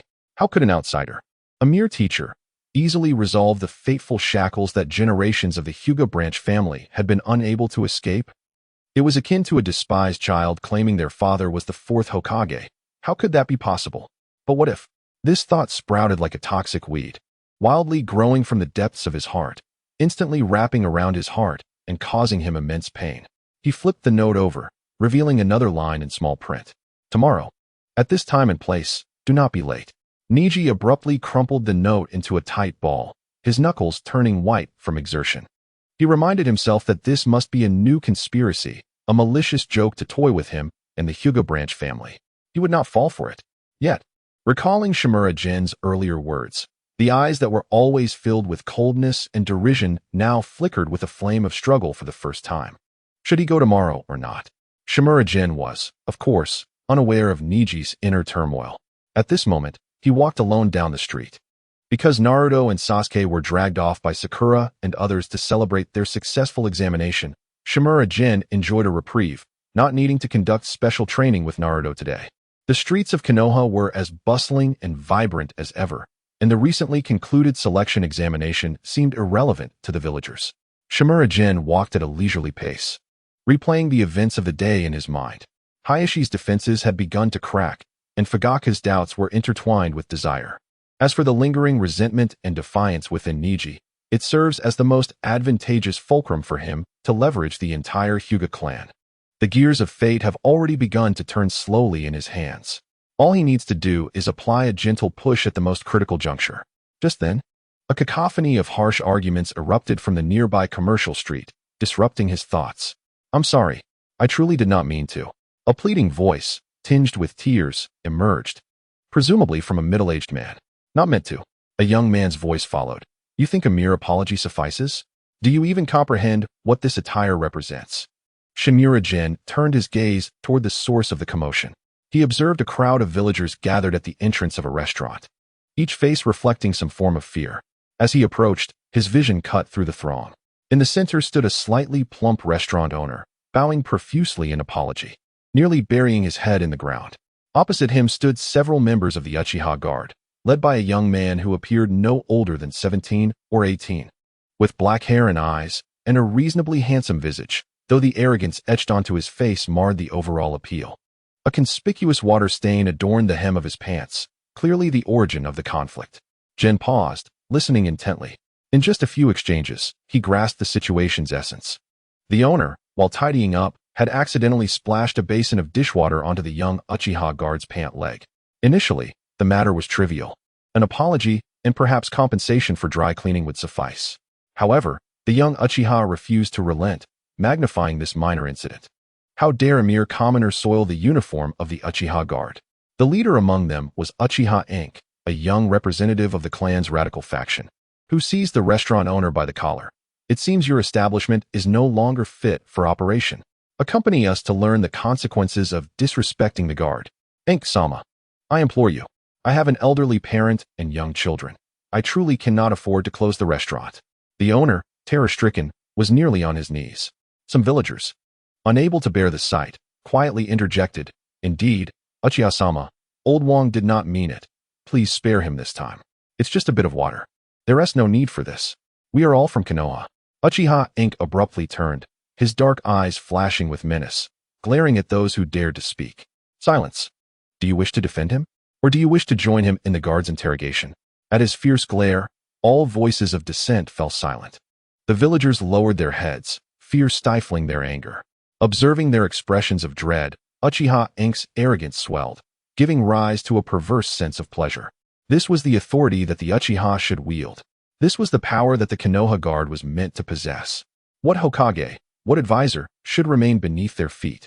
He surveyed the crowd, indulging in the terror reflected in their gazes, when suddenly, a more audacious idea struck him. "I see you all are complicit. You are all suspected of harboring criminals." He extended his finger, tracing it across the faces of the terrified villagers. Someone, take them all, including that sneaky observer. Back to the guard for interrogation. Uchiha Enk's finger ultimately halted, pointing directly at Shinura Jin, who had been standing calmly at the fringe of the crowd. He had been keenly aware of this man, who alone displayed neither fear nor flattery, merely observing the unfolding drama as if it were of no concern to him. In his gaze, there was not the slightest hint of reverence. This incited Uchiha Enk's profound irritation. How dare a mere civilian regard him with such disdain? Do you look down upon me, or our Uchiha clan? As he pointed, all attention converged upon General. The crowd instinctively parted, revealing his figure entirely. Chapter 36. An apology. Little did he expect to be ensnared in such an unwarranted calamity. Shinura Jin found himself somewhat speechless. Nevertheless, it was not without its merits. In his mind, the familiar chime of the system echoed once more. Deng. A critical juncture influencing the Uchiha clan's reputation has been detected. Life choices have been initiated. Choice 1. Forceful suppression. Utilize absolute physical prowess to decisively defeat Uchiha Enk and his cohorts, demonstrating the power beyond mere mortals. Reward. Level 1 Taijutsu, Konoha's Might Wind. Choice 2. Observe and await. With formidable strength and presence, ignore the provocation and await the arrival of Uchiha Itachi. Drawn by the commotion. Reward. Special item. A signed photo of Itachi. Choice 3. A grievous retribution. Employ Jinjutsu for psychological punishment, and, through this opportunity, impart a dual lesson to the radical faction of the Uchiha via Uchiha Itachi. Reward. Ninjutsu Great Fire Extinguishing. Jin's gaze swept over the rewards for Choice 2, and a subtle twitch at the corner of his mouth betrayed his amusement. A signed photo of Uchiha Itachi? The system can be quite whimsical at times. However, regarding Uchiha Itachi, let us opt for Choice 3. Jin silently resolved. Uchiha Itachi was a pivotal figure in the night of the massacre, thus serving as a crucial entry point for influencing the Uchiha clan. Choice confirmed. Reward distribution in progress. Congratulations, host. You have acquired Ninjutsu Great Fire Extinguishing. A surge of memories flooded his mind. Simultaneously, two Uchiha guards approached him, contemptuous smirks plastered on their faces. Hands reaching out to seize his shoulders. Kid, you're coming with us. You dare to look at Captain Enk with that expression? You're in for it. However, their hands abruptly halted in midair, mere half a meter from General, not by choice, but they found themselves utterly immobilized. An overwhelming terror, originating from the depths of their souls, engulfed them in an instant. In their eyes, the world around them warped and dissolved. The vibrant street and the cacophony of the crowd bled into a boundless crimson void. The ground beneath transformed into a viscous pool of blood, while a foreboding scarlet moon loomed ominously overhead, and the once composed man before them loomed larger than life in their vision, becoming a towering figure. Behind him, an unspeakable, terrifying shadow emerged, composed entirely of darkness. In that darkness, countless pairs of scarlet Sharingan eyes opened, dozens, hundreds, thousands, an uncountable multitude, each brimming with the deepest curses and hatred. A flicker of realization stirred within them. This was the most forbidden and terrifying existence from Uchiha clan legends. The unutterable nightmare from the very source of their bloodline. One of the guards emitted a piercing scream, his eyes rolling back, foam bubbling at his mouth as he collapsed backward. The other, in utter disarray, frantically drew a kunai from his waist, wildly slashing at the empty air before him. Monster! Stay away! Don't look at me! Get away! Get away! This sudden turn of events left everyone momentarily stunned. Uchiha Enk's expression shifted dramatically. You idiots! What are you doing? He initially bellowed in anger, only to realize they were under attack. Just as he was about to take a defensive stance, his gaze fell upon Shinura Jin once more, and the bone-chilling dread seized him as well. In an instant, he felt his body lose control. The world in his eyes crumbled, drawing him into the same illusory space. The entire commercial street was suddenly enveloped in an eerie silence. The surrounding villagers stared, dumbfounded, at this scene that seemed to belong to the realm of the fantastical. They witnessed nothing, no hand seals, no ninjutsu. The man did not even move a finger. Yet, moments ago, the arrogant Uchiha guard squad, who had been so domineering, now lay before them, one unconscious, another in a frenzy, and their leader, weakened and trembling, had fallen to his knees. What was happening? The gazes of all turned towards Shinura Jin, their expressions shifting from initial fear and sympathy to shock and reverence. Was this esteemed individual a ninja even more formidable than the Uchiha? As the atmosphere grew still, a voice emerged from the back of the crowd. What transpired here? A youth, clad in an umbu uniform with a simple outer garment, silently appeared among them. With black hair and eyes, his mature visage bore no expression. It was Uchiha Itachi. Having just reported his mission at the Hokage's office and on his way home, he sensed the disturbance in chakra at this location. His gaze swiftly scanned the disheveled members of his clan on the ground, and a barely perceptible frown crossed his brow. Without the need for further investigation, he discerned at a glance that they had fallen victim to an exceptionally sophisticated genjutsu, one from which even the Sharingan could not absolve them. Itachi did not immediately attend to his clan members, but instead directed his gaze towards the man who remained at the center of the storm. Calm as a mountain breeze, Shimura General Sasuke's teacher. He had heard this name from Sasuke countless times, never expecting to encounter him in such a manner today. Meeting Itachi's probing gaze, Shimura Jin maintained his composure. The aura of leadership allowed him to naturally dominate the atmosphere. He even smiled and nodded at Uchiha Itachi. This serene demeanor sent a slight chill through Itachi's heart. He sensed no hostility from the man, yet felt an invisible weight, a calmness emanating from someone powerful. Thus, he lowered his stance and slightly bowed to Shimura General Teacher Shimura. My clan has caused you trouble. I apologize on their behalf. Please, release them from the genjutsu. I will ensure they provide you with a satisfactory explanation. He refrained from inquiring about the circumstances, fully aware of the nature of Uchiha Inc. and the others. In response, Shimura Jin smiled and did not press him. With a snap of his fingers, a sharp sound echoed. The Uchiha guards, who had been plunged into madness, trembled and awoke as if from a dream. Confused, they looked around, and upon seeing Uchiha Inc. kneeling and Uchiha Itachi standing before them, their faces turned pale. Young master. Their voices quivered, the terror instilled by the genjutsu still lingering, and the sight of Itachi intensified their fear. They realized they had landed themselves in serious trouble. Uchiha Itachi ignored them. He turned to assist the terrified owner of a nearby restaurant, and then deeply bowed to the surrounding villagers, who were still shaken. I apologize for the negligence of the guard division, which has caused you distress. All damages will be compensated by the guard division at double the cost. This act stood in stark contrast to Uchiha Inc.'s previous arrogance. The villagers were momentarily stunned, unsure of how to respond. After this, Uchiha Itachi slowly turned to face Uchiha Inc. and the others. His gaze had lost the warmth he had shown to the villagers and Shimura Jin, replaced by an icy demeanor. The guard's uniform is a symbol of the honor of protecting Konoha, not a tool for you to bully the defenseless villagers. Is this what you deem the pride of the Uchiha? Chapter 37. Perhaps you should consider my opinion. Itachi's frigid interrogation sent a shiver through Uchiha Inc., akin to a bucket of icy water poured over him. Yet, the radical ideology rooted deep within him flared with renewed fervor, prompting him to straighten his neck defiantly. He raised his head and retorted passionately, "Young master, this is precisely to uphold the honor of the Uchiha, only by instilling fear in these villagers, causing them to tremble at the mere mention of the Uchiha name. Will Konoha remember who the true guardians are? Who is the foundation of this village?" This fervent yet misguided rhetoric left the surrounding villagers pale. Their hearts, which had just begun to settle, raced anew. Uchiha Itachi's gaze grew even colder. Though he was fully aware of his clan's current plight, hearing such brazen assertions from one of the guards struck him with a sense of helplessness. The Uchiha's extremism had reached a terminal stage. As he prepared to reprimand them, Shimura Jin suddenly chuckled softly. He spoke, his voice clear yet not loud enough to escape anyone's ears. "This is not honor. It is a howl born of fear. Fear of being forgotten by the village. Fear of being ostracized by the higher-ups, leading to the most foolish and clumsy attempts to seek attention. But this will only deepen the rift between the Uchiha and Konoha, until it becomes irreparable. The genjutsu I cast earlier was not meant as punishment. It merely allowed you to glimpse the inevitable end of the Uchiha bloodline, a hellish realm forged from endless hatred and eternal solitude.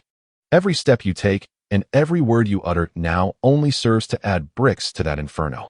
Shimura Jin's words sliced through Uchiha Inc. and the other radicals present, exposing the wounds they were most reluctant to acknowledge. Inc.'s face flushed with anger. He sought to argue but found himself speechless. For the truth of Shimura Jin's words struck home. Initially, when he joined the guard, he had not been like this. He had once dreamed of diligently protecting the village. Yet reality had proven unkind. The villagers' fear and estrangement made him realize his dreams were unattainable. The suspicions of the higher-ups and the complaints of his peers twisted his ideals until they were unrecognizable. Now, he could not help but feel a surge of violent impulses whenever he encountered the villagers. The end of the bloodline. Uchiha Itachi, who had remained silent, mulled over these words, feeling a storm brewing within him. He glanced deeply at Shimura General. This man seemed to possess a profound understanding of the Uchiha's current contradictions. Unable to restrain his curiosity, he asked, "Teacher Shimura, how is it that you understand our Uchiha clan so well?" The question carried a note of probing. However, Shimura Jin remained composed and calm. His array of unique skills imbued his voice with a persuasive sincerity. "I am not only Sasuke's teacher. I am also deeply concerned for his future. In him, I see a long-lost light of the Uchiha, a purity, a clarity, untainted by hatred. I understand your clan, for I only wish for him to tread a brighter path." Upon hearing this, Uchiha Itachi's body trembled slightly. So that was it. As he thought of Sasuke, Itachi's gaze softened. After a moment of silence, he finally made a decision. He disregarded the pale faces of Uchiha Inc. and the others and quietly stated, "I will report this matter to Father as it is. From today, all of you will be suspended for a month and confined within the clan for reflection." He dismissed his pale-faced kin and the still trembling onlookers, leaving only Shimura Jin and Uchiha Itachi in the vicinity. A silence settled between them. Suddenly, the usually calm and wise Uchiha Itachi bowed deeply to Shimura Jin and made an astonishing request. "Teacher Shimura, would you kindly cast that Jinjutsu on me as well?" With a raised eyebrow, Shimizu Jin observed him with keen interest. "Why?" Uchiha Itachi straightened up and candidly replied, "I wish to see for myself what form the Uchiha curse takes in the eyes of an outsider like you. I seek a glimmer of hope to unravel my fate from the hellish visions you describe." He found himself ensnared in a deadlock. On one side, a family growing increasingly radical, poised for rebellion at any moment. On the other, an unyielding leadership that might resort to extreme measures. He felt akin to a tightrope walker above an abyss, devoid of any hope. Thus, he yearned to grasp any potential lifeline, even if it came from a man of dubious identity. However, regrettably, that illusion would be of no use to you. Shimizu Jin shook his head. "Why?" Itachi pressed. "Because your strength is formidable, my illusion cannot easily affect you." Shimizu Jin gazed at Uchiha Itachi, as if his eyes could penetrate flesh and blood to reach his battered heart. "Moreover, you need not witness that illusion, for your heart has long dwelled in hell. You perceive the truth more clearly and suffer more deeply than any of them." Boom. The steadfast barrier built by Itachi through calmness and reason was violently shaken by these words, creating an irreparable fissure. For the first time, his usually impassive face betrayed an unmistakable melancholy. Indeed, he had long been in hell, struggling daily amidst unending contradictions and anguish. This man before him had seen through it all. He fell into a moment of silence. Yet, he soon heard Shimizu Jin speak again. "Of course, you should be aware of my identity. However, I differ from Danzo's perspective. I do not believe the conflict between the village and the Uchiha has reached an irreconcilable point. Rather than seeking answers in false illusions, you should heed my counsel." With that, Shimizu Jin turned and walked away, leaving behind a statement that sent tremors through Itachi's very being. "Tomorrow night at midnight, at the South He Shrine. Bring all your questions to me. Perhaps you will find the answer you have been searching for." Uchiha Itachi stood frozen in place. The South He Shrine. That was a forbidden ground of the Uchiha clan. A secret meeting place accessible only to the clan's high-ranking members. How could he possibly know of that place? Was it mere coincidence that he chose it for their meeting? And, most importantly, what was that answer? Chapter 38. I need to consider. As Uchiha Itachi made his way home, the night breeze brushed against his cheeks, carrying a hint of coolness. Yet, it could not disperse the words swirling in his mind. Shimizu Jin's voice echoed incessantly, like a needle piercing through his already numbed nerves. "Your heart has long dwelled in hell." Indeed, hell. Each day upon awakening, he was met with the increasingly radical visages of his clan. Each night as he closed his eyes, he was haunted by the indifferent gazes of the village's upper echelons. He felt as though trapped between two colossal boulders, with the ever-present threat of being crushed to dust. Yet today, someone had seen through his suffering and offered him a choice. The South He Shrine. How did Shimizu Jin know of that secret location known only to the clan's elite? Itachi halted, gazing up at the waning moon in the sky. The moonlight illuminated his face, enhancing his pallid complexion. Perhaps there truly was hope. Just as he contemplated this, he heard the faint sound of footsteps behind him. Two figures clad in black shinobi attire, wearing animal masks, emerged from the shadows. Uchiha Itachi, one of them spoke. His voice devoid of emotion, cold as machinery. Lord Danzo wishes to see you. Itachi's body instantly tensed. The root. Why would they appear at this moment? Was it coincidence? Or, now, Itachi turned, his expression regaining its customary calm. Now, the other root ninja replied, his tone equally flat. A sense of foreboding surged within Itachi. Danzo's summons was surely no good news, especially at such a sensitive juncture. I understand. The underground base of Root was perpetually dank and cold. Itachi trailed behind the two Root ninjas through narrow corridors. The flickering torches on the walls cast a dim glow, rendering the shadows even more menacing. The air was thick with the smell of mildew mixed with the metallic scent of blood, creating an oppressive atmosphere. It felt as if they were traversing a vast tomb, entombing countless secrets and sins. Before long, they arrived at a spacious stone chamber. Shimizu Danzo sat poised in a stone chair, his right eye bandaged, while his left emitted a chilling glimmer. Beside him stood two figures, Yamashiro Aki, his face somber, hands clasped behind his back, and Aburame Shino, donning sunglasses. Insects crawling over him. These two were Danzo's right and left hands. Itachi, you have arrived. Danzo's voice echoed through the chamber. Itachi stepped forward and halted before Danzo. Lord Danzo, he slightly bowed. Danzo wasted no time. He seemed devoid of patience.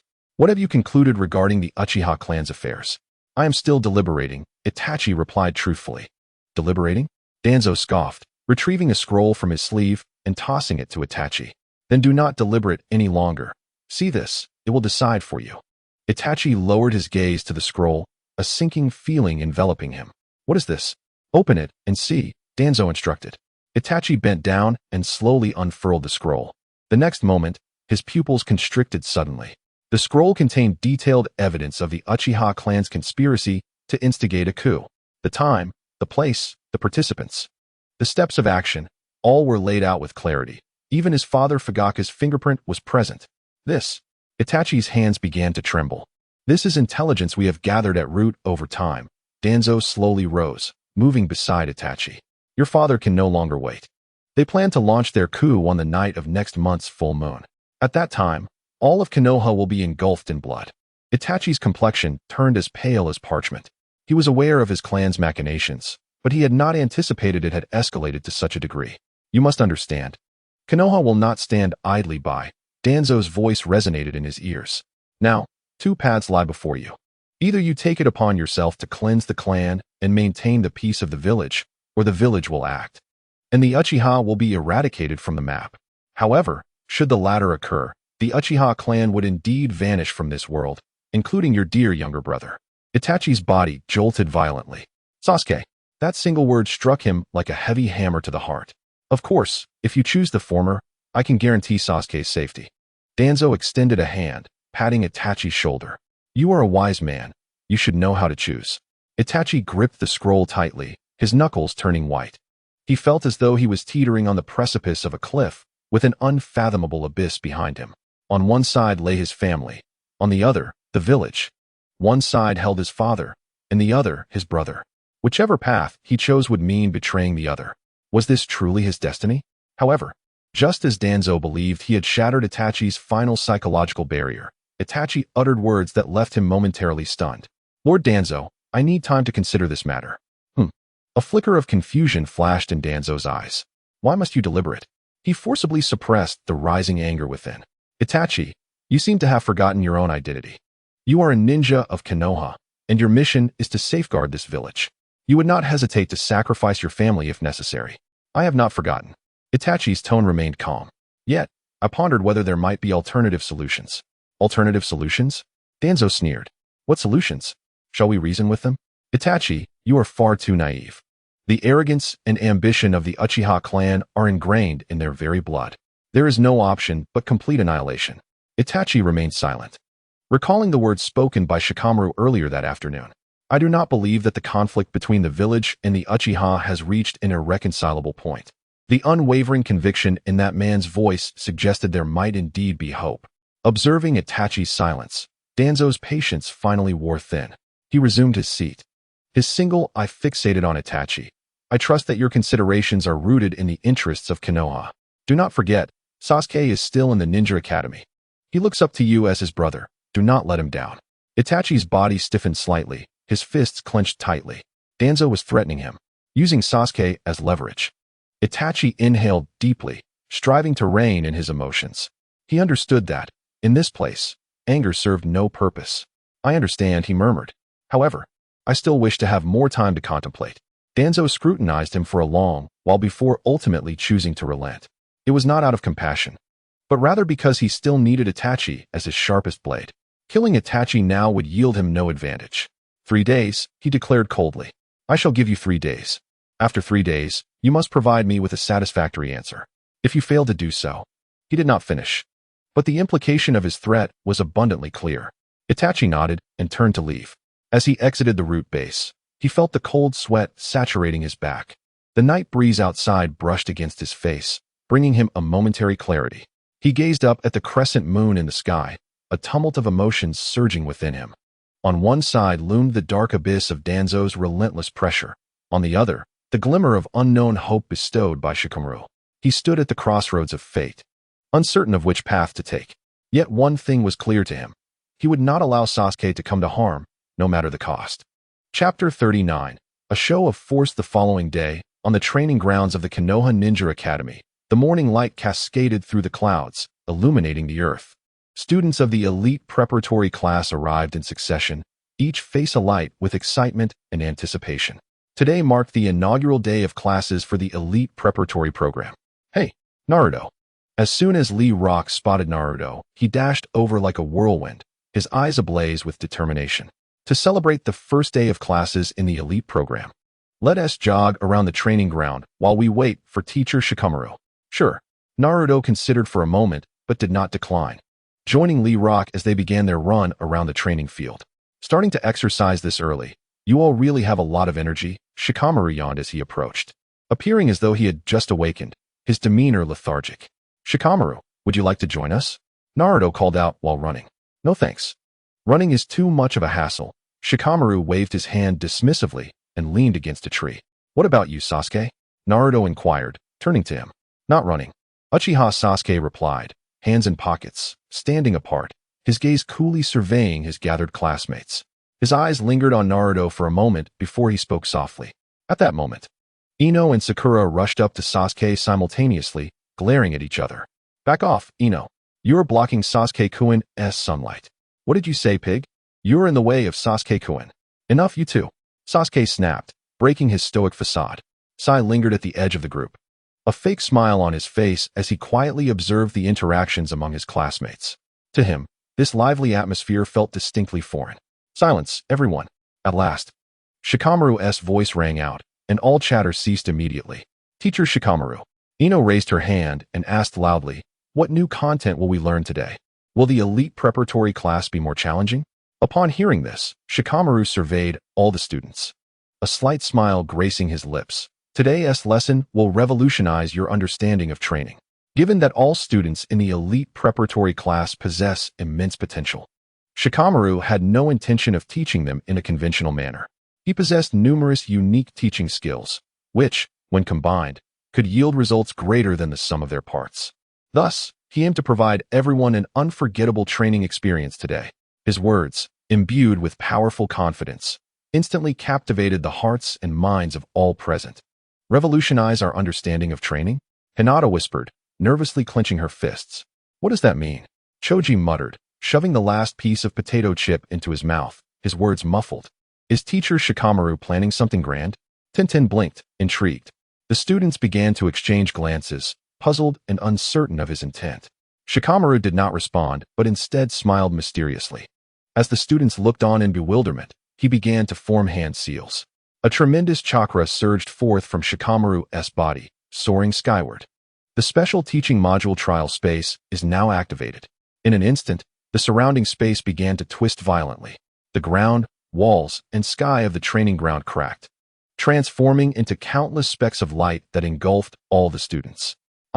In that moment, amidst the students' terrified screams, the radiance consumed everything. However, soon after, Naruto felt his feet touch solid ground.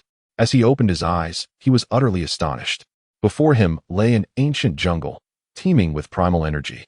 Unlike anything he had ever seen, towering ancient trees reached towards the clouds, vines coiling like serpents. The air thick with the earthy scent of damp soil and the fragrance of various plants. The soft soil beneath his feet, the palpable humidity, and the distant roars of unknown creatures, all felt terrifyingly real. Where's this? What kind of ninjutsu is this? Lee Rock pinched his arm, yelping in pain, confirming it was not an illusion. What has Teacher Shikamaru done? Where have we been taken? The group was thrown into a state of disarray. At that moment, Shikamaru's voice resonated like a divine revelation, echoing through the sky. Welcome to the trial space. In this trial space, you will not truly die, but every sensation will be as real as in the outside world. Trial space? No death? All the students immediately looked up to find the source of the voice. Yet the sky revealed nothing but a dense canopy of branches. Now, we begin the first lesson of the elite preparatory class, survival. In this area lurks a highly sensitive iron-shelled earth dragon. This formidable creature is powerful. Your objective is not to defeat it, but to survive for 1 hour under its hunt. Upon hearing this, confusion spread across all faces. What is Teacher Shikamaru trying to accomplish? The iron-shelled earth dragon? Shikamaru mused. It sounds like a troublesome foe. Practical combat is the fastest way to progress. Lastly, I will offer you a hint. Cooperation leads to mutual success. As soon as Shikamaru's words fell, the ground began to tremble violently. An earthquake? Choji's bag of chips fell to the ground. No. Something is about to emerge. Sasuke instantly shifted into a battle-ready stance, his Sharingan activated. Boom. The tremors intensified, ancient trees swayed, and birds and beasts scattered. Suddenly, the ground not far from the crowd erupted violently. A terrifying beast, comparable in size to a giant elephant and cloaked in a glossy black shell, emerged from the depths below. How enormous! What manner of creature is this? The beast possessed sharp claws, blood-red eyes, and its iron armor gleamed with a metallic sheen. It unleashed a deafening roar, causing leaves to rain down around it. Akamaru, let's go? Understanding the intent of Shimizu Jin, Inuzuka Kiba showed no hesitation or fear. Fueled by adrenaline, he immediately coordinated with Akamaru for a combined attack, Fong over Fong. The duo transformed into 2 whirlwinds, crashing fiercely into the beast's flank. However, the next moment, clang. A sharp metallic sound echoed as Kiba and Akamaru were rebounded as if they had struck a steel plate, rolling several times before coming to a stop. Not a single mark was left on the beast's iron armor. What a joke. Our attacks were utterly ineffective. Dizzily, Inuzuka Kiba lay on the ground. This creature's defense is monstrous.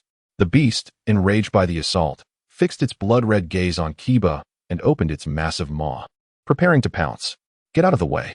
In a critical moment, Rock Lee dashed to their side like a flash of lightning, scooping up both Kiba and Akamaru to evade the attack. At that instant, Sasuke, fully focused, discerned the beast's weakness through the insight of his Sharingan. Wait, I've spotted it. He shouted. When that thing attacks, its armpit reveals soft, bloody flesh. That's its weak point. Really? Naruto instantly perked up. Now is not the time for verification. Shikamaru urgently exclaimed, "It's coming at us, move." The colossal form of the iron-armored dragon trampled through the underbrush, charging directly toward the group. In this critical moment, Naruto resolutely formed hand signs, Shadow Clone Jutsu. Bang! Hundreds of Narutos instantly appeared in the jungle, rushing toward the beast from all directions. The clones did not attack directly, but rather surrounded the iron-armored dragon, barking and jumping to distract the creature.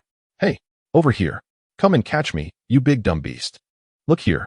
The iron-armored dragon was indeed drawn in by Naruto, constantly swiveling its head, its massive tail sweeping through and obliterating several clones. Yet more clones surged forward, causing the beast to lose track of its target. Well done, Naruto. Shikamaru cheered, impressed by Naruto's quick thinking in such a dire situation. However, the next moment, bang. The clones were successively dispelled. I can't hold on much longer, Shikamaru. Think of something. Sweat began to bead on Shikamaru's forehead. Chapter 40. Provoke Naruto's clones were being scattered, the orange whirlwinds disappearing one after another under the claws of the iron-armored dragon. Damn it, how is this creature so strong? Naruto gritted his teeth, chakra depleting rapidly. Beads of sweat forming on his forehead. Shikamaru's mind raced.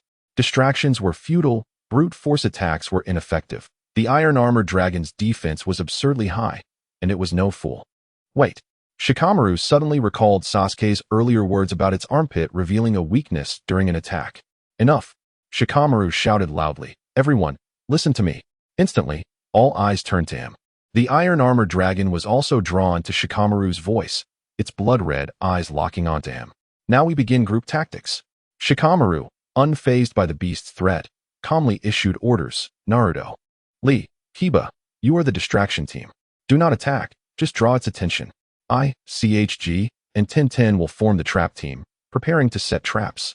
Sasuke will be the main attacker, with Sakura and Ino supporting him, waiting for the opportunity to strike the weak point. Hinata-sai and Shino will be the reconnaissance support team, observing and reporting the situation. Understood. Everyone answered in unison. The plan commenced. Naruto once again formed hand signs, dispatching several shadow clones toward the iron-armored dragon. Lee shed his weights, darting around the beast like a green flash. Inuzuka, Kiba, and Akamaru worked in tandem, continuously barking provocatively. This way, come chase us, you big idiot. The iron-armored dragon was indeed incensed, its massive bulk clumsily turning as it attempted to catch the annoyingly small creatures buzzing around it. Meanwhile, Shikamaru led CHG and Tenten into swift action. Tenten, the wire. Got it. Tenten's fingers flew as she set the wire in the designated area. CHG, roll those boulders over here. Understood. CHG exerted every ounce of strength, pushing the massive stones. Everything was proceeding in an orderly fashion. But something felt off. Hinata suddenly cried out. It stopped. A wave of tension gripped everyone. The iron-armored dragon had indeed ceased its pursuit, its blood-red eyes scanning the group, revealing a cunning glint. The next moment, the beast completely disregarded Naruto's clones, its enormous body abruptly pivoting, charging directly toward Shikamaru and his trap team. Oh no, it sees through us. Shikamaru's face paled. Boom. The iron-armored dragon smashed into the trap team like a bulldozer, its colossal claws sweeping through. CHG couldn't dodge in time, being sent hurtling by the shockwave. The wire set by Tenten snapped instantly, emitting a piercing metallic sound. Ah! Tenten cried out in pain as her fingers were cut by the broken wire. The plan had utterly failed. The beast let out a triumphant roar. Damn it! Sasuke witnessed this scene, the Tomo in his Sharingan spinning rapidly. Don't underestimate us. Sasuke gritted his teeth, rushing forward alone. It's not over yet. Sasuke, wait! Naruto shouted. But Sasuke had already surged ahead, chakra concentrating in his legs, moving with astonishing speed. Let me show you the might of the Uchiha. His Sharingan locked onto the iron-armored dragon's movements, searching for an opportunity to strike. Now, Sasuke leaped high, kunai glinting coldly in his hand, aimed squarely at the beast's exposed flesh beneath its arm. The iron-armored dragon sensed the threat and abruptly turned. Its massive foreclaw swung like a hammer. Sasuke, with no means to leverage his position in midair, could only brace himself for the impact. Bang! A crisp collision sounded as Sasuke was sent flying, landing awkwardly on the ground, sharp pain radiating from his arm. The kunai flew far away, embedding itself in a tree. Sasuke-kun! Ino and Sakura simultaneously screamed, rushing toward him. Sasuke struggled to rise, but the pain in his arm left him pale. Damn it! The genius of the Uchiha clan. Brought down by a beast. The iron-armored dragon bellowed triumphantly, its blood-red eyes fixed on the fallen Sasuke, its colossal foreclaw raised high. One strike from it would surely spell death for Sasuke. In a moment of dire urgency, its weight was on its right foreleg. The attack was imminent. A typically timid voice suddenly rang throughout the forest. It was Hinata, her Byakugan fixated intensely on the iron-armored dragon. Her voice quavering with anxiety, yet remarkably clear as she spoke for the first time in front of everyone. Shikamaru's eyes lit up. That's right. We don't need to trap it. He excitedly slapped his thigh. We just need to make it lose its balance. Everyone listen. Shikamaru's voice radiated unprecedented authority at that moment. Attack its right foreleg. We don't need to pierce its defense. We just need to make it unstable. Understood. Naruto instantly reacted. all clones charging toward the iron-armored dragon's right foreleg. Lee followed closely, delivering a powerful kick to the same spot. Inuzuka Kiba and Akamaru also redirected their Fong over Fong attack. Tenten, gritting her teeth against the pain in her fingers, hurled every remaining kunai at the joint of the right foreleg. A barrage of impact. Deng Ci endured the agony coursing through his body, curling into a ball of flesh as he hurled himself against the right front leg of the armored earth dragon. Thud, thud, thud. A flurry of strikes landed upon the same spot. Though the defense remained unbroken, the immense force caused the dragon's right front leg to buckle uncontrollably. Its massive form lost balance in an instant, tilting to the right. At that moment, Shikamaru shouted, "Sasuke!" Now, Sasuke, gritting his teeth against the excruciating pain in his arm, activated his Sharingan, seizing this rare opportunity. To maintain balance, the dragon raised its left front leg high, exposing the crimson, soft flesh beneath its armpit. Uchiha throwing technique. Whoosh. With every ounce of strength, Sasuke launched his last kunai like a bolt of lightning. The kunai sliced through the air, striking true at the vulnerable flesh. Roar. The armored earth dragon let out a pained roar, blood gushing forth. The colossal beast was enraged, yet the pain began to slow its movements. "We did it," Ino exclaimed, leaping with excitement. "Well done, Sasuke-kun," Sakura cried, her face flushed with exhilaration. However, Shikamaru remained vigilant. "It's not over. This merely injured it. We are far from surviving for an hour." The wounded dragon became even more perilous, its scarlet eyes ablaze with vengeful fury. It fixated on everyone present, as if intent on tearing them apart. The real trial was yet to come. Wiping the sweat from his brow, Shikamaru urged, "Everyone, brace yourselves. This creature is about to go berserk." Just as he finished speaking, the armored earth dragon let out a deafening howl, the sound waves shaking the surrounding trees. An even more terrifying phenomenon occurred. It was healing at a speed visible to the naked eye. "This is impossible," Tenten gasped. "It can self-heal." The excitement on everyone's faces froze instantly. This armored earth dragon was more fearsome than they had ever imagined. Now, it was utterly enraged. The fury in its scarlet pupils burned tenfold stronger than before. Chapter 41. Congratulations in the sky. Shimizu Jin's voice resonated. "Excellent teamwork. But you have overlooked the objective of the lesson, survival, not defeat." Upon hearing this, a wave of despair washed over everyone. "Congratulations. You have successfully provoked a fully realized armored earth dragon." "What? Fully realized?" They gaped in disbelief at the beast, whose wounds were now completely healed. At that moment, the dragon's presence transformed dramatically. A low, ominous hum filled the air as a peculiar red light began to emanate from its black carapace. "Can we still fight it?" Inuzuka Kiba gulped. Boom. In the next instant, the dragon's form swelled once more, its already gigantic body doubling in size. Even more terrifying was that its speed did not diminish with its increased bulk. Instead, it became astonishingly swift. "I'm still just a child," Shikamaru lamented. The dragon's scarlet eyes locked onto Uchiha Sasuke, burning with endless murderous intent. It was this young boy who had wounded it. Now, it sought to shred him to pieces. "Sasuke, run." Shikamaru's face paled as he grasped the gravity of the situation. But it was already too late. Rumble. The armored earth dragon charged towards Sasuke like an out-of-control freight truck, obliterating the trees in its path and shaking the ground beneath.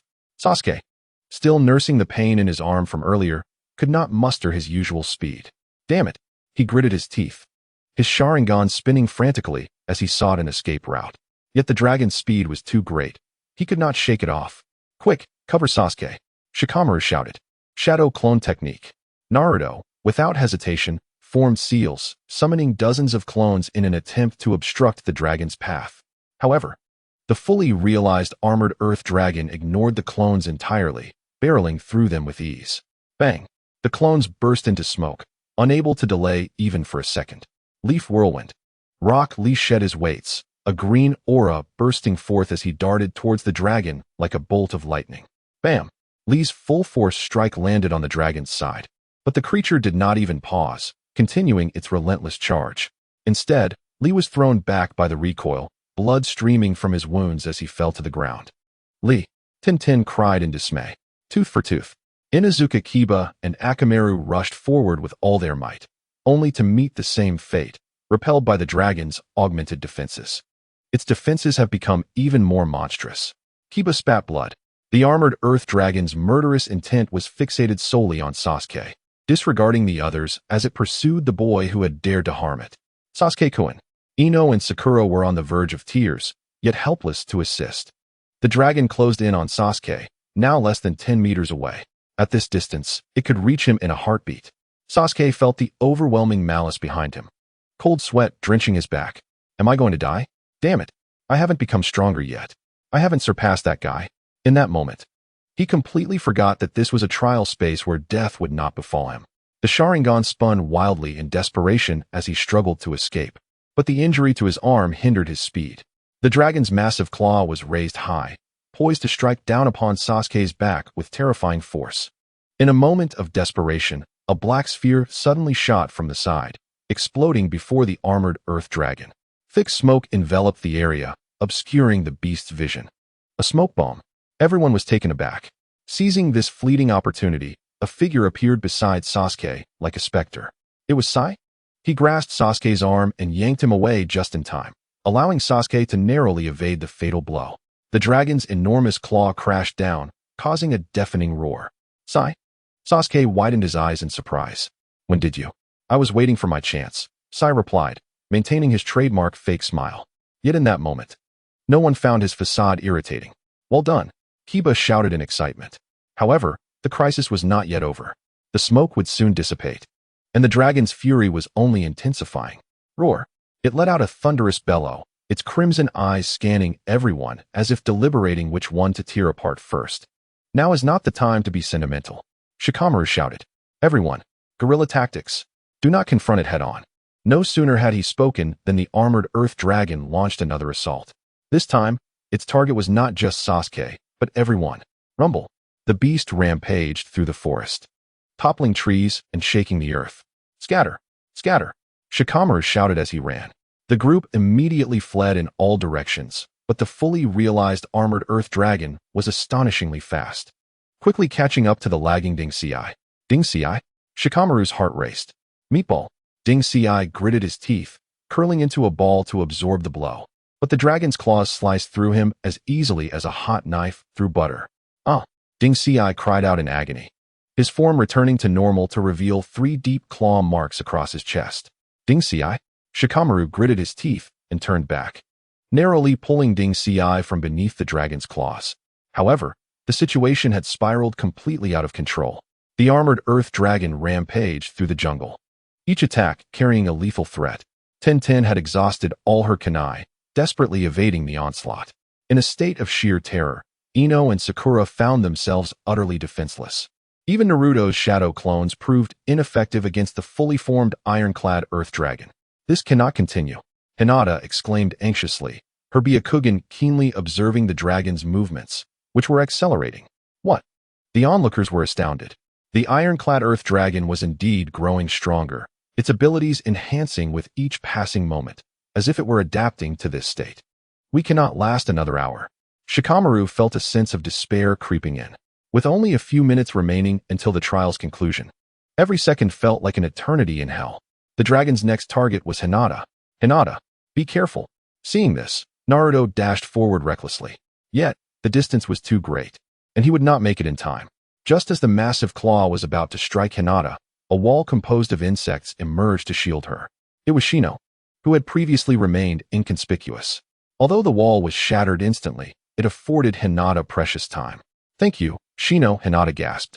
No need to thank me, Shino replied, adjusting his sunglasses. This isn't working. Rock Lee struggled to rise, his body battered, yet his fighting spirit ablaze. We must find a way to counterattack. How do we counterattack? Kiba chuckled bitterly. This creature is impossible to damage. Then we stall for time. Shikamaru gritted his teeth. We have 10 minutes left. Everyone together. We seek not to inflict harm, but merely to hold it off. No sooner had he spoken than the ironclad earth dragon launched another assault, this time targeting Sasuke, evidently harboring the deepest animosity towards him. Sasuke clenched his teeth, determined to fight alone. However, this time, no one hesitated. Shadow clone technique. Naruto unleashed all his chakra, and hundreds of clones burst forth. Leaf Hurricane. Rock Lee pushed his stamina to the limit, transforming into a bolt of green lightning. Fong over Fong. Kiba and Akamaru charged in unison. Everyone was giving their all to delay the colossal beast, to endure these final moments. Yet the dragon's might was overwhelming, rendering their efforts futile as if they were mere insects against a juggernaut. Just as exhaustion threatened to overtake them, the entire jungle realm began to tremble violently. Towering ancient trees, dense foliage, and the humid air disintegrated into countless specks of light. Naruto's eyes widened in shock. The specks multiplied, ultimately engulfing the entire world. When the group opened their eyes again, they found themselves back in the familiar training ground. The morning light continued to filter through the clouds, casting its glow upon the earth, everything unchanged. However, all were panting heavily, still shaken by the vividness of their recent ordeal. Had it not been for the lack of physical injuries, they might have doubted the reality of it all. Standing in the center of the training ground was Shimizu Jin, wearing a gentle smile as he regarded his drenched students. Time's up. Congratulations, everyone in the elite preparatory class has passed the first lesson. At that moment, orbs of light appeared out of nowhere, flying towards each individual. The orbs emitted a gentle white glow, merging with each student's body. In an instant, a torrent of immense information surged into their minds. Countless battle experiences, insights, and chakra manipulation techniques were imparted in a blink. They collectively gasped, then froze. Their expressions blank. They felt their spirits and bodies honed, as if they had trained 1,000 times in that moment. Their understanding of their skills ascended to an entirely new pinnacle. Sasuke instinctively channeled his chakra, astonished to discover that its flow within him was now several times smoother than before. How is this possible? Sasuke murmured. Meanwhile, Naruto attempted to move his body, and with just a thought, an incredibly solid shadow clone appeared beside him. Its stability and chakra consumption accuracy far surpassed that of previous clones. Naruto was taken aback. When did I become so proficient with my shadow clones? Naruto, your clone. Kiba exclaimed, eyes wide. It looks almost exactly like you. Rock Lee tried to flex his muscles, realizing that his reaction speed and explosive power had reached a new level. This is incredible. I feel like I could take on 10 versions of my former self. Choji patted his stomach, pleasantly surprised to find his chakra unusually vibrant. It seems my body can store energy more efficiently now. Tintin instinctively drew a kunai and threw it at a distant tree, successfully hitting a small creature. Hey, my throwing accuracy has improved significantly. Ino and Sakura also sensed distinct changes within themselves. Yet, the calmest of all was Shikamaru. He was the first to awaken from the exhilaration of newfound strength, refraining from testing his abilities and instead swiftly analyzing the situation. His expression grew increasingly astonished. This was neither an illusion nor mere experience transfer. His voice trembled as he spoke. Our bodies and spirits underwent genuine training for an hour in that space. Moreover, the efficiency was magnified countless times. How exaggerated. Upon hearing Shikamaru's analysis, everyone gasped in shock. What does that mean? Kiba asked, bewildered. It means, Shikamaru swallowed hard, that our hour-long experience equates to the effect of a month or even longer of normal training. So that is how it is. They exclaimed in disbelief. Their previous suspicions now confirmed by Shikamaru, leaving them feeling utterly astonished. Hinata quietly activated her Byakugan, discovering an unprecedented clarity in her vision. With chakra consumption at a minimal level, remembering her aspirations and feeling the changes within, genuine confidence ignited in her timid gaze for the first time. She clenched her fists tightly. At that moment, Shimizu Jin's voice resonated. The trial space is my unique teaching method. Everyone immediately fell silent, focusing intently. Within it, your spirit and chakra undergo 100-fold intensity of refinement. Everything you experienced was to extract and solidify your potential in life and death situations into your instincts. Shimizu Jin's words struck like a revelation, illuminating the minds of all present. So that's it, Sasuke murmured. No wonder I feel so much stronger. Jin-sensei is truly remarkable. Naruto exclaimed, leaping with excitement. This training method feels like a cheat. Nearby, Yakushi Nanoyu observed the scene in silence, her heart stirred, while aware of Shimizu Jin's mystery. This unprecedented and miraculous teaching method deepened her perception of him, reaffirming her choice. Just then, a notification sound echoed in Shimizu Jin's mind. Deng! Epic growth detected for all members of the elite preparatory class. Tenfold teaching feedback triggered. Instantly, a surge of combat experience and chakra insights. 10 times greater than the combined total of all students, flooded into his being. Shimizu Jin felt his mastery over chakra, understanding of various ninjutsu, and comprehension of physical techniques take a significant leap forward. He calmly absorbed this newfound power, his smile growing ever more composed. Indeed, teaching students is a mutually beneficial endeavor. The students gazed at Shimizu Jin with transformed expressions, viewing him not merely as a formidable teacher, but as an almost divine entity. Awe and admiration intertwined. They sensed that following this teacher would lead them to heights they had never dared to imagine before. Jin-sensei, Hinata mustered her courage to timidly ask, "Will we have the opportunity to experience this training method again?" "Certainly," Shimizu Jin nodded, "but today's gains are already substantial. Now, the most crucial task is for you to learn to assimilate today's growth." Shikamaru, deep in thought, acknowledged, "Indeed, if one cannot fully master a rapidly acquired power, it may become a burden." "Clever." Shikaku cast an approving glance at Shikamaru. Sasuke clenched his fists, determination igniting in his eyes. "I must completely master this power." "So must I," Naruto declared, unwilling to be outdone. Shikaku surveyed all the students with satisfaction. Their gazes had transformed entirely, shifting from confusion to resolve, from timidity to confidence. This was the outcome he desired. "All right," Shikaku clapped his hands. "Today's lesson concludes here. Reflect on your physical changes and engrave the lessons of cooperation and survival into your hearts. Tomorrow, we shall learn to convert your surging experiences into genuine strength." At this, excitement coursed through the group, causing them to tremble with anticipation. The day's gains had been monumental. What surprises awaited them tomorrow? "Teacher," Ino raised her hand high. "Will tomorrow's lesson be even more thrilling than today?" Shikaku smiled. "You will find out. Then we shall take our leave." Rock Lee, brimming with eagerness, was keen to share the day's insights with Might Guy. As the students departed, Nanyu walked over to Shikaku. "Do you truly intend to nurture them in this manner?" she asked softly. "Is there an issue?" Shikaku countered. "No issue, it's just." Nan hesitated. "Is their rate of growth not too rapid?" Shikaku shook his head. "It's all right. Their potential is vast, and I will be especially vigilant." Nan ceased further inquiries, yet the shock within her remained unshaken. She understood that from this day forth, the future of Konoha would be altered by these children, and at the heart of it all was the enigmatic man before her. Shikaku gazed at the departing students, a glimmer of anticipation in his eyes. He had devised a new plan for tomorrow's lesson. The potential of these children surpassed even his expectations. Chapter 43.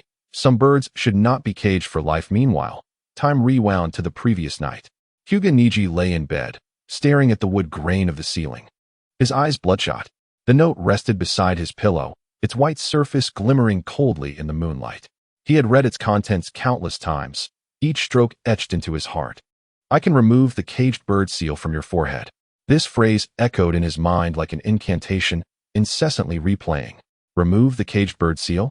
What nonsense." Niji bolted upright, raking his fingers through his hair. How could this be possible? The caged bird seal was a sealing technique that had persisted for millennia within the Hyuga clan. No one had ever unraveled it.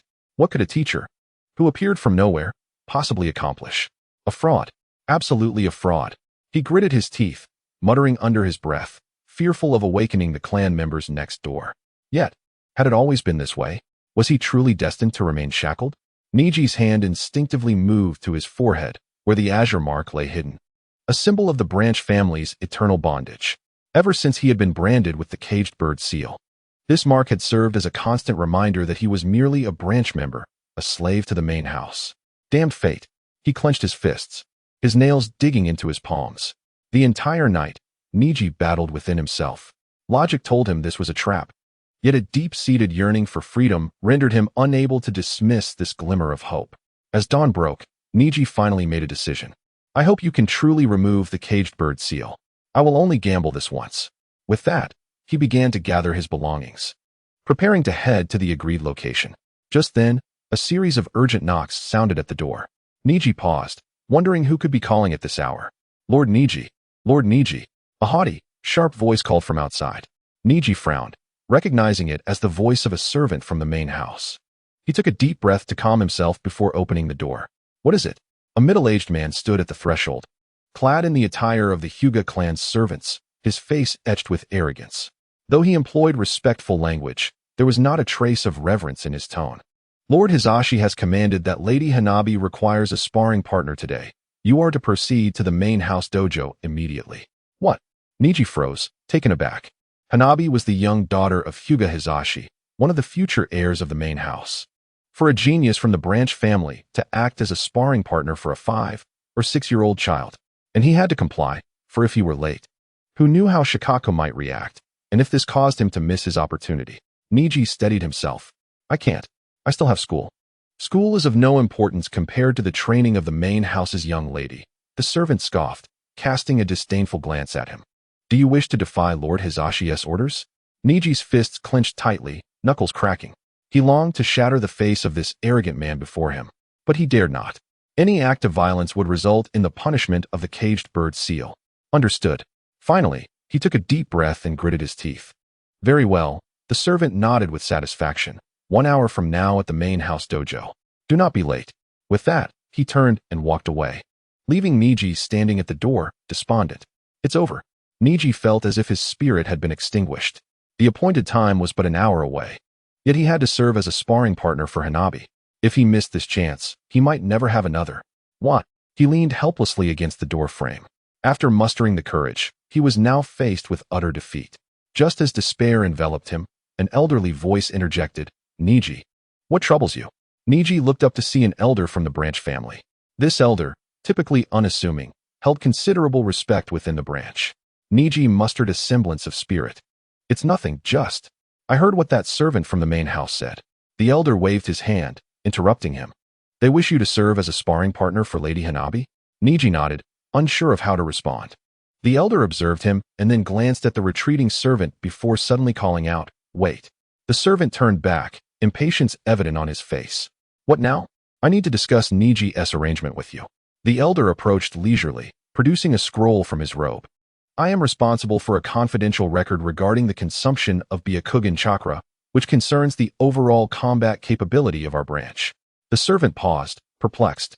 What record? This. The elder held out the scroll, which contained detailed statistical data that needed to be completed today. Otherwise, it would disrupt the training schedule of the entire branch. The servant took the scroll and glanced through it. The intricate data and charts appeared highly professional. He hesitated, but the order from Lord Hizashi loomed large. I understand Lord Hizashi's intentions, the elder said calmly, but if this record is delayed and impacts the branch's fighting strength, I doubt Lord Hizashi would be pleased. The servant found himself in a dilemma. On one hand was Lord Hizashi's direct command, and on the other, the crucial task for the branch. After a moment's contemplation, he finally spoke. Let someone else spar with Lady Hanabi, but this record must be completed today. Of course, the elder nodded in agreement. The servant shot Niji a glare, as if blaming him for the trouble, before taking the scroll and departing. Once he was out of earshot, the elder turned to Niji and spoke in a voice only they could hear. Go now, my child. Some birds should not be caged for life. The elder's voice was soft, yet each word bore the weight of 1,000 burdens. Elder, I know nothing, he confessed. The elder waved his hand dismissively. I am merely a befuddled old man who has committed foolish acts. With that, he turned to leave. Ningji stood rooted in place, his expression a complex tapestry of emotions. He had not anticipated that the seemingly inconsequential elder from the branch family would come to his aid at such a crucial moment. Thank you. He bowed deeply to the elder's retreating figure. Then, without further hesitation, he summoned all his strength and sprinted toward the designated training ground.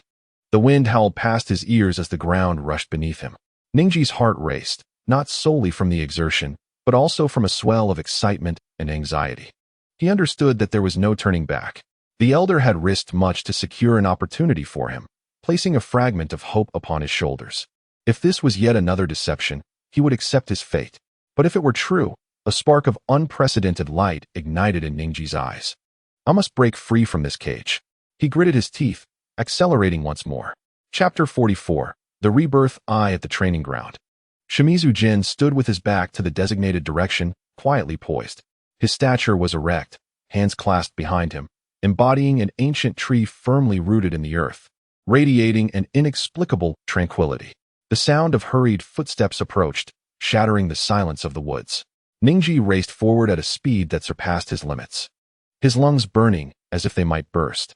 The elder's gaze, mingling anticipation with pressure, alongside his own almost pathological yearning for freedom, ignited a fervent blaze within him, propelling him onward. When he finally caught sight of Shimizu Jin's silhouette, his steps faltered abruptly, his body stumbling forward due to the sudden inertia before he steadied himself. The man was truly waiting for him. Moreover, his relaxed demeanor suggested that he had anticipated Ningji's arrival all along. Gasping for breath, sweat trickled down Ningji's pale cheeks, forming small damp patches on the ground. He forced himself to suppress the thunderous heartbeat and rapid breaths in his chest, donning his signature icy facade once more. "I have arrived," he declared, his voice hoarse and trembling from lack of oxygen. Shimizu Jin slowly turned around. His eyes were as calm as a deep pool, yet they seemed capable of piercing through Ningji's every artifice. He appraised Ningji with an emotionless gaze, simply observing. "It appears you have made a choice," Shimizu Jin remarked in a flat tone, albeit a few minutes later than Ningji had anticipated. This seemingly trivial statement pierced through Ningji's carefully constructed defenses like a needle. Enough with the pleasantries. Ningji steadied himself. "You did not summon me here just to engage in idle chatter, did you?" He stepped forward, fists unconsciously clenching. "Or do you intend to humiliate me in this manner? To tell me that the fate of the Branch family is inescapable? Or perhaps you simply wish to witness how desperately I, the so-called prodigy of the Branch family, plead like a dog?" Ningji's voice escalated, sharper and more piercing, as the deep-seated sense of inferiority and despair, stirred by hope, erupted in that moment. Why can this man speak so nonchalantly about the very things I yearn for? Shimizu Jin listened in silence, his expression devoid of any excess emotion. He regarded Ningji, allowing the barbed words to strike him without flinching. Only when Ningji, breathless from his agitation, paused did Shimizu Jin leisurely interject. "Have you vented your frustrations? Your fate?" Ningji began, but Shimizu Jin interrupted. "The curse mark engraved upon your forehead was inscribed by the Hyuga main family. Yet who truly confines you to this fate, them or yourself?" Boom. This question struck like a thunderbolt, shattering the facade Ningji had painstakingly upheld, dismantling all self-deception and fatalism. His body trembled violently, his pure white pupils constricting to their utmost. The comforting mantra of "this is fate," the self-hypnosis that resistance was futile, felt utterly ludicrous and insipid in that instant. Indeed, his father's death had been caused by the main family. The mark upon his forehead had been etched by them. Yet for all those years, it had been he himself who had locked himself away with the word fate, relinquishing any consideration of possibilities. The true prison was never that green mark upon his forehead, but the mental shackles of resignation binding his own heart. At the moment Ningji's soul was rocked by this penetrating inquiry, a system interface suddenly materialized in Shimizu Jin's mind. Deng. A critical educational choice confronts the host, heralding a pivotal moment in Hyuga Ningji's destiny. The life choice system activates new options. Option 1. Direct resolution. Utilize advanced forbidden knowledge, caged bird curse removal, to forcibly erase the caged bird curse mark from Ningji's forehead. Reward. Mastery of the 8 trigrams void sky strike. Ningji's gratitude and admiration, and an unrelenting pursuit order from the Hyuga main family. Option 2. Benevolent deception. Inform Ningji that the caged bird cannot be lifted, but offer to teach him a greater power to confront fate. Reward. Special skill of lie construction, Ningji's faith shattered, and complete despair, special title of the hypocritical savior. Option 3. Elevated guidance. Temporarily lift the control of the caged bird, allowing him to experience true freedom, and teach him that true freedom is not merely the removal of the mark, but transforming the shackles into a staircase of power, guiding him toward a new evolutionary path. Reward. Advanced Course Secret Technique of Caged Bird Harmless Transformation, Special Bloodline Limit Rebirth Eye. Rebirth Eye? The system seemed unusually generous this time. Shimizu Jin, taken aback, chose the third option without hesitation. Buzz. Instantly, a torrent of profound memories surged into his mind. These encompassed the most crucial secrets of the Hyuga clan, the ultimate analysis of the caged bird curse structure, and methods of its transformation. Simultaneously, an ancient and noble power awakened quietly within his eyes. His vision transcended dimensions. The flow of chakra throughout the world became vividly clear to him, and even the very fabric of space appeared malleable to his will. The abilities of the rebirth eye began to manifest. He instinctively comprehended the powers of the rebirth eye, puppet manipulation and mental control, capable of controlling puppets without limit. With the puppets retaining self-awareness, allowing for a scale and number of operations far exceeding 100 puppets. It could also manipulate others' mental will and actions, extracting information from their minds. Chakra extraction and ninjutsu consumption, able to remotely extract chakra from others, ineffective against those possessing the Byakugan. Anyone from the village of Yama would have their chakra forcibly extracted upon contact with the rebirth eye. Furthermore, it could directly consume others' ninjutsu and retaliate against enemies.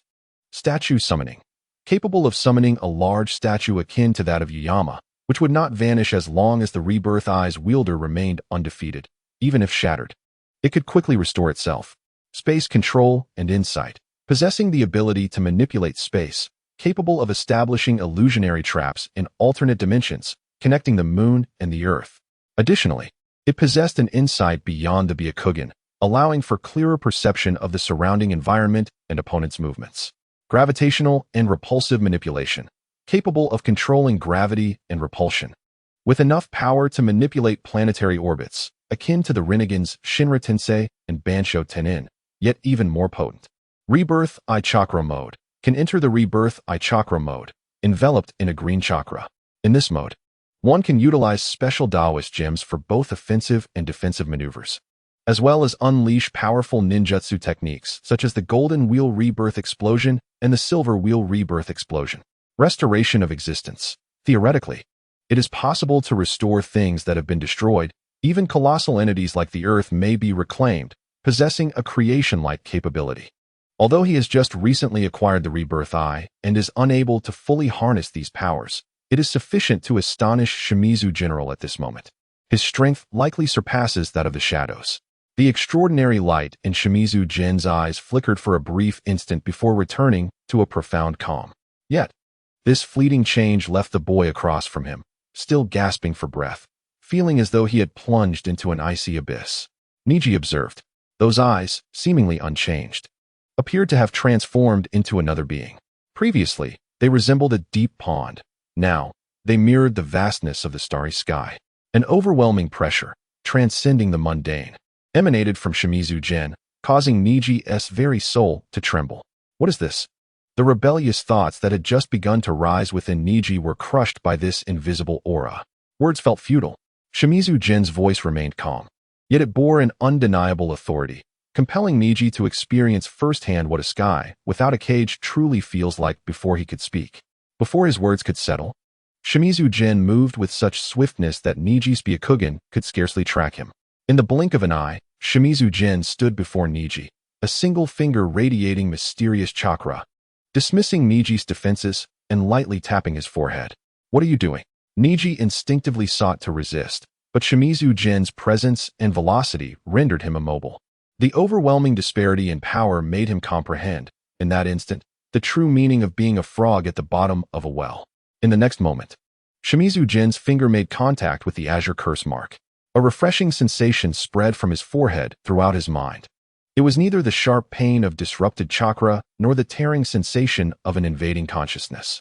Instead, it was gentle, like a handful of snowmelt, silently seeping into the deepest recesses of his soul, gently enveloping the toxic thorn known as the caged bird that had plagued him for over a decade, then isolating it. The terrifying force that had loomed within his mental world, capable of delivering a death sentence at any moment, vanished. The sensation of being controlled and bound, constantly facing the threat of death, dissipated entirely. It was akin to a prisoner whose shackles remained, yet the iron chain connecting them to the warden had been severed. This was a complete mental realm of his own, a sensation he had never experienced from childhood to adulthood. What have you done? Niji's mind went blank, his body trembling violently from the immense impact. He staggered back, his palm brushing against his forehead, as though it bore a scorching coal. In disbelief, he activated his Byakugan, veins bulging at the corners of his eyes. He fervently channeled chakra, instinctively penetrating layers of obstacles to gaze toward the distant, imposing main family estate. He fixated on that area, summoning every ounce of will to envision the main family's fury, to recall the tragic scene of his father's death, to provoke the authority he dared not confront. He awaited the excruciating pain that would shatter every nerve. 1 second, 2 seconds, 5 seconds. Nothing occurred. The anticipated agony did not arrive. The realm that had once been forbidden to him now lay open. Impossible, this cannot be. Niji pressed his hands to his forehead, repeatedly assuring himself that this was not an illusion. He even bit down hard on his tongue, the sharp pain and metallic taste confirming the reality of it all. His knees buckled, and he uncontrollably collapsed to the ground.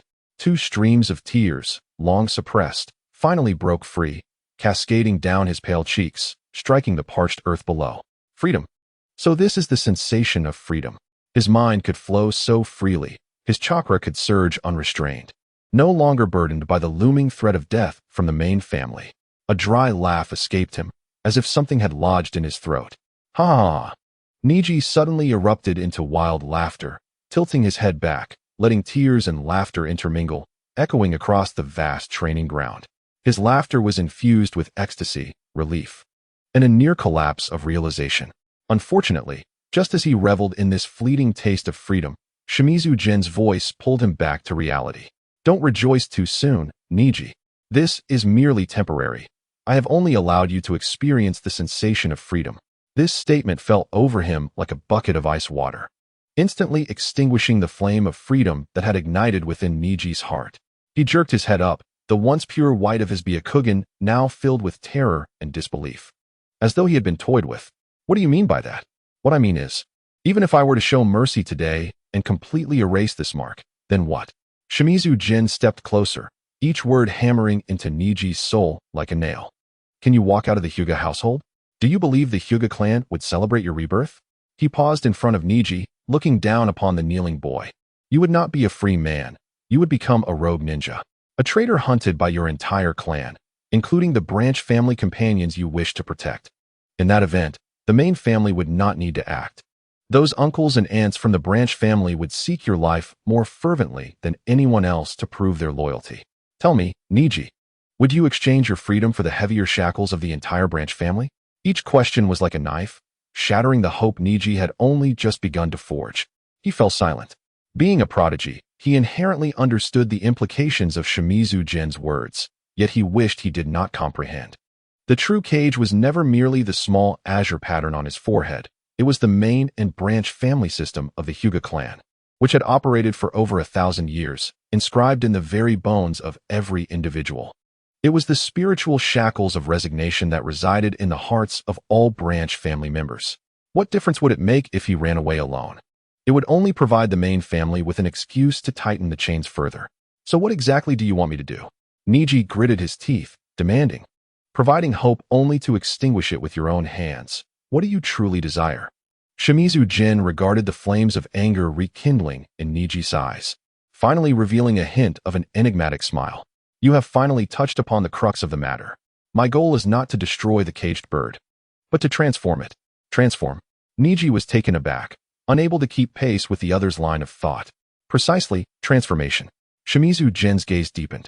What if the caged bird no longer served as a cruel punishment for the branch family, no longer a remote control in the hands of the main family, but instead became a blessing capable of safeguarding the mental well-being of branch family members, even assisting in the evolution of the Byakugan, enhancing ocular prowess?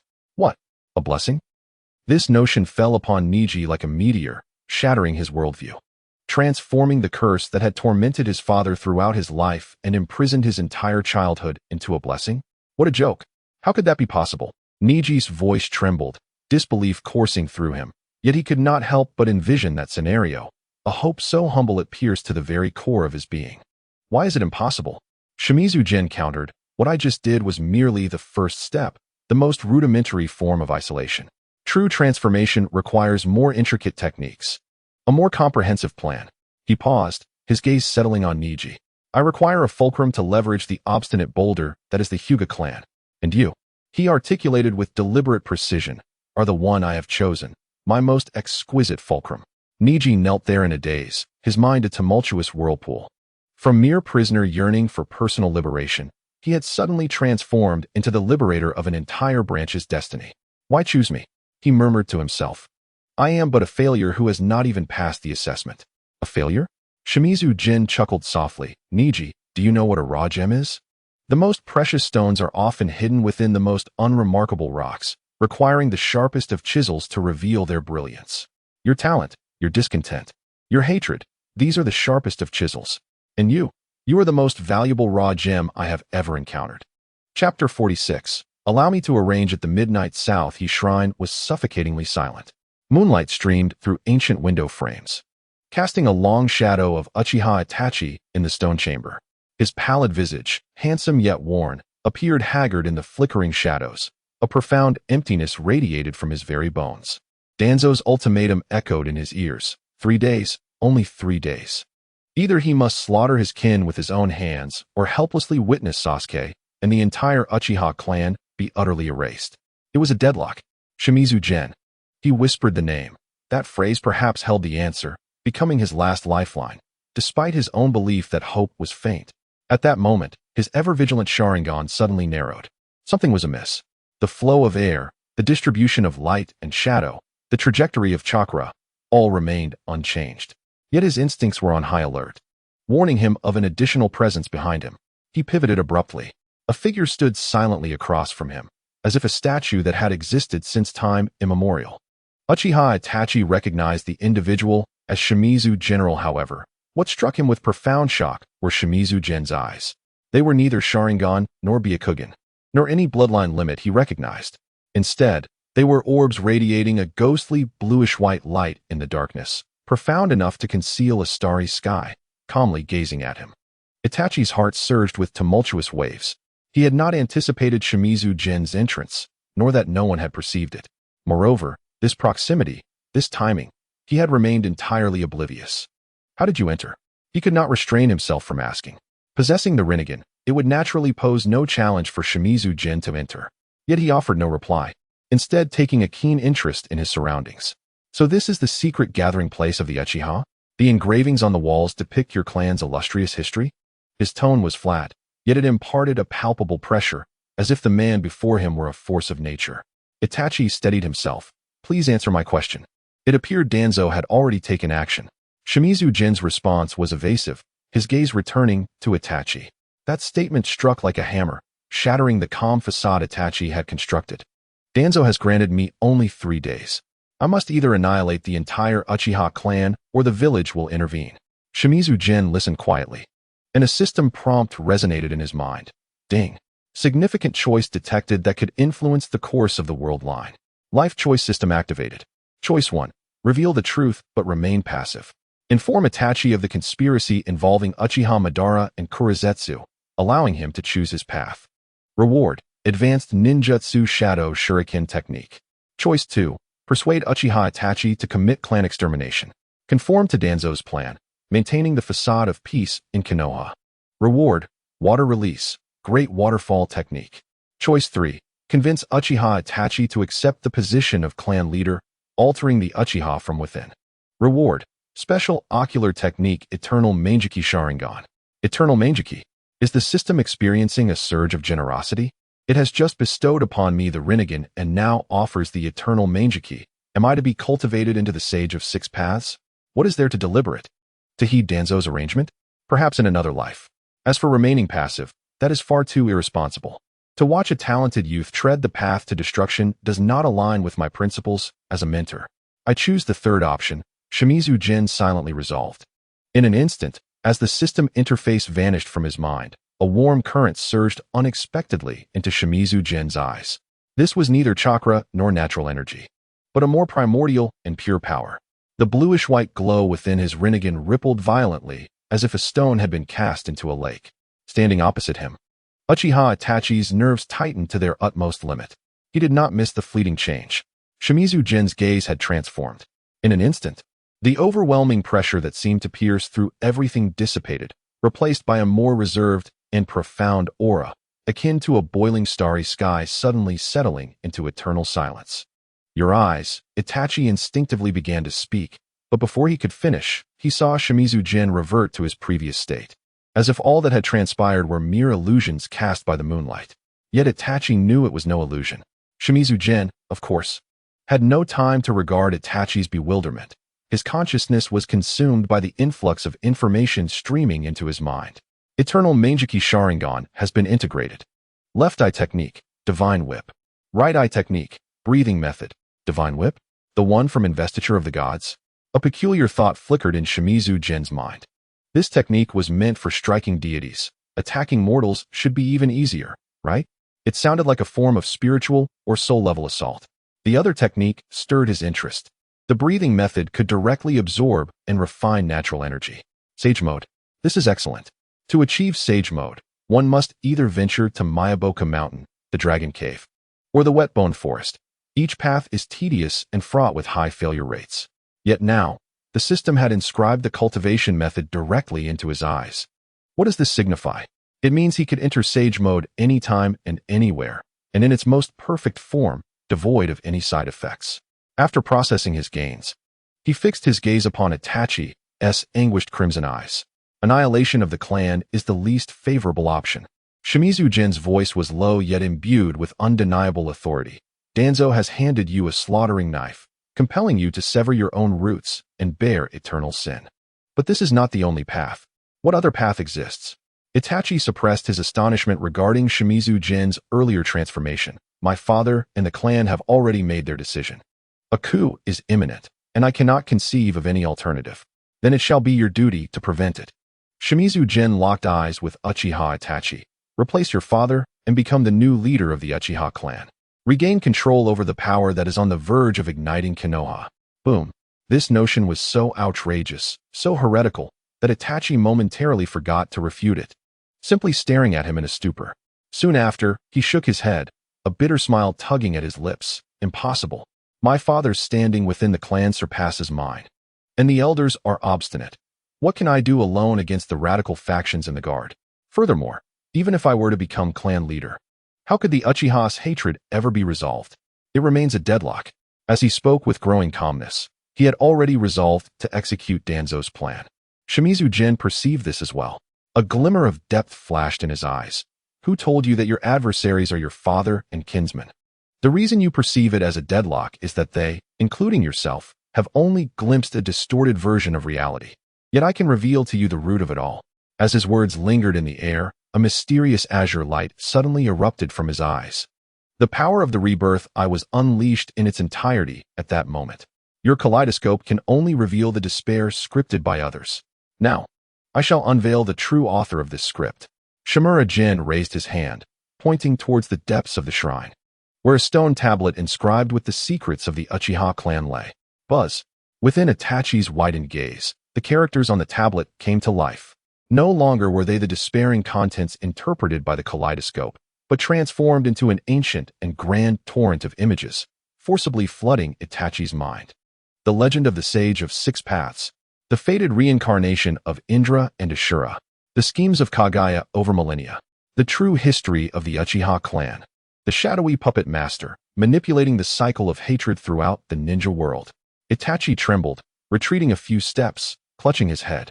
Tears of blood uncontrollably streamed down from the kaleidoscope, and he suddenly grasped numerous revelations. The so-called fate was, in fact, a complete ruse. The hatred of the Uchiha was merely the result of human manipulation. They had been slaughtering each other on another's chessboard all along. No, it cannot be. Itachi could no longer conceal the turmoil on his face. Is this all true? Shimura Jin withdrew the light of the rebirth eye. Do you still believe you are merely opposing your father? Do you still think that the Uchiha's issues can only be resolved with bloodshed? Itachi's gaze towards Shimura Jin finally shifted. Who is this man? How can he see through the conspiracies of centuries? What terrible ocular prowess does he possess? Who are you really? Itachi asked in a low voice. Shimura Jin did not respond, but instead dropped the final bombshell. Itachi, your kaleidoscope leads to blindness and destruction. Yet, if you follow me, I can not only help you command the Uchiha, but also grant you. He paused, his voice deep and tempting as a demon's whisper, a pair of eyes that behold eternal light. Eternal light. Itachi gasped, his breath hitching. The fate of the kaleidoscope Sharingan is blindness. But if there is eternal light, what must I do? Shimura Jin smiled softly. Quite simply. Become the clan leader of the Uchiha, and then heed my guidance. Chapter 47. Danzo could no longer sit still elsewhere, in the root base, within the dim, damp underground space. Only scattered torches illuminated the mottled bloodstains upon the stone walls. Sai knelt expressionlessly on the ground, reporting everything that transpired that day to the man seated in the shadows. Shimura Jin created a space where the flow of time differed. An hour spent there granted all trainees epic-level growth. Naruto's shadow clone technique reached perfection, Sasuke's mastery of the Sharingan became more adept, and others also experienced significant enhancement. Sai paused momentarily before continuing. Based on my observations, this enhancement is genuine, not an illusion or temporary state. Although Shimura Jin treated Sai well, he remained under the orders of Danzo, having not yet severed ties with Root. In the darkness, Danzo's single eye slowly opened. There was no shock, no surprise, only an intensifying desire for possession. He gradually rose from his throne, the sound of his cane striking the ground echoing through the vast underground chamber. Thud, thud, thud. Each sound resonated within one's heart. You may all leave. The ninjas of Root instantly vanished into the shadows, leaving only Danzo alone. He approached the wall, staring intently at the map of Konoha hanging there, densely marked with various intelligence points and strategic locations. Yet at this moment, all of Danzo's attention was fixated on the location of the Ninja Academy. Jin, oh Jin, Danzo murmured, a complex light flickering in his single eye. You are ultimately still my son. He extended his frail fingers, gently caressing the mark of the Ninja Academy on the map. This power, this technique, is simply tailor-made for Root. Danzo's breathing quickened. In his mind, a grand blueprint began to take shape. If he could master Shimura Jin's teaching method, Root could rapidly cultivate top-tier ninjas. What kind of beings would those children, brought to Root from a young age, become under the influence of such techniques? Would they all become the strength of Jounin, or even more terrifying machines of slaughter? He couldn't help but smile. Sarutobi, your theory of benevolent governance is but a joke in the face of absolute power. Danzo turned, approaching another portrait hanging on the wall. It was the image of the third Hokage, Sarutobi Hiruzen, which he hung there to glance at daily. You speak of safeguarding the future of Konoha, preserving the smiles of children, Danzo scoffed. But when the enemy comes knocking at the door, what good will your benevolence do? He jabbed the portrait with his cane. Only absolute power can protect Konoha. Only the darkness of Root can ensure that the light of Konoha shines eternally. The more Danzo spoke, the more fervent he became, the light in his single eye growing ever brighter. He envisioned how powerful Root would become if he could master Shimura Jin's techniques. Those hostile villages, those forces that covet Konoha, would all pale in comparison. And Jin, he is the key to realizing all of this. Danzo returned to his throne, tapping his fingers lightly on the armrest. He pondered how to persuade that rebellious son of his. From a young age, Shimura Jin had been disobedient, consistently questioning the principles of Root. He even openly defied orders, becoming a teacher at the Ninja Academy. In Danzo's view, this was merely the childishness and capriciousness of youth. Just as a teenager rebels against their parents, Jin's current actions were merely a quest for recognition. He is still too young. Danzo shook his head. He does not comprehend what true righteousness is, nor the correct path to follow. In Danzo's heart, Jin's rebellion was somewhat understandable. After all, who among the young has not harbored idealistic thoughts? Who has not felt the urge to change the world? However, reality would teach him the harshness of life. When Jin truly matures, he will understand his father's good intentions. He will realize that only the path of Root is the correct way to safeguard Konoha. Moreover, a cold smile curled at the corners of Danzo's mouth. The power he displays is itself a testament to the correctness of the Root ideology. The strong dominate the weak. This is a natural order. With such power, Jin should stand at the pinnacle of the ninja world, looking down upon all. The more Danzo thought, the more exhilarated he became. He could almost envision the future. Shimura Jin returning to Root with his miraculous techniques, cultivating an invincible army. Then, together, they would conquer the entire ninja world, establishing a truly powerful empire. At that time, what would the 5 great shinobi villages, what would peace in the ninja world mean? All would be mere jokes. Only absolute dominion can bring forth absolute peace. It is time to meet my disobedient son. Danzo rose slowly from his seat. This was a rare occasion for him to take action personally. Typically, he preferred to manipulate everything from behind the scenes, seldom stepping into the light. But this time was different. It concerned the future of Root and his lifelong ideals. Moreover, Shimura Jin is his son, a relative connected by blood. Certain matters must be addressed face to face. Jin, I know you harbor grievances against me. Danzo spoke softly as he made his way outside. But you must understand. Everything I do is for your own good. In a bid to strengthen himself and safeguard what is dear, he reminisced about the childhood of Shimizu General in those days. Jin, though resolute, would still heed his words. When did he become so rebellious? Perhaps it began with his enrollment in the Ninja Academy. The so-called will of fire and the illusory warmth had corroded Jin's pure heart, leading him to forget the essence of true strength and the righteous path. Nonetheless, it is not too late to correct this. Danzo emerged from the underground base, inhaling the fresh air outside. He resolved to make Jin understand that only his roots could offer him true belonging. Danzo gazed toward the Ninja Academy, his singular eye ablaze with fervor. Today, he intended to personally meet the elite preparatory class that had garnered the attention of all Konoha. Today, he would engage in a genuine father-son dialogue with Shimizu Jin, not a command from superior to subordinate, but an expression of a father's expectations for his son. He believed that through the bonds of blood and his elucidation of Konoha's noble cause, he could persuade Jin to return to the right path. After all, no matter how rebellious Shimizu Jin may become, he could not alter one undeniable fact. He bore the blood of the Shimizu clan and was Danzo's biological son. The mission of the Shimizu clan was to be the guardians of Konoha, to serve as a blade in the darkness. This was fate, as well as responsibility. Chapter 48. Influence 1. Not only Danzo, but as the students of the elite preparatory class returned home, their parents began to notice the peculiarities in their children. Uchiha clan.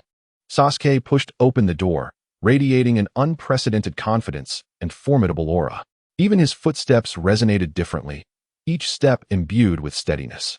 Sasuke? Uchiha Fugaku put down the scroll in his hands, turning to his son. Has this boy's demeanor changed? Father, Sasuke replied with a cool tone. Yet his eyes sparkled with uncontainable excitement. Uchiha Fugaku squinted, scrutinizing Sasuke from head to toe. This child usually returned home with a sullen expression. Why was he different today? How was school? Uchiha Fugaku inquired.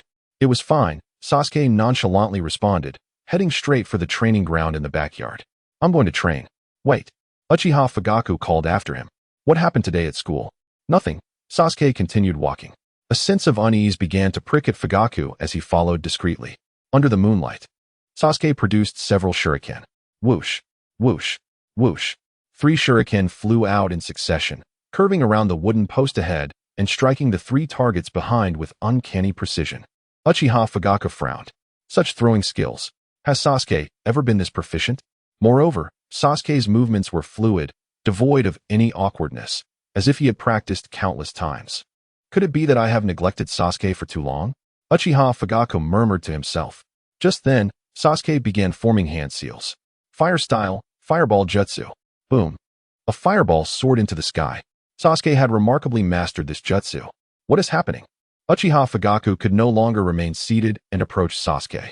Sasuke, your strength. Sasuke turned, his Sharingan shimmering with a red glow under the moonlight. The perceptiveness of his Sharingan had more than doubled since yesterday. The fruits of teacher Jin's teachings. A proud smile crept on his Sasuke's lips. This was the first time Uchiha Fugaku had seen such joy on Sasuke's face. Since maturing, this child had either been indifferent or angry, but never so elated. Teacher Jin? Shimizu Jin? Uchiha Fugaku queried, perplexed. Is this the work of Shimizu Jin? In just one day, Sasuke's strength has surged so dramatically? This seems illogical. Indeed, Sasuke did not refute this time, retracting his Sharingan and turning back toward the house. Leaving Uchiha Fugaku standing alone, his mind swirling with tumultuous thoughts. Meanwhile, in the Hyuga clan, Hinata cautiously opened the door, preparing to sneak back to her room. Hinata. The voice of Hayashi Hyuga resonated from the living room. Hinata froze, slowly turning her head. Father, come here. Hayashi sat in the center of the living room. His eyes closed. Hinata approached, her heart racing with unease. At this time, her father usually assessed her training results, and each assessment had been a nightmare for her. Activate your Byakugan, Hayashi instructed blandly. Hinata took a deep breath and formed hand seals. Byakugan. Her eyes transformed into a pure white, revealing prominent veins. Yet this time, the clarity of her Byakugan was unprecedented. In her 360-degree field of vision, every detail was vividly discernible. Even the flow of chakra within her father's body was crystal clear. Hayashi also activated his Byakugan. As the head of the Hyuga clan, his Byakugan could naturally perceive the changes within Hinata. Initially intending to conduct a routine check, he suddenly discovered something amiss with Hinata's chakra. The quality of her chakra had increased several-fold since yesterday. This, Hayashi's breath quickened. Hinata, use the gentle fist. Hinata nodded, assuming the stance for the gentle fist. Her movements were more fluid than ever, displaying enhanced coordination. 8 trigrams palm. Hinata's strikes flowed like water, each move infused with potent chakra. The more Hayashi watched, the more astonished he became. This is no failure. This is clearly a genius. Enough. Hayashi gestured for her to stop. Hinata withdrew her attack, timidly gazing at her father, fearing another reprimand. Yet, Hayashi's expression was exceedingly complex: shock, confusion, and perhaps a hint of guilt. Hinata, sit. Hayashi pointed to the space beside him. Hinata hesitated. When had her father ever spoken with such a gentle tone? Carefully, she sat down, clutching her skirt tightly. Tell me, what happened today at school? Hinata hesitated for a moment before recounting her experiences. When she spoke of the trial space and the life-and-death struggle, Hayashi's expression grew increasingly grave. You mean to say that an hour of trials led to such significant improvement? Why, yes, father, Hinata nodded. Hayashi fell into deep contemplation. Shimizu Jin, what kind of abilities does this teacher, personally approved by the Hokage, possess? How could he transform my daughter, whom he regarded as a failure, into such a genius in just one day? Or was he mistaken in his assessment of Hinata all along? Hinata, yes. Make sure to study diligently with teacher Shimizu tomorrow. Hinata's eyes widened in disbelief. Her father unexpectedly did not chastise her, but instead encouraged her to continue learning from Shimizu. General Chapter 49. Influence 2. Meanwhile, in the Nara clan, Shikamaru lethargically pushed open the door, slipping off his shoes and stepping inside. Back already? Nara Shikahisa glanced at his son, setting aside the shogi manual. What has gotten into this boy today? He usually complains as soon as he walks in. Ugh, what a hassle. Shikamaru yawned, though his tone lacked the usual genuine fatigue. Come here and play a game of shogi. Nara Shikahisa gestured to the board, indicating he was about to study a new strategy. Can't we do something else? Shikamaru replied with a pout, yet he obediently took a seat. The father and son began their match. Nara Shikahisa casually played a few opening moves, ready to guide his son as usual. However, within a few minutes, he found himself stunned. Shikamaru's strategic approach was entirely different. Each move on the chessboard is executed with meticulous calculation, the depth of thought surpassing previous levels by a considerable margin. There were even a few moves that left Nara Shikaku, the Jonin, utterly astonished. Just a moment. Nara Shikaku paused, scrutinizing the board, only to realize that he had been checkmated by his son. What is the matter? Shikamaru looked up, feigning innocence. Have you consumed something unusual today? Nara Shikaku inquired tentatively. Or perhaps encountered something extraordinary. The lesson from Teacher Jin, Shikamaru replied casually, his gaze once again fixed on the board. It was indeed troublesome, yet quite intriguing. What sort of course could elevate your thinking so drastically? Nara Shikaku set his pieces down, his demeanor turning serious. He understood his son well. Although Shikamaru was intelligent, such a qualitative leap could not be achieved in a mere day or two. It was only then that Shikamaru noticed his father's serious expression and scratched his head. It's nothing significant, really. There's no need to conceal anything. He began recounting the events of the trial space, from entering the realm, experiencing death, to the awakening of his skills. After listening, Nara Shikaku was left in stunned silence. Regaining his composure after a long pause. Are you certain this is all true? You're not dreaming, are you? I would never deceive you. Shikamaru rolled his eyes. And my current chess skills serve as proof, don't they? Nara Shikaku immediately rose and grabbed the communicator. Hello, Inuzuka? Come to my house right away. It's an urgent matter, the sooner the better. Akimichi? You too. It concerns your son. It's very important. After hanging up, Nara Shikaku paced the room. Father, what is the matter? Shikamaru asked, puzzled. It's just a unique teaching method, I assenti it? You don't understand. Nara Shikaku shook his head. If this ability is genuine. He left the sentence unfinished, but the shock in his eyes spoke volumes. Within 10 minutes, Yamenka Inoichi and Akimichi Choza arrived at the Nara home, both panting as if they had run the entire way. Nara Shikaku, what is so urgent? Yamenka Inoichi entered and inquired. Have a seat and listen to Shikamaru.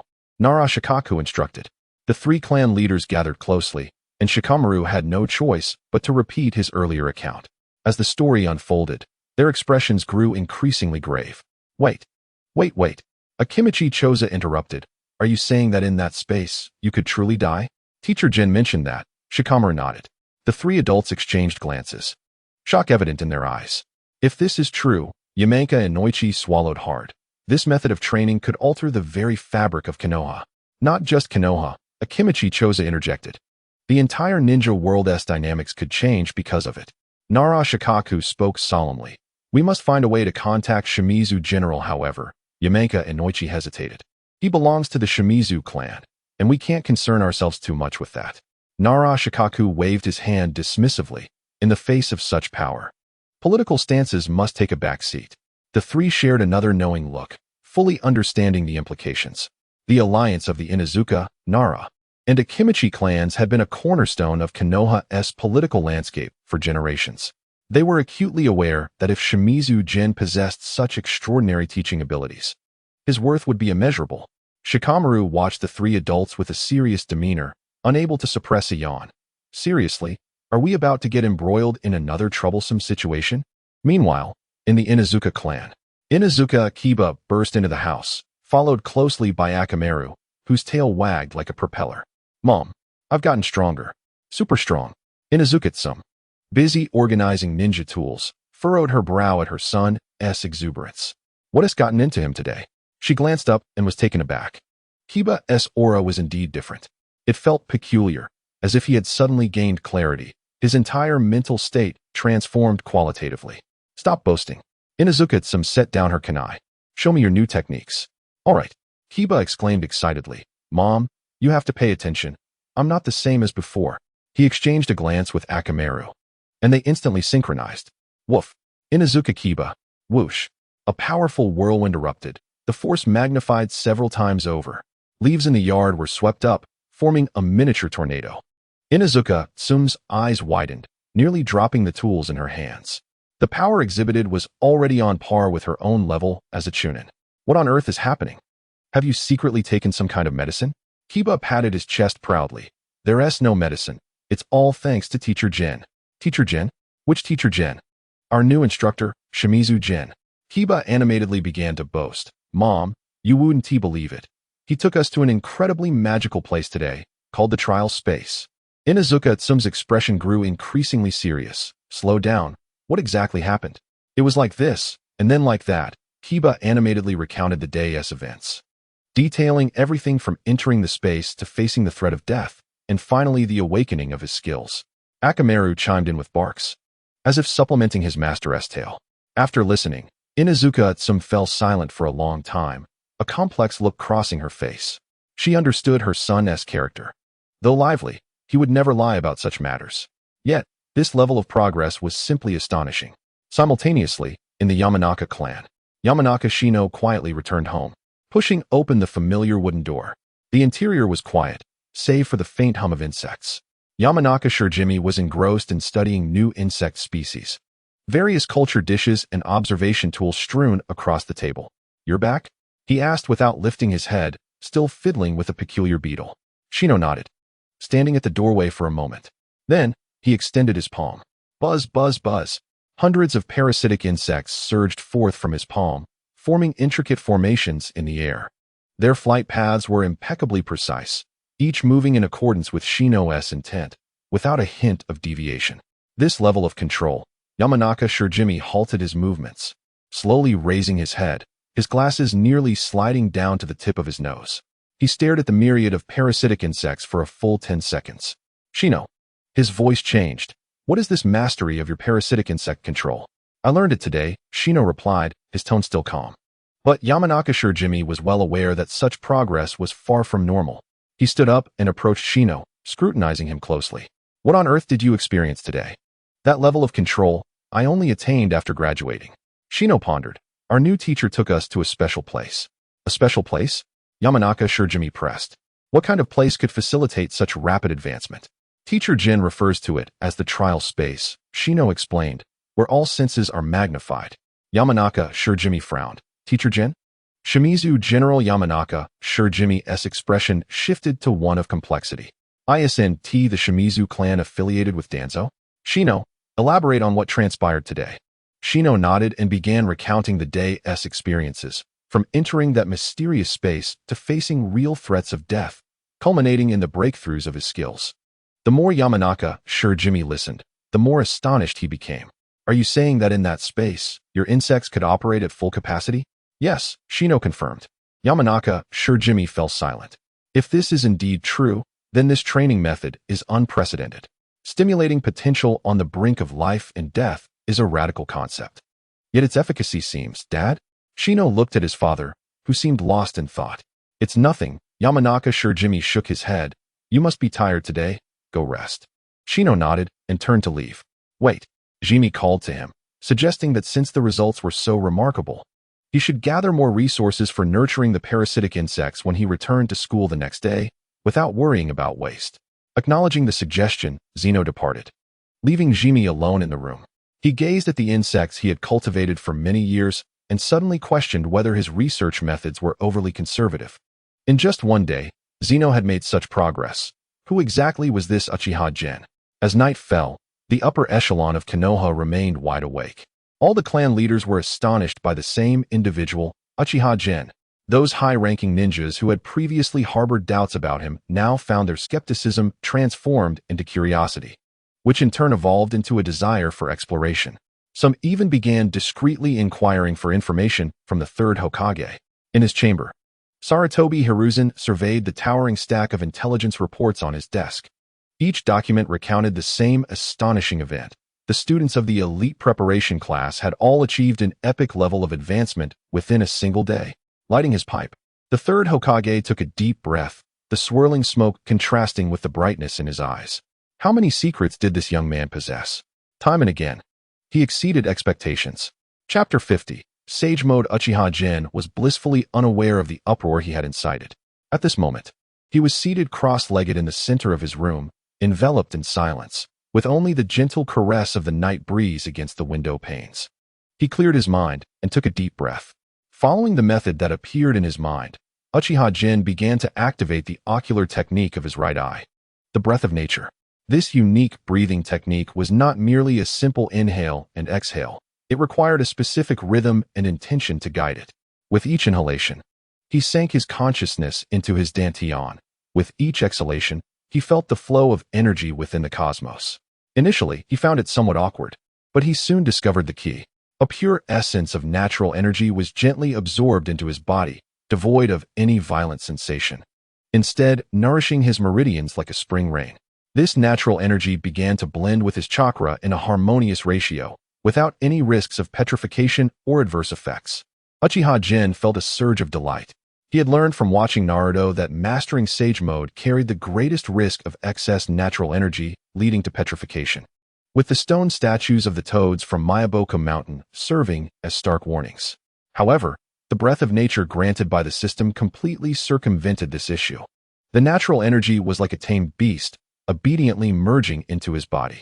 As his cultivation deepened, Uchiha Gen's perceptive abilities began to increase exponentially. First was his hearing. He could distinctly hear the breaths and heartbeats of everyone in the entire building.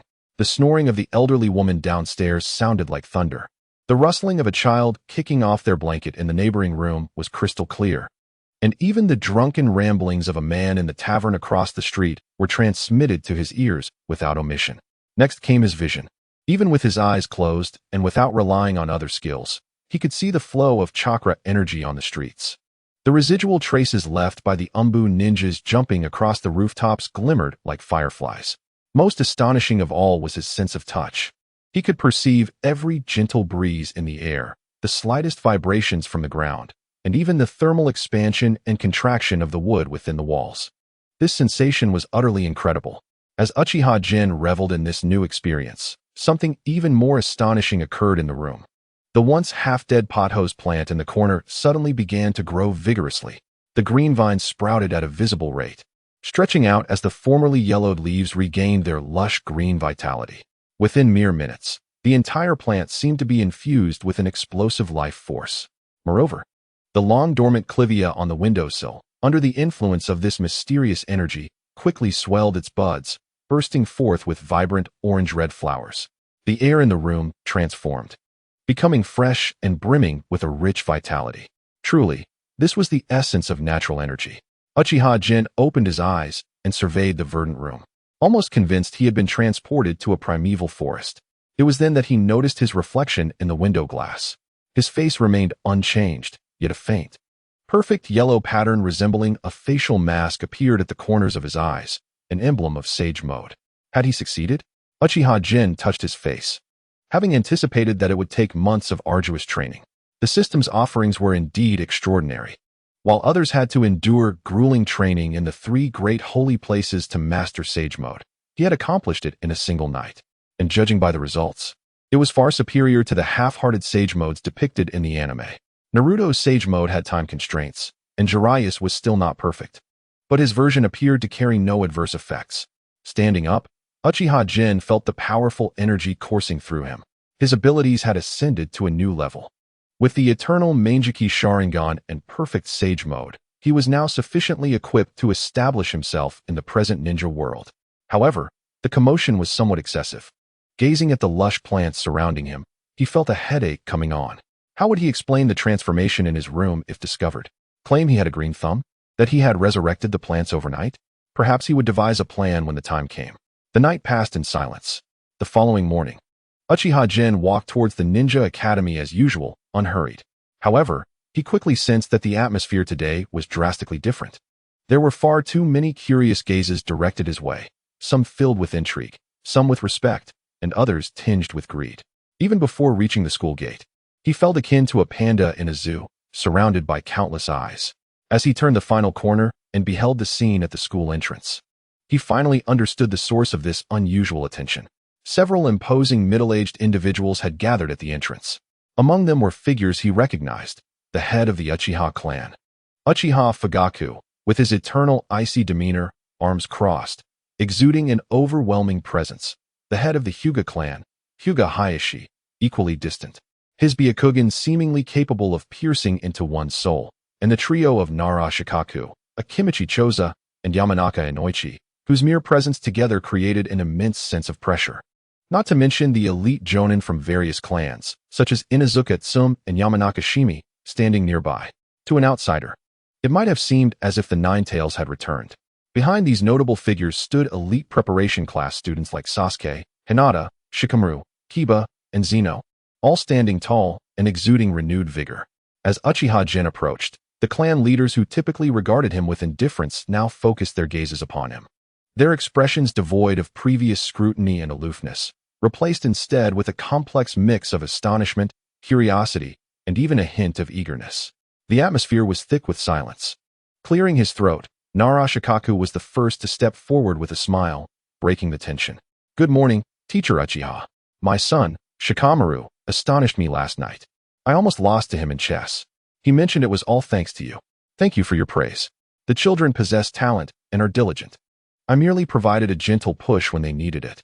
Uchiha Jin understood the underlying meaning in Nara Shikaku's words and was not surprised by the attention he had garnered. After all, he had been mentally prepared for this after employing the trial space from the very beginning. Seeing this, the others abandoned their indirect approaches.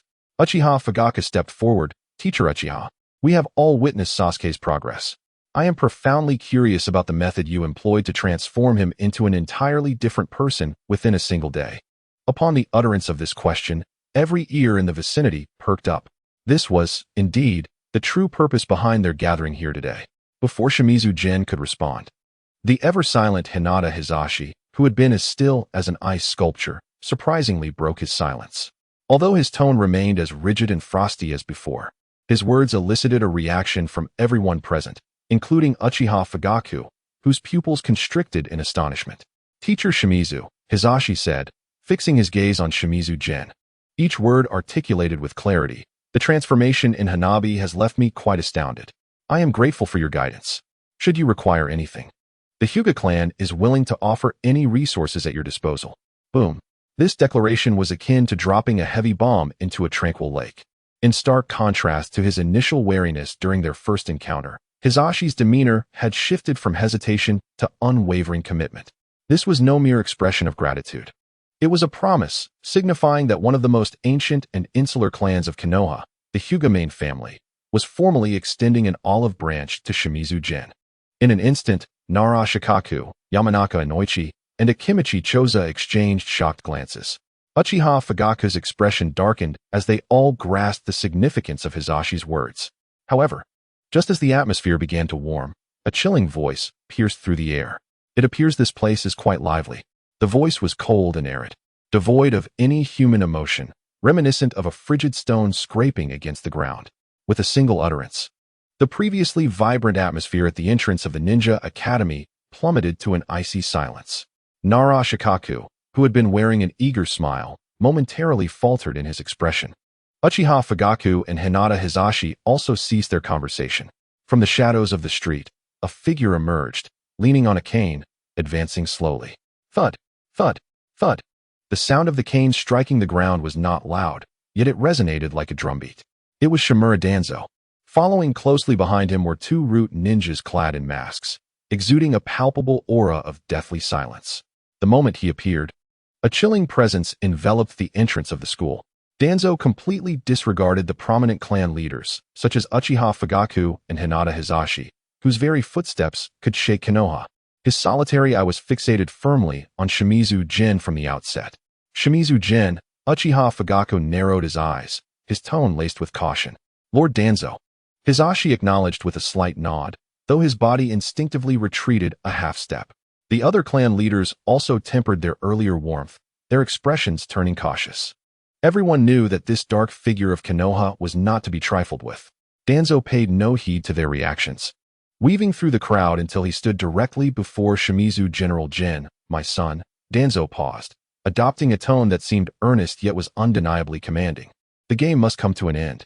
Shimizu Jin remained still, his expression surprisingly calm. Game. He echoed the term. I do not perceive teaching as a game. The role of a ninja instructor is far too trivial for your talents. Danzo continued unabated, unperturbed by the interruption. He extended a bandaged hand, pointing at Shimizu Jin. His voice tinged with fervent obsession. Your trial space is a divine creation tailored for root. It can forge the most perfect weapons, not the sheltered flowers cultivated under this hypocritical sunlight. Weapons? Shimizu Jin replied coolly. So, in your eyes, these children are merely weapons? The surrounding parents' expressions shifted dramatically. Uchiha Fugaku's countenance darkened instantly. Danzo, what do you mean by that? He demanded. Sasuke is my son, not a weapon. Hisashi's expression hardened as well. Lord Danzo, please mind your language. Nara Shikaku stepped closer to Shimizu General Lord Danzo. I firmly believe there is nothing wrong with teacher Shimizu's educational methods. Unfazed by their objections, Danzo continued. Jin, return to root. This is your destiny as my son, and the only rightful purpose for your power. He spoke with growing coldness and authority, his single eye glinting with an insistent possessiveness. I am not negotiating with you. This is an order, as well as a responsibility you must bear as a member of the Shimizu clan. He stepped forward, his cane striking the ground heavily. Come with me. These three simple words carried an undeniable weight of defiance. The surrounding parents exchanged glances, none having anticipated such a dramatic familial confrontation at the school entrance. At the very moment Danzo's oppressive aura reached its zenith, a system prompt echoed clearly in Shimizu Jin's mind. Detected that the host is facing a significant life choice. Triggering a life selection task. Option 1. Submit to Danzo and return to root. Reward. Fall into darkness. Danzo's satisfaction 1000. Option 2. No more. Draw the belt and reverse the heavens. Reward. Instantaneously unlock the 8 gates without side effects. Chakra level elevated to that of the first Hokage. Flying Thunder God technique, perfect level. Has it come to this? Gazing at these two options, Shimizu Jin revealed a smile that radiated an extraordinary calmness. In Danzo's eyes, this smile indicated that his son had finally understood his intentions. Yet, in the eyes of Nara Shikaku and the others, it signaled a suffocating tranquility before an impending storm. Option 2. Shimizu Jin did not hesitate, silently affirming his choice. Reward dispensed successfully. In the instant the system notification concluded, an indescribable wave of terrifying chakra erupted from within Shimizu Jin. This chakra was neither wild nor chaotic. It was profound like an ocean and pure like the rising sun. It harbored an inexhaustible natural energy that swiftly transformed into a tangible shockwave, sweeping across the entire district. What? Every individual present, from students to clan leaders, and even the root ninjas behind Danzo, was staggered by the overwhelming pressure, stumbling to maintain their footing.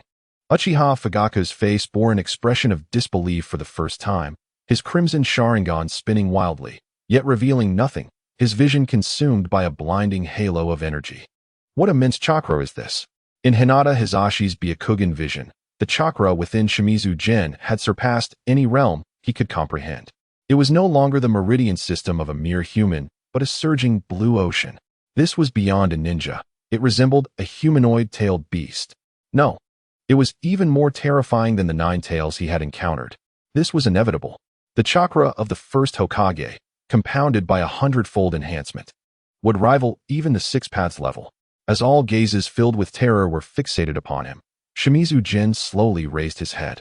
He met Danzo's astonished visage with unwavering tranquility.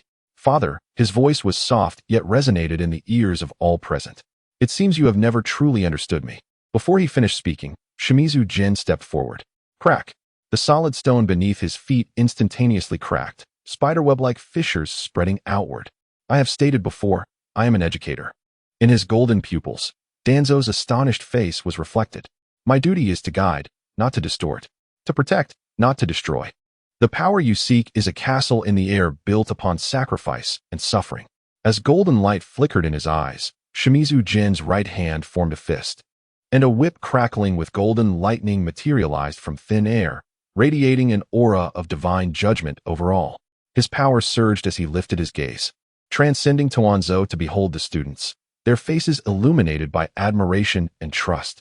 It was for the sake of safeguarding the smiles upon these children's faces. Chapter 52, a single word. Yet, confronted by the terrifying pressure of chakra, Danzo's initial reaction was not fear, but a rage born from utter defiance. His visage contorted grotesquely, a frenzied light emanating from his lone eye. "Cease your ridiculous antics," Danzo bellowed, his cane striking the ground with a resounding thud. "Do you think such trifles can intimidate me? I am your father, the leader of the Shimura clan." He abruptly turned, issuing commands to the 2 root ninjas behind him. "Bring him back. Let him come to his senses." The 2 root ninjas vanished in an instant, transforming into shadowy figures as they lunged towards Uchiha Gen. The surrounding clan leaders held their breath in anxious anticipation. These were elite root ninjas, their prowess at least that of Special Jonin. However, Uchiha Gen did not even cast them a glance. With a mere flick of his wrist, a sharp crack echoed in the air. The divine whip erupted not upon a body, but resonated in the sky. An invisible shockwave radiated outwards, suffused with a disquieting pressure. The 2 elite root ninjas, struck as if by a mighty hammer, were flung backward without a cry, crashing against the distant wall with a thunderous impact that left them unconscious. The entrance to the school fell into an eerie silence. Nara Shikaka gasped, his lips trembling. What kind of ninjutsu is this? In Hyuga Hisashi's Byakugan vision, the energy contained within that golden whip was a chaotic yet pure amalgamation. It bore chakra, natural energy, and an incomprehensible, terror-inducing force that pierced the very essence of one's spirit. Uchiha Fugaka's countenance was equally grave, his 3-tomo Sharingan spinning wildly. He recognized that Uchiha Gen's power was likely more formidable than he had anticipated. Danzo's face turned ashen, yet he refused to yield, resorting instead to verbal assault. "Gen, are you truly willing to attack your father? To strike at root? Have you forgotten the mission of the Shimura clan? The darkness of the village must be borne by us. These children are merely tools, weapons that exist for Konoha. By coddling them, you only hasten their demise in this brutal ninja world." "Father?" Uchiha Gen gazed at him calmly, a hint of pity in his eyes. "From the moment you regarded me as a tool, you forfeited the right to that title." He slowly raised the divine whip, pointing it towards Danzo. Golden lightning danced along the whip's length, radiating an aura of divine judgment. "The order you seek is built upon sacrifice and suffering. I shall protect that which is truly precious in my own way. This strike is for the innocents you have sacrificed, treating them as mere expendables." With those words, the golden whip soared through the air.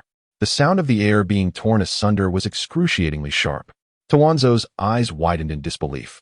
He had not anticipated Uchiha Gen would truly strike him. Attempting to evade, he found the whip's speed unfathomable, landing precisely upon him.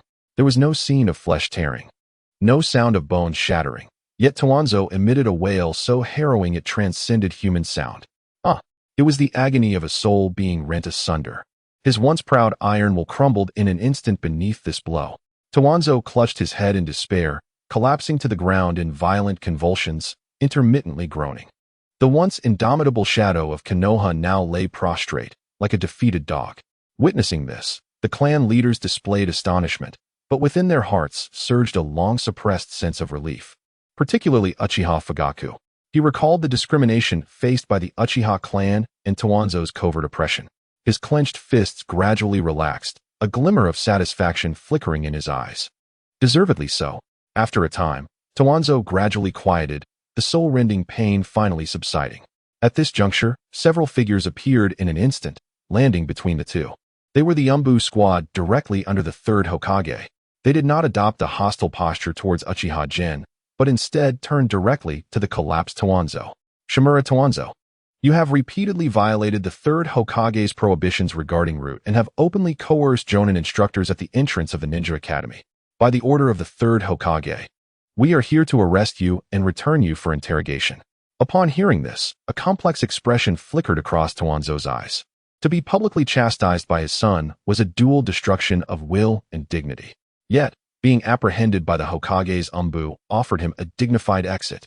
Gritting his teeth against the pain, he refrained from resistance, allowing the Umbu to seize him. As Danzo was led away, Uchiha Gen's divine whip dissipated into motes of light.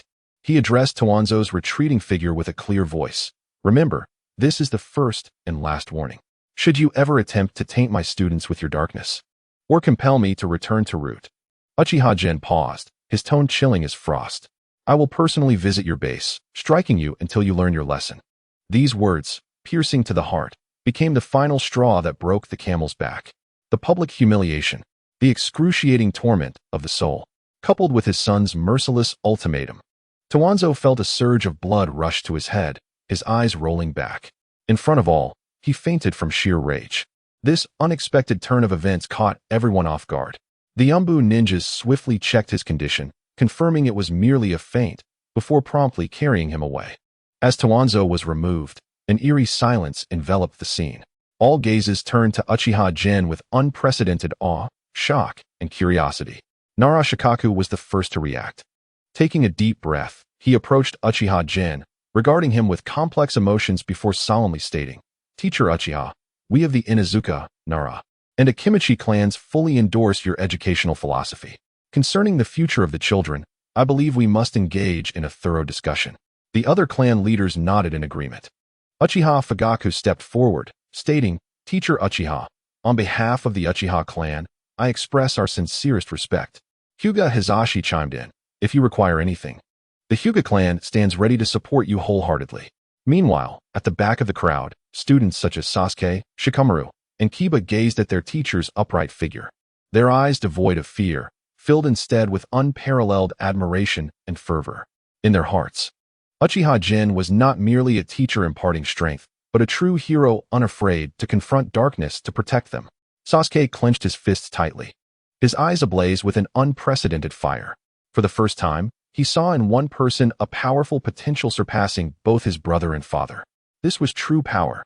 This was genuine protection. Chapter 53, The Inheritor of the Will of Fire. As the turmoil at the school entrance subsided, the gathered parents were reluctant to depart. They approached Uchiha Gen, eager to discuss matters regarding their children's education, pledging unwavering support for any of his needs. Faced with these olive branches, Uchiha Gen exhibited no surprise. He calmly surveyed the room before speaking softly. I appreciate the goodwill of all clan leaders. However, I suggest we discuss specific cooperation details later, in the presence of the Hokage. For now, Uchiha Gen turned towards the fervent students behind him. My foremost duty is to teach the children.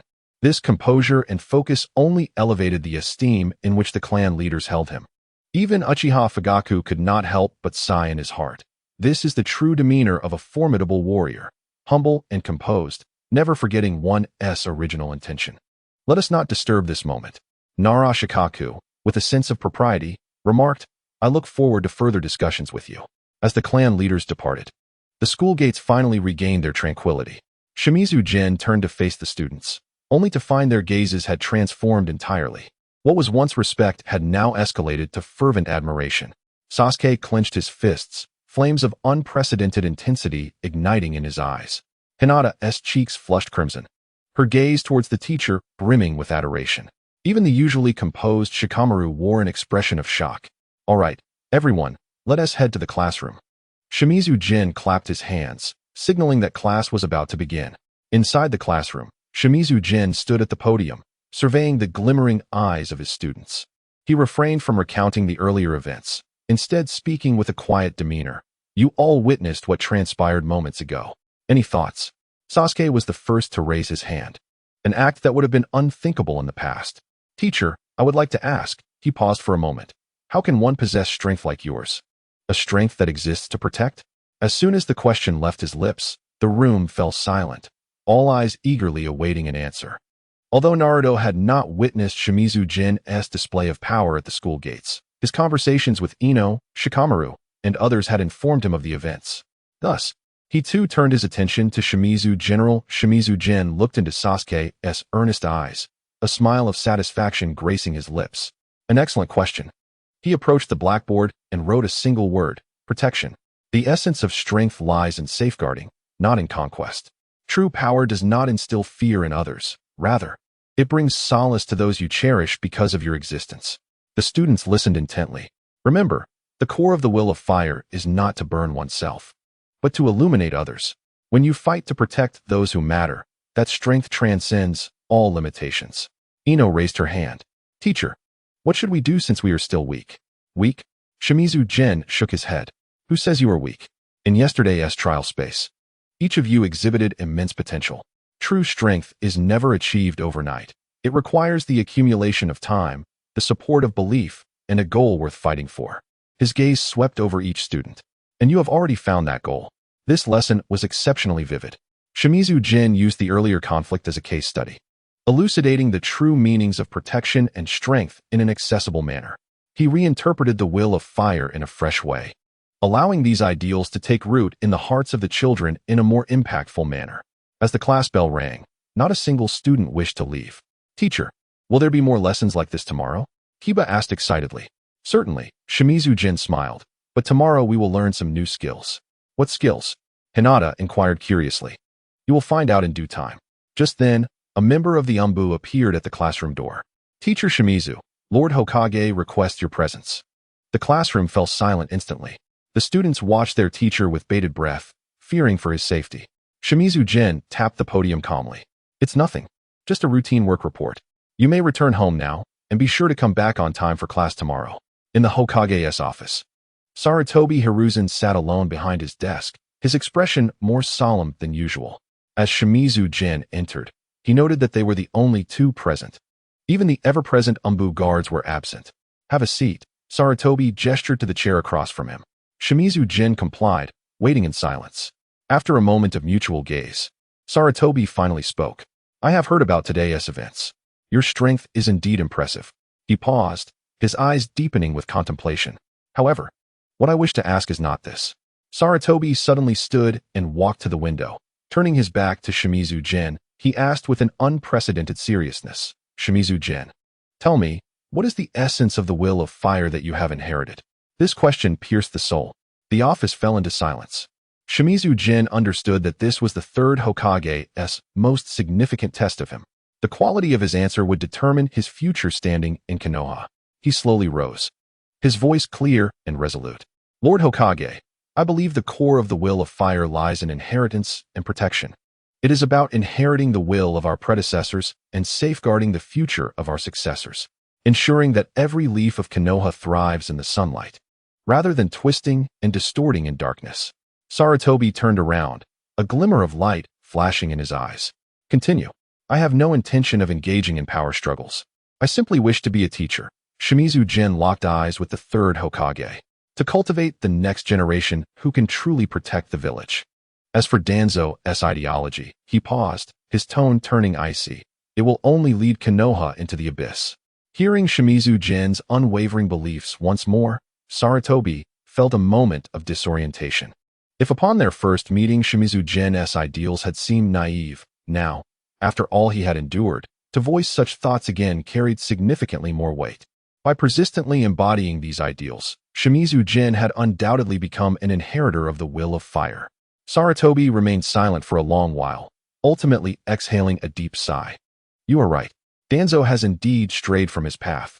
He resumed his seat, his gaze filled with complex emotions. I am announcing a few decisions.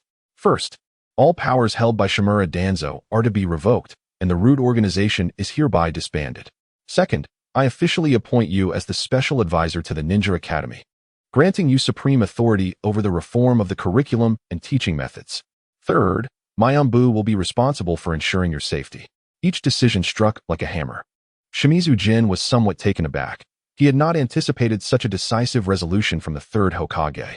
Jin, feel free to act without restraint. Saratobi looked at him. But I hope you understand that with greater power comes greater responsibility. The future of Konoha truly rests on the shoulders of individuals like you. Chapter 54. Are you serious? For years passed in the blink of an eye. In the auditorium of the Ninja Academy, ribbons danced and applause thundered. Today was the graduation ceremony. The faces of the parents seated on stage were filled with anticipation. Who would have thought that the crying children from 4 years ago had grown into a remarkable new generation of ninjas? Now, let us welcome the special advisor of the Ninja Academy, teacher Shimizu Jin, to give a speech. Irika's voice resonated throughout the hall. Applause erupted once more. This time, even more fervent. Shimizu Jin slowly ascended the podium, surveying the familiar faces below. Naruto sat in the front row, the sunlight still shining. Yet his demeanor exuded newfound composure. Sasuke, beside him, held his chin high with pride, but his eyes revealed sincere respect when looking at Shimizu Jin. Sakura sat with her hands neatly folded on her lap, her posture dignified like a lady. Hinata no longer averted her gaze, but bravely met her teacher's eyes. Shikamaru maintained his usual laid-back demeanor, yet was brimming with energy. For years ago, you were a group of naive children. Shimizu Jin's voice echoed in the auditorium. Naruto. Back then, you would shout, "I want to become Hokage" at anyone, your voice capable of lifting the roof off. Laughter erupted from the audience. Naruto scratched his head, his face slightly reddening. Sasuke, you always wore a sour expression, finding fault with everyone. Sasuke let out a light snort, the corners of his mouth curving upward slightly. Sakura, in her quest to capture Sasuke's attention, even contemplated cutting her hair short. Instantly, her face flushed crimson. At that moment, Shimura Jin's tone grew grave. Each of you has discovered your own path. Naruto, you have learned to control the chakra of the 9 tails, no longer that reckless, hot-blooded youth.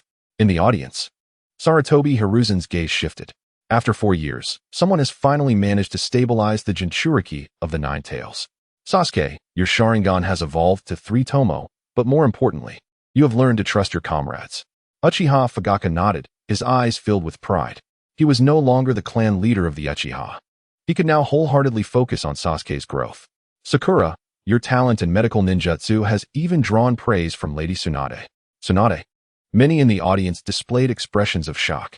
When has that legendary Sannin ever paid attention to students of the Ninja Academy? Without offering an explanation, Jin continued, "Today, you shall step out of the school gates. Remember my words. The essence of power lies in protection, not conquest. May you all become flames that illuminate the darkness." As his words echoed, the entire auditorium erupted in cheers. Long live Teacher Jin. We shall forever be your students. The students revealed their reluctance to part ways. Next came the traditional practical combat demonstration. According to tradition, graduates would engage in simple combat displays. However, this year's situation felt rather unusual. The first match, Uchiha Sasuke versus Haruno Sakura. As Irika's voice faded, gasps arose from the audience. Is this the level of combat expected from mere genin? On the stage, Sasuke's eyes transformed into a blood-red hue, 3 tomos swirling ominously. Sakura swiftly formed hand signs, chakra precisely enveloping her fists. Bang! The two collided in an instant. Sasuke's Sharingan discerned Sakura's every movement, his figure evading like a specter. Each of Sakura's punches carried tremendous destructive force, leaving craters in the ground.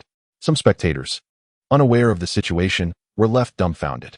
Is this truly a freshly graduated genin? Even some chunin do not possess such prowess. Enough. Irika quickly called for a halt, fearing these two monsters would demolish the training ground. Next came Naruto's solo performance. Shadow Clone Jutsu. Instantly, hundreds of Narutos appeared on the training ground. Each was not a mere illusion, but a tangible shadow clone. Even more terrifying, several shadow clones began to emanate a faint red chakra, the power of the Nine Tails. Yet Naruto's expression remained calm, showing no signs of losing control. Even Sarutobi Hiruzen, sensing the situation, felt a twinge of unease. The level of control over the Nine Tails chakra is something even Kushina Uzumaki could not achieve in her time. After the demonstration, an eerie silence fell over the auditorium. Until Hinata Hizashi broke the quiet. Teacher Shimura, are you certain they are merely genin? Nara Shikaku nodded in agreement. With such strength, I would believe them to be chunin. Others echoed their sentiments. For years ago, they had already recognized that Jin's teaching methods were unconventional. However, they never anticipated the gap would be this vast. This is akin to a dimensional strike. Jin smiled lightly. The children's potential was already immense. I merely provided a slight nudge. A slight nudge? The teachers present could not help but roll their eyes. Is that what you call a slight nudge? What have we been doing all these years? After the graduation ceremony, Jin walked directly to the Hokage's office. Upon entering, he found Sarutobi Hiruzen studying a report, his brow furrowed. Hokage-sama, about the class divisions, do not mention class divisions yet. Sarutobi raised his head, shock evident in his eyes. Have you seen the graduation assessment report? He handed the report to Jin. It was densely packed with data on each student's capabilities. Taijutsu, ninjutsu, jinjutsu, chakra capacity. Nearly every category met Chunin standards. You have created a miracle, Sarutobi marveled sincerely. However, regarding the class divisions, I suggest placing Naruto, Sasuke, and Sakura in Team 7. Jin stated directly. Initially, he had proposed a trio of Naruto, Sasuke, and Sai.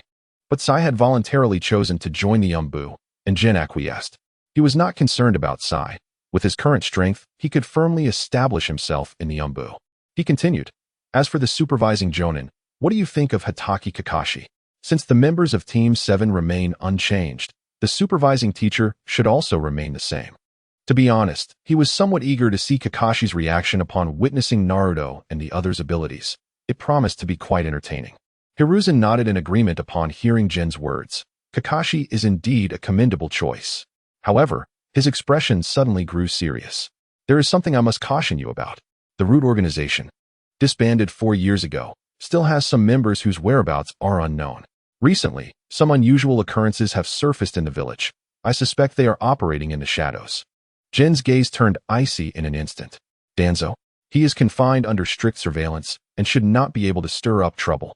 Sarutobi shook his head. But those diehard loyalists from Root are another matter. You must exercise caution. Jin nodded, yet his mind was already formulating other thoughts. Those who come with ill intentions do not seek goodwill. If someone dares to provoke him, they shall not escape unscathed. He had dealt with that biological father of his more than enough in recent years. The following morning, at Training Ground 3, Naruto, Sasuke, and Sakura arrived punctually at the meeting point. However, their supervising Jonin had yet to appear. What is that guy up to? Sasuke expressed his impatience. What if something happened? Sakura voiced her concern. Don't worry, Jin-sensei's recommendation is foolproof. Naruto remained optimistic.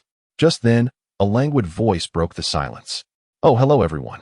Kakashi, wearing a mask and sporting silver hair, revealed one eye. He held a copy of Ika Paradise. Sorry, I saw a black cat on the way here. So, Kakashi is our supervising Jonin?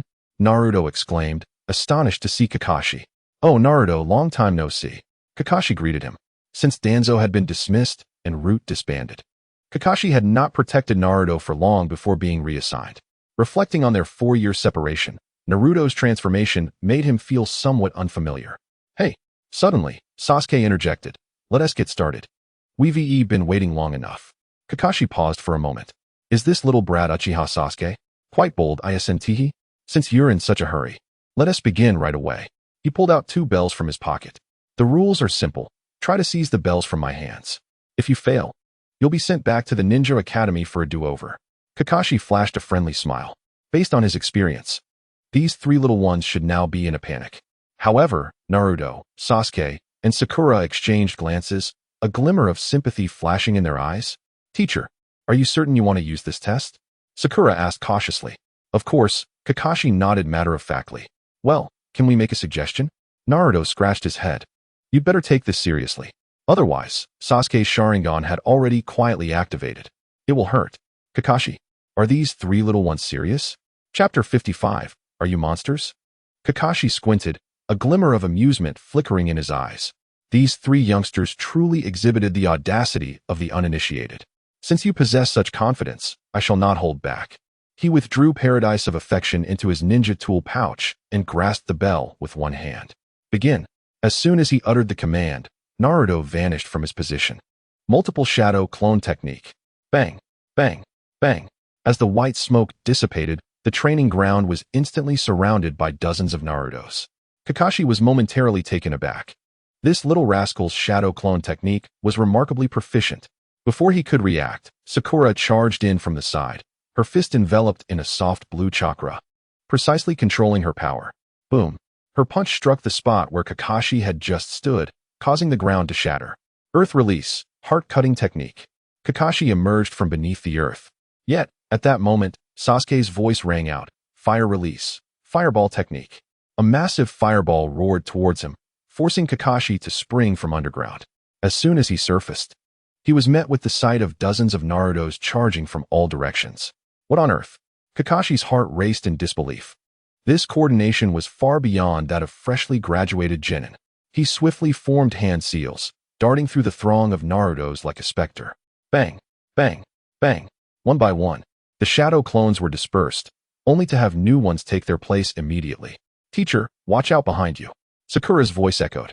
Kakashi instinctively turned, only to find nothing there. A feint?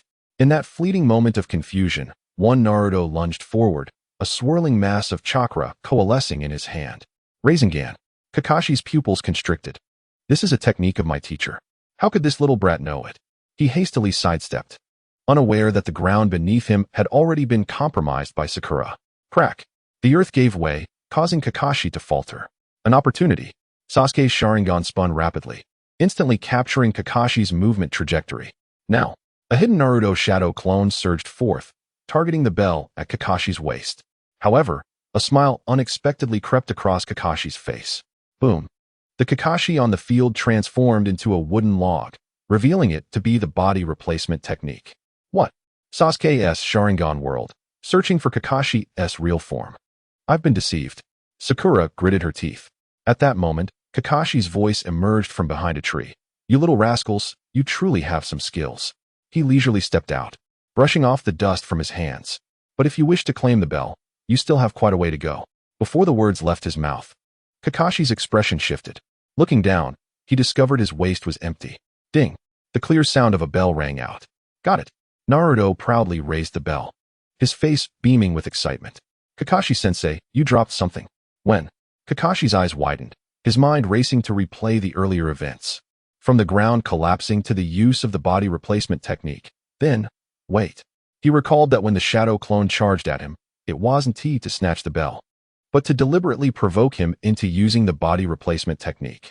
The true target was to capitalize on the moment of his distraction. You three. Kakashi's mind momentarily blanked. In just a minute, this J-Nin had been overwhelmed by three freshly graduated kids. Although he and T exerted his full strength, a sense of defeat stirred within him. Kakashi-sensei, are you alright? Sakura looked at him with concern. Do you need to go to the hospital for a checkup? Kakashi. What do you mean, a checkup? I'm not injured. Yet, I do feel a significant psychological blow. He cleared his throat. Well done, you've passed the test. Yay, we did it. Naruto exclaimed, leaping with joy. Sasuke, too, rarely displayed a satisfied expression, while Sakura sighed in relief. Observing the trio's reactions, Kakashi suddenly comprehended something. Have you worked together before? Of course. Naruto replied matter-of-factly. In Jin's trial space, we fought countless opponents. Trial space? Kakashi's brow furrowed. He had only heard of Shimizu Jin and was unfamiliar with his specific teaching methods. Moreover, Sasuke remarked coolly, those who do not recognize their comrades are the true failures. Kakashi's body jolted. This phrase, Jin-sensei has said it before, true strength lies not in solitary prowess. Sakura added, it is about trusting your comrades and being trustworthy in return. Kakashi fell silent, gazing at these three vibrant children. He suddenly felt that his perspectives over the years had been rather narrow. All right, since you've passed the test, starting tomorrow, we shall form a team. He forced a smile. Let us meet at 6 in the morning at the usual place. Understood. The three responded in unison. After they departed, Kakashi remained alone in the training ground, lost in thought. The strength of these three children had already surpassed the bounds of a genin. Especially their seamless coordination. Such a level of teamwork was rarely seen even among some nin squads. How did Shimizu Jin teach them? With this thought, Kakashi resolved to seek out this legendary instructor. Ninja Academy. In the office, Shimizu Jin was busy grading papers. Although this cohort of students had graduated, he still had the next batch to instruct. Knock, knock, knock. Come in. The door opened, revealing a silver-haired man in a mask. You are Shimizu Jin, correct? I am Hitaki Kakashi, the guiding J-nin of Team 7. Kakashi felt a moment of disorientation, the image from 4 years ago merging with the person before him. He never anticipated that 4 years later, their reunion would manifest in this manner. Kakashi, Shimizu Jin lifted his gaze. Is this about Naruto and his team? Kakashi nodded and took a seat. I wish to inquire how you train them. Why do you ask? Kakashi chuckled wryly. Today, they taught me a lesson. There's no shame in that. He had come prepared to be candid, detailing the testing process, including the trio's cooperation, their strength, and that statement about those who do not recognize their comrades being failures. Listening intently, Shimizu Jin's face broke into a warm smile. It seems they have truly grown.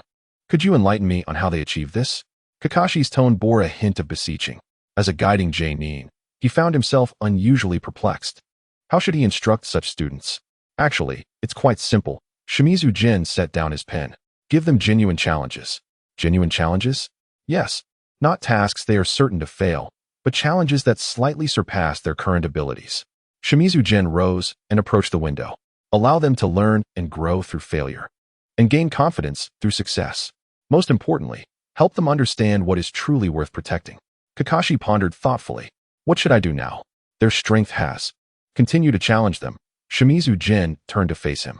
Provide them with more difficult tasks and stronger opponents. Only then can they continue to evolve. Kakashi nodded, a sense of direction gradually emerging in his mind. Thank you, Shimizu-sensei. You're welcome, Shimizu Jin smiled. Just then, footsteps echoed from outside. An Umbu ninja appeared at the door. Shimizu-sensei, the Hokage requests your presence. There's a new mission. Shimizu Jin nodded at Kakashi. We will continue this discussion another day. As Kakashi watched the departing figure of Shimura Jin, he felt a deep sense of admiration. Such a mentor is truly remarkable. If only he had the fortune of having a teacher like that back in his own youth. Days passed, and although Naruto and his companions had considerably improved compared to their original counterparts, Kakashi still assigned them 2 days of C-rank missions under the pretense of familiarizing them with the task process. When they heard from Kakashi that they could undertake higher-ranked missions, the trio was filled with excitement. In the Hokage office, sunlight streamed through the window, casting a warm glow on the wooden floor. Sarutobi Hiruzen was perusing the mission list when the door swung open. Kakashi entered with Team 7 in tow. Hokage-sama, Kakashi greeted. Grandpa Hokage, please assign us a mission. I can hardly wait. Naruto exclaimed as he burst through the door. Although Sasuke and Sakura remained silent, their eyes betrayed their eagerness. Hiruzen chuckled heartily. It seems you have grown tired of C-rank missions. Very well, here is a B-rank task, escorting a bridge expert to the Land of Waves. Upon exiting the Hokage building, they were greeted by a disheveled old man reeking of alcohol, who was waiting at the foot of the steps. With a scraggly white beard and unsteady gait, he clutched a bottle of liquor. These brats are supposed to protect me? Tazuna belched, eyeing the smallest one with skepticism. Who is this old man? Naruto scratched his head in confusion. This is the client, Kakashi clarified, already aware of the mission details. Oh, so he's the client? Naruto realized. Sasuke's demeanor turned serious as he activated his Sharingan, scrutinizing Tazuna with keen intensity. The old man's eyes darted nervously, and his fingers trembled slightly as he spoke, indicating that he was concealing something. Sakura, being an exceptional medical nin, sensed something amiss. Tazuna's heart rate was alarmingly fast, something that could not solely be attributed to alcohol. The two exchanged glances, reaching a silent conclusion. Kakashi-sensei, Sakura murmured. Kakashi nodded, having noticed the anomalies as well. However, mere speculation remained just that. The code of conduct for ninjas must be upheld. Since we have accepted the mission, we shall depart tomorrow morning at 8. The following day, a thick fog enveloped the path leading to the Land of Waves. The group walked along the narrow trail, with Tazuna in the center, frequently glancing back with palpable anxiety. Old man, What are you looking at? Naruto asked curiously. And nothing. Tazuna wiped the sweat from his brow. Sasuke scoffed. Your acting is terrible. Sasuke-kun, Sakura tugged at his sleeve. Kakashi strode ahead, casually holding a copy of Ika Paradise. Yet his demeanor was anything but relaxed as he remained vigilant. Suddenly, peculiar rustling emerged from the bushes by the roadside. Swish! Two chain-linked sickles shot forth from the underbrush, aimed directly at Tazuna, the demon brothers of the mist. Kakashi's heart raced. Before he could react, Sasuke's eyes transformed into a vivid crimson, the three tomo whirling rapidly. The trajectories of the chains became crystal clear to him. To the left, 12 meters. To the right, 8 meters. He swiftly pinpointed both locations. Got it! Naruto shouted. Shadow Clone Jutsu. With a thunderous clap, dozens of Narutos appeared, surging toward the left side assailants, while Sakura, like an arrow released from a bow, darted toward the right. What? The hidden demon brother barely had time to react before a pink-haired girl launched herself at him, her hands forming seals with remarkable speed. Sealing technique. Binding seal. A light blue chakra thread ensnared the enemy. In the next instant, a powerful punch landed squarely on his face, rendering him unconscious. Meanwhile, the left side enemy found himself surrounded by countless Narutos. What kind of monsters are you? The demon brother exclaimed in terror, gazing at the sea of Narutos. Monsters? I'm just a guy who wants to become Hokage, Naruto replied, scratching his head. Thud, thud, thud. Each punch landed with brutal precision. And soon the second demon brother followed his companion into unconsciousness. The entire encounter unfolded in less than 30 seconds. Tazuna stood agape, his eyes nearly popping out of his head. Are these really just kids? Well done, Kakashi remarked as he closed his book and approached the two unconscious foes. The Mist Village ninjas are formidable. He turned to Tazuna. Now, it's time to speak the truth. Tazuna's forehead glistened with cold sweat. I. Old man, Naruto stepped forward. If there's something troubling you, please tell us. We won't continue the mission unless you do. Sasuke added at this point. You have no choice but to reveal the truth. Reluctantly, Tazuna divulged the reality. Fine, I'll tell you. I've been targeted by a man named Gato. He monopolizes the shipping industry in the Land of Waves and won't permit us to build the bridge. That's why I hired ninjas to protect me. Kakashi frowned. Then this is no longer a B-rank mission. Technically, we should return to the village. No. Tazuna fell to his knees, pleading. The people of the Land of Waves are counting on this bridge. Without it, we will never escape Gato's control. Naruto gazed at the old man kneeling before him, uncertain, and turned to Kakashi. Kakashi-sensei, let's continue. Naruto, we are ninjas, aren't we? Sasuke chimed in eagerly. Protecting the client is our duty. Sakura nodded in agreement. And we have the strength to do it. Kakashi observed his three students, a swell of pride filling his heart. These were the children nurtured by Shimura-gen. Not only powerful, but possessing such noble character. Very well, they are fearless and resolute. The mission shall proceed, but we must remain cautious, as we may encounter even stronger foes ahead. At the coastline of the Land of Waves, thick fog enveloped the landscape. An incomplete bridge loomed in the distance, reminiscent of a colossal beast's spine. Is that the bridge we are to protect? Naruto gazed into the distance. Indeed, Tazuna replied proudly. Once completed, it will be the hope of the Land of Waves, connecting us to the outside world. Just then, an oppressive aura surged forth, cold and brutal, saturated with the scent of blood. Be careful. Kakashi's expression shifted. From the fog emerged a figure, its lower body wrapped in bandages and wielding a massive sword on its back. It was Zabuza Momochi, one of the 7 ninja swordsmen of the mist. Oh, you managed to reach this place. Zabuza's voice dripped with icy malice, indicating he was no ordinary ninja. Zabuza Momochi, Kakashi said sternly, recognizing the rogue ninja from the mist. You protect Tazuna, I will handle him. However, Naruto and Sasuke showed no signs of retreat. After 4 years of training, they had long surpassed being frightened children. This guy is strong, Naruto remarked seriously, but we are not lacking either. Humph. Sasuke glanced at Naruto, snorting dismissively. He doesn't seem that impressive. Zabuza, upon hearing this, was nearly amused to the point of laughter. You little brats dare to speak so boldly before me? As his words faded, he vanished from sight. Water style, hidden mist jutsu. The fog thickened instantaneously, plunging visibility into chaos. Zabuza's voice echoed from all directions, targeting their vital points: throat, spine, lungs, liver, carotid artery. Subclavian artery, kidneys, heart. Which one do you choose? The murderous intent pressed down on their nerves like a tangible weight. Yet, Sasuke's Sharingan flared to life. I found you. He turned his gaze toward a specific direction in the mist. 11 o'clock, 15 meters away. Naruto grinned. Got it. The two exchanged determined looks. Recalling the teachings of Shimura Jin, combined tactical assault, wind, and firestorm. Sasuke swiftly formed hand seals, chakra surging wildly within his chest. Fire style, great fireball technique. A colossal fireball erupted amidst the thick mist, its fiery orange flames illuminating half the sky in an instant. Nearly simultaneously, Naruto began to gather chakra for his Rasengan. Yet this time, he infused it with wind release chakra. Wind release, Rasengan. The two jutsu collided in the air. Fire borrowed the force of the wind, while the wind bolstered the might of the fire. Boom. The explosion resounded deafeningly, a tremendous shockwave radiating outward, causing even the bridge to tremble violently. Steam instantly enveloped the battlefield. What? Zabuza's voice was laced with astonishment. The mist he had conjured was entirely dispersed, revealing a clear view. What was more alarming was that the scalding steam stung his skin. How could this be? These two youngsters were capable of employing a combined jutsu? Kakashi was equally taken aback. A combined jutsu was not something to be executed casually. It necessitated absolute trust in one's comrades and flawless coordination. Even many jonin struggled to achieve such synergy without prior practice. Well done. Seizing the moment of Zabuza's distraction, Kakashi swiftly moved behind him. Lightning blade. ZZZZT.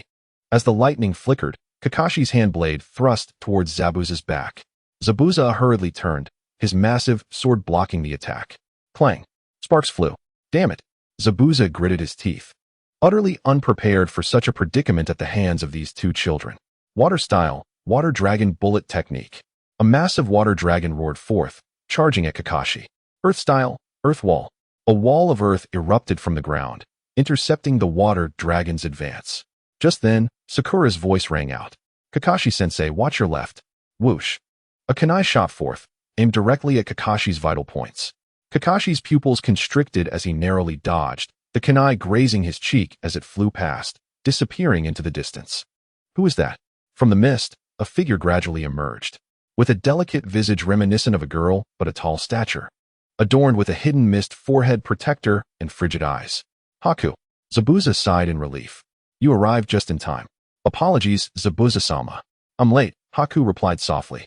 He was the backup left by Zabuza, intended to appear when circumstances turned dire. Originally, he aimed to masquerade as a mist ninja pursuing Zabuza to extract him. But upon witnessing the formidable strength of Kakashi's group, he feared they would not show leniency, prompting him to act directly. Meanwhile, on Naruto's side, two enemies? Sasuke narrowed his eyes. His Sharingan spun rapidly, scrutinizing this new foe. Oddly, the chakra flow of this individual was quite peculiar. This could spell trouble, Kakashi mused. One Zabuza was already a handful, and now this enigmatic ally had appeared. Kids, the game is over. Zabuza licked his lips. Haku, make it quick. Understood. Haku formed hand seals. Secret technique. Crystal ice mirrors. Crack, crack, crack. The surrounding moisture instantly crystallized into ice. Mirrors of ice materialized from thin air, surrounding the entire battlefield. What kind of jutsu is this? Naruto's eyes widened. Bloodline limit. Kakashi's expression turned grave. An ice user. Bloodline limit? Sakura gasped. Such a phenomenon was not something one encountered casually. Intriguing, Sasuke's Sharingan spun even faster. Let me witness the power of this bloodline limit. Haku's figure began to dart between the ice mirrors. Whoosh, whoosh, whoosh. Countless kunai shot in from various angles. Protect Tazuna. Kakashi shouted. Sakura instantly teleported to Tazuna's side, delivering a powerful punch to the ground. Incredible strength. Boom. A wall of earth surged up, blocking most of the kunai. Yet a few still came from other angles. Multiple shadow clone technique. Naruto instantly created a dozen clones, encircling Tazuna for protection. Bang, bang, bang. Several clones were struck by kunai and dissipated. The speed was too overwhelming. Naruto felt a bit dizzy, unable to discern Haku's movement trajectory. Sasuke's Sharingan frantically spun, attempting to capture Haku's figure. However, Haku's speed was astonishingly swift, combined with the reflections of the ice mirrors, making it impossible to lock onto him. Haku's silhouette refracted in the mirrors. appearing as though countless versions of him were darting about. This cannot continue, Kakashi thought anxiously. Just then, Zabuza's voice rang out. Water style, waterfall technique. A massive torrent of water cascaded from above, aimed directly at the group trapped within the ice mirrors. This is bad.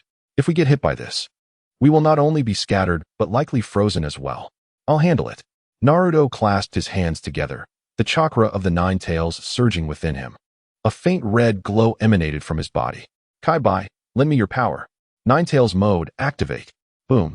A terrifying chakra erupted, even causing the surrounding ice mirrors to tremble. Naruto punched upward at the descending water. Bang! The water was shattered, transforming into a shower of droplets. This chakra momentarily halted Haku's movements. A Jinchuriki of the Nine Tails?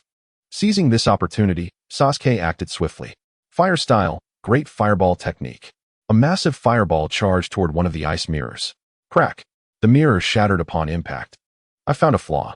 A cold smirk formed on Sasuke's lips, his Sharingan gleaming with excitement. The number of ice mirrors was finite. As long as enough were destroyed, this jutsu would become ineffective. Let us go all out, Naruto declared. The two once again collaborated. Wind release, Rasengan. Fire style, great fireball technique. Wind and fire united. Their power magnified. Boom, boom, boom. The ice mirrors shattered one after another. Haku's figure began to waver. Damn it. Zabuza gritted his teeth. How can these two kids coordinate so seamlessly? As the ice mirror technique was on the verge of being unraveled, Haku suddenly halted his assault. Zabuza-sama, we should retreat. What? Zabuza was taken aback. Now. Yes. Haku's voice remained calm. If we continue fighting, our chances of victory are slim. He glanced at the red chakra emanating from Naruto. If the Nine Tails Jinchuriki fully unleashes its power, the consequences would be dire. Though Zabuza was reluctant, he understood Haku's reasoning. Very well, I shall spare you this time. But if we meet again, I shall show no mercy. With that, Haku and Zabuza vanished into the mist that began to thicken once more. Wait, Naruto attempted to pursue. Enough, Kakashi interjected, blocking him. The situation is uncertain. We still need to protect our employer. The priority now is to escort Tazuna back. We are here to complete a mission, not to kill. We should return and recuperate. This battle has drained us significantly. The group made their way towards Tazuna's home. Yet, unbeknownst to them, a masked figure in the distant woods was observing their every move. Interesting little brats. Especially that Nine Tails Jinchuriki. However, the game has only just begun. The masked man's voice echoed ominously. Chapter 58. Recuperation. Tazuna's home sat in a secluded corner of the Land of Waves. The wooden structure, though humble, was meticulously kept. As the sun dipped below the horizon, its orange glow streamed through the windows. Tsunami, I'm back, Tazuna announced as he pushed open the door, accompanied by a few guests. A gentle woman emerged from the kitchen, momentarily startled upon seeing Kakashi and his team. Father, these are the ninjas escorting me, Tazuna introduced them. They saved my life. Thank you so much. Tsunami bowed deeply. Please don't mind the simplicity of our home. Not at all, Naruto waved his hand dismissively. We're the ones intruding. Just then, footsteps echoed from the staircase. A small boy with black hair peered cautiously down the stairs. Upon seeing the gathering, he promptly hid behind Sumi. Inari, come greet them, Sumi urged softly. No. The boy pouted. They are all liars. What? Naruto was taken aback. Heroes do not exist. Inari shouted. You will all run away like the others. With that, he stomped back upstairs and slammed the door shut.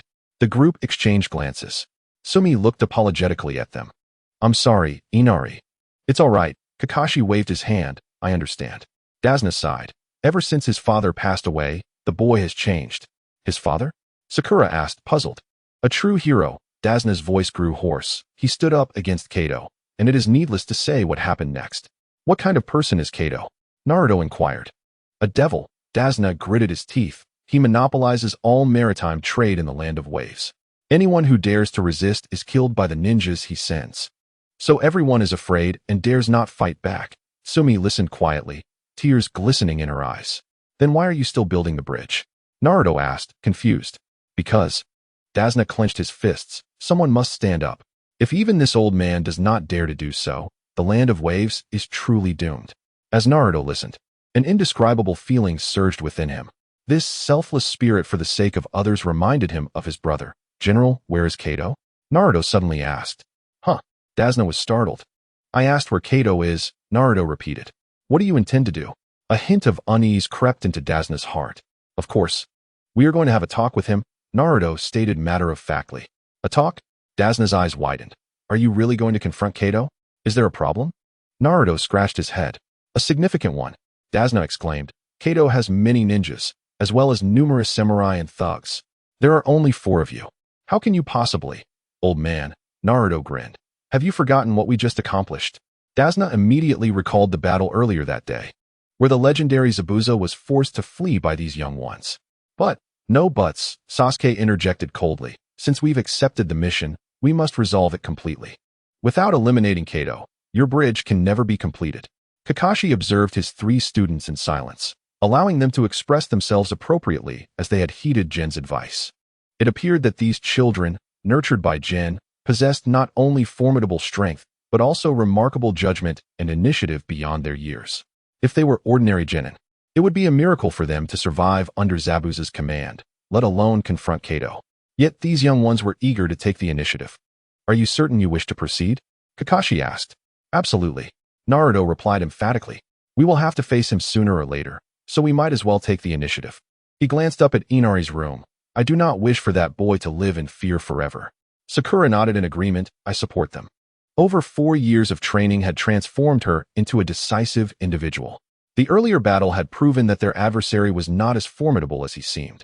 Sasuke was eager as well. It's a perfect opportunity to test my newly learned jutsu. Kakashi pondered for a moment before nodding. Very well, we will follow your lead. However, before that, we must gather intelligence. Dasna, do you know where Kato's stronghold is? Yes, Dasna swallowed hard. In the central region of the Land of Waves. There is a lavish manor.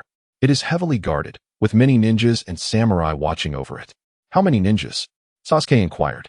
I am not sure, but at least a dozen, Dasna replied, and they are all quite capable. A dozen ninjas? Naruto scratched his head. That doesn't sound like a lot. Dasna nearly choked on those words. A dozen ninjas is not much? For against a dozen, the odds are in my favor? In addition to the ninjas. There are also hundreds of samurai and thugs, Dasna added. That does present a bit of a challenge, Naruto nodded, but it shouldn't be too much trouble. With the shadow clones, we can easily overwhelm them. Kakashi's lips twitched at the thought. Employing shadow clones for a brawl was quite a bold strategy.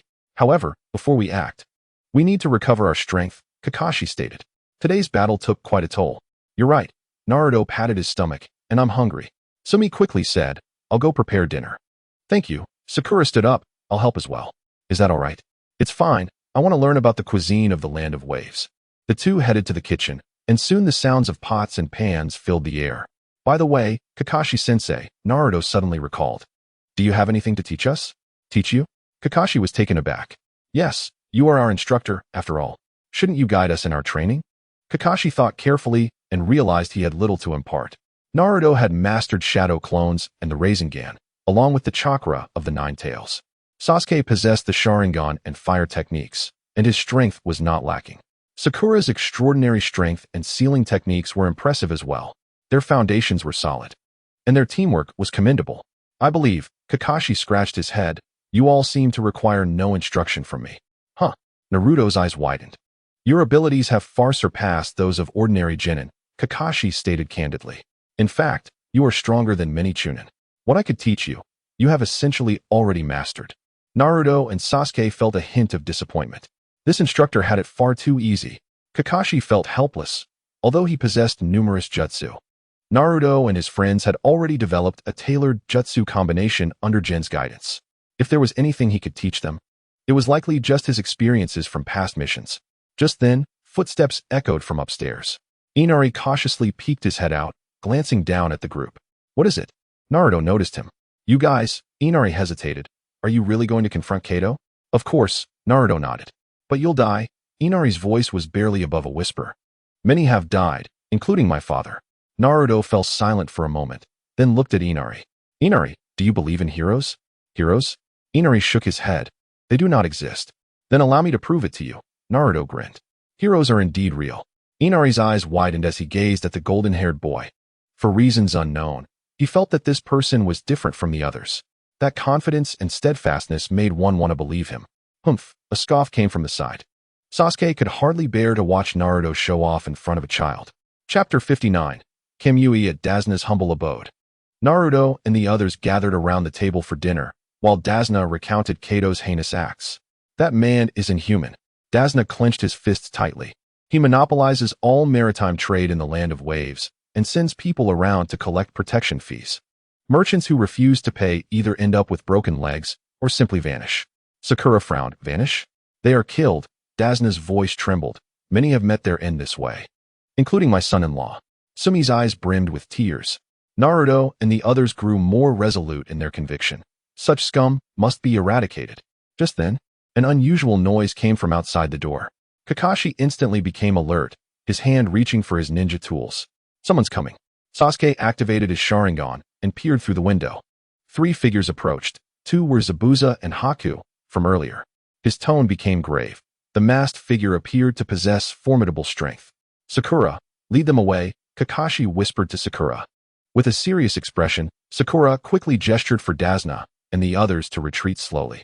Fortunately, Dazna's companions were not fools. Inari tightly covered his mouth. And although panic crossed his face, his steps were steady. Suddenly, the door was kicked open with a loud bang. Zabuza entered, wielding his decapitating blade, followed closely by Haku. Behind them loomed a mysterious figure with a swirling mask, featuring a single eye hole that emitted a chilling glow.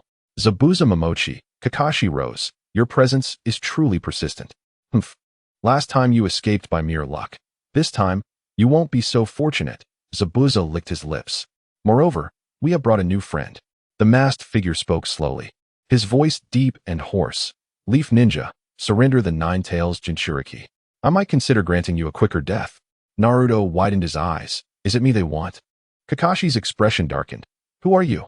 The masked man's gaze fixated on Naruto, an oppressive killing intent emanating from him. I shall claim the power of the 9 tails. Kakashi stepped forward, positioning himself protectively in front of Naruto. If you wish to harm my student, you must first get through me. Heh, Kakashi, Zabuza sneered. Do you truly believe you can handle all 3 of us? Let us find out. As soon as he finished speaking, the 4 dispersed in an instant. Kakashi clashed with Zabuza, the air filled with the clash of blades. Sasuke confronted Haku, his Sharingan spinning rapidly. Meanwhile, Naruto found himself targeted by the masked figure. Little brat. Let me see how powerful the 9 tails truly is. The masked man began forming hand seals with astonishing speed. Would release. Birth of the deep forest. What? Kakashi's heart sank. Would release? How is this possible? Thick vines erupted from the ground, tearing the room apart in an instant. Naruto hastily leaped aside, narrowly avoiding the attack. Would release? Who are you? The masked man did not respond, continuing to weave his seals. Would release. Wood dragon technique. A massive wooden dragon roared towards Naruto. Shadow clone technique. Boom. Dozens of Narutos appeared, attempting to distract the dragon. However, the wooden dragon's speed was too great, obliterating most of the shadow clones. This guy's power. Naruto gritted his teeth, the chakra of the 9 tails beginning to surge within him. Kurama, I truly need your help this time. Interesting little brat. Kurama's voice resonated in Naruto's mind. This masked man's chakra feels eerily familiar. A faint red glow emanated from Naruto. 9 tails mode. Boom. A terrifying chakra erupted, dispersing the wooden dragon. The masked figure trembled slightly. Indeed, the power of the 9 tails. But it is still insufficient. He extended his right hand. A black vortex forming in his palm. Kamui. The space began to warp, generating a powerful pull. Naruto felt his body being uncontrollably drawn forward. What the hell? Just then, Sasuke's voice rang out. Naruto, be careful. That's a space-time ninjutsu. Sasuke was engaged with Haku, but his Sharingan had captured the masked man's technique. Space-time ninjutsu. Naruto gritted his teeth, clasping his hands together. Wind release, spiraling shuriken. A massive spiraling shuriken shot forth. Yet, the masked man merely waved his hand dismissively.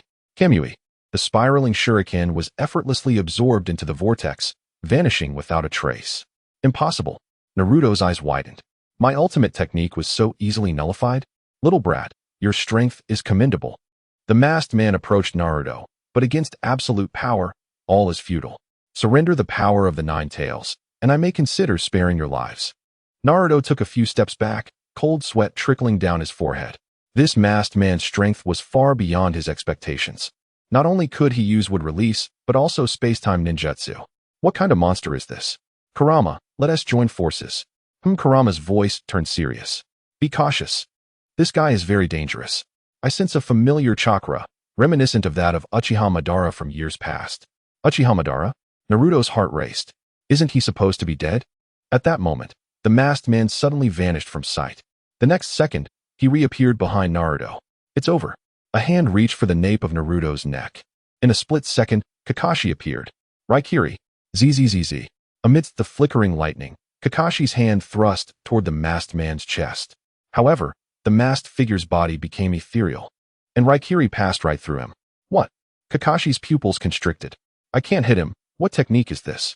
The masked man chuckled coldly. Kakashi, your strength is indeed impressive, but it pales in comparison to mine. His right eye suddenly glowed red. Sharingan. And it's the Manjiki Sharingan. Uchiha clan. Kakashi gasped. Who are you? The masked man did not answer, his right eye spinning rapidly. Kamui. Space warped again, this time targeting Kakashi. Teacher, be careful, Sasuke shouted, instantly breaking away from his battle with Haku. Fire release, great fireball technique. A massive fireball hurtled towards the masked man. Yet, the masked figure's body flickered, and the fireball passed right through him. Phasing combined with space-time ninjutsu. Sasuke gritted his teeth, this guy. Just then, Sakura's voice rang out. Everyone, be careful. There are more people outside. Through the shattered window, a circle of black-clad figures could be seen surrounding them, each emanating a chilling aura. Kato's subordinates. Dazna's face turned pale. We are surrounded. The masked man glanced outside, nodding in satisfaction. Excellent. Now you have nowhere to flee. Surrender the 9 tails, and I may consider sparing your lives. Naruto wiped the blood from the corner of his mouth and stood up. You want the power of Kurama? Let us see if you have what it takes. The chakra of the 9 tails surged within him once more, this time even more ferociously. A red glow blazed like flames. The masked man's eyes gleamed with excitement. Interesting. It seems I must take this seriously. Chapter 60, Fierce Battle. Whether it was due to the butterfly effect of Shimura Jin's actions or the appearance of the mysterious masked man, the current situation had deviated from the original plot. Fortunately, Naruto and his companions possessed considerable strength. Although they were at a disadvantage, they still held their ground. Boom. The sound of a tremendous explosion reverberated throughout the land of waves. The 9 tails chakra radiating from Naruto erupted like a volcanic explosion, painting the entire night sky in blood-red hues. The masked man's wood release erupted from the ground, and the thick vines collided head-on with the raging 9 tails chakra. Crack! Crack!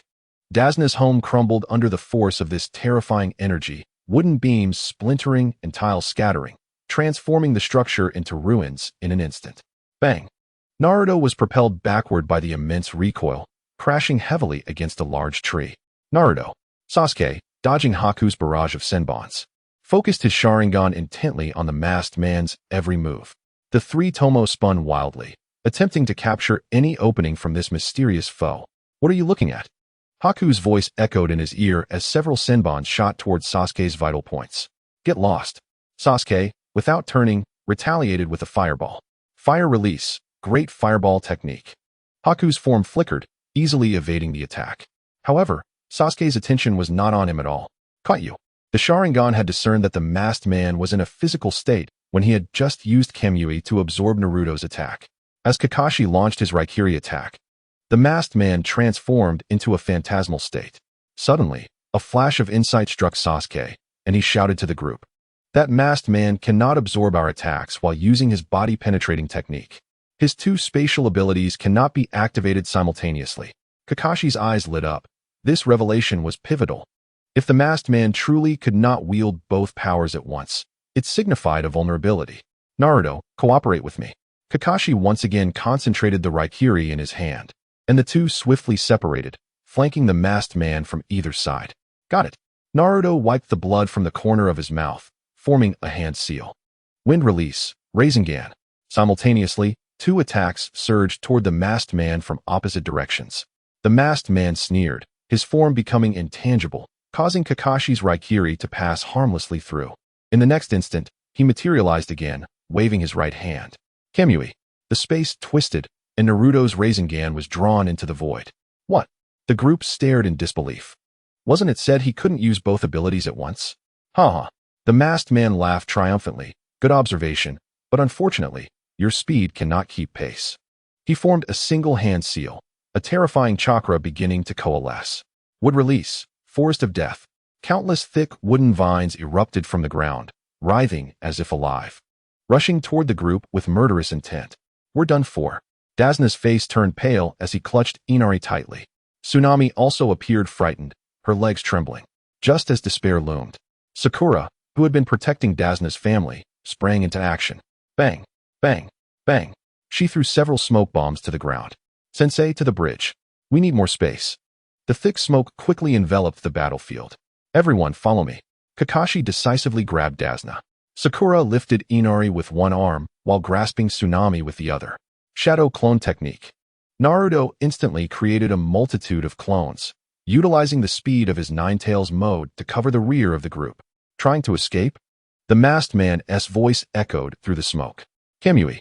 The space warped, a powerful pulling force surged, but the group had already burst through the encirclement, sprinting toward the distant bridge. Chase them. Kato's subordinates shouted, yet their speed paled in comparison to that of the ninjas. In the blink of an eye, Team 7 disappeared into the night. From the ruins, the masked man slowly emerged from the smoke. Shall we pursue? Zabuza asked. No rush, the masked man replied, his tone laced with amusement as he gazed toward the bridge. Let us play with them a little longer. The despair of defeat at the peak of hope is far more exquisite. It seemed he had other designs for this game. At midnight, on the bridge of the Land of Waves, moonlight spilled onto the unfinished surface. The group halted in the center of the bridge, panting heavily. The wide view made it less susceptible to ambush. Phew, we're finally safe, Naruto gasped, the toll of Ninetales mode leaving him somewhat fatigued. Naruto, don't let your guard down, Kakashi cautioned gravely, surveying their surroundings. The enemy possesses both wood release and space-time ninjutsu. This exceeds the scope of a typical mission. I will stay behind to hold them off while you retreat to the village for reinforcements. What? Are we supposed to run away? Naruto exclaimed in surprise. Kakashi paused, weighing his words. In the face of an enemy beyond our capabilities, preserving our strength is the prudent choice. Although the situation has not yet reached a critical point, we cannot be certain there are not more formidable foes lurking behind.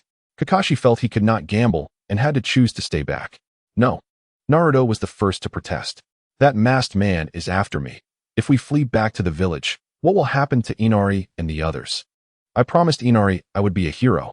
Naruto Sakura looked at him with concern. I cannot allow myself to be scared off by a traitor of the Uchiha clan.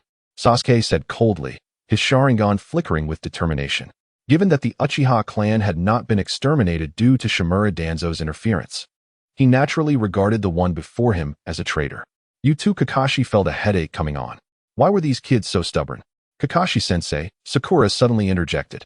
I believe they are right. Huh. Kakashi was taken aback. If we retreat to the village, that masked man will undoubtedly pursue us, Sakura analyzed seriously. At that point, not only will we be in danger, but your efforts will also have been in vain. She glanced at Dazna's family. We have already promised to protect them. Hearing this, Dazna's eyes glistened with tears. You children enough, old man, no need for sentiment. Naruto waved his hand. We ninjas keep our promises. That masked man is indeed powerful. But he is not without weaknesses. He cannot use both of his spatial abilities simultaneously. If we can seize that opening, Sasuke calmly assessed. But his speed is too swift. Sakura frowned. Our coordination just now was unable to match his rhythm. Then we must find a way to restrict his speed, Naruto grinned. I refuse to believe he can maintain that state indefinitely. Kakashi observed his three students, his heart a mix of emotions. Their courage moved him. Yet reason cautioned him that it was too perilous. Are you certain you want to proceed with this? Absolutely. The three declared in unison. Very well, Kakashi sighed. Since you've made this decision, I shall join you in this madness. However, we need a detailed battle plan. Chapter 61. A feint to the east and strike to the west. After ensuring Inari and the others were hidden, Kakashi and the team began to devise a strategy. That masked man's abilities are too bizarre. A direct confrontation yields no chance of victory. Kakashi thought quickly. We cannot defeat the masked man outright, but we can dismantle his pieces. What do you mean? Naruto asked, puzzled. Zabuza is employed by Kato, as long as Kato is in power. Zabuza has no reason to continue fighting. Sakura's eyes lit up. A feint to the east and strike to the west? Precisely, Kakashi stated seriously. We will split into 2 teams. Sasuke and I will engage Zabuza and Haku on the bridge to buy time for the other group. And us? Naruto pointed to himself. You and Sakura will form an assault team with the objective of infiltrating Kato's stronghold. Us too. Naruto scratched his head. Why? You possess shadow clones and vast chakra, making you ideal for creating chaos, Kakashi explained, looking at Sakura. Sakura is meticulous and excels in support. Your teamwork will be perfect. Sakura nodded. I understand now. Sasuke did not object. In fact, it suited him perfectly. The Uchiha traitor was to be dealt with by him. Then it's settled. Kakashi turned to Dazna. Old man, find a place to hide. Dazna seemed about to voice a concern. Don't worry, we will protect this bridge, Naruto reassured him, patting his shoulder. After all, I promised Inari I would be a hero. Just then, footsteps echoed from afar. They're coming. Kakashi's expression darkened. Through the mist, 3 figures approached slowly. Zabuza wielded his executioner's blade. Haku followed behind, and the masked man brought up the rear. Have you chosen your final resting place? Zabuza's voice was laced with menace. Zabuza Momochi, Kakashi stepped forward. And you, coward hiding behind that mask. Let us settle our grievances here today. The masked man sneered. Konoha's ninja, surrender the 9 tails Jinchuriki, and I may consider granting you a swift death.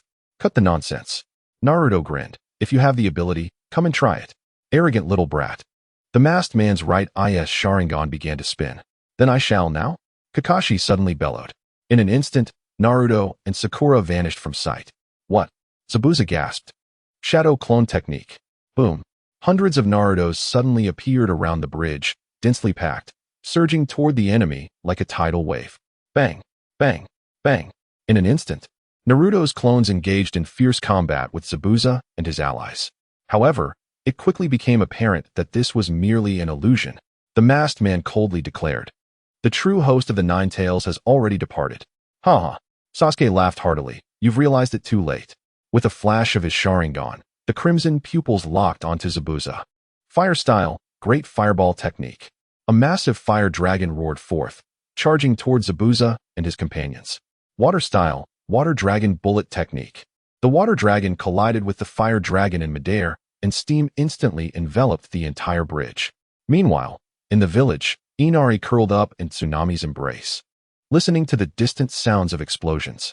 Mom, will those ninja brothers die? No, they are strong. Tsunami gently stroked her son's hair. Yet Inari recalled Naruto's words. Heroes truly exist. He stood up from his mother's arms, his eyes shimmering with an unprecedented light. Mom, I want to help them. What? Tsunami exclaimed in shock. Inari, are you crazy? Brother Naruto said that heroes are real. Inari clenched his small fists. Right now, heroes are bleeding for us. We can no longer be cowards. With that, he pushed open the door and dashed outside. Of course, he was not seeking death. He could not participate in the battle of the ninjas, but that did not mean he could not assist Naruto and the others. In the village, Inari frantically knocked on every door. Open up. Quickly, open the door. Inari. A wary neighbor uncle peeked out. What are you doing here? Uncle, Inari exclaimed. Ninjas are fighting for us.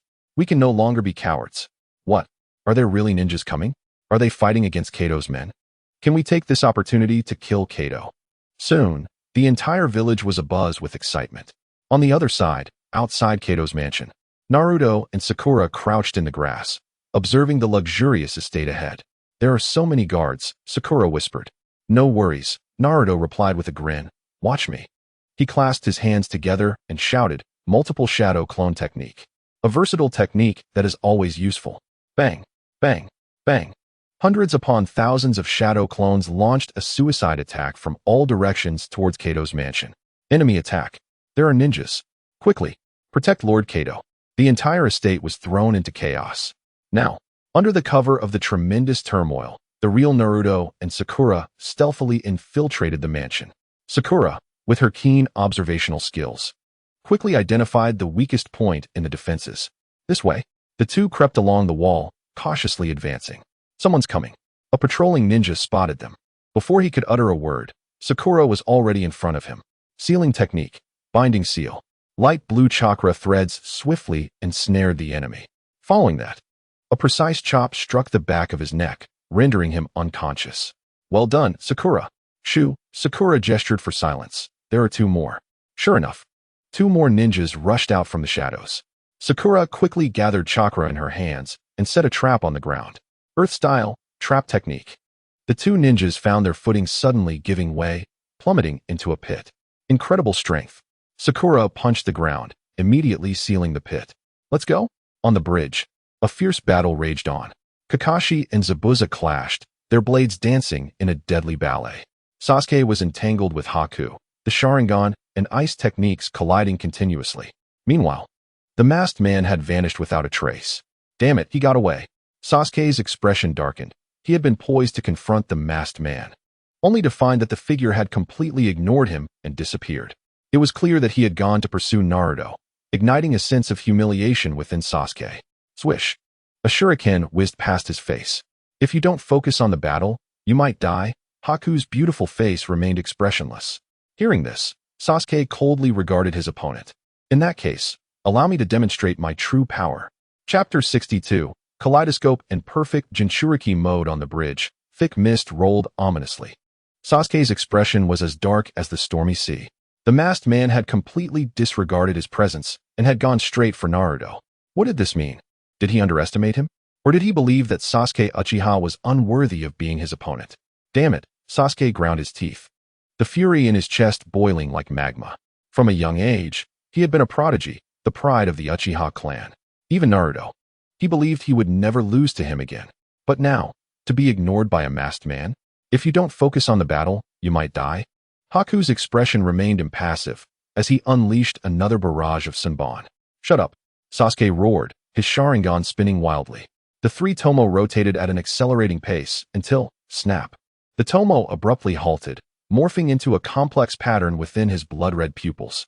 A pair of kaleidoscope Sharingan manifested in his eyes. Haku's pupils constricted, feeling an unprecedented sense of oppression. He has finally awakened. Since hearing about this legendary power belonging to the Uchiha clan from Shisui, Sasuke had viewed it as a symbol of surpassing Naruto. A chilling smile crept onto his lips as chakra surged forth from within him like a torrential flood. An overwhelming aura erupted, causing the bridge to tremble beneath its weight. Kaleidoscope Sharingan? Kakashi, who had been entangled with Zabuza, was taken aback. He knew Sasuke was exceptionally talented, but he had not anticipated that he would awaken this legendary technique so swiftly. What has this kid experienced? How interesting. Zabuza licked his lips. Little brat. You've given me quite a surprise. Surprise? Sasuke scoffed. Then let me show you what true terror looks like. No sooner had he spoken than his figure vanished from sight. The next moment, he appeared beside Haku. So fast. Haku hurriedly raised his Senbon to block. Clang. Sparks flew. Sasuke's fist struck hard against the Senbon, sending Haku flying several meters back. That power. Haku wiped the blood from the corner of his mouth, his expression turning serious. The force behind that strike was more than double what he had faced before. And this is just the beginning. Sasuke swiftly formed hand seals, fire style, great fireball technique. But this time, the fireball's color was deeper, its temperature more intense. Under the enhancement of the kaleidoscope Sharingan, even a standard fire technique became extraordinarily fearsome. Secret technique. Ice crystal mirror. Haku gritted his teeth, instantly conjuring multiple ice mirrors. But he was shocked to see the fireball effortlessly melt through the mirrors. Impossible. Haku retreated hastily, but Sasuke's attacks were relentless. Taijutsu, Lion's Barrage. Sasuke's figure flickered in midair, each strike carrying devastating force.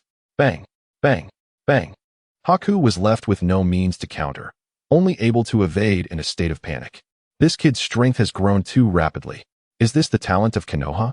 And he is only a few years old. Zabuza was inwardly astonished. Moments ago, he had been able to hold his own against Haku. But now he was being completely suppressed. Is the power of the kaleidoscope Sharingan truly this terrifying? Haku, stop holding back. Zabuza bellowed. Use all your strength. Yes. Haku took a deep breath, forming hand seals with both hands. Ice style, white whale. A massive ice whale leaped from the sea, opening its cavernous maw to bite down on Sasuke. Just a trivial skill. Sasuke let out a cold snort, the patterns within his Manjiki Sharingan swirling wildly. Amaterasu. Black flames erupted out of thin air, perfectly aligning with White's trajectory. What? White's pupils constricted sharply, leaving no time to evade. In a moment of desperation, Zabuza unleashed a remarkable burst of speed. White. He struck White forcefully with the back of his decapitating blade, while he himself was grazed by the black flames on his arm. Zabuza let out a muffled grunt and plunged into the water, only to discover that even the flowing water could not extinguish the black flames. Without hesitation, he severed the burning fabric and part of his own flesh. Blood instantly stained the blade. Watching the still burning flesh, Zabuza's eyes filled with shock. What manner of fire burns without end? Who are you, you little brat? Uchiha Sasuke. Sasuke replied coldly, remember this name. However, releasing Amaterasu had taken a tremendous toll on him, his breathing becoming rapid. The burden of the Manjiki Sharingan was greater than he had anticipated. Sasuke, do not push yourself. Kakashi warned anxiously, you still cannot control the Manjiki Sharingan. I know. Sasuke wiped the blood seeping from the corner of his eye, but now was not the time to relent. His gaze swept towards the distance, where the Kato manor lay. Naruto and Sakura were still there. And that masked man, how infuriating, I underestimated him. Sasuke clenched his fists, his inner fury intensifying. Meanwhile, within the Kato manor, Naruto and Sakura successfully infiltrated the main building under the cover of shadow clones. Utilizing her exceptional perception, Sakura swiftly eliminated several hidden sentries. Sealing technique, binding seal, earth style, trap technique, tremendous strength. A series of attacks flowed seamlessly, as those ordinary ninjas were no match for her. Sakura, you're as reliable as ever. If only you weren't so infatuated at times, Naruto remarked, gazing at her with admiration. Stop the chatter, let us hurry. Sakura's face flushed slightly. We need to be quick. Due to the influence of Shimura Jin, Naruto did not harbor strong feelings for Sakura, seeing her merely as a friend. Conversely, Sakura did not dislike Naruto since he did not cling to her, and given Naruto's strength even surpassed Sasuke's, her confidence naturally diminished in his presence. The pair arrived outside a resplendent room on the top floor. Inside, Kato's frantic curses echoed. Useless. All of you are useless. You can't even handle a few kids. What good are you to me? Naruto and Sakura exchanged knowing glances, realizing they had found their target. Just as Naruto prepared to break down the door, Sakura suddenly restrained him. She pointed towards the ceiling, her expression grave. Someone is up there. Buzz. A swirling distortion suddenly appeared above them. The masked man slowly emerged, looking down at Naruto with a hoarse laugh. I found you, Ninetales. He completely disregarded Kato, whose voice halted upon the appearance of another presence. You bastard. Who are you? Kato shouted defiantly upon seeing the masked man. How dare you ignore me, Lord Kato? The masked man glanced at him with the Sharingan in his eye. Without warning, a wooden spike erupted from the floor, instantly piercing Kato's heart. G.U.H. Kato's eyes widened, blood trickling from his mouth. In disbelief, he stared at the wooden spike embedded in his chest before collapsing heavily to the ground. Naruto and Sakura watched this scene, stunned. Had their objective been achieved so easily? Wasn't the masked man allied with Kato? They hadn't even made a move, and he had already dealt a crushing blow to his ally. However, regardless of the circumstances, now that the masked man had located them, Naruto knew they could not let this slide. Thus, he resolutely called out, Kurama, let us merge. Understood. The chakra of the Ninetales surged within him, enveloping him in a golden chakra cloak. Perfect Jinchuriki mode. Boom. A terrifying chakra exploded forth, causing the entire room to tremble. Naruto's appearance underwent a dramatic transformation, the golden chakra burning like flames. This display of power elicited a flicker of seriousness in the masked man's eyes. Truly, the Ninetales is formidable. Yet, he raised his right hand, a black vortex forming in his palm. You're still too naive. Kamui. A powerful gravitational force enveloped the entire room in an instant. Naruto, look out. Sakura shouted urgently, her hands swiftly forming seals. Sealing technique, defensive barrier. A pale blue barrier appeared instantly, blocking Kamui's pull. Quite interesting. The masked man glanced at Sakura. However, this level of sealing technique is ineffective against me. The vortex in his hand began to spin more violently. Wood style, advent of the tree world. Thick vines erupted from the ground, tearing the entire room apart in an instant. Naruto rubbed his hands together. Wind style, spiraling shuriken. A massive wind-based spiraling shuriken whistled forth, aimed directly at the masked man. Futile. The masked man's body flickered, and the spiraling shuriken passed right through him. Again with this technique, Naruto gritted his teeth. Just then, an explosion echoed from a distance. It seems your companions are in trouble. The masked man sneered. But fear not, I will ensure you reunite with them. His right eye began to spin wildly, a terrifying power coalescing. Kamui, Destruction. Chapter 63, White's Awakening. Returning to Sasuke's perspective. At this moment, Sasuke's Manjiki Sharingan spun frantically. The black flames of Amaterasu burning on the bridge, even the hardest stones cracking under its heat. Zabuza pressed his hand against his severed arm, his expression grim as a storm cloud. White, we must retreat. This level of combat has exceeded my expectations. The power of the Manjiki Sharingan is too terrifying. Continuing would only lead to needless death. Zabuzadano. White looked at the bloodied Zabuza, a flicker of pain crossing his eyes. Since childhood, Zabuza had been his sole light. For this man, he willingly became a tool, sacrificing everything. Yet now, Zabuza was injured. Furthermore, that masked man had treated them like pawns. Initially, his wariness was sparked by the masked man's sudden appearance. He had only agreed to cooperate with Zabuza due to their shared objective. Now, the masked man had vanished, leaving them to endure the onslaught of a formidable enemy. If you wish to leave, have you consulted me first? Sasuke and Kakashi also discerned their intentions, and the frequency of their attacks surged in an instant. This cannot continue. Soon, the tides shifted, and White and Zabuza found themselves at a disadvantage. The situation growing increasingly perilous. At that moment, White's gaze suddenly hardened, his hands beginning to form seals slowly. White, what are you doing? Zabuza sensed the anomaly. Zabuzadano, please forgive my recklessness. White's voice was imbued with an unprecedented tenderness. I wish to fight for you one last time. The moisture in the air began to condense sharply, the temperature plummeting. The entire bridge began to freeze. This chakra, Kakashi's expression tightened. This is bad. He sensed the impending danger. This was White's final attack, his most powerful strike. Sasuke, do not linger in battle. His goal is mutual destruction. Kakashi spoke gravely, swiftly forming hand seals. Shadow clone technique. Clones appeared instantly, each wielding a Raikiri pulsating with blinding electricity. Raikiri, but it was already too late. Ice style, Death Realm Blossom. White's voice echoed across the bridge, resonating with a sense of resolute beauty. In an instant, the entire bridge transformed into a colossal ice sculpture world. Countless ice crystals danced like petals, each harboring lethal intent. This guy. Sasuke narrowed his eyes, his Manjiki Sharingan spinning furiously. In that moment, he witnessed the determination within White's eyes. This is a realization of the willingness to sacrifice for those who are significant. Truly, a troublesome fellow. Sasuke curled his lips into a cold smirk, feeling the chakra within him begin to surge. If you desire death so fervently, then I shall oblige. Susanoo.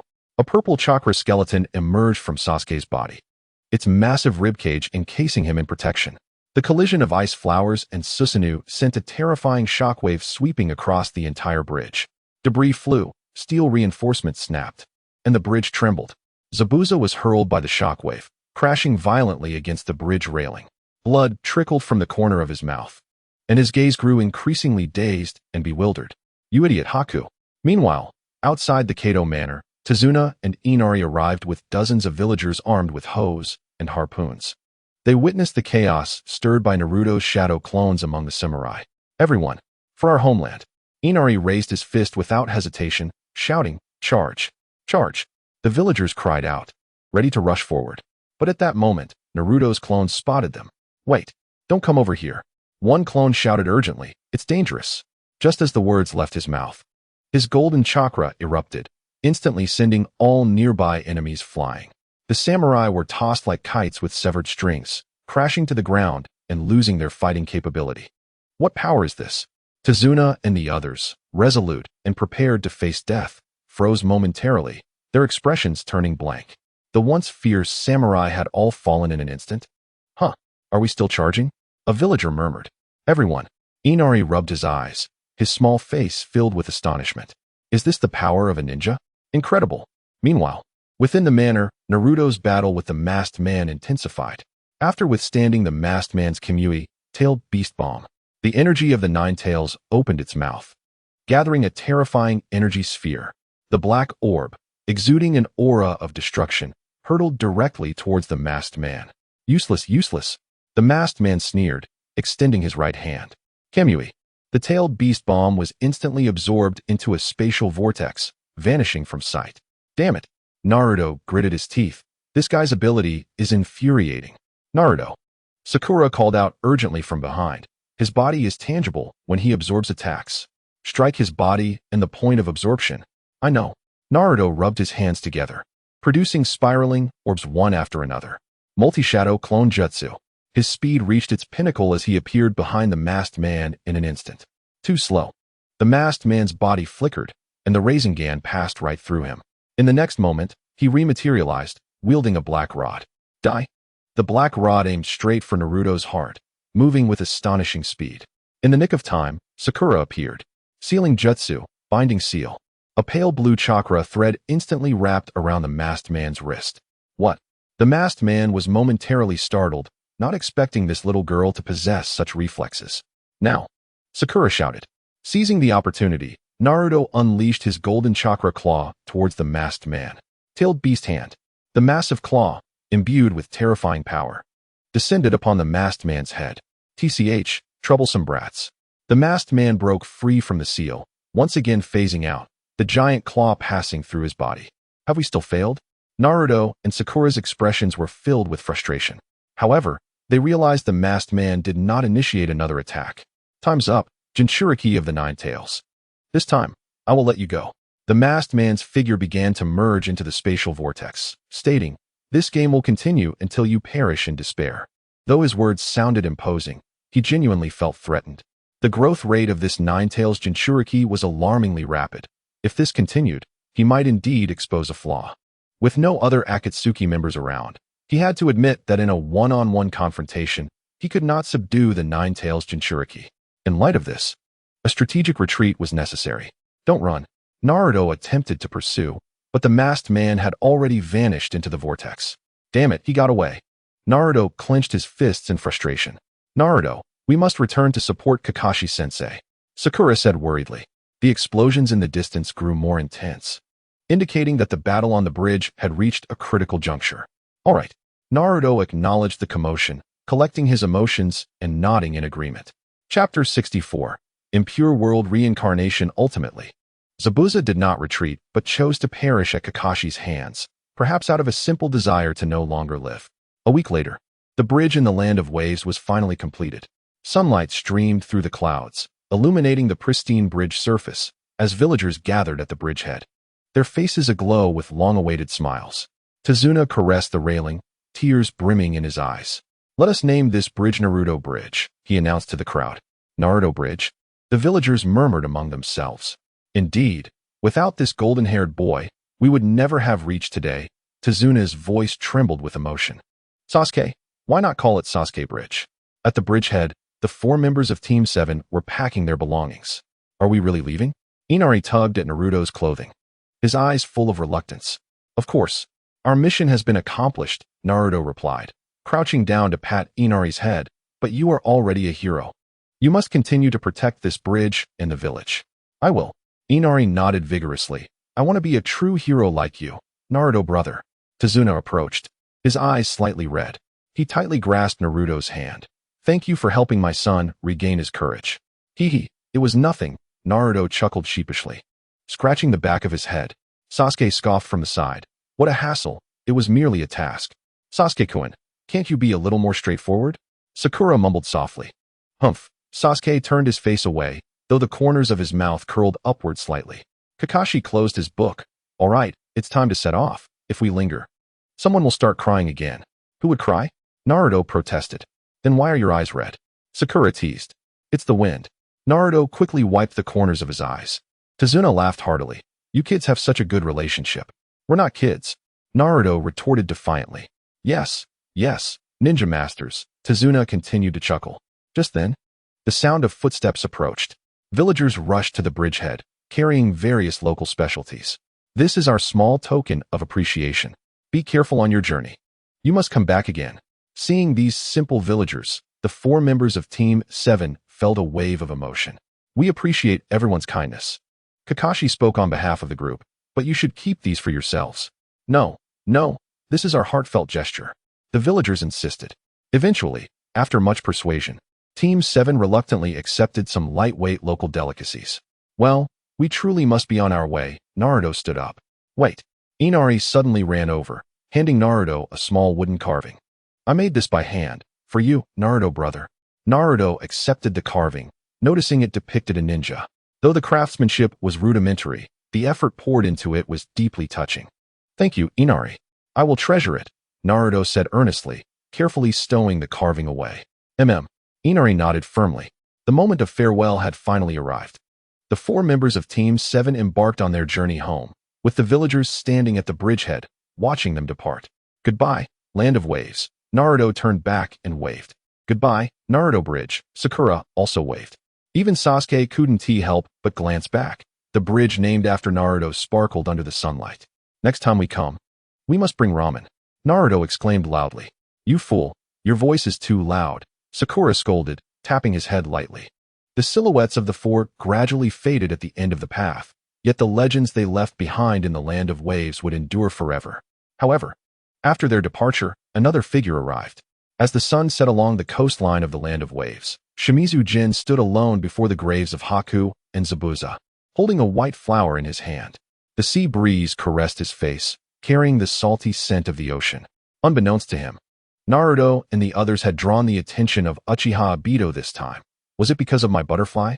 The mark left within Naruto had been triggered, prompting Shimizu Jin to come and take a look. Yet, the outcome was unsurprising. Haku and Zabuza were still dead. He turned his gaze back to Haku's tombstone.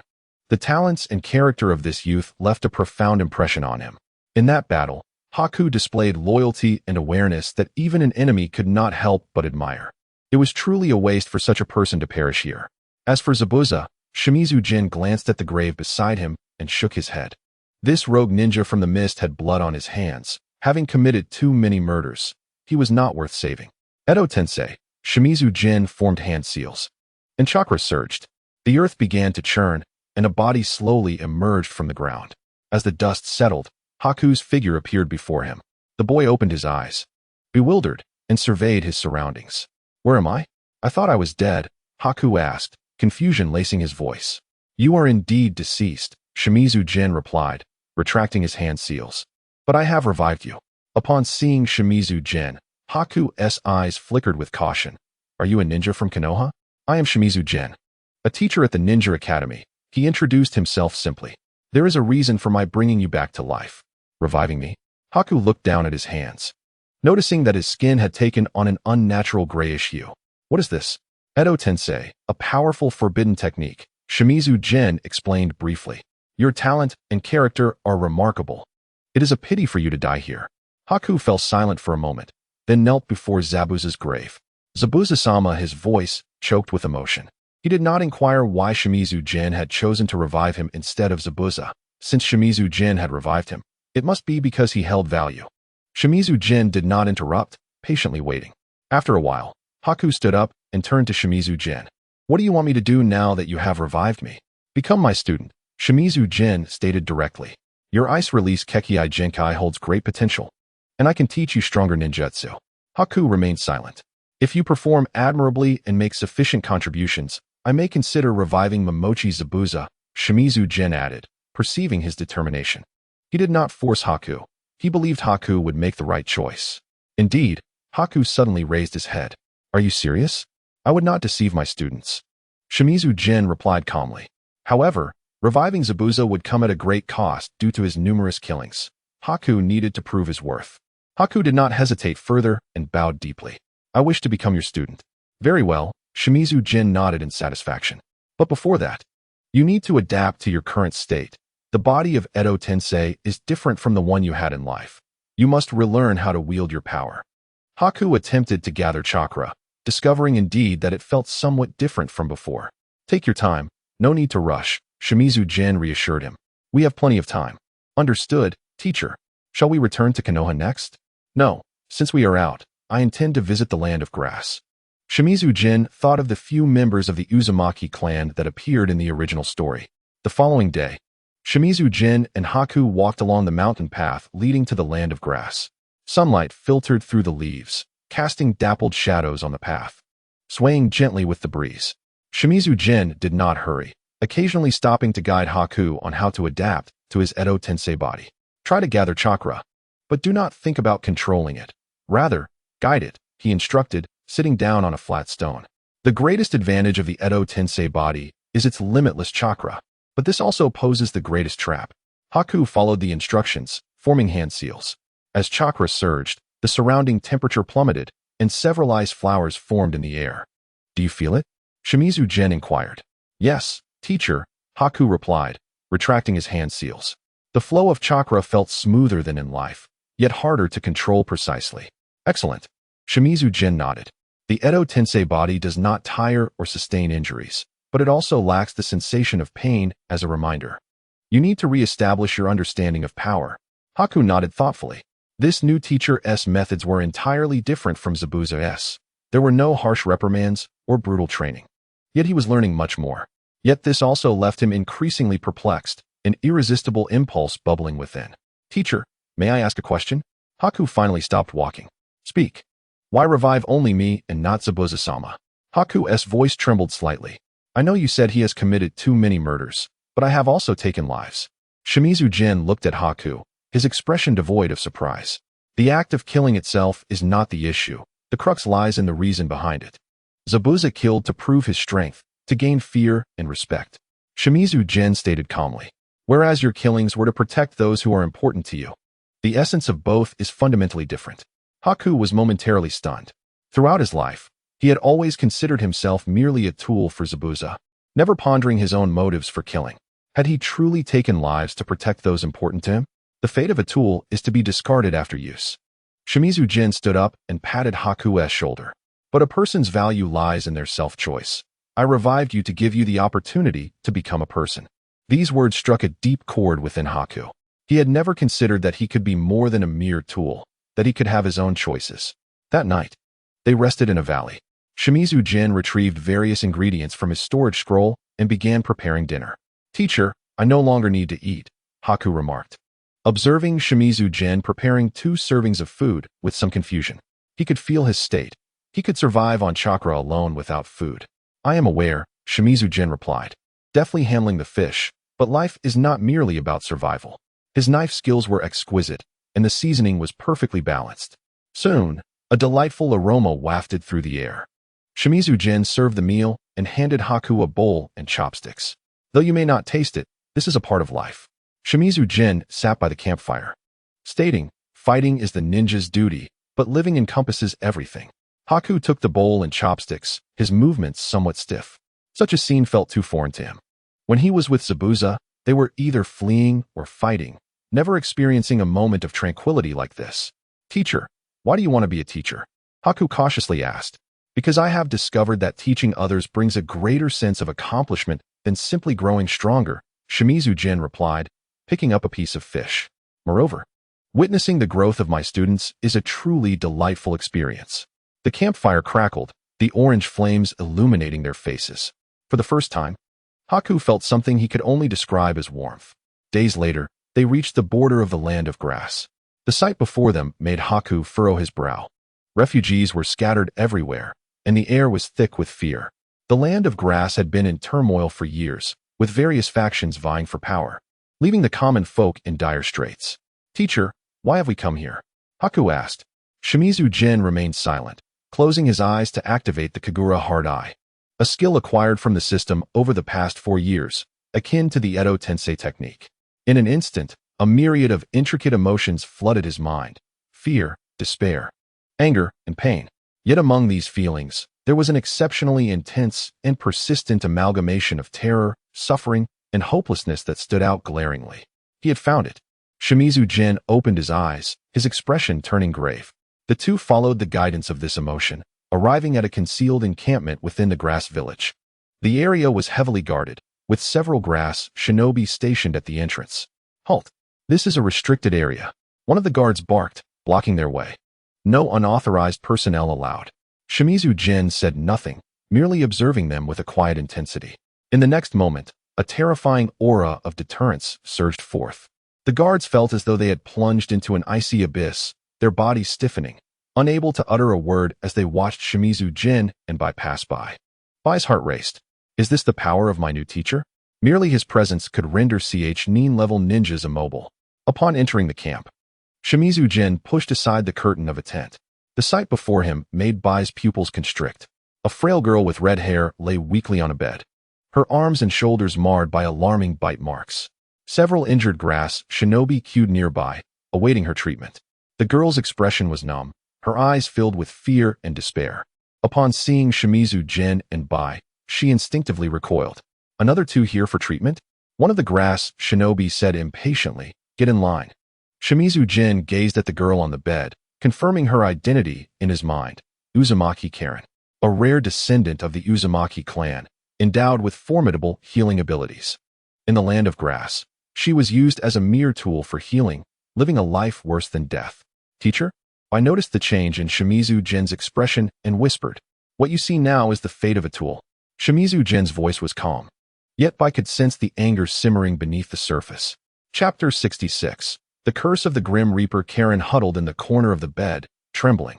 Her disheveled red hair clung to her face, failing to conceal her eyes brimming with terror. Fresh bite marks on her arms oozed blood, while old scars lay layered. Gruesome to behold. "Hey, are you even listening?" The grass shinobi, seeing Shimizu Jin's silence, erupted in rage. "I'm talking to you." He rudely reached out to shove Shimizu Jin aside. At that moment, a notification from the life choice system echoed in Shimizu Jin's mind. Life choice activated. Choice 1. Save Uzumaki Karen. Reward, Uzumaki Physique. Choice 2. Save Uzumaki Karen and teach the grass shinobi a lesson. Reward, Title of Grass Bag. Choice 3. Save Uzumaki Karen and eliminate all associated individuals. Reward, Special Skill, Curse of the Grim Reaper. Annihilate all related individuals, without hesitation. Shimizu Jin chose the third option. These individuals had treated a child as a mere tool, trampling upon her dignity and life. Their existence had become unnecessary. Acquired Special Skill, Curse of the Grim Reaper. Before the guard's hand could reach him, Shimizu Jin's gaze turned cold and profound. Resembling a grim reaper from the depths of the underworld, he did not form any hand seals or make any overtly aggressive movements. He simply watched the grass shinobi before him with calm intensity. An oppressive aura filled the air, making even breathing a challenge. Shimizu Jin uttered a single word, "Die." Instantly, all the grass shinobi within the tent, including the one who had attempted to push him, clutched their hearts in agony, their faces reflecting profound fear and confusion. They wished to cry out, but no sound emerged. They could only watch helplessly as their lives ebbed away. Thud, thud, thud. Several lifeless bodies fell silently to the ground, devoid of any visible wounds, as if their lives had been snatched away by an invisible force. Bai's pupils constricted sharply. He had sensed no chakra fluctuations or signs of jutsu. Even the intent to kill had gone unnoticed. This silent, incomprehensible method of slaughter reshaped his perception of Shimizu Jin's power. Truly, he was the man capable of reviving him. Karen, paralyzed with fear at the surreal spectacle unfolding before her, curled up in the corner of the bed, her breath caught in her throat. Fearing she would be the next target, the grass shinobi, who had once wielded their power so brazenly, had all perished in an instant, and in such an eerie manner. What is happening? What transpired inside? The guards outside, alerted by the muted thuds from within, sensed something amiss and rushed inside. Upon entering, the guard was met with the horrifying sight of bodies strewn across the ground, his face paling in shock. However, the effects of the curse of the Grim Reaper continued to spread. The newly arrived guards, along with all ninjas in the camp who had participated, directly or indirectly, in the abuse of Karen, collapsed simultaneously, voicelessly. Some were in the midst of meals, chopsticks still held in hand. Others were patrolling, their steps abruptly halted. Some were asleep, never to awaken again. The camp transformed from a cacophony to an eerie silence within mere seconds. Only the wind howled, carrying a metallic scent of blood. Shimizu Jin paid no heed to the surrounding corpses, as though he had merely cleared away the refuse from a room. The suffocating aura of intimidation dissipated, vanishing without a trace, as though it had never existed. The power of the curse of the Grim Reaper astonished even him. Those who had deserved their fates finally received their due retribution. Karen trembled in her corner, her fear nearly spilling over. The horrific scene replayed in her mind. The grass shinobi who had once tormented her now gone in an instant, their deaths shrouded in mystery. Shimizu Jin sensed the dread within the girl. He slowly approached the bedside, his footsteps nearly silent. "Don't come closer. Don't come closer." Karen heard her own voice echoing in her mind, trembling as she shrank back further into the corner. I saw nothing. Shimizu Jin halted, his gaze shifting from coldness to warmth.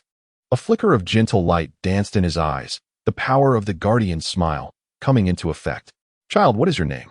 His voice softened, imbued with a calming essence, as gentle as a spring breeze caressing the surface of a lake. This sudden surge of kindness and warmth pierced through Karen's long-standing darkness and fear. The terror in her eyes gradually faded, replaced by immense confusion and a flicker of hope. I am Karen, she whispered, her voice barely above a murmur. Uzumaki Karen. It is all right now. No one will ever treat you this way again.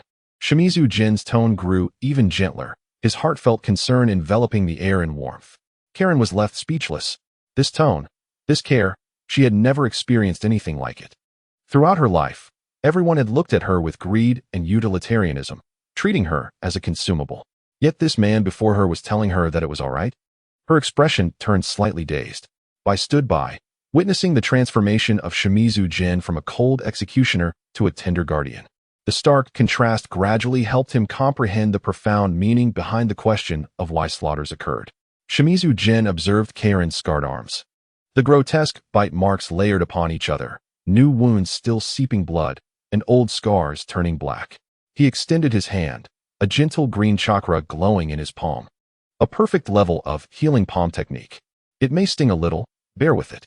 In instinctive reflex, Karen attempted to withdraw her arm, but Shimizu Jin's touch was so gentle that she found herself unable to resist. Warm, soothing energy flowed into her body. The horrific, painful memories etched in her flesh healed at a visible pace, disappearing as her skin returned to its pristine state.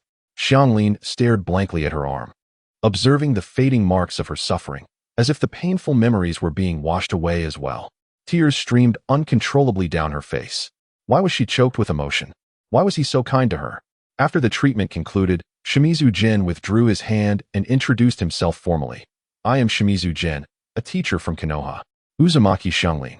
I have come for you. Come for me. This statement struck Xianglin like a thunderbolt.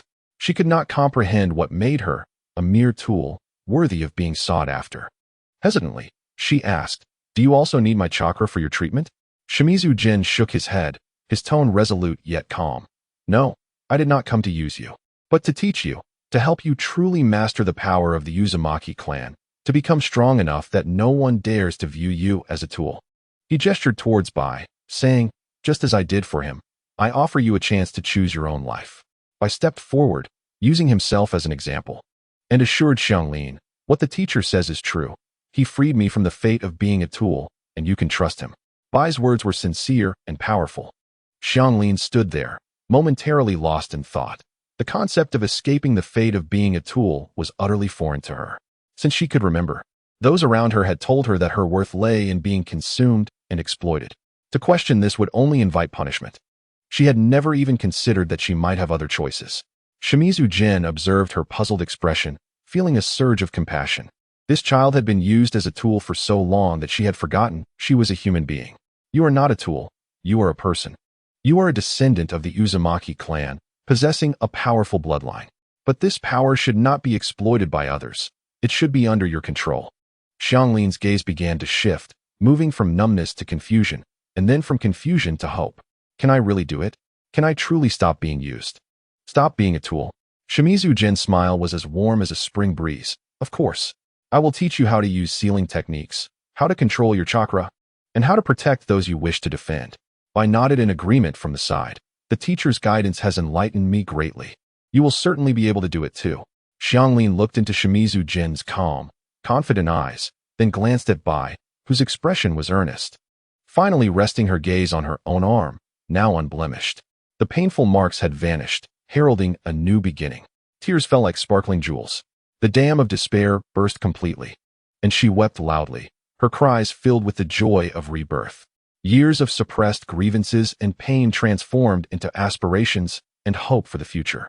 Shimizu Jin patiently waited for her to finish her outburst. After a while, Xianglin's sobs gradually subsided. She wiped her tears with her sleeve. Her eyes red as she looked at Shimizu General. May I call you teacher? Of course, Shimizu Jin replied with a smile. From now on, you are my student. Let us go to Konoha. There, You will find others of the Uzumaki clan, and I believe you will have much in common with them. Meanwhile, at the Rain Village, beneath a towering structure, the figure of the masked man, Uchiha Obito, materialized amidst a distortion of space. He removed his drenched hat, revealing eyes that betrayed clear signs of irritation and gloom. The failed mission to the Land of Waves was one thing, but what infuriated him further was Naruto's extraordinary growth, presenting an unforeseen threat to his plans. That wretched little brat, Obito, gritted his teeth, his right hand clenching involuntarily. At that moment, the wall began to writhe, and the figure of White Zetsu slowly emerged. "Oh dear, it seems our Midori is in a rather foul mood," White teased, his left half speaking in a mocking tone. "Indeed, that expression resembles someone who has swallowed a fly," the right half chimed in. "Silence, and report the situation." Obito's voice was cold, cutting off White's banter. He had no patience for idle chatter at the moment. All right, White waved dismissively. Team 7 from Konoha has returned, and both Zabuza and that ice user named by are dead. Upon hearing this, Obito's brow furrowed. What useless fools, how could they die? More importantly, White continued, Uchiha Sasuke awakened his Mangekyou Sharingan during the battle. This news made Obito's expression sour. His pupils constricted sharply beneath the mask. Mangekyou? Obito scoffed, his tone laced with complex emotions. Another cursed Uchiha, but how did he awaken it? According to norms, the awakening of Mangekyou Sharingan required immense suffering, typically involving the loss of a close friend or significant person. But how old was Sasuke? What profound pain could a 12-year-old boy have experienced? White's other half responded, I do not understand either. He awakened it in battle without enduring the death of a close friend or any such intense stimuli. Did you not notice anything amiss? Obito scrutinized him. Not really, but if I had to speculate, I think he was provoked by something that struck at his pride, igniting his anger and leading to the awakening. From what I observed, he is in a competitive relationship with Uzumaki Naruto. Perhaps your greater focus on Naruto rather than him triggered this response.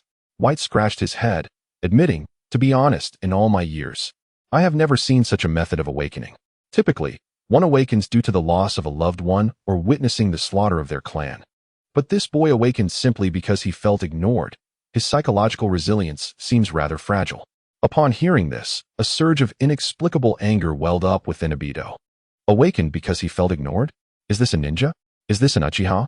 The perfect Jinchuriki of the Nine Tails had mastered the perfect Jinchuriki mode, while this Uchiha brat had awakened Mangekyou. White continued analyzing. Konoha seems to be growing stronger. Perhaps we should accelerate our plans. At this rate, once they fully mature, implementing our plans will become even more challenging. Obito fell silent for a moment, his mind racing with thoughts. Indeed, Naruto's rate of growth had exceeded his expectations. According to the original plan, the Nine-Tails Jinchuriki was meant to be captured last. This time, he merely acted out of coincidence and testing. However, it seemed this plan needed revision. There is another issue, White added. Once Sasuke awakens his eyes, the higher-ups in Konoha will undoubtedly pay him much more attention. The status of possessing Mangekyou Sharingan will grant him significant standing within the village, which will pose a considerable obstacle to our plans for collecting tailed beasts. Obito nodded. He was acutely aware of the power of Mangekyou Sharingan. It was with these eyes that he had convinced Nagato. Now that Sasuke had also awakened such power, it indeed presented a problem. Most crucially, White's tone turned serious. From my observations, Sasuke's Mangekyou abilities are quite unique. His Amaterasu possesses immense power, almost instantaneous. Furthermore, he has also awakened Susanoo. At this revelation, Obito's inner turmoil intensified. He recalled Uchiha Itachi, that prodigy who had also awakened Mangekyou at a young age. Initially, he had planned for Itachi to execute the clan extermination plan, but somehow, things had gone awry, and Itachi became the clan leader. The extermination plan fell through. Now, Sasuke was treading a similar path, evoking a sense of history repeating itself within him. Damn Uchiha clan, Obito gritted his teeth, always causing me trouble at critical moments. What shall we do now? White Zetsu inquired whether they should take immediate action to eliminate their adversaries before they fully matured. No, Obito replied, shaking his head. The defenses of Konohagakure should not be underestimated. Although the third Hokage has aged, his strength remains formidable. Furthermore, Tsunade has inexplicably returned to the village. Now is not the time for open confrontation. Are we to simply observe their growth? White Zetsu asked. Of course not. Obito's gaze turned cold, You are right. We must hasten our plans. Since they are maturing so rapidly, let us introduce them to the true essence of despair. White Zetsu's eyes sparkled with interest. You mean to inform Nagato that the Moon Eye plan can commence? Obito's voice turned frigid. I intend to demonstrate to these youngsters that in the face of absolute power, all so-called geniuses are but mere jesters. We shall begin by collecting the tailed beasts. From 1 tail to 8 tails, we must secure them all in the shortest time possible. He paused momentarily. As for the 9 tails, I refuse to believe that all members of the Akatsuki cannot capture it together. When the time comes, I want that 9 tails Jinchuriki to truly understand what despair means. White Zetsu rubbed his hands together in excitement. Oh. Are we about to embark on a grand endeavor? I've been waiting in anticipation. He then added, by the way, we may need to persuade Nagato thoroughly. He has been rather skeptical of our plans lately. Skeptical? Obito scoffed. Does he dare question my strategy? Yet, I suppose he is merely a pawn I have manipulated. He turned away, his figure transforming into a vortex, heading straight for Nagato. Chapter 68. Undercurrents at the top of the tower. Conan was meticulously repairing the walls damaged by years of leaking rain. Her movements were delicate, ensuring each piece of paper fit perfectly. Suddenly, she halted, sensing a familiar chakra signature emanating from below, causing her heart to tighten. Not him again. Conan swiftly set down her paper and appeared in the corridor leading to the top floor. She prepared for battle, her demeanor tense as she faced the masked figure, Obito. Madara, what brings you here in such haste? Obito regarded the blue-haired woman before him and replied nonchalantly, step aside. I seek Nagato to discuss matters. What matters? Conan frowned. I am under no obligation to inform you, Obito retorted, casting a sidelong glance at her. If you do not speak, I cannot allow you to pass. Conan's body began to disintegrate into countless pieces of paper. If you force your way through, before she could finish, Obito's form instantly became intangible, passing through Conan effortlessly. Her meticulously prepared attack missed entirely, leaving paper fragments swirling in the air, striking nothing but emptiness. This is bad. Conan gritted her teeth, wishing to pursue him. But it was already too late. Inside the room, Nagato, controlling pain, stood quietly, gazing out at the rain. The raindrops pelted the glass, producing a relentless sound that had become the backdrop of life in Amigakure. Yet today, this tranquility was disrupted. Nagato, we can wait no longer. Obito's voice broke the silence from behind. Nagato did not turn, his Rinnegan still fixed on the rain-soaked world outside. The plan is proceeding smoothly, Madara. What is the source of your anxiety? His tone was calm, as befitting the leader of the Akatsuki, maintaining his authority and composure, a lesson learned from Yahiko. Smoothly? Obito scoffed, stepping closer to Nagato. The 9 tails Jinchuriki has already mastered the tailed beast, becoming Konohagakure's sharpest spear. The Uchiha heir has awakened the Manjiki Sharingan. These eyes will only breed further hatred and conflict. The decay of this world is accelerating beyond our imagination. He intentionally omitted details of his previous setbacks, framing the situation in the most compelling manner to evoke Nagato's painful memories. With each passing day, more Yahikos will perish in anguish. Do you intend to stand by and witness new tragedies unfold? The name Yahiko struck a chord deep within Nagato. The rain outside seemed to intensify, the sound of droplets against the glass growing more insistent. The ripples in Nagato's Rinnegan quivered slightly, a manifestation of his emotional turmoil. Conan stood by, observing the shift in Nagato's expression, her heart brimming with concern. She understood him well, aware that his greatest vulnerability lay in his guilt over the past. Nagato. Conan began, wishing to speak, but Obito interrupted. The cycle of pain must be broken. Only the Moon Eye can bring true peace. His tone was heavy with allure, pressing on. For this noble goal, we require greater strength and swifter action. It is time. The collection of tailed beasts must commence immediately. Nagato slowly closed his eyes. Images of Yahiko's final moments flooding his mind. The orange-haired boy, smiling one last time, vanished from the world. For peace, for ideals, he had chosen sacrifice. Yet now, this world remained rife with suffering and strife. Nagato, do not be swayed by him. Conan finally exclaimed, our plan is sound. Sound. Obito turned to face her. Do you know how strong Konohagakure has become? The third Hokage, though aged, still possesses great power. Tsunade has inexplicably returned to the village, along with that 9 tails Jinchuriki and the Uchiha boy with the Manjiki. If we do not act now, we will truly lose our chance. Konan found herself at a loss for words. Although she trusted Nagato, she had never witnessed the strength of their opponents firsthand. Nagato opened his eyes once more, this time. They reflected a profound calm. You are right. Peace cannot be postponed any longer. The weight of past anguish and a desperate yearning for the future overwhelmed his original caution. Konan watched as Nagato made his decision, her mouth opening slightly, yet ultimately, no words emerged. She understood that once Nagato resolved upon a course of action, it would be immutable. However, her gaze towards Obito was now laced with deeper suspicion and wariness. This man, who claimed to be Uchiha Madara, always appeared at critical junctures, striking precisely at Nagato's vulnerabilities. Nagato, controlling the 6 paths of pain, issued new orders to all Akatsuki members. All members, immediately cease your current missions and prepare to converge. The command was relayed through a secure communication method to Akatsuki members scattered across various locations. In the deserts of the Land of Wind, Deidara was busy crafting a new explosive masterpiece. Upon receiving the order, he leaped up in excitement. Haha, are we finally about to embark on a grand production? My art is about to blossom before the entire world. Meanwhile, in another location, Sasori was fine-tuning a new puppet. A cold smile crept across his face at the gathering command. How intriguing. It seems I shall witness the strength of the other members. In an underground vault in the Land of Lightning, Kakazu was counting the recently acquired bounty.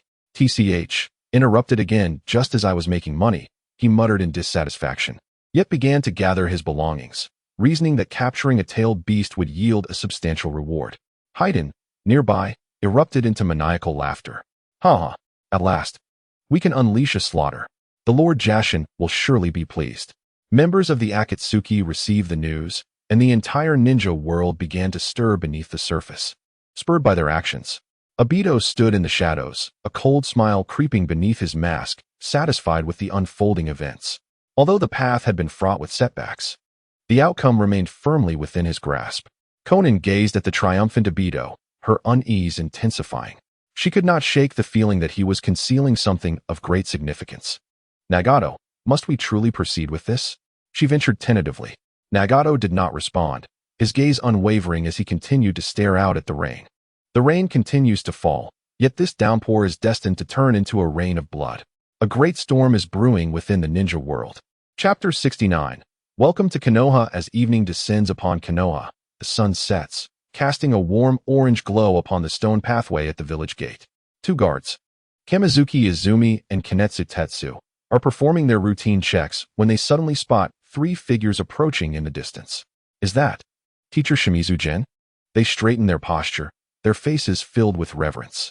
The young teacher of the Ninja Academy holds considerable esteem within Konoha, not only for his formidable strength, but also for his exceptional teaching abilities. Welcome back, Teacher Shimizu. You've worked hard. Shimizu Jin nods in acknowledgement, flanked by 2 strikingly handsome youths. One is a boy with a cool demeanor, possessing black hair and pale skin.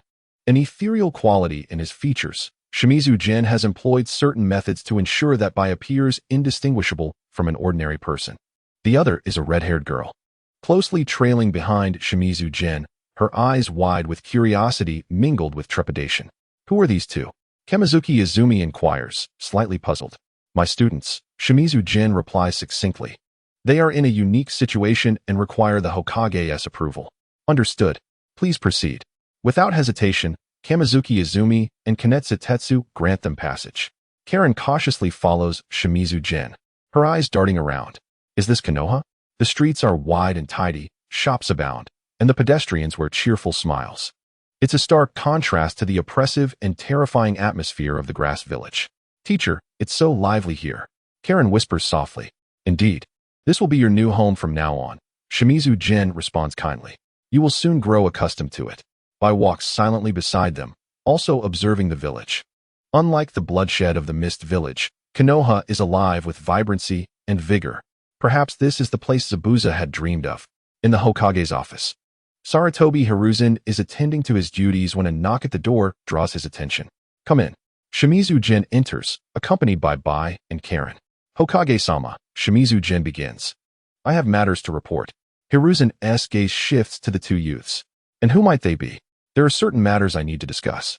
This is Bai. A prodigious ninja whom I have resurrected using a unique jutsu. Resurrected?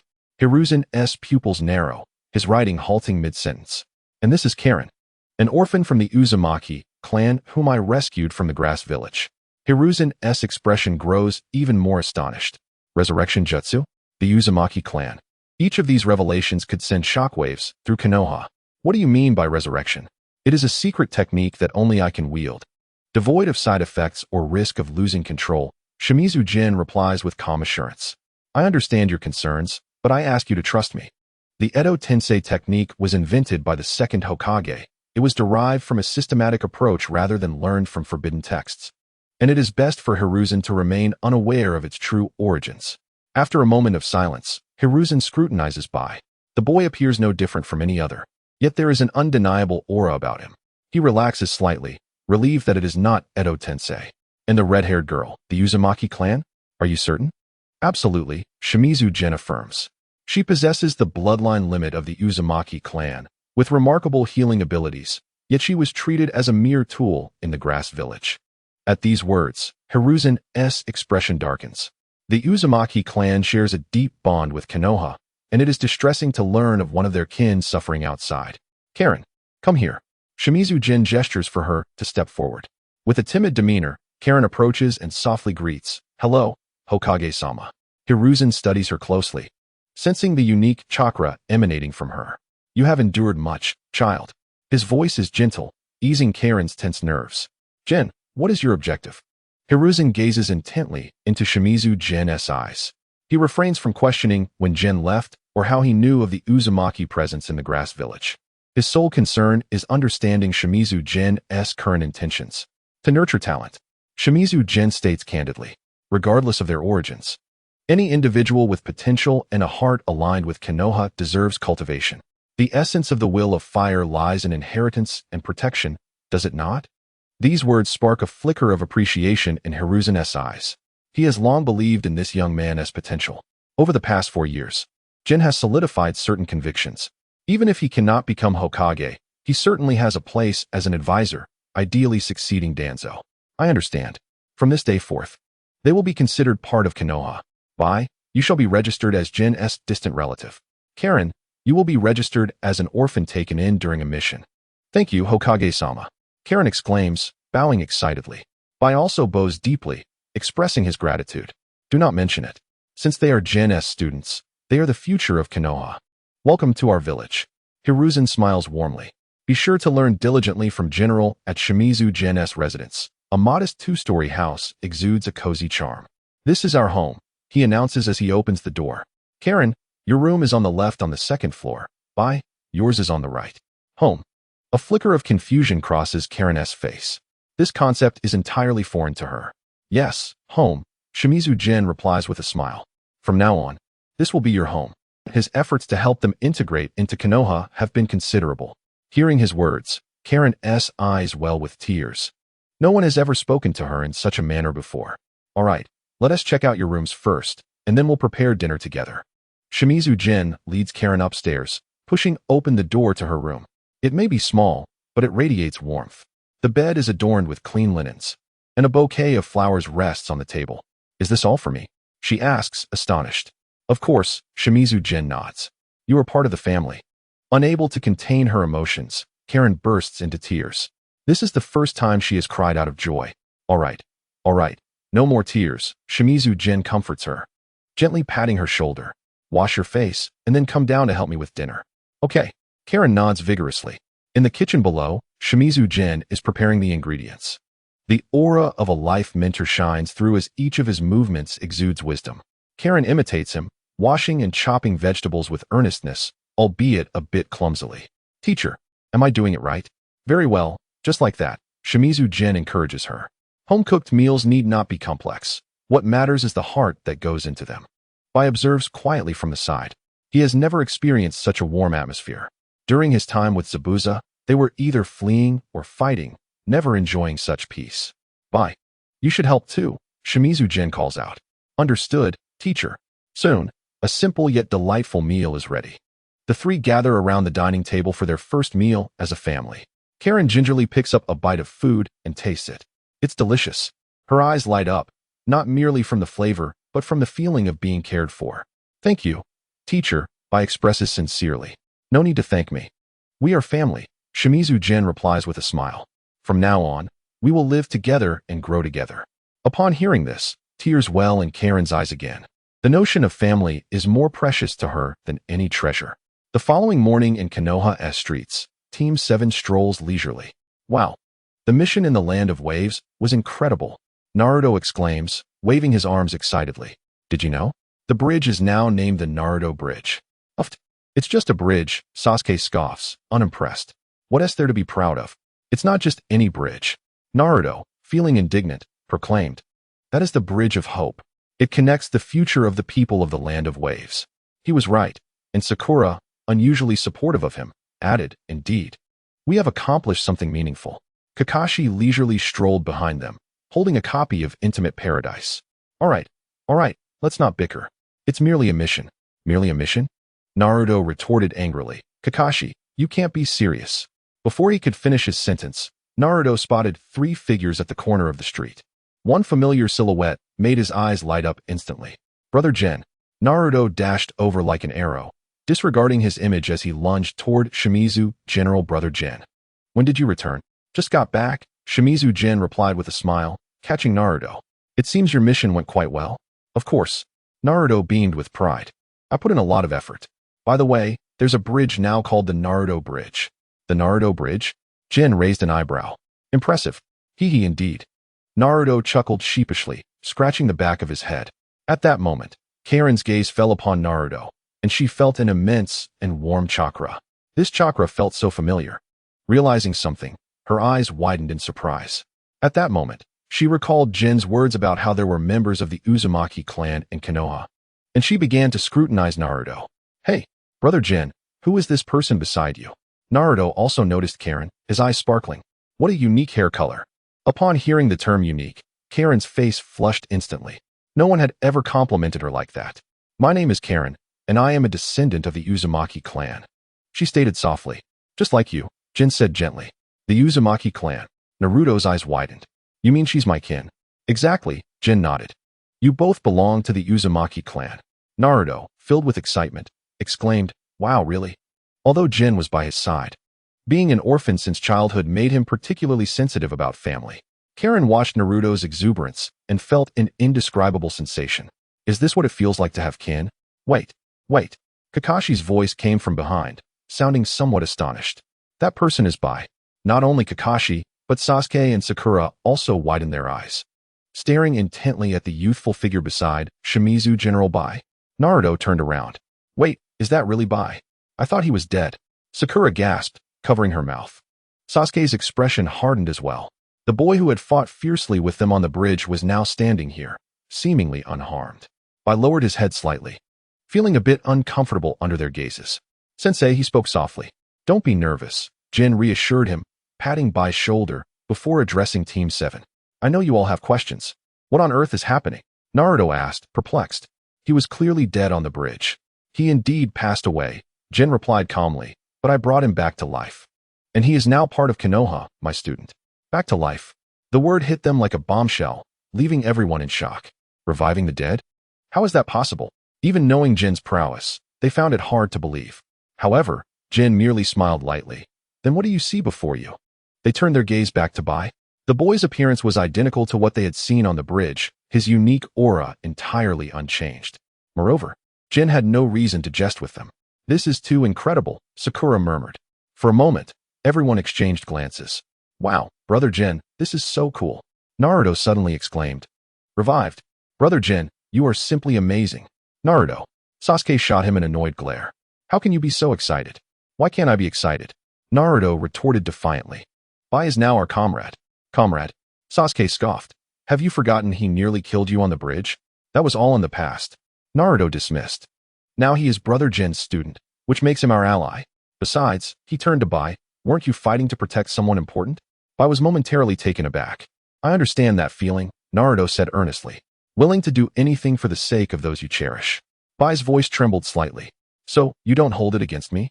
Naruto extended his hand. Let's be friends. Bai looked at Naruto's outstretched hand, astonished. This boy was willing to forgive him. He had expected their meeting to be fraught with hostility, yet here was this seemingly foolish boy wanting to befriend him. Having never had friends, I felt somewhat bewildered. Can I? I hesitated in asking. Of course. Naruto beamed brightly. We are all students of Brother Jin. I slowly extended his hand and shook Naruto's. I look forward to working with you. Likewise. Sasuke observed this scene with a complex expression. He couldn't comprehend why Naruto always acted this way, easily forgiving foes he should despise. Jin, however, was not surprised by this display. It was simply who Naruto was. All right, Jin smiled. Let me formally introduce them. This is Bai, and this is Karen. From today onward, they are also my students. Hearing Jin's words, Karen felt a warm sensation surge within her. Is this what it feels like to be acknowledged? By the way, Karen, Jin turned to her. Would you like to meet Naruto? He is also of the Uzumaki clan. I would like to, Karen replied shyly. That's great, Jin encouraged her. Go on, have a chat. Nervously, Karen approached Naruto. Hello, my name is Karen, she said softly. Naruto curiously assessed this fellow clansman. Hello, I am Naruto. Uzumaki Naruto. Uzumaki Naruto, Karen echoed. You really are of the Uzumaki clan. Yes, yes, Naruto said excitedly. We are kin. Is this what they call a blood connection? Blood connection, Karen whispered, a complex emotion flickering in her eyes. Throughout her life, she had been treated as a mere tool. Now, she had encountered someone of her clan, and this person seemed so warm. Hey Karen, what jutsu do you know? Naruto asked curiously. I know healing jutsu, Karen said somewhat bashfully, but it's not that impressive. Healing jutsu? That's quite impressive. I can't do that yet. If you want to learn, I can teach you. Really? Thank you. Watching Naruto and Karen engage enthusiastically, Jin nodded in satisfaction. This was precisely the development he had hoped for. At that moment, I approached General Sensei. Do I need to apologize to them? What do you think? Jin countered. I pondered for a moment before stepping in front of Sasuke. Uchiha Sasuke, I apologize for what transpired on the bridge. He bowed deeply. Although we were on opposing sides, I did almost harm you. Sasuke regarded Bai with a complex expression. After a moment, he spoke. It's fine. Since Sensei Jin trusts you, I won't say much more. However, his gaze sharpened. If you dare betray Konoha, I will be the first to come after you. I will not betray Konoha, I replied earnestly. I assure you. Humph. I hope that's the case. Sasuke turned away. All right, we're all on the same side now, so let's not be so serious. Naruto rushed over to mediate the situation and suggested, since we are all acquainted, why not join me for some ramen? Ramen? What is that? Kankuro inquired. Curiosity evident in his voice. You don't know ramen? Naruto exclaimed, his eyes widening in disbelief. It is the most delectable food in the world. Really? Kankuro asked with anticipation. Absolutely. Naruto replied with enthusiasm. Come on, I'll take you to Ichiraku Ramen. Wait, Naruto, Shizune interjected, halting him. Let's save it for another day. Why? Naruto queried, puzzled. They just arrived in Konoha, and there are many formalities to attend to regarding their identities, Shizune explained. Besides, you all need to rest first. All right then, Naruto said, a hint of disappointment in his voice. How about tomorrow? Tomorrow works, Shizune smiled. You can show Kankuro around Konoha then. Great, Naruto exclaimed, his excitement returning. Kankuro, tomorrow I will take you to taste the most scrumptious ramen. Yes, Kankuro nodded vigorously, a radiant smile lighting up his face. Watching this scene, Kakashi couldn't help but smile faintly. Indeed, they are still just a bunch of kids. Chapter 71. Tsunade. The morning sunlight filtered through the leaves, casting a warm glow in the backyard of Shizune's home, where Kankuro and Haku were diligently training. Haku, do not rely on hand seals, Shizune's voice resonated, calm yet commanding. The form of ice should not solely embody lethality, it can also serve as a protective shield. Haku closed his eyes, taking a deep breath.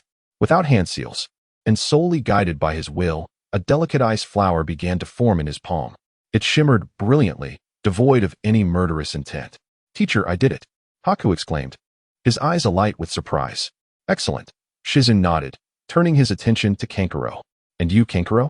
Can you sense the different biological chakras in the yard? Kankuro furrowed his brow, concentrating intently. Yes, there are 3 birds in the tree, a cat on the roof, and... He paused for a moment, and the 3 of us. Not bad, but still lacking precision, Shizune remarked, moving closer to her. The sensory ability of the Uzumaki clan is a gift, but if not actively controlled, It is akin to a solitary boat adrift in the vast ocean, forever unable to choose its direction. Kankaro's eyes flickered with confusion. I don't quite understand. Sensing should not be a passive reception, but an active exploration, Shizun patiently explained. Try to extend your chakra like tendrils, rather than waiting for others' chakras to collide with you. Under the influence of the life mentor aura, Shizun's guidance struck straight to the heart of the matter. For the first time, Kankaro felt that his abilities were a craft to be meticulously honed, rather than a resource to be exploited at will, his gaze filled with focus and gratitude. I'll give it a try, Kankaro said, closing his eyes once more.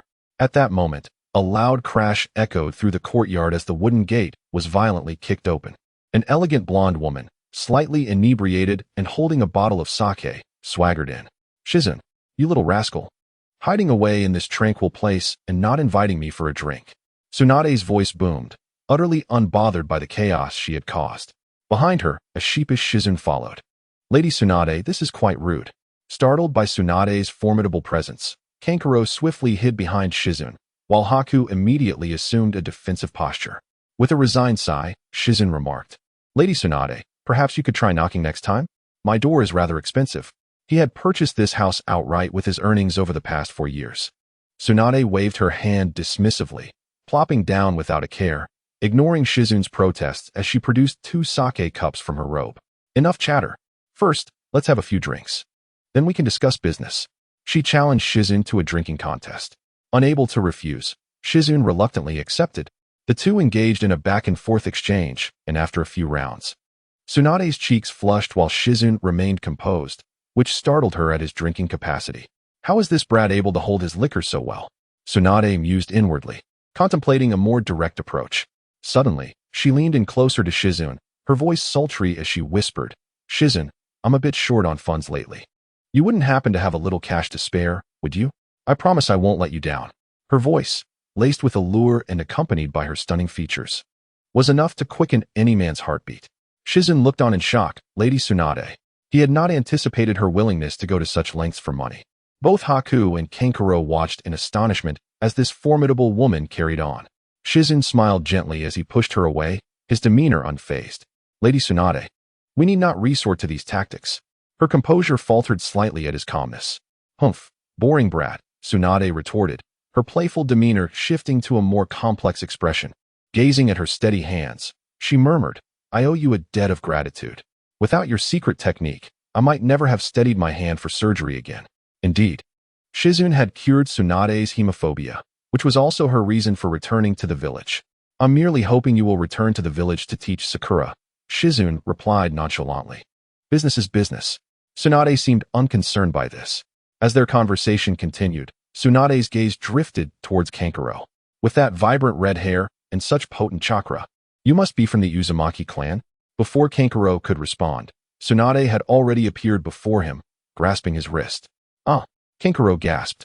Fear not, young one. Tsunade's tone was soothing. Suddenly, her brow furrowed. Your chakra is flowing like a leaky faucet. Such waste. It is an affront to the Uzumaki lineage. Though her words were harsh, they illuminated Kankaro's potential and shortcomings. This is Kankaro. I brought him back from the grass ninja village, Shizun interjected. Because he struggles with control. He requires a true master to guide him. For example, a medical expert who inherits the vast knowledge of his grandmother, the legendary Mito Uzumaki. At the mention of Mito Uzumaki, Tsunade's expression softened significantly. She regarded Kankaro anew, her gaze tinged with an unspoken familiarity. Mito, my grandmother, Tsunade whispered, nostalgia flickering in her eyes. Returning to the matter of borrowing money, Shizun produced a thick pouch and handed it to her. You may have this, but I have one additional condition. Tsunade raised an eyebrow. Go on. In addition to teaching Sakura, I hope you can dedicate some time each week to instruct Kankaro in the traditional sealing techniques and the basics of medical ninjutsu of the Uzumaki clan. Tsunade paused, then eagerly seized the pouch, her face lighting up with excitement. Deal. She downed the last of her sake and turned to leave. By the way, kid, Tsunade called back as she reached the door, the other child has potential as well. If needed, I can take him on too, provided the funds are sufficient. Understood. I will reach out if necessary, Shizun replied, watching her retreating figure with a smile. He had specifically sought out Tsunade. The third Hokage was aging and was beginning to consider passing on the mantle. Although Shizun had no desire to become Hokage himself, there were no suitable candidates available. So he chose Tsunade. With Tsunade as Hokage, their current relationship would facilitate his endeavors. Furthermore, having Tsunade mentor Sakura and Kankuro would strengthen their bond. Teacher, was that person just now? Kankuro asked timidly. One of the legendary Sannin, Tsunade Senju, Shizun replied with a smile, and also one of your future mentors. Legendary Sannin. Both Haku and Kankuro exclaimed in unison. Even they had heard tales of the Sannin's renown. Do not be anxious. She is quite amiable, Shizun reassured them, patting Kankuro's head. She simply has a rather boisterous personality. Kankuro recalled Tsunade's fierce aura from earlier and shivered slightly. Is this what you call boisterous? She began to worry about her future studies. Chapter 72, The Chunin Exam. The tranquil days flowed like water, and a month had passed in the blink of an eye. In the Hokage's office, Sarutobi Hiruzen was troubled by a pile of documents. The invitations for the joint Chunin exam had already been dispatched.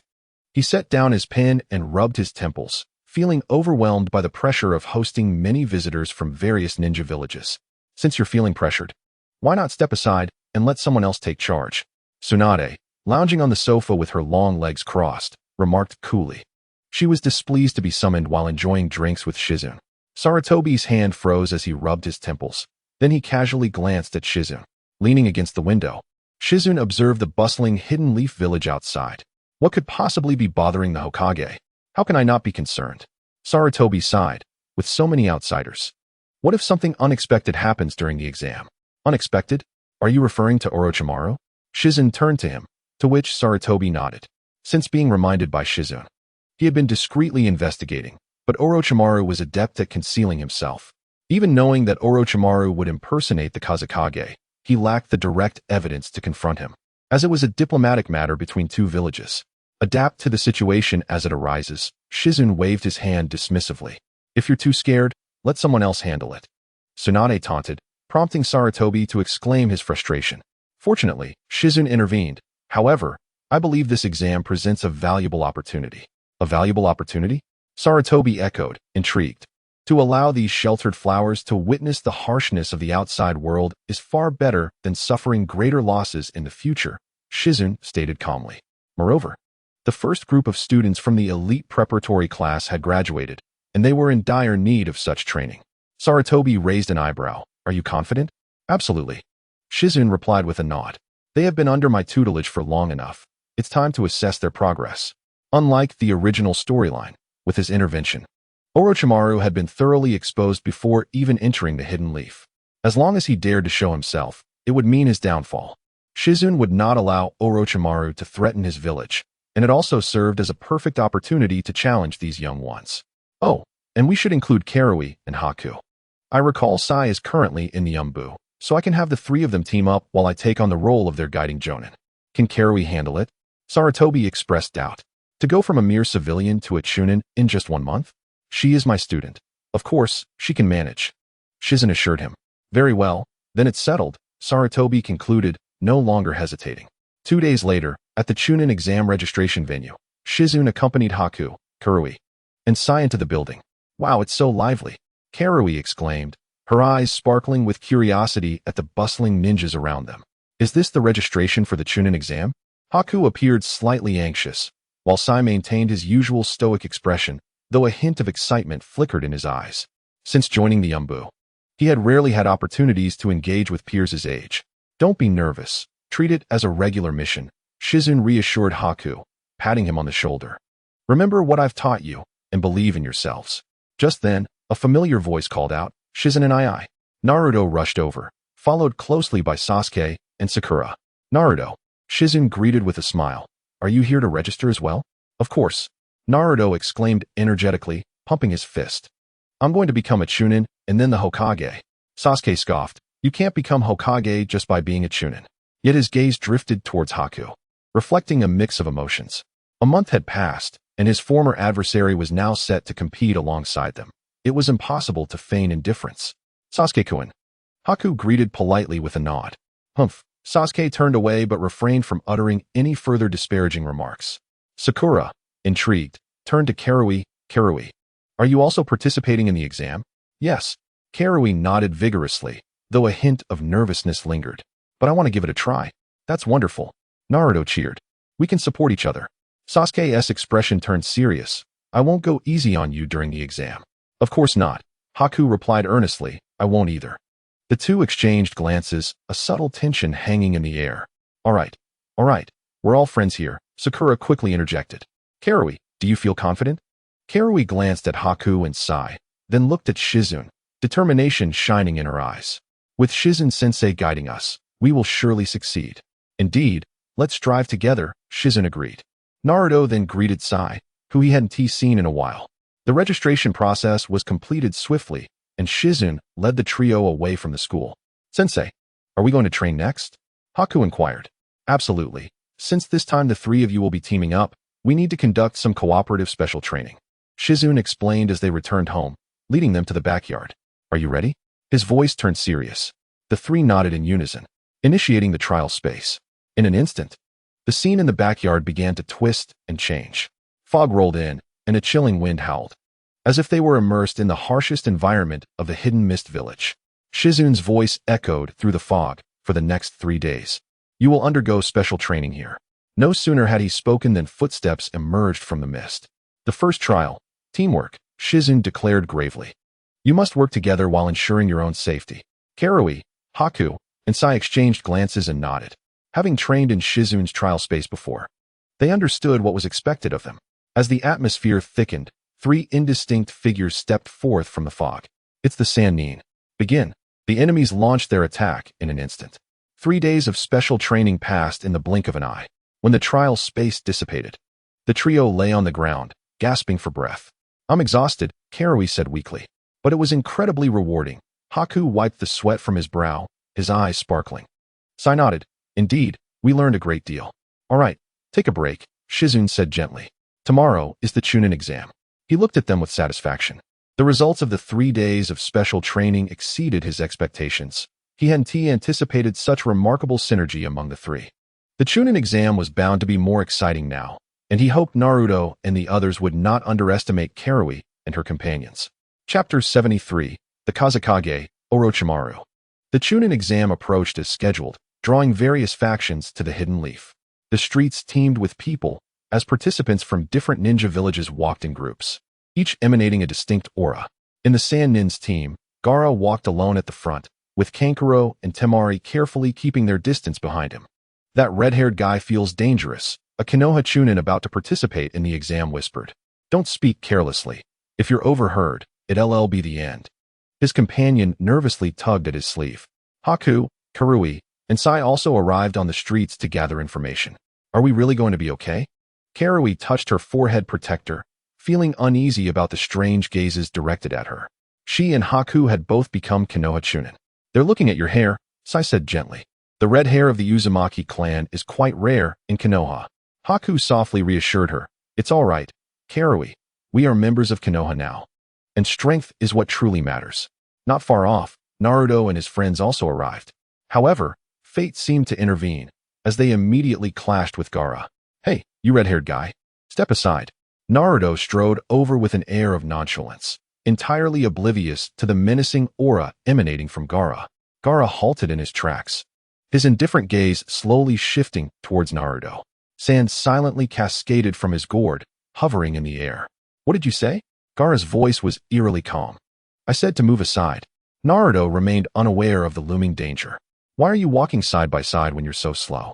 Sasuke frowned, clearly sensing the ferocious power lurking within Gaara, a sensation that evoked distant memories. Naruto, be cautious. Huh? Cautious of what? Naruto turned to Sasuke. In an instant, Gaara's expression transformed into one of palpable danger. The sand began to swirl around him, producing a faint sound of friction. Interesting that you leaf ninjas are more arrogant than I am. Temari and Kankuro immediately grew tense. They understood Gaara well.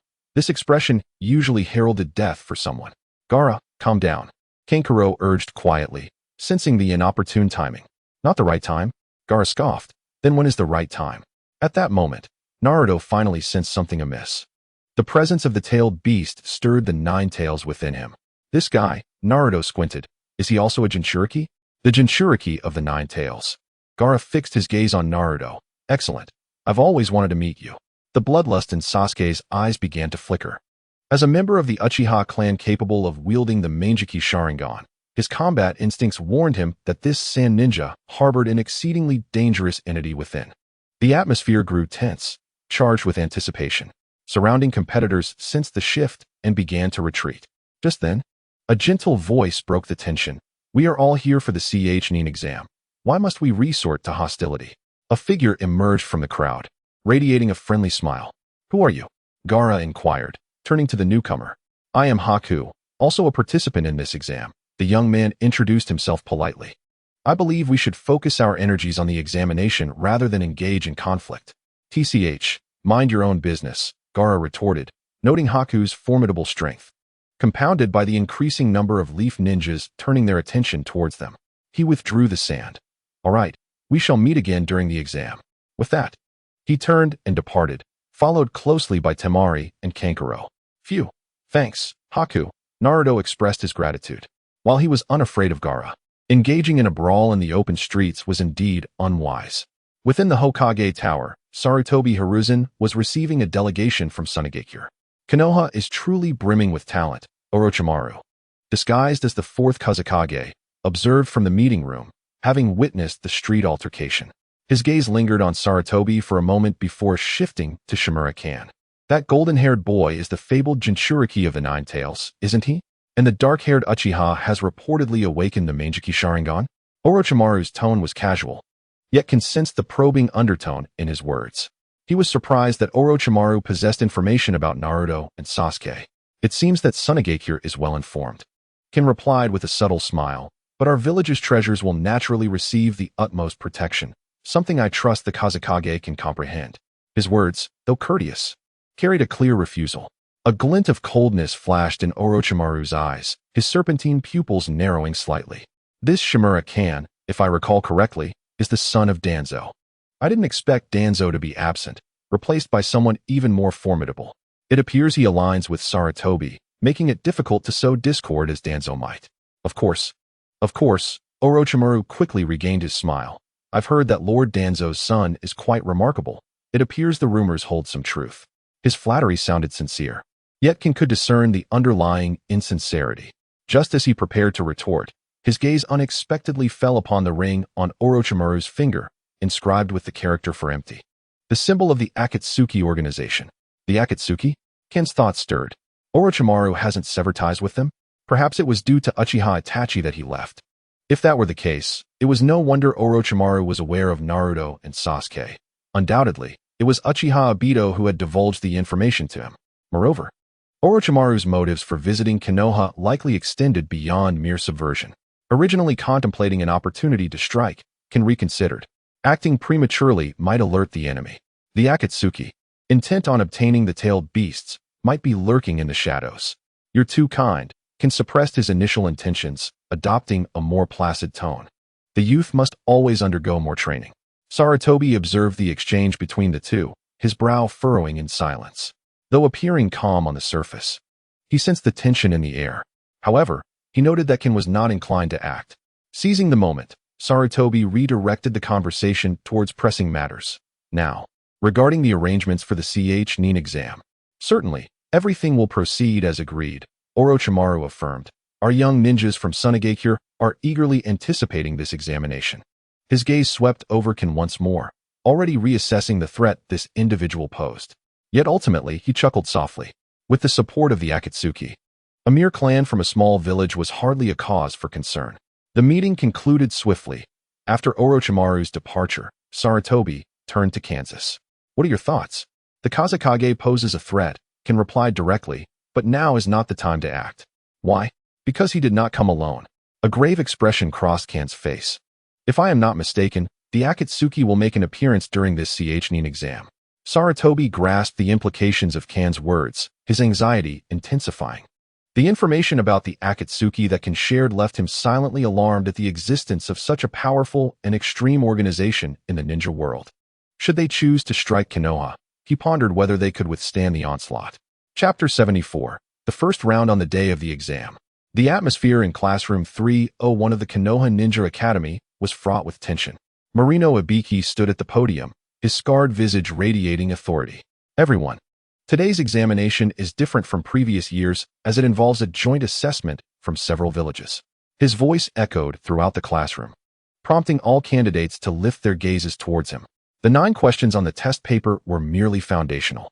The true challenge lay in the 10 critical pieces of information scattered throughout the classroom. Marino Ibiki gestured towards the 20 ninjas standing around.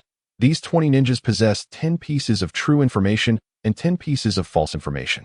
You must gather all the true information within the allocated time, compiling it into a comprehensive report. A murmur of whispers arose from the students. However, heed 2 points. First, if your report contains any false information, you will fail. Second, should they discover your intent to extract information, they will retaliate. Thus, you must exercise caution. Since Sarutobi had entrusted the exam content to Kan, he had made the questions more challenging based on the original material. Nevertheless, he believed that all members of the elite class could pass under his guidance. Shikamaru rested his chin on his hand, contemplatively surveying his surroundings. Kiba scratched his head in frustration. This is more troublesome than a regular exam. He had always struggled with information retrieval. Although Kan had taught this aspect over the past 4 years, he barely managed to pass. Fortunately, Hinata and Shino were quite reliable, allowing him to slack off. Meanwhile, Sasuke wore a contemptuous smile, his Sharingan discreetly scanning the entire classroom. On the other side, Lilac turned to Niji and Ten, sporting a look that seemed to say, "I'm relying on you." It goes without saying that he, like Kiba, had his own academic weaknesses. Begin. With a command from Marino Ibiki, the classroom erupted into a cacophony of energy. In an instant, Xianglin, seated beside Bai and Sai, felt a wave of dizziness wash over her. The mingling chakras of so many individuals created a veritable nightmare for her sensory abilities. Each person's chakra fluctuated chaotically, making it difficult for her to focus. Yet, she needed to activate her sensory skills to expedite her information gathering. Calm down, she silently chanted the teachings of Shikamaru, urging herself to explore actively rather than passively accept. Taking a deep breath, Xianglin meticulously condensed her chakra into several fine threads, cautiously weaving around the awareness of other examinees to touch the entire space. Sai's response was more direct. He quickly released several silent ink insects, which clung to the ceiling and corners, conducting reconnaissance on a physical level. Each insect served as his eyes, capable of gathering intel from the blind spots of human vision. Bai, with one hand forming seals, laid down an almost invisible layer of ice crystals around the trio. This crystalline shield was nearly transparent, subtly refracting light and distorting chakra perception, providing impeccable cover for Xianglin and Sai's operations. Observing this, Xianglin felt her tension slightly ease. Meanwhile, Naruto's approach was blunt and straightforward. He closed his eyes and entered an incomplete Nine-Tails mode, sensing the flow of honest and deceitful chakra within the room. As a Jinchuriki, his sensitivity to emotions was extraordinary. After 4 years of training under Shikamaru, he could even discern the truthfulness of information with a beast-like intuition. This one is false, Naruto assessed internally. Noting the ninja's palpable tension, Sasuke activated his Sharingan, directly copying the information written by one of the ninjas. For him, this level of examination was merely child's play. In the observation room, Orochimaru watched the surveillance crystal with keen interest and remarked to Hiruzen Sarutobi, 3rd Hokage, "This year's examination questions are quite innovative. They no longer merely test knowledge but also the ability to integrate information." His gaze swept over Sasuke, who was activating his 3-Tomo Sharingan, before settling on Xianglin. That must be the girl from the Uzumaki clan. Her control over sensory abilities is quite impressive, a promising talent. You flatter her, Lord Kazekage, Shikamaru smiled. Xianglin has received personal guidance from Lady Tsunade and has some insights into chakra control. Oh, the legendary Sannin Tsunade. I hadn't realized she had returned to Konoha. Orochimaru's snake-like eyes narrowed slightly, yet he maintained a facade of cordiality typical of the Kazekage. Within the examination hall, Gaara's approach was the most straightforward. Disinterested in convoluted rules, he directly coalesced sand into a minuscule eye, floating in the air to read all information with absolute visibility, leaving no angle unexamined. His method was blunt, yet none dared to challenge him due to the formidable aura he exuded. Just then, an Otogakure examinee attempted to disrupt Xianglin's perception with sound-based Jinjutsu. The subtle sound waves traveled through the air, seeking to disturb her chakra tendrils.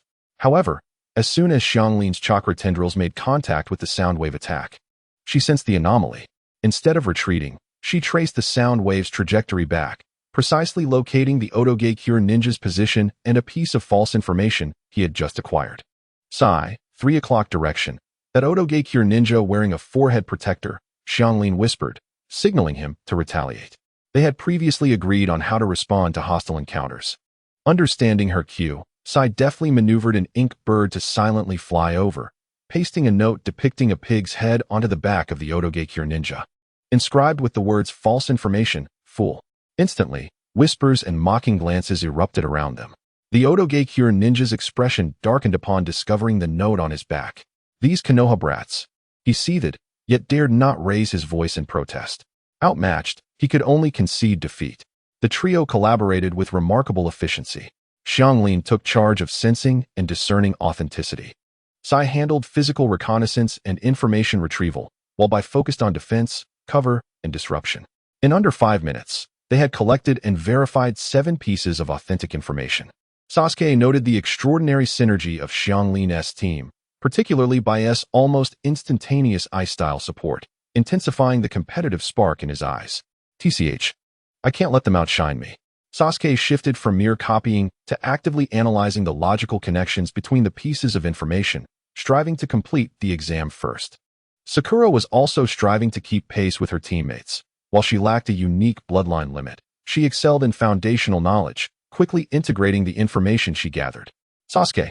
This piece of information contradicts the previous one, Sakura quietly pointed out. Seems like a trap, Sasuke nodded, acknowledging Sakura's attentiveness. As time wore on, the atmosphere in the examination hall grew increasingly tense. Some teams began to exhibit signs of anxiety, struggling with insufficient or unverifiable information. There are only 10 minutes remaining. Marino Ibiki announced, any team that fails to collect 10 pieces of information will be eliminated. This statement sent chills down the spines of numerous examinees.